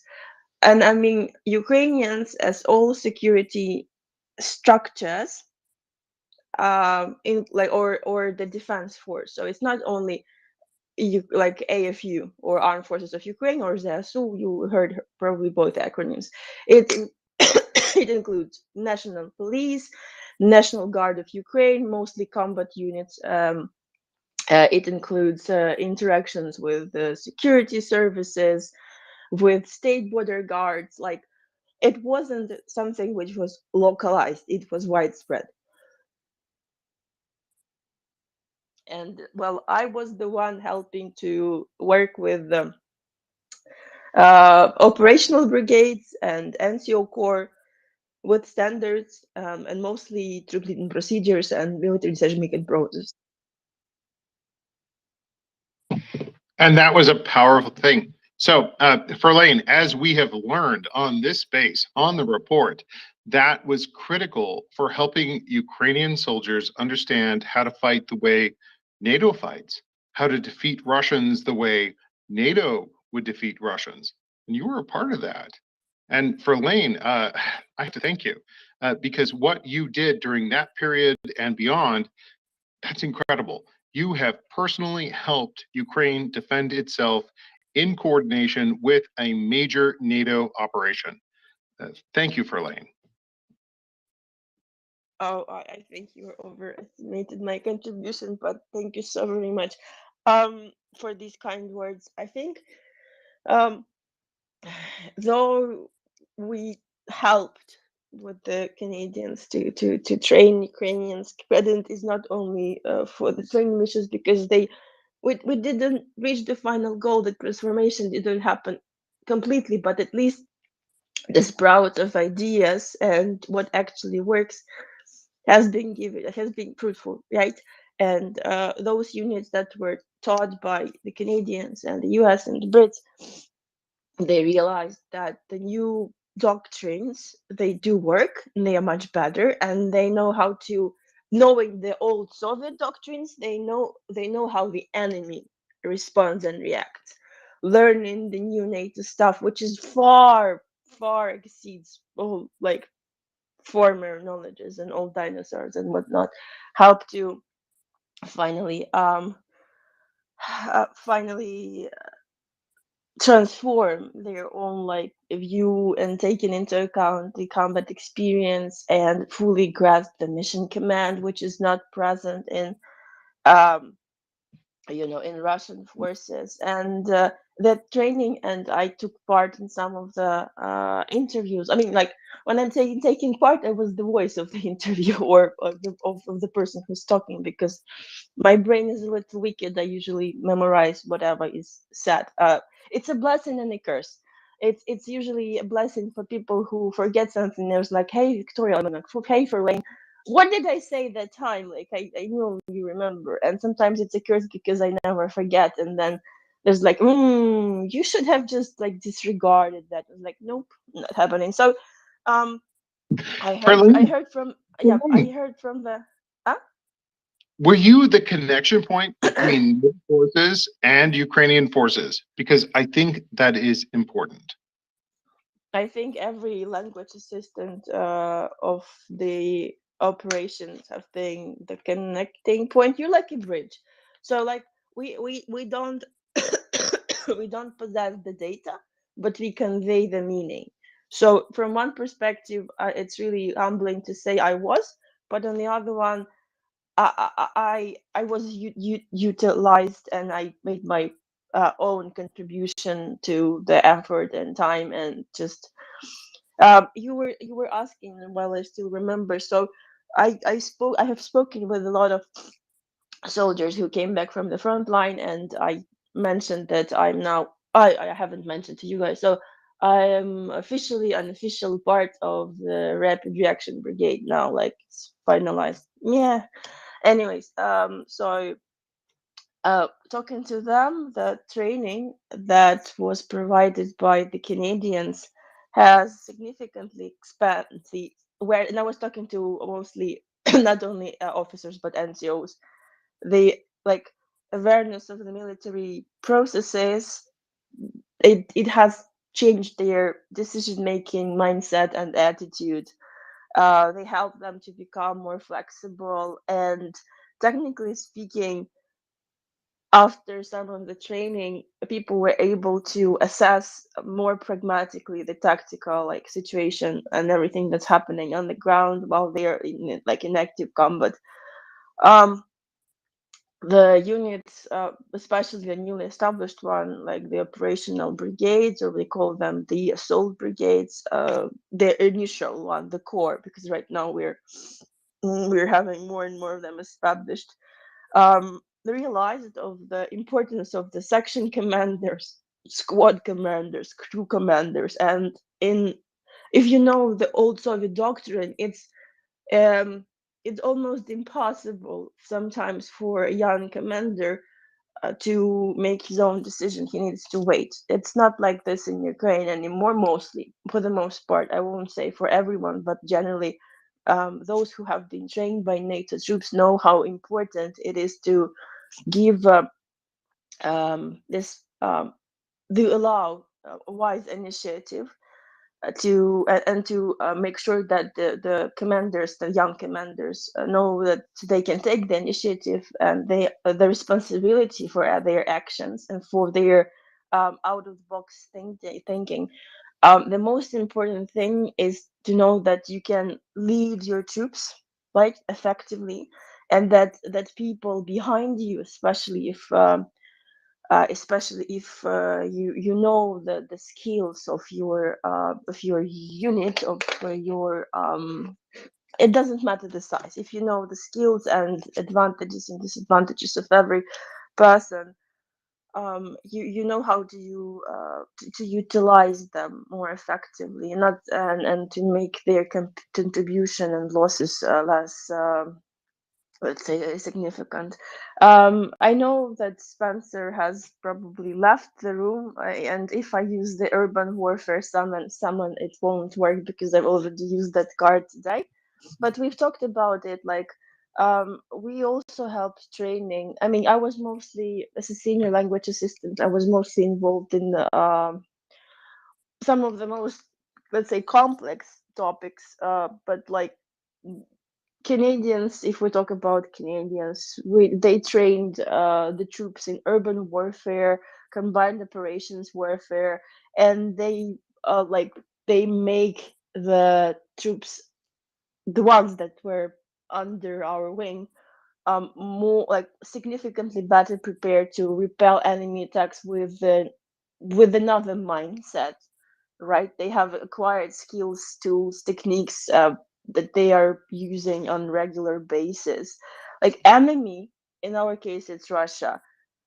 At the first, I don't know how it's now, but like I don't know the percentage and the assessment. It's he was unfamiliar and unprepared regards to new processes and new procedures that Ukrainians, trained by Canadians, Americans, and Brits, were using. They were accustomed to this very familiar old school tactics, maneuvers, and they utilize them, and they expect that the countries from former Warsaw Pact will do the same, and it's not like that anymore.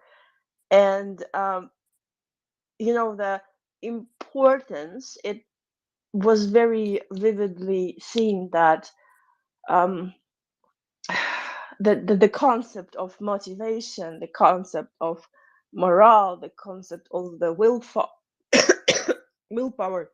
and power to fight were like explained in detail. So something that was disregarded in the US has become one of the most like important driving factors for the Ukrainians after the training. Fraulein, can I ask you one more question? Perhaps the most important question, because it is something that you have said. It was something that was powerful. It was something that struck me. It hit me in my heart. You have said, we have changed. In Ukraine, we have been through this war and we have changed. Can you talk to our audience about how the world before is different and now Ukrainians have changed, how this war, your loss, has changed you? Can you talk to us about how we have changed? Because what you said was so powerful. And I hope you maybe share a bit more about that, because I think you're right. I think Ukraine has changed, and your experience, your suffering, your service has demonstrated that Ukraine is changing right now before us. You have said Ukraine has changed. And those old little tricks that others, like the Russians, played upon us, they do not work anymore because we have changed. Can you talk to us about that? Absolutely, but that's like a very deep philosophical question, and I think the time in the world won't be enough, even though this space runs 24/7. It's something like deep within your yeah. But I can explain. I can explain. Just give me a second. So, I'm pretty sure at this point, I do hope people realize that the war has been going for us for 9 years. Obviously, it wasn't on such a big scale, and at some point we had these stages of like denial that it happened to us, grief, than moment of just ongoing fighting and resistance and acceptance that it won't stop unless we stop it. And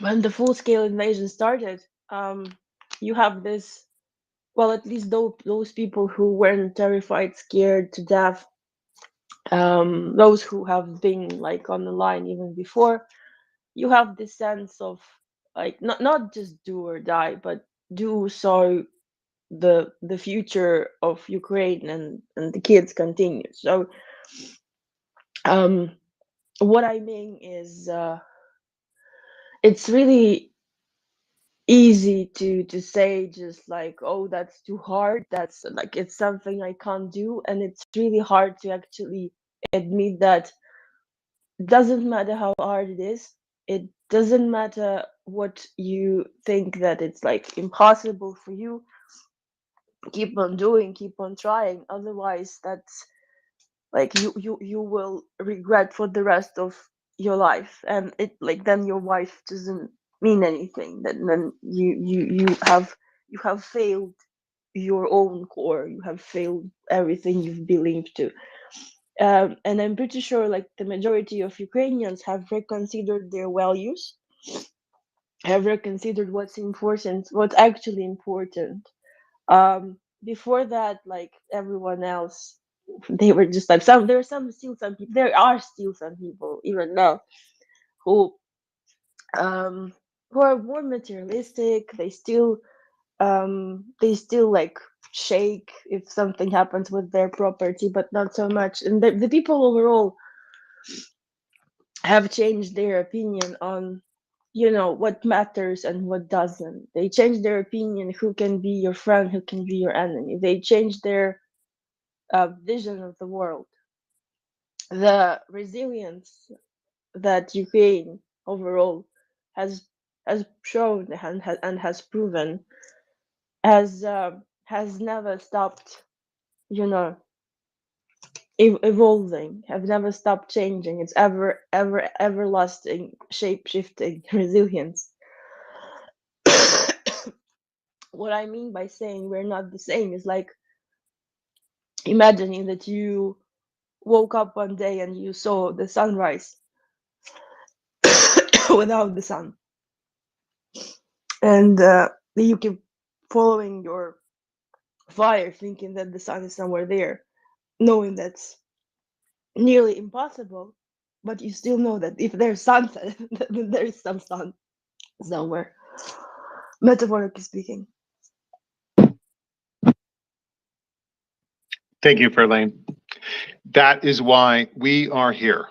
We are here 24/7, 365 to support and help our friends in Ukraine, to push back against those Russian lies, to push back against Russian disinformation, and to say, no, this will not stand. We are here to help our friends in Ukraine. Verlaine, you are fighting the good fight. Keep it up, and know you have friends everywhere in the world. And right now, we are here to help you. We are here to help Ukraine, because what has happened has been terrible. And there will be a better world after this point. We are in a period of extraordinary politics. We have a moment. It does not happen every day, but it is happening now. We have a moment to help our friends in Ukraine. And Verlaine, for you and everyone else who is fighting that fight, yes, we see it. Ukrainians are different right now. Ukrainians are changing. And those old tricks, those old little bits of politics that other people might have tried before, they don't work anymore, because Ukrainians have said no. We say might does not make right. We want our own country, and we want to be part of the West. We do not want to be part of Putin's kleptocratic despotism, and we are willing to fight for it. And for me, as an American, That's inspiring. I wish more Americans could understand that the feelings that Ukrainians have right now, because we used to have that here in America, and Ukrainians will be better off as part of our European Union and NATO systems, and we will learn from you. Verlaine, thank you. Thank you, Peter. I think it's really hard to do a self reflection when you're in the moment. I usually try to suppress my own emotions because it's once again, I like to keep things productive. So we've suffered and we've been suffering enormous losses daily. I have a lot of people who have been killed by Russians, people I know, people I loved and will love to the rest of my days, because their days have been already cut in half and not less. And I hear about people like being in hell, getting out alive or barely alive, barely intact from hell. And for me, it's always inspiring to talk to my team and just hear like, I was like, that's nothing. It's like, все хорошо и замечательно, все добро. It's like everything is wonderful, everything is good. We're doing the good thing. Like we know why we are fighting. We know who we are fighting for. Russians never had ever realized why they are here, what drives them, what is their values. Once again, like I don't really feel like they have this sense, and we do. And it's really important to just be mindful. What is your fight about? For us, it's an existential fight. And I think at this point, if someone does not understand it, then they're just, I don't know, fools, right? And I think that given that even starting from like early February of 2022, when we were like constantly bombed and shelled, and there was this hybrid warfare that started long ago in 2014. The panic was inevitable, but somehow we were managed to pick ourselves up, like trying to motivate our others, trying to, like, funny enough, so foreigners were trying to keep us motivated, but we were also trying to motivate foreigners from this side of the world, because we knew that our own efforts is not enough. We I know that so many people are still like laughing and they are ironic. Oh, Russians have proven they're not the second army of the world. No, no, they are the second biggest army in the world, numerically. I mean, with the firepower and all of that. Ukrainian firepower before the help arrived has never even been compared to that, because it's incomparable, even like in the sizes of scales of Russia and Ukraine. And even though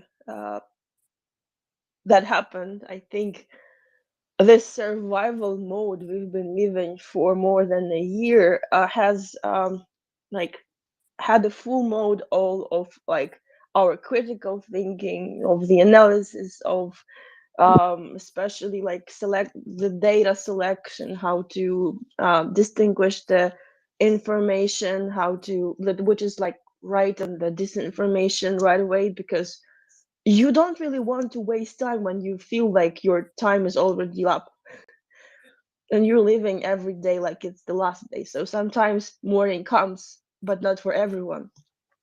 And the partners, the NATO member state representatives that are with us and keep on saying like, we will be with you in this fight for as long as needed, even though we can't engage. And I know why they can't engage, and I'm pretty sure at this point the majority of the world also knows why NATO can't engage, and that's yeah, what it is. We feel the support. We know that we would have never been this resilient if we knew that we're alone, and like you're You're not alone. 24/7. You're I not know, alone. I know. Sometimes I do feel like I'm alone, but then I'm reminded that I'm not. Um, like I'm being reminded by kind words or by actions or by some greetings from the front.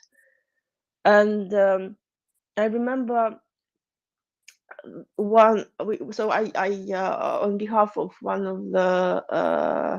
of the interviewers, I think it was Maciej. I don't, yeah, it was Maciej.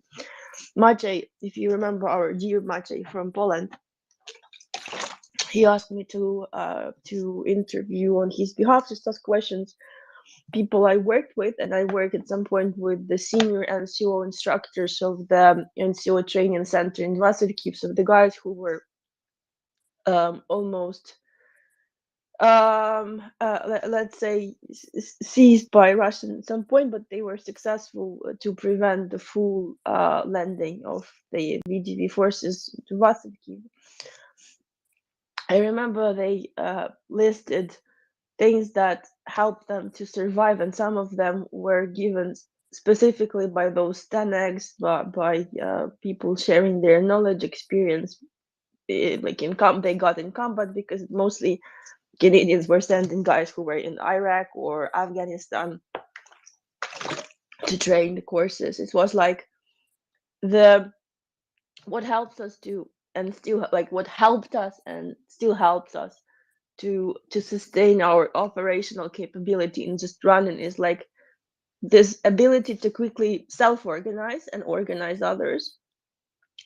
We had this amazing, phenomenal self-organization since 2013 when the Maidan happened, or the Revolution of Dignity. I think no one expected. I don't think even Ukrainians realized what we were doing. We were just following the heart, and that was right to do that. Yesterday or the day before yesterday, we were visiting the Maidan with Colonel John Spencer, and I was standing beneath the stela, so it's like the monument of independence, and I had the flashback, and I remembered I have my photo taken. I had a photo of myself with my friend taken on November 25th, 5 a.m. 2013. On the left side of the monument, I was standing with my umbrella. It was really raining, and there were like burkets surrounding us, and it was just like maybe a bunch of us and like hundreds of them. And here I was standing there. It's a full-scale invasion. There are sirens everywhere. My friends are on the front. I'm the liaison officer / logistics support supplier, volunteer, you name it, and all of the above. You were on the Maidan, Elaine. You were on the Maidan right there at that moment. Yep, I was always there. So like the being in that moment, you don't really. Once again, you don't self-reflect. You don't have time for that. You react. You either react or you miss the chance, and the speed of your response is vital. Like, and you have to make critical decisions, and you have to make well-planned decisions. And that decision for all of the Ukrainians have become the turning point. The ability to make quick decision in extreme conditions or during combat saves lives once again, right? And like having this knowledge of the place and role of and everyone during, I don't know, hostilities, combat, regardless, NCOs, officers, civilians, is extremely important. And the training that was conducted by the NATO troops in Ukraine, it helped to further improve the critical thinking, the risk assessment, like data analysis, as I mentioned. We are motivating troops and support and sustain the morale, because we know how important it is. Like you can see, like even on my feed, you can find me constantly sending some energy drinks with, like, last time I sent like 50 kgs. I still don't know how the hell was I able to carry 25 every time. Like it's so like I think I did a little. Went a little bit overboard. Next time I'm just gonna do batches and some stuffies and some candies and some small things. But I know that it helps the morale, and it's sometimes very cute to find something you know um fun bringing while you're in the trench or in blindage, whatever. And we are more than trained by ourselves, by the circumstances, and by our enemy, ironically, to be able to work in a team. I won't say it's perfect. No, no one is perfect. Ukraine isn't perfect. We don't have to be perfect. You don't have to be perfect to ask for support. And our troops aren't perfect. The cohesion is not always there, but like at least they're trying. So the teamwork is really important, and the mastery of the native procedures that was provided is also extremely important. Um, the realization what is the contribution of each of us is really important. Understanding of the consequences of every action, misaction, or inaction is also extremely important. We know what price we are paying, guys. Like we're not blind, and if we have these numbers of Russian of casualties, we understand what price we are paying. Like maybe we're calming ourselves down that we don't see the numbers. I get it, but in your head you have this bomb ticking, and you want to cast Russians faster, but you know that the faster it comes, the more will die. So you try to mitigate the damage. And when you hear about successful offense, I'm usually in my head very conflicted because I feel about the price and the cost of that successful offense. But once again, I am staying focused because it's not productive. I think it was Tim. So Tim came to Ukraine at some point, and he was conducting an interview, and I was extremely busy, and he literally hijacked my apartment. I'm not even joking. Well, I am joking. I invited him. So we had the moment of just us talking. I finished interpreting one of my like volunteering efforts, because I still help psychologists, psychiatrists, psychodramatists, psychotherapists to like of the world credentials to help training Ukrainian psychologists to work with adolescents and kids, because they've been traumatized significantly, and we don't usually, not every time they know the tools how to work with those. So I finished the session, and Tim conducted the interview, and he was trying to be respectful, and at some point he's like, "I'm just gonna run you a quick, like, I think it was like Q&A session of 20 questions." And mom was like, "What's gonna be the first what was this word? Like, what will you do after the victory?" And I was like, "I'm just gonna mourn.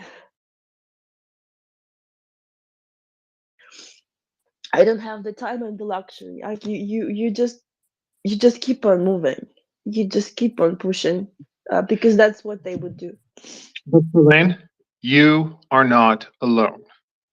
Please understand, every American, every European, we are here in this space at the Mirror Report to say you are not alone. So the work that you did before this current phase of Russia's despicable invasion against Ukraine, the work you did before prepared Ukraine's army. You played a critical role in helping Ukrainians fight the way NATO fights. And when the US military said, "Oh, well, they're going to fall within 3 days. When the highest, smartest people in the American intelligence community said, well, these Ukrainians are not going to be able to hold out, they forgot about Operation Unifier and the work that we have done as a collective West to help Ukraine defend itself. And what happened? Ukraine said no. Ukraine stood. Ukraine fought. Ukraine won. Ukraine pushed back against Russia's egregious invasion of its country, much like Americans did, much like others have done. When someone comes into your home and says, I want to take this home, and you say no, because it's your home. Ukrainians are fighting for their home. Verlaine, you have paid a terrible price for your sacrifice, for your country, for your service. I can only imagine the feelings and experiences that you have gone through. But what I can tell you is this: you are not alone. And anyone who says that you are not a patriot, anyone who says that you have not stood up and helped your country, well, they're wrong. And I love the fact that, again, it was so true, it was so honest, it was so accurate. We have changed. Those old politics, what you're throwing around, the things that might have been true or said before, those things are wrong. Ukraine has changed. The war has changed its national identity. And what is happening now is something that happens very rarely. And you, Verlaine, I would ask you to reflect on this. Right now, there is a national identity of what it means to be a Ukrainian, and those people who have suffered, those people who have lost, those people who have sacrificed in small ways and big. You're one of them. Help us understand in the West what it means to be a Ukrainian right now. And then I'll hand it back over to finance. And I think we should all reflect on that here at the Maria Report. Ming, it's just being decent human, like loving not only your country, loving your countrymen unconditionally. They're not perfect, once again. The only thing that is perfect in this world is imperfection. It's knowing that you are fighting for good. It's knowing that the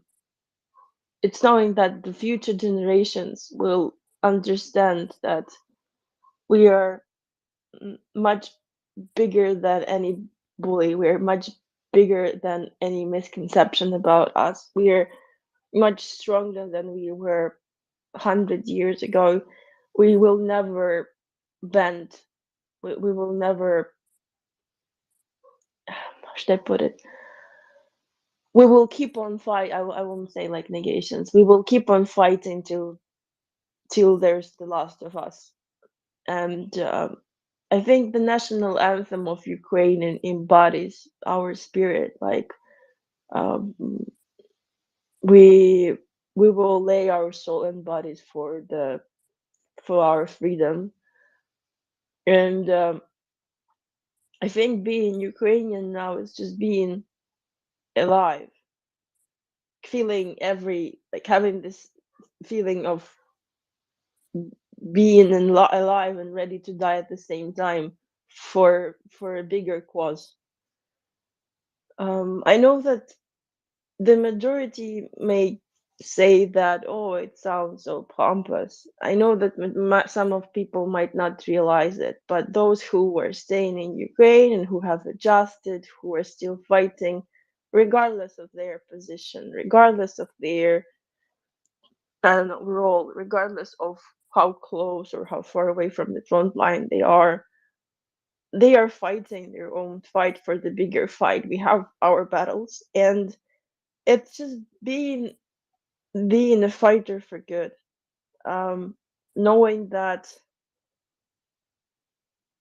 being in the fight sometimes is enough, and doing whatever you can wherever you are with the good intended heart is enough, and supporting the idea of this of the continuation of the rich culture, and once again values, because I think that we all share, like, why we felt so connected with the other countries. You see that we share the same values. We have maybe sometimes different opinions on things, but we are still trying to find common grounds. We're eager to hear others, and we want to be heard as well. And we never build a wall in front of anyone. We are still trying to find some ways to approach everyone, up till the point when we see there's no sense in doing that. Like with Russians right now, we will never ever sign anything with Russia. That's full stop, period. We've been there. We have our lessons learned. Being Ukrainian, it means to accept who we are, how we are, and changing, constantly changing.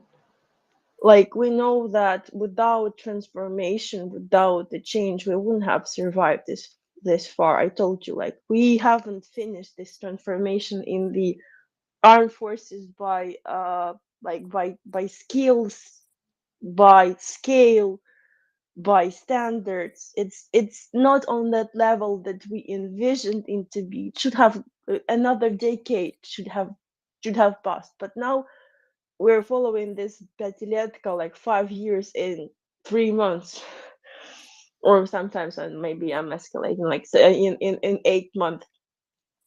We are just like jumping through the destroyed bridge to filling the blanks, and we are at the full speed max 24/7, doing whatever we can to maybe not only to fulfill the obligations, because we know that the partners, though they see that we are doing this, we still have some obligations to comply, but just to be honest with ourselves that we want to do it right, not only for the living but only for the dead, because we know how many of Ukrainians will not see the free and liberated Ukraine, and we have to live for them as well. So being Ukrainian is knowing the price, appreciating the health, mourning about the losses, but at the same time staying hopeful, because you know that the living will not fail. We will not fail, and we will prevail eventually. For the living and for the dead, and Ukraine will not fail. That's why we're here, Verlaine. That's why you're not alone. If you are ever attacked, just remember, you are in a shield wall with us. We support you, as we support all Ukrainians in their fight for freedom, in their fight to say no. Might does not make right. Your tanks, your army does not say how we can run our country. We want to run our own country, and we do not want to be part of you. Your kleptocratic, despotic, Eastern authoritarianism. We want to be part of the West, and we are making a stand right now. And that stand destroys your country because we don't want to be part of you. And so, what have you done? You have sent your tanks into us. You have attacked us because we don't want to be part of you. Verlaine, thank you. Thanks to you and everyone else who says no. And Verlaine, may I say, Just remember, if ever you are attacked in the real world or on this stupid world that is called social media, know you have a shield wall behind you. Thank you, Ferley. Thank you for what you are doing. And we're here in the West.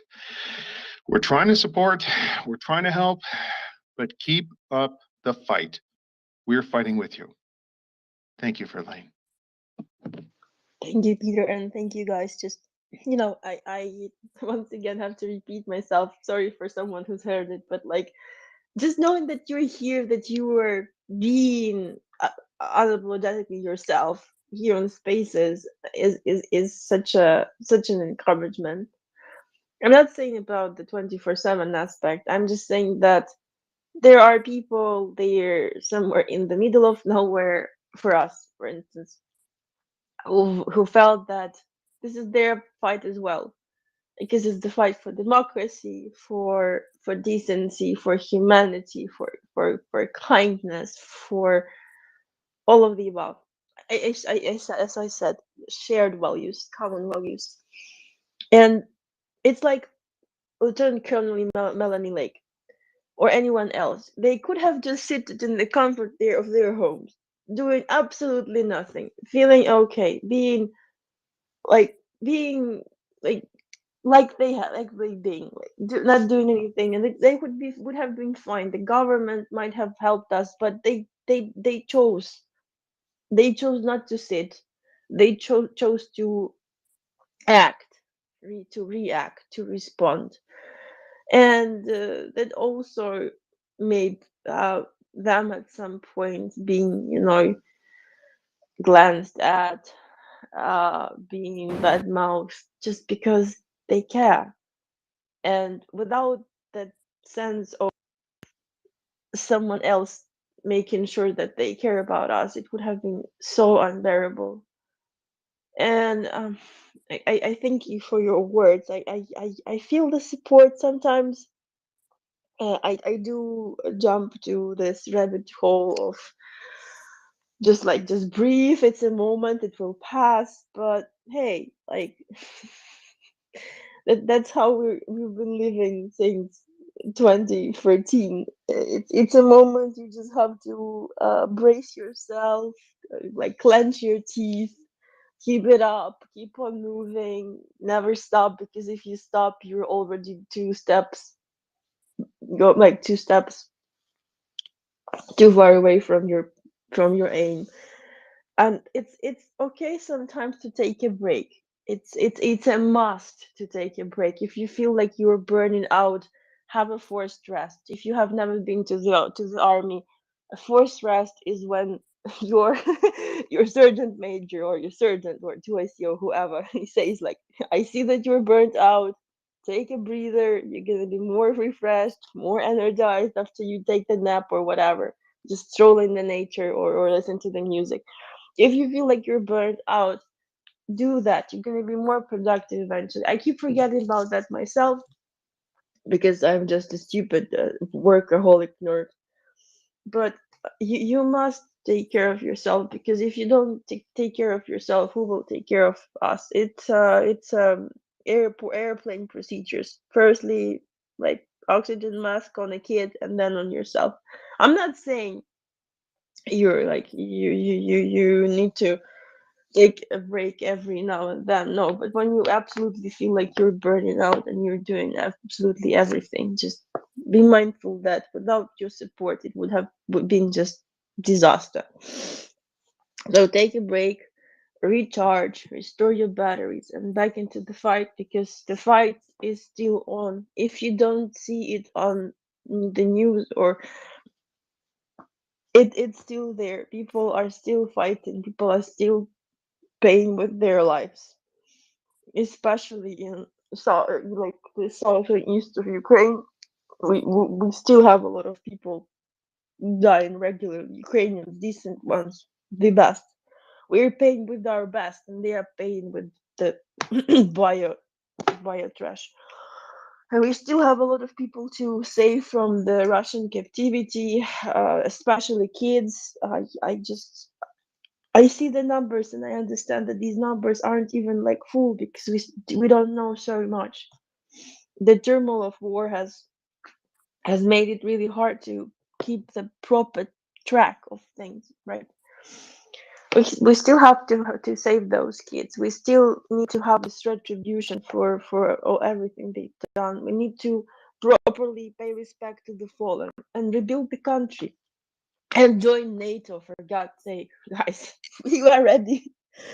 We're gonna be the most combat experienced army in the fucking world if we survive this. But I'm better used of saying when, not if, just to be clear.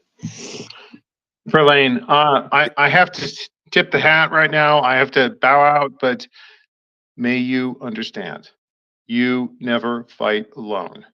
You are with us. This is why the MriyaReport has been doing its mission. This is why we have been going 24/7 to push back against Russian propaganda, to bust the fake news, to say no. Your fight is our fight, and that's why we're here. Anyone who attacks Verlaine, I have to invoke Article 5. An attack against Verlaine is an attack against me. And I think we should all say that, because those attacks against Ukrainians, well, they're an attack against us. Because as we've seen, Verlaine is fighting for our freedom. Verlaine, thank you. Thank you. Verlaine, thank you very much as always. And I would say that I do see and hear this on the news. I literally get my news here. I'm also a listener as well as a co-host, and do what I can to make sure that Ukraine is always in the news. And Verlaine actually has my comms, so if you ever just need a personal conversation or need to talk or to de-stress, you know how to reach me. I will continue to leave you alone indefinitely, but obviously on the space, please come up anytime. We love hearing you. We absolutely love having you here. And if you just need to vent or yell about something, here personally. And so whatever you need, we're here to help. Thank you very much, truly, for all you do. You are an inspiration to your people and frankly all free peoples of the world. All right, Doc Bites. I know wanted to ask you a question for a long time, Doc. Thank you, Finance. Verlaine, your words, your feeling, your emotion. It's like I can see you, feel you, everything through Twitter, and I'm so grateful for your voice. Just love you 100%. Everything you've talked about tonight. But I wanted to ask a specific mill question that I heard you mention briefly in what you were discussing with tonight, if that's okay with you. Oh, sure, please go ahead. You talked about the Canadian Army training, especially on the officers in the Ukrainian Army and the impact it had on them about decision-making processes. Verlaine, you and I have not spoken before. I was a corpsman in the Navy that was positioned with Marines. I was field FMF attached, so I spent a lot of time with them. And when I heard you talk about the officers and the impact the training from NATO forces was having on them, and I think specifically Canadian, how important that was on the battlefield. Because we know we're working with every soldier, every recruit coming in to do what we can to prepare them for the upcoming offensive and giving them that NATO training. But the real difference is in that NCO Corps and the officer corps, and allowing them to make decisions on the battlefield as needed is something that we as a Western Army have done for a long time, and now that's coming into play there, and the impact of that. It just seemed to me that was is the impact on those officers, those young officers, lieutenants and whatnot, that are being able to be empowered to make those decisions. Is that even more impactful than what's going on with the training with the regular soldiers that are being trained and prepared for this upcoming offensive. And again, thank you. And like Finance said and Peter said, we love you. We're here for you. As an American, I will not give up on you. I used to be on here for politics. I'm 100% Ukraine. This is the most important thing happening in the world today. And I just want you to know that there are many, many of us that feel that way. So thank you and Godspeed to you. Thank you, Doug Bite. That's a really great question. Thank you for asking me that. I'm gonna start with the very basics, and I'm gonna go in and deep dive, and I'm gonna reminisce on one of the interviews by now captain of the SIGINT unit. She's officially mortar battery 2IC, but on the ground she's a SIGINT Recce element. She had conducted interview with a Canadian reporter, but he selected some parts and bits. He didn't go into details, and I'm gonna explain how actual training of MDMP specifically has changed the flow of the battle in Rubizhne, Severodonetsk, and saved a lot of lives. So before that missions to Ukraine, we obviously didn't have the proper staff structure, and we didn't have like S1, G1, blah blah blah blah blah. Like, fun enough, the first time the concept was introduced, like having sections, like personnel, intelligence, you name it. The AFU decided that they can just change the number, the numerical number of the sections they already had. So it was like J15, J16. Like, it was just fun to see that happening, that confusion. And then they finally started to, perceive the concept. It was a drastic change yeah, it was just bonkers. So I'm gonna explain to you on the example of my unit, fourth rapid reaction brigade, named after the hero of Ukraine, Serhiy Mikhalchuk, more known as Rubizh.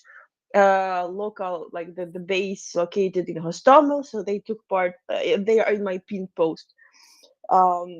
They took part in the battle for Hostomel, for Kiev, for Rubizhne, for Severodonetsk, for Lysychansk. They are one of the most combat effective brigades, the operational brigade of the NGU. Now it's part of the assault brigade. When we were having an interview, and there was this question, so how the Canadian missions have helped to, overcome the difficulties, she explicitly said that it's not only the tactical training, the TCCC, the preparation for joint operation, the playing of the scenarios during the training, having the rapid trident training, all of that.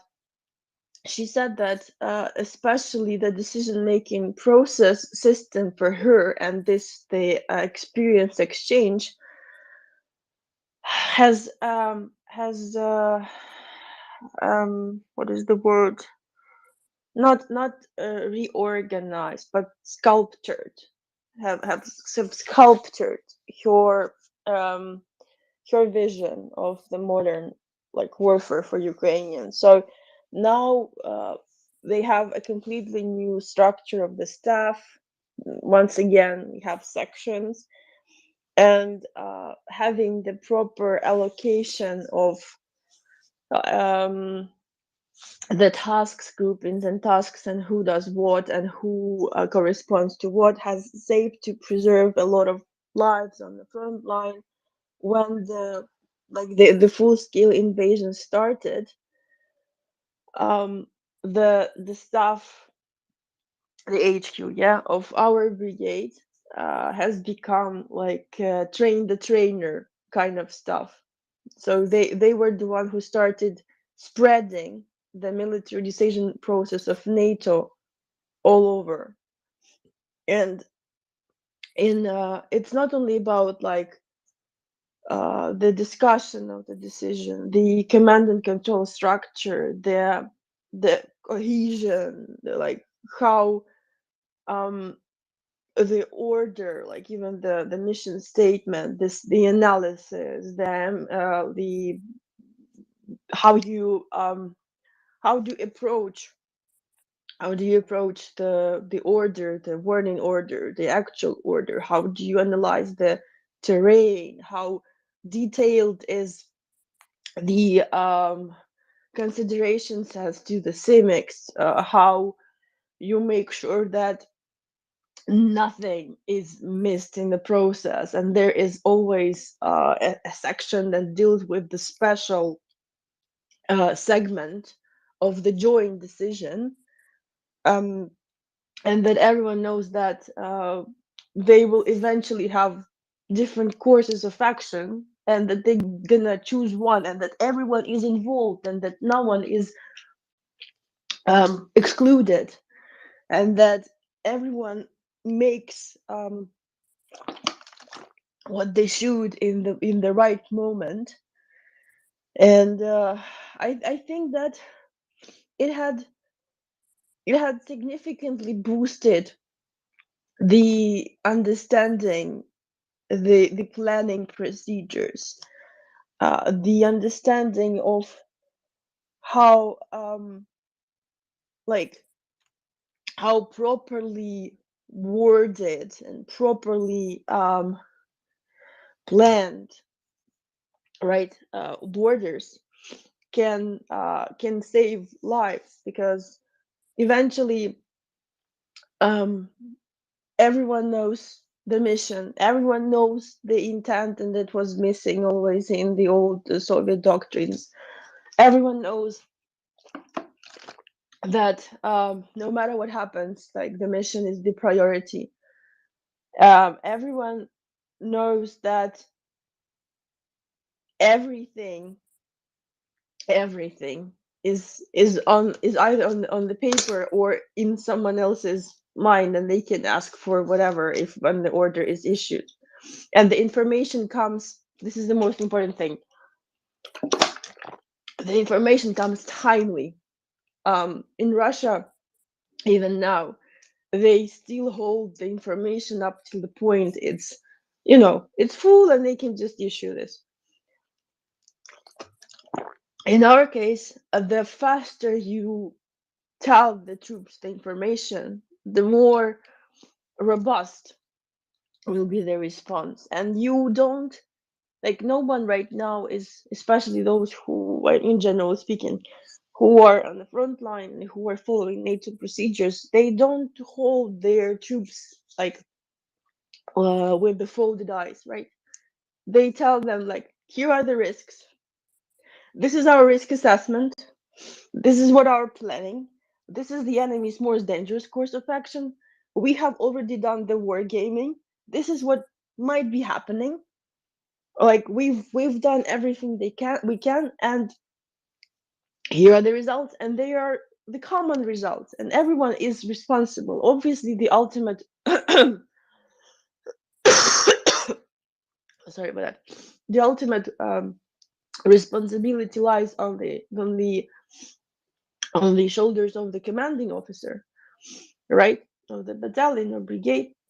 But it's his intent executed by his troops, who he trusts in, and then it comes back with the full like layout of what he wanted. And everyone knows, like, the lowest rank, the soldier, will eventually get what he specifically needs to do, because the military decision process then comes out to the troop leading procedures in like the simplified version, which makes it really, like, for me, it's so, like, even like I'm not in combat, but it looks so effective even during the training.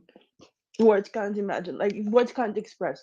So I think that's significantly like made a difference, because ultimately 80% of the time, no, well, it's 70, but 80% of the time should be invested into the planning and 20% into the execution, because execution without the planning is just, I don't know, adventure.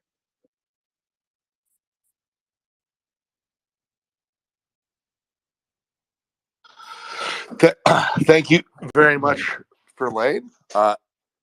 Do love hearing about how NATO doctrine comes in and the difference in institutional decision making. Another time when it's not 5:30 a.m. If you're up for it, I would actually love to have a panel on just this, because institutional decision making is where your world meets mine, and sort of this is all of what business school is about. So I absolutely love the topic, and if you'd be up for it on another date, I would actually love to run a panel on just this. But I see Colonel Jeff has his hand raised. I'd love to go to him real quick. Colonel Jeff.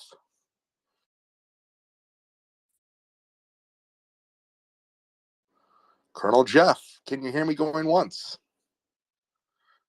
Colonel Jeff, can you hear me going twice? I think he dropped. I see he's connecting. All right, looks like Colonel Jeff is recycling faster than a Russian Bobik with a stick instead of a rifle, and will hopefully be back shortly. This as much as I'm joking, this is now a thing seen in Ukraine. Sometimes they've decided to really embrace that World War One era doctrine, the Soviet era doctrine of when the man with the gun dies, the man without the gun picks up with the gun and shoots. Except apparently in some places they forgot the part to have the man with the gun, so they're just tearing sticks. It's a new one on me.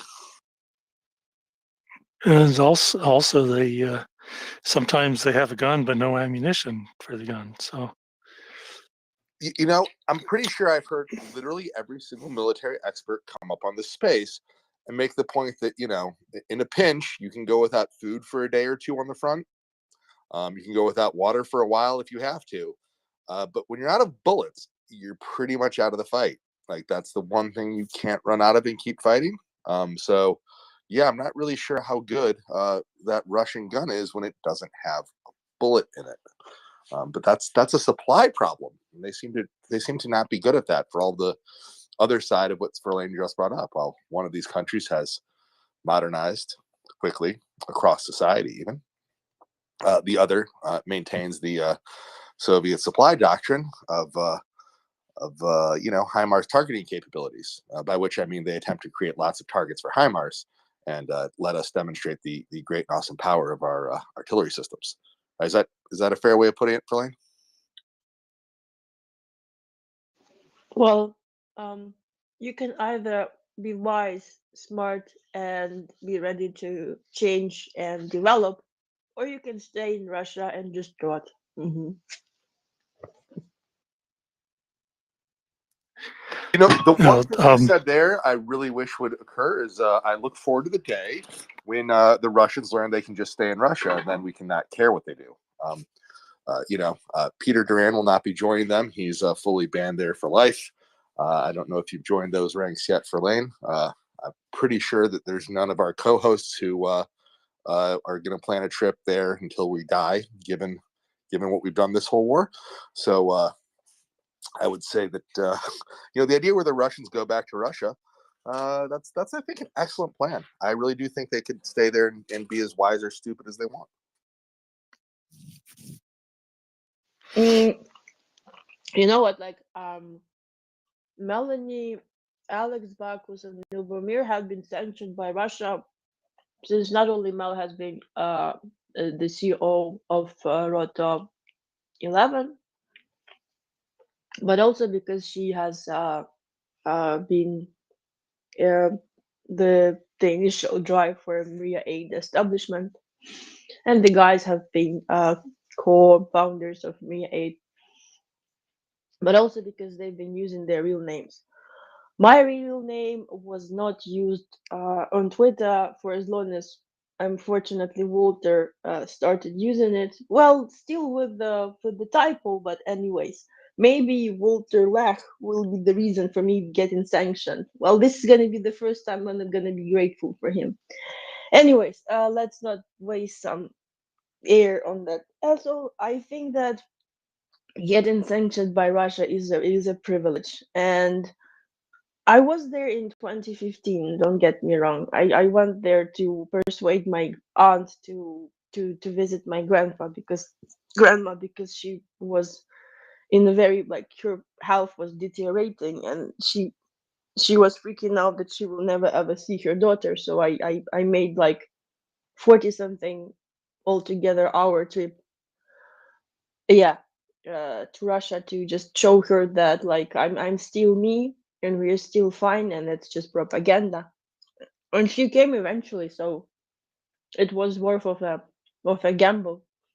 But yeah, not going to go there anytime soon. I still have Ukrainians to save.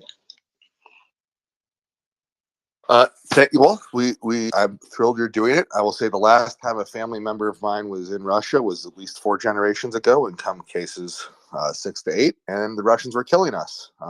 We haven't really lived there since, and that's there's a reason for that, and it seems like the I Russians wonder keep killing why people, people, yeah, right? yeah. Like, and we're here in America. We thankfully have never been killed for being Jewish.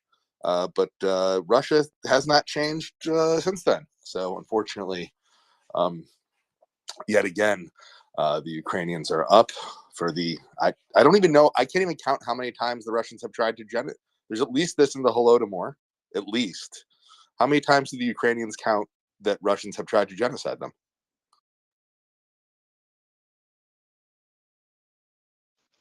Well, let me do the counting. So, um, since the back in 1654, when the Bogdan Khmelnytsky signed the agreement with Russia, Ukraine has been enslaved up till 1861. You guessed it, Ukraine had slavery. So there was the concept of panchina, where the rich Russians called panim, mostly Russians, but not only, were able to buy Ukrainians for sale just because they were lower status. It was the same thing in Russia because it was all like Russian Empire, but mostly they were Ukrainians because Ukrainian soil, Chernozem, has been very, you know, good in harvest. And sometimes when I'm asked like, oh, what about racism in Ukraine? Like, what about white supremacists? Like, guys, literally white people were owning white people longer than anyone else in history of a modern, like, civilized countries. So the slavery was finally abolished in Ukraine in 1861, but it wasn't the end. Russians still wanted to own Ukraine. And we had massive like shooting. The couple times there was famine. In 1917-21, they shot the elite. The same went to 1960s, and that was 1986. And you know about Chernobyl. I'm pretty sure you watched the documentary. I did watch the documentary. I didn't know the full extent of the Soviet bureaucracy's perfidy. I just sort of guessed at it. We didn't have good visibility into the Soviet Union because, well, no one had good visibility into the Soviet Union. But I think the whole world knew about the I nuclear wonder disaster. why. As shocker, right? But we did. But the whole world did know about Chernobyl. I know. Look, when I was in Estonia, I was having dinner with 3 Ukrainians, and 2 of them, they're adults. I'm 39. There's 2 of them there that were within a few years of my age. I don't know which direction, and both of them had mentioned at one point Chernobyl because they both had health issues from just having lived, at some point early in their lives near the disaster. Like this isn't, this while this happened in the past, this isn't something that disappeared then. This is sadly still affecting so many people today. I hadn't at first considered to include that one. It's fascinating you brought it up, and I really should have considered it from that angle. So thank you for changing.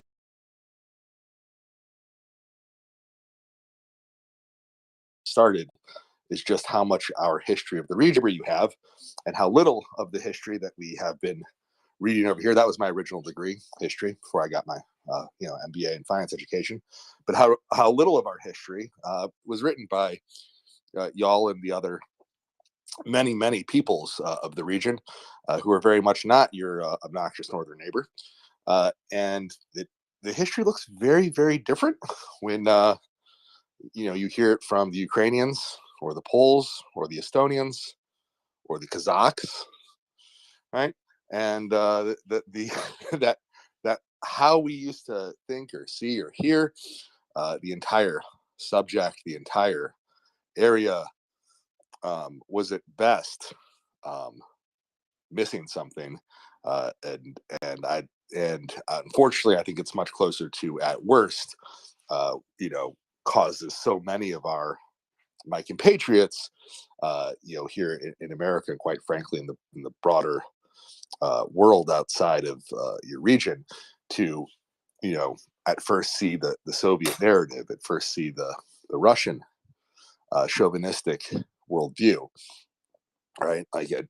Look, I have a friend I haven't talked to but once since February, and I would normally talk to him all the time, but the one time I talked to him, I think he said NATO and sphere of influence and some other BS, and I'm like, I can't right now, or I'm never going to talk to you again. Like, I can't do this. So I put the phone down, like, we're politely not talking. I can't ignore this one. He's going to bring it up again, or I'm going to bring it up again, because this is what I do with my time. So, do appreciate it. Thank you for. Unfortunately, we have pulled our head out of our woohoo a little too late to have given you everything you need by February 2022, but apparently a year late and one too many thousand Ukrainian lives lost are finally getting it together to hand over at least some of the heavy duty equipment y'all need to send the Russians back to the country they belong in. So for my compatriots, at least glad we're here eventually, but sorry it took us so long. And now finance, and now I'm like in the classical rant musical. I feel bad about you, feel bad about me, feeling bad.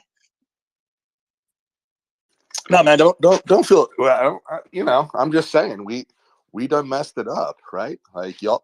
I mean, I distinctly like the graphic the Ukrainians have come up with that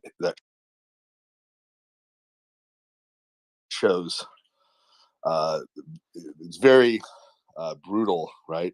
That shows a very pretty European city on top and a very gritty, brutal Ukrainian trench warfare below it, and it's that Ukraine is defending Europe, right?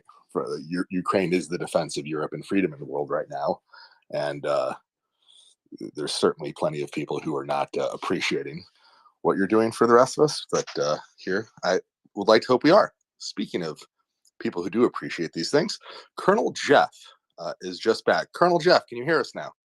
I can hear you. Sorry about that. I was driving over a mountain. No worries, it happens. I knew we were in trouble when you didn't hear me the second time. All right, would you like to go now? You are up, sir. Yeah. Hey, I really I appreciate the words that have kind of been spoken here. I really like listening to Peter quite often, and I think that Fairlane has done a wonderful job at just describing some stuff. when she was talking about Russian doctrine versus or Soviet old style doctrine versus NATO or Western doctrine, I think she's spot on, right? And the way that I often sum it up is I basically say, when a Russian soldier is more afraid of his commanding officer than he is of the enemy, you probably don't have a very good you probably have some problems in your military, right? But that's the way it is. Centralized command and centralized control is the Russian concept, right? And no soldier in the Russian military is going to do anything until their commander says, because they don't want to get in trouble. And when you empower your NCOs and you empower your younger officers to actually get into the decision making process and you teach them how to make the right decisions, it really matters. But the one thing that I wanted to bring up to Fairlane was, and I really liked, again, I really liked her exchange with Peter. In 2013, in November and December, I actually was in Kyiv, working for the OSCE, and we were told, I'd be very cautious, be wise not to go down to the Maidan protests, and of course I ignored that. And I wanted to go see what was going on in Maidan. And when I went down there, of course, I walked through, and to me, it was so eye opening. It was unbelievable. I try and explain this to Americans, right? These people, it was freezing out, right? It was so dang cold, and they were in an encampment, right? And like you had to get in to go through this encampment.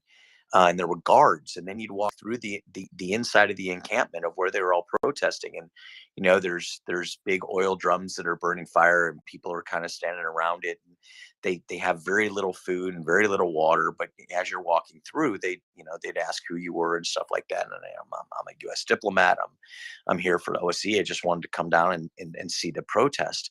And these Ukrainians who have barely enough water and barely enough food to eat, they're offering me, like, hey, would you like some bread? Would can we get you some water? And America is the inspiration. You guys are this whole concept of Western democracies and freedoms. Like, we get it, right? And it was like the birthplace, right? It was the birthplace of truly wanting to be Western, was the Maidan, and I absolutely loved it. And they got the bug, right? They got bit by the bug, and they loved it. And they refused to go back to the old ways, and go back to just, the kleptocratic, as Peter said, the autocracy ways of Russia and the East. And it's amazing. So Fairlane, yes, what Peter said is, we're all behind you. It's really, really cool that you come in and share some of your insights. I really do appreciate it. As an American who walked through Kyiv and at what I call the birth of democracy there, I couldn't be more happy for you guys, and I'm absolutely here to support you. Thank you so much, Colonel. It's sometimes when I do the rewind of the things that happen, I question myself: would we have done the same if we knew what price we eventually will have to pay? I'm pretty sure we would. We would have been way more organized, because we have this years of experience of self-organizing, but 100% still the same situation, no change to that.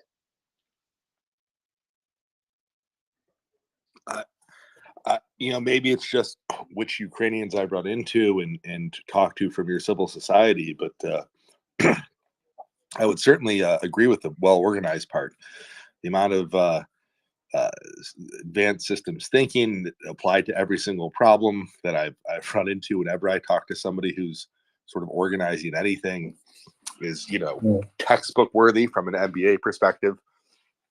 I literally wrote in that document I was editing in the comment line, I said, the way you phrase this, my MBA is very happy right now. And apparently that drew laughs when they met about it. So, no, this is what I've seen from sort of everything. The Andrei Barenkov, who's the head of BDO advisory for Ukraine, we had him on the space, and I made the comment that we're very good at organizing and building things, and we're very used to having to work without, because we're so long we've gone without Ukraine. It was in a business case. He followed up with we're especially used to being without money. and he was not wrong. Like by all the numbers which I've looked at, he's not wrong. But the amount that does get done and does get done productively, truly inspirational and almost unreplicable. And often at night, dry fly, if he comes up, we don't have dry fly tonight, sadly. When he comes up,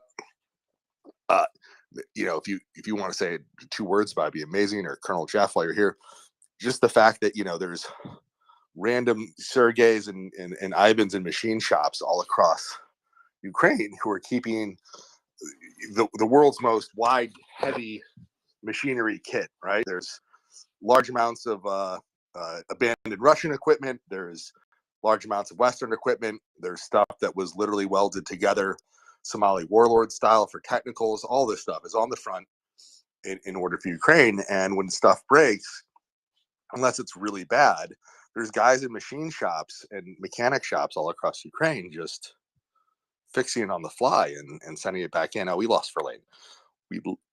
Pleasure having you, Verlaine. Please come back anytime.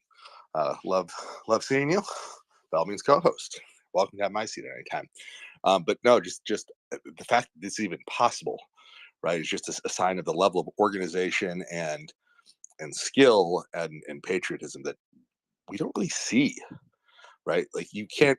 Colonel Jeff, is there a military textbook that would even suggest it's possible to repair tanks in this fashion, that you could just like machine parts to keep them from going back off the front? I wouldn't say that there's a manual, right? But I will say this, right? And it speaks to the concepts of the doctrine, right? When you empower your NCOs and you empower your young officers to actually make decisions and give them, you inspire them to whatever it takes to make the mission succeed, right? That you actually have a wonderful opportunity. And I'll give you an example, right? So one of my good friends, I went through Air University with him through Air Command and Staff College, and he was a Harrier pilot for the Marines. And he had served in the Gulf War, and it was he was an XO, right? So he's like second in command.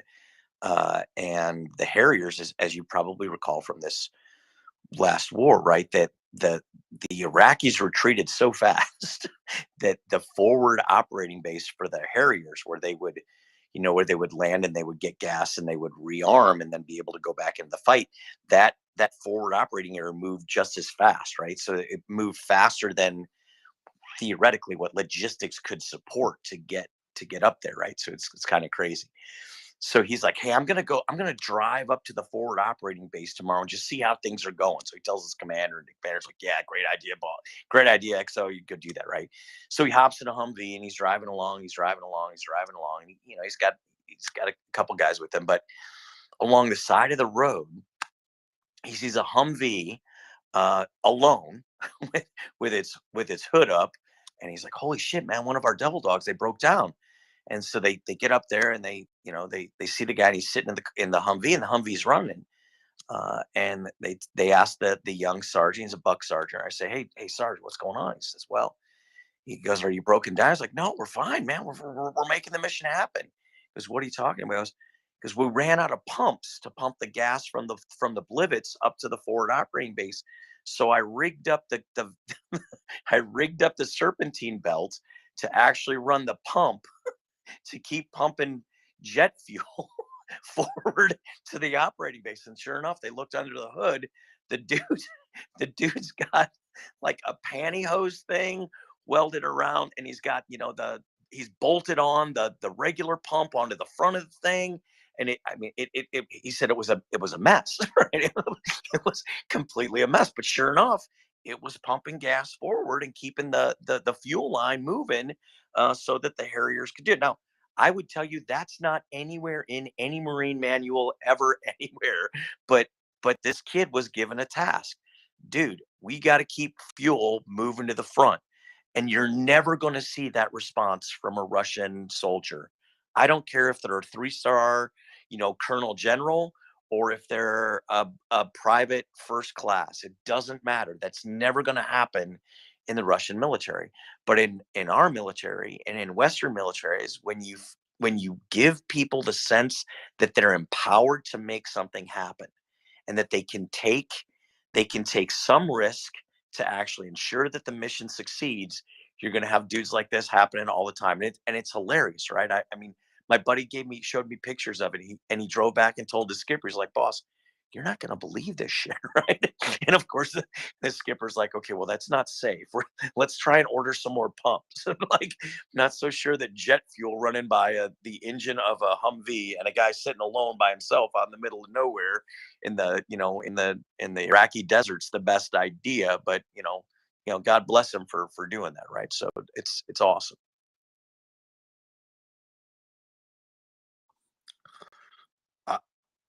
I'm not gonna lie. I'm a little nervous. I'm a little puckered in the hind parts at the concept of having to sit in a Humvee with live jet fuel running right next to me. This sounds does not sound like a safety manual.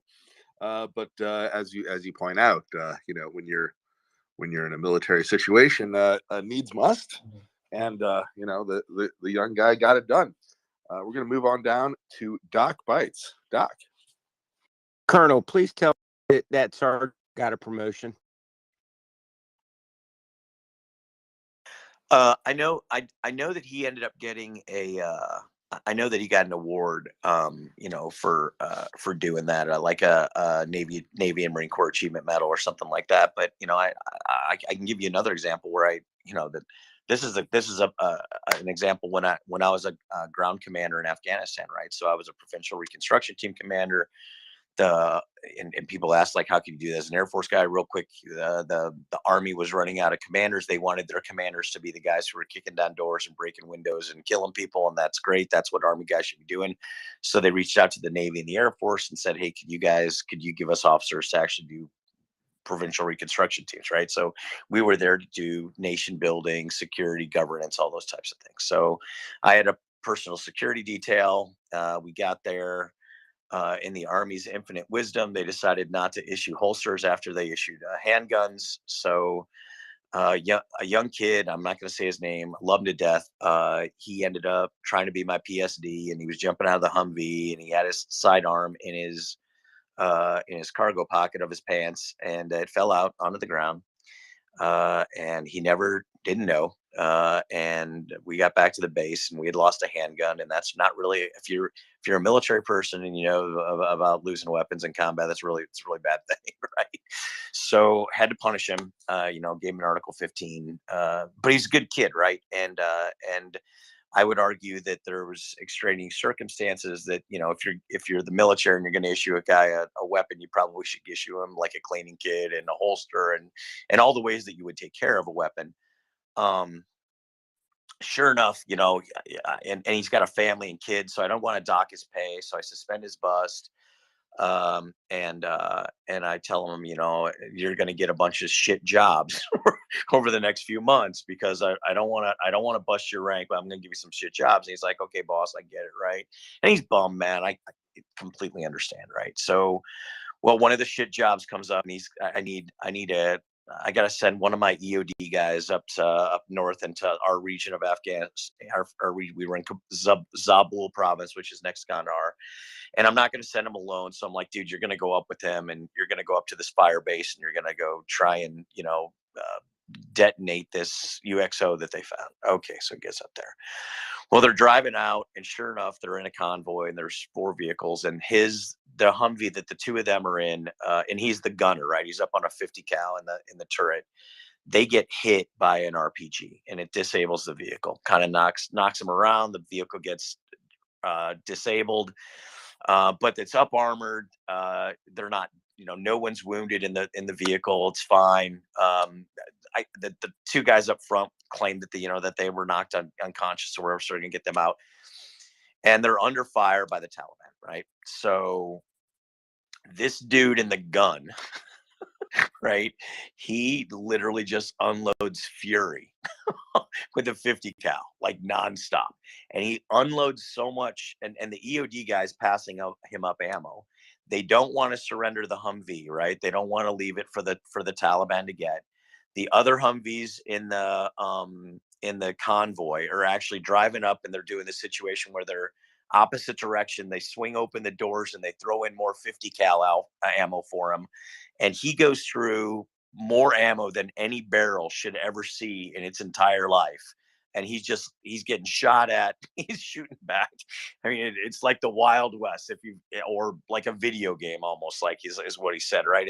And this kid literally saved the Humvee. He suppressed the Taliban. Air power finally came in about 45 minutes later. But for 45 minutes, it was this one dude in a gun, right, against the Taliban.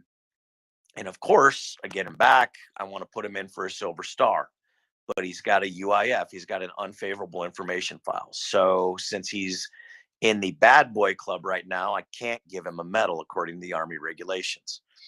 And I'm pissed, right?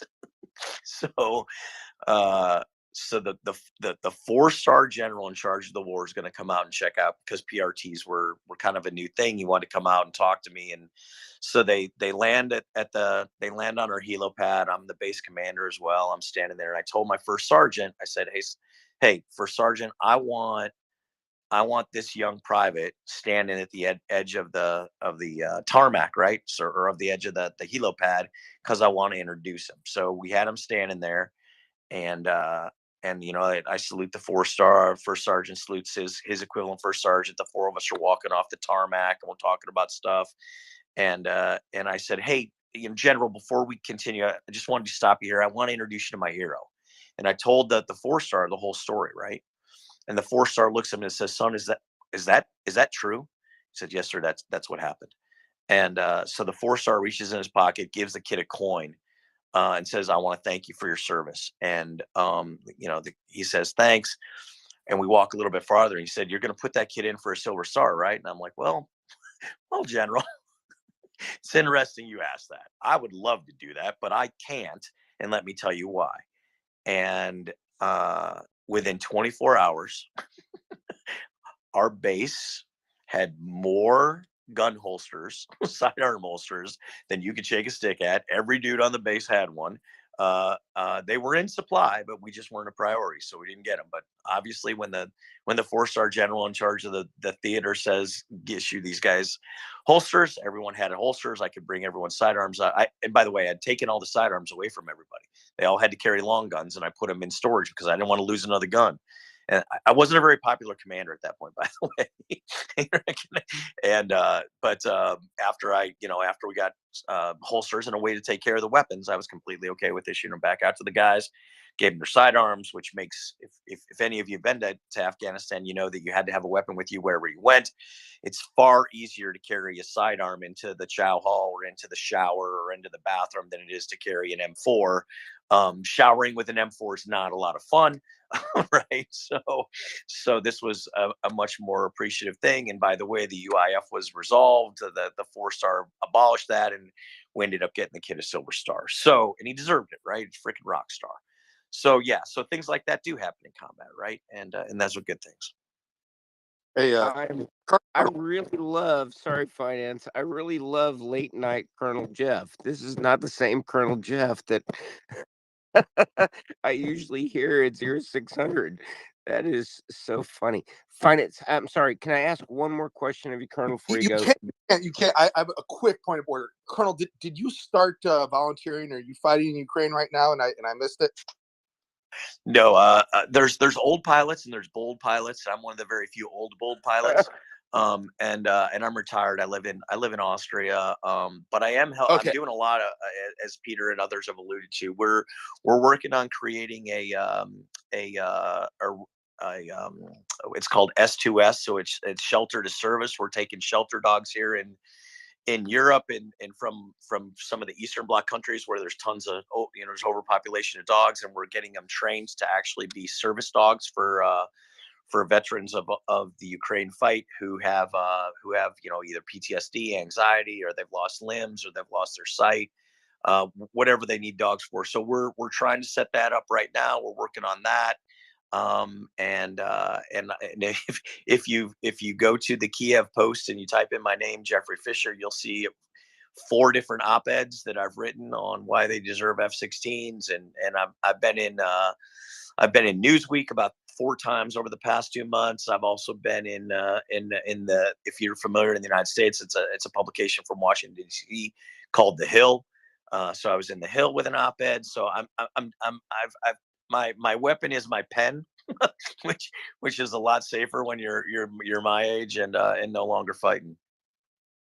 Perfect. Okay. Well, unfortunately, I must inform you that because you are not in the Ukrainian Armed Services or fighting in the front line in any capacity, the rules of the cuss jar do apply to you, sir. And your military language, while hilarious and well appreciated, does suggest that you should make yourself a donation to the Maria Report donation link, or, of course, MriyaAid.org, which you can find up in the nest. We appear to need a little fix, not MriyaAid.org. MriyaAid.org. So I do appreciate the military conversation, but we do have a number of sailors, Marines, and other, and even some British military veterans who are somehow able to get through a nice story without a wide expanse of what we like to call Daniel R. Fire language. But since you want to use so much colorful language, I can't fully stop you, but I can ask that you donate to the cuss jar, because I was so surprised, but I do love to hear the stories.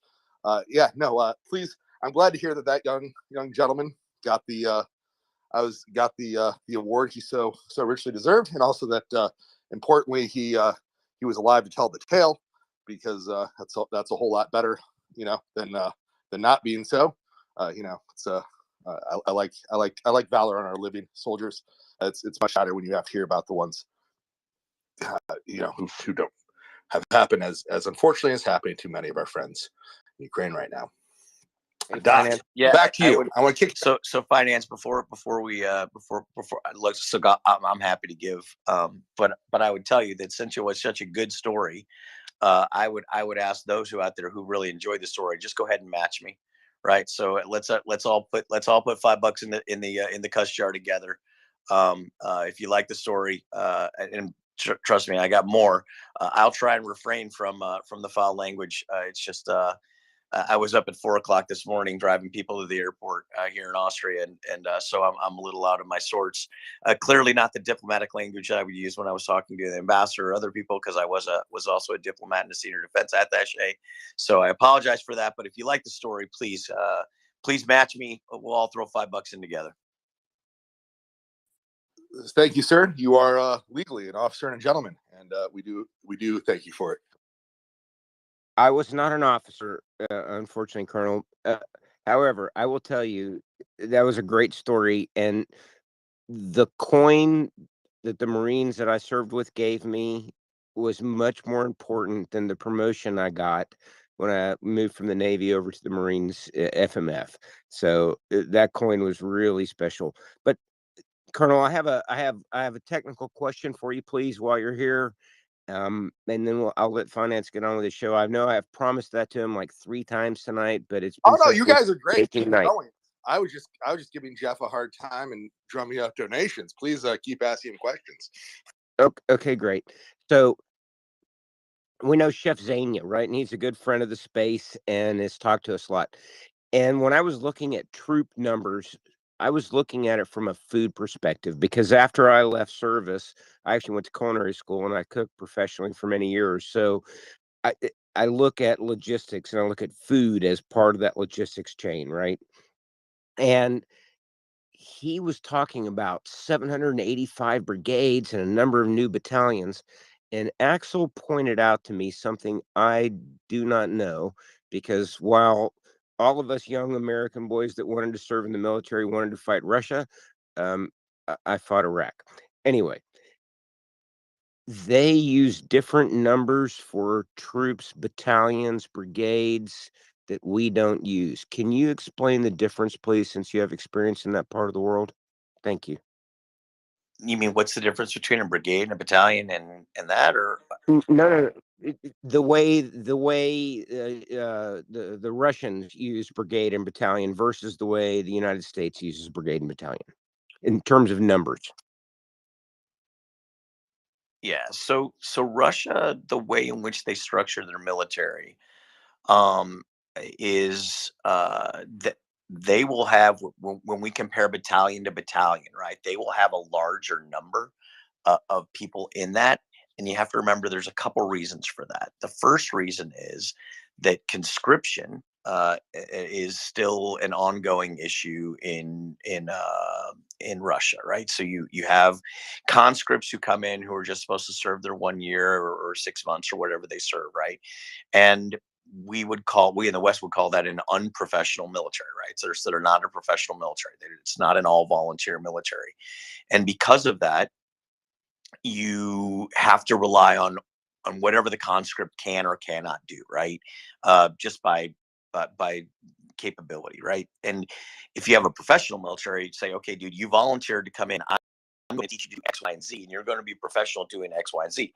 So you can actually limit your numbers because you're teaching people how to actually do different things as opposed to relying on it.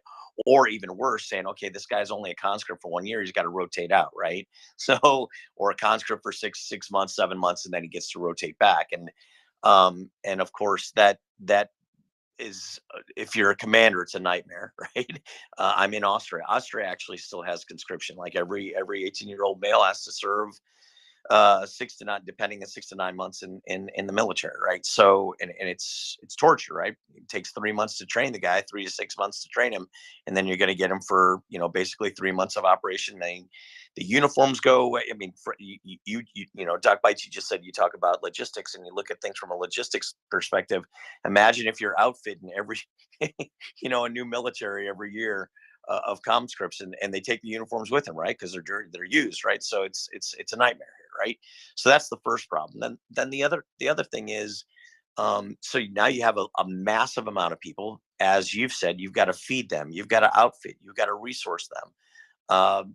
Many of them don't want to be there, right? Conscription is you do it or you go to jail.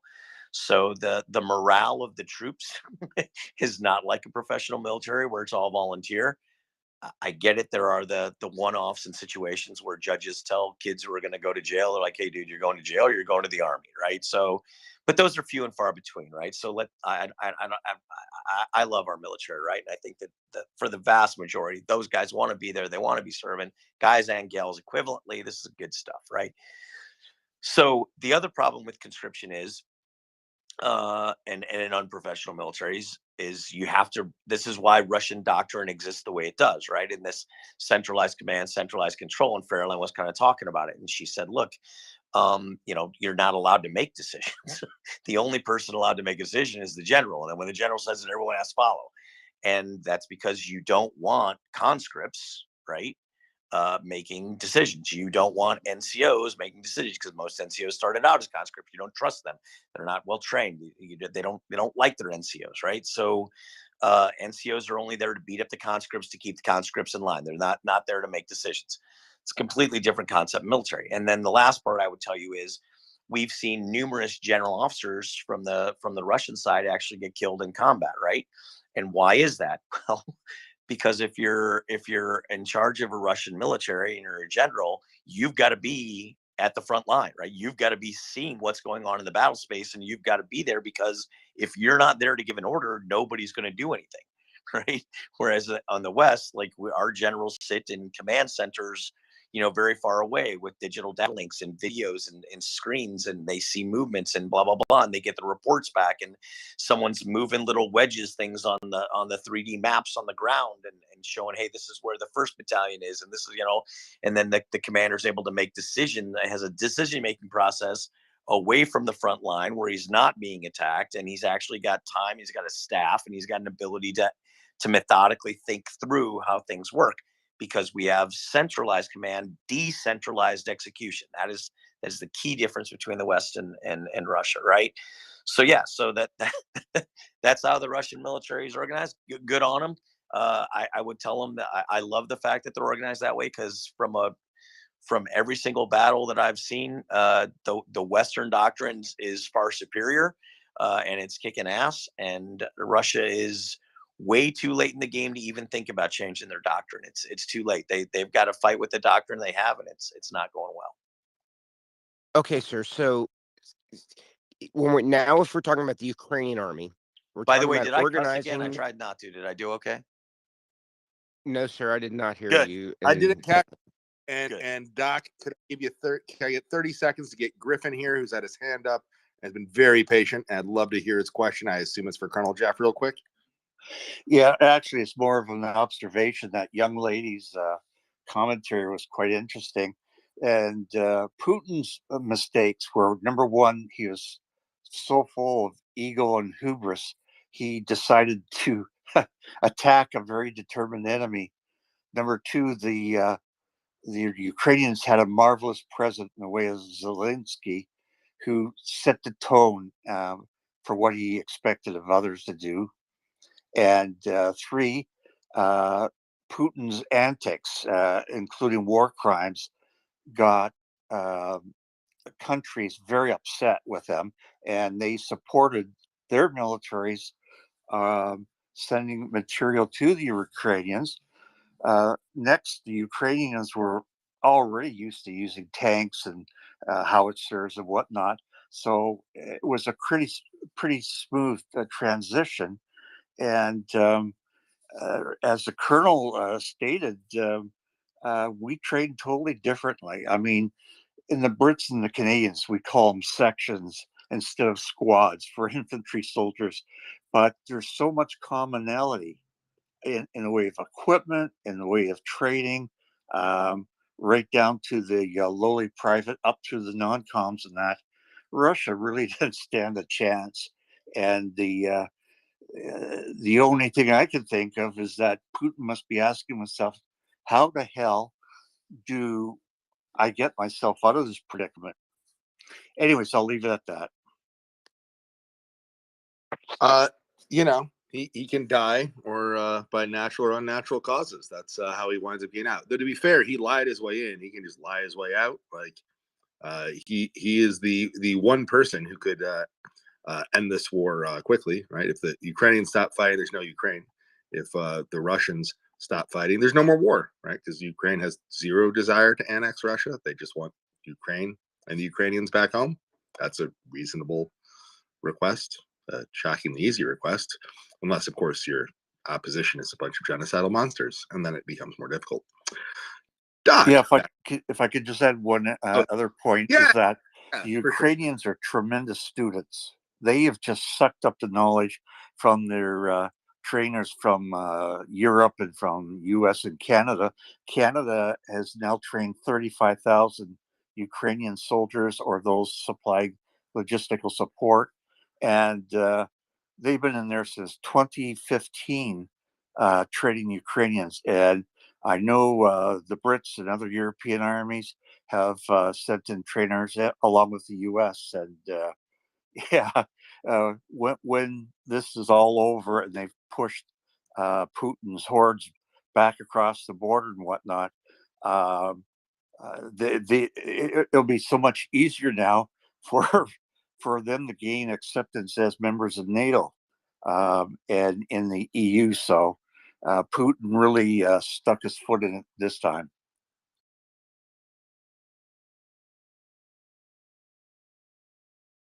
Yeah, certainly. All right, we are going back to Doc and Colonel. so, thank you, Finance. To the last speaker, the quote of the week last week was John Kirby saying, if your Russians are afraid of depleted uranium shells, they should just leave. And that's the quote of the week. And I'll stick to that. But Colonel Jeff, back to you. So we have young Ukrainian NCOs and second lieutenants. I'm not sure all of the order that their nomenclature, but then you have the older generals, colonels on the battlefield that were trained under the Soviet doctrine. I'm hoping they're getting as much training and that they're as flexible to adapt to the new training. So, is there the potential for the younger officers coming out of NATO training conflicting with more senior officers that may not have had that same exposure to a new way of thinking? Yeah, I don't know. Possibly. I mean, you could be 100% correct. You know, the one thing I think that when we talk about senior officers in the Russian military, right? The other thing that is really important to understand is, um, and our the who was it? I think it was Griff that was speaking, or that said Putin just kind of stepped in it. Well, he did. I don't dismiss that he didn't. Right? You're 100% correct. But the issue is more importantly, why did he step in it? I mean, Putin. I mean, he's been the leader of Russia for a very long time, and he's proven in the past that he actually can make good decisions. Right. So why was this decision so bad? And I would tell you that I think again, this goes to kind of what Doc Bites and I are talking about, and this concept of Western versus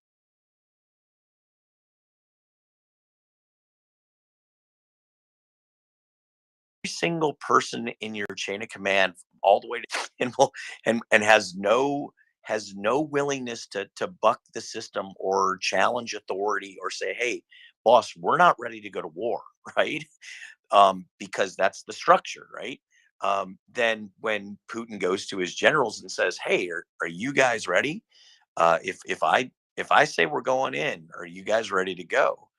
Well, they're all going to go, "Hey, boss, every single person from like the lowest guy all the way up is telling us 100% they're ready to go, that they got everything they need, that this is going to go great, that we're going to win, blah, blah, blah. Our training is tight." And it's not, it's a hot chocolate mess, right? There's a bunch of folks out there that know that, they don't have enough ammunition. They barely have uniforms, that the training has been literally a mockery, right? It's been a well orchestrated, tightly controlled construct where there truly is no adversary. You've done sandbox training, maybe at best. You really haven't done combined arms training, which we clearly saw from the first few months of the war, that these guys were a freaking total disaster. But again, if you built a military of yes men, that when your boss asks you, like when the president of the country says, "Are you ready to go?" If there's never been a no the entire way up the chain of command, then the answer is going to be yes, and you get what you own, right? So hopefully, Doc, I hope that kind of touches on your answer, but I think what Griffith brought up was important. It's true, and Colonel, I just wanted to uh, tell you a story. I thought was pretty funny. I worked for Apple for 12 years in their sales organization, coming 99 through 2011. So it was transformative years for that company, right? And we went through regional managers and area directors like water through a pipe. I mean, they were really churning, trying to get the best fit going in. And the best area director I ever had was a former colonel, fighter pilot, Vietnam era. And we got along so well because he just laid stuff out, told me what to do, and then I went out and did it, and I did it to the best that I could. Absolutely the best leader I have, and I'm really glad you're part of this team at MriyaReport.org too. So thank you very much for your time tonight. I appreciate those very kind words. Thanks.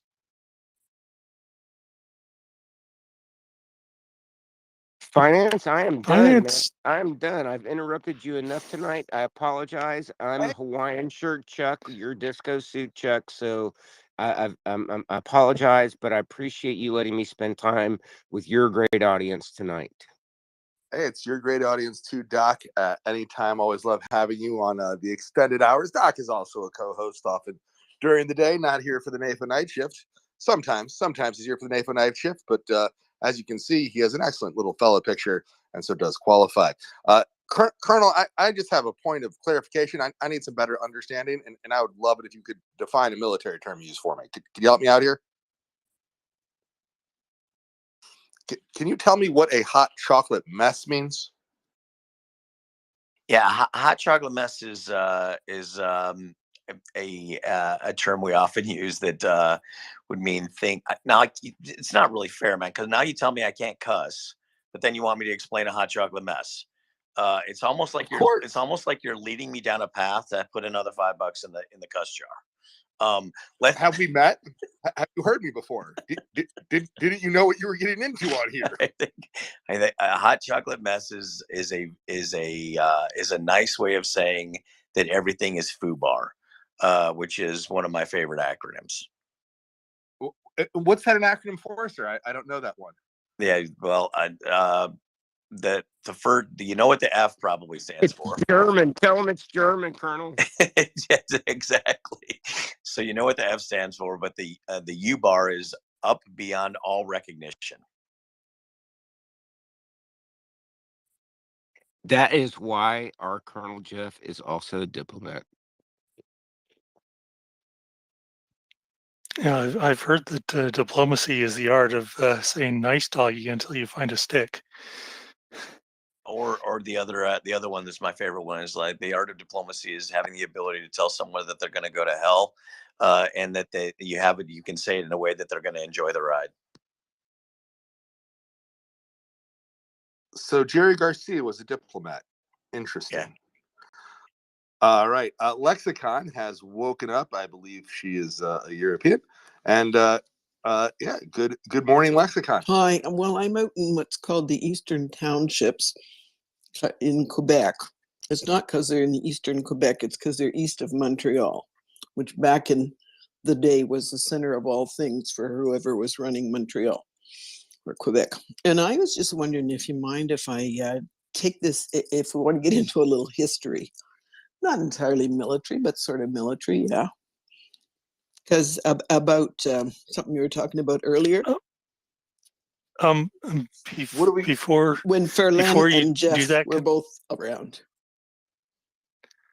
Yeah. Okay. Just a second. I have just a brief question for Colonel Jeff while he's still here. Is he leaving now? If I don't ask know. this question? Are you hanging around, Yeah, Jeff? I'll take Are one you more going to question, be- but then I'm gonna head off to Iraq.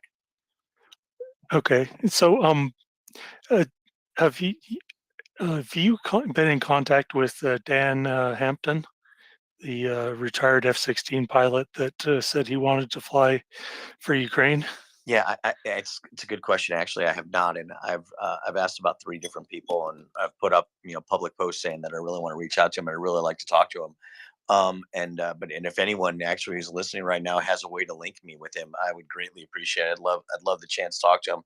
I'm writing my next op-ed right now, and I'm about ready to publish it. And I think having his inputs, especially as an F-16 pilot, would go a long way in helping me build my case and my argument in the op-ed. So yeah, if there's anyone out there that knows Dan, I would greatly appreciate any kind of link up.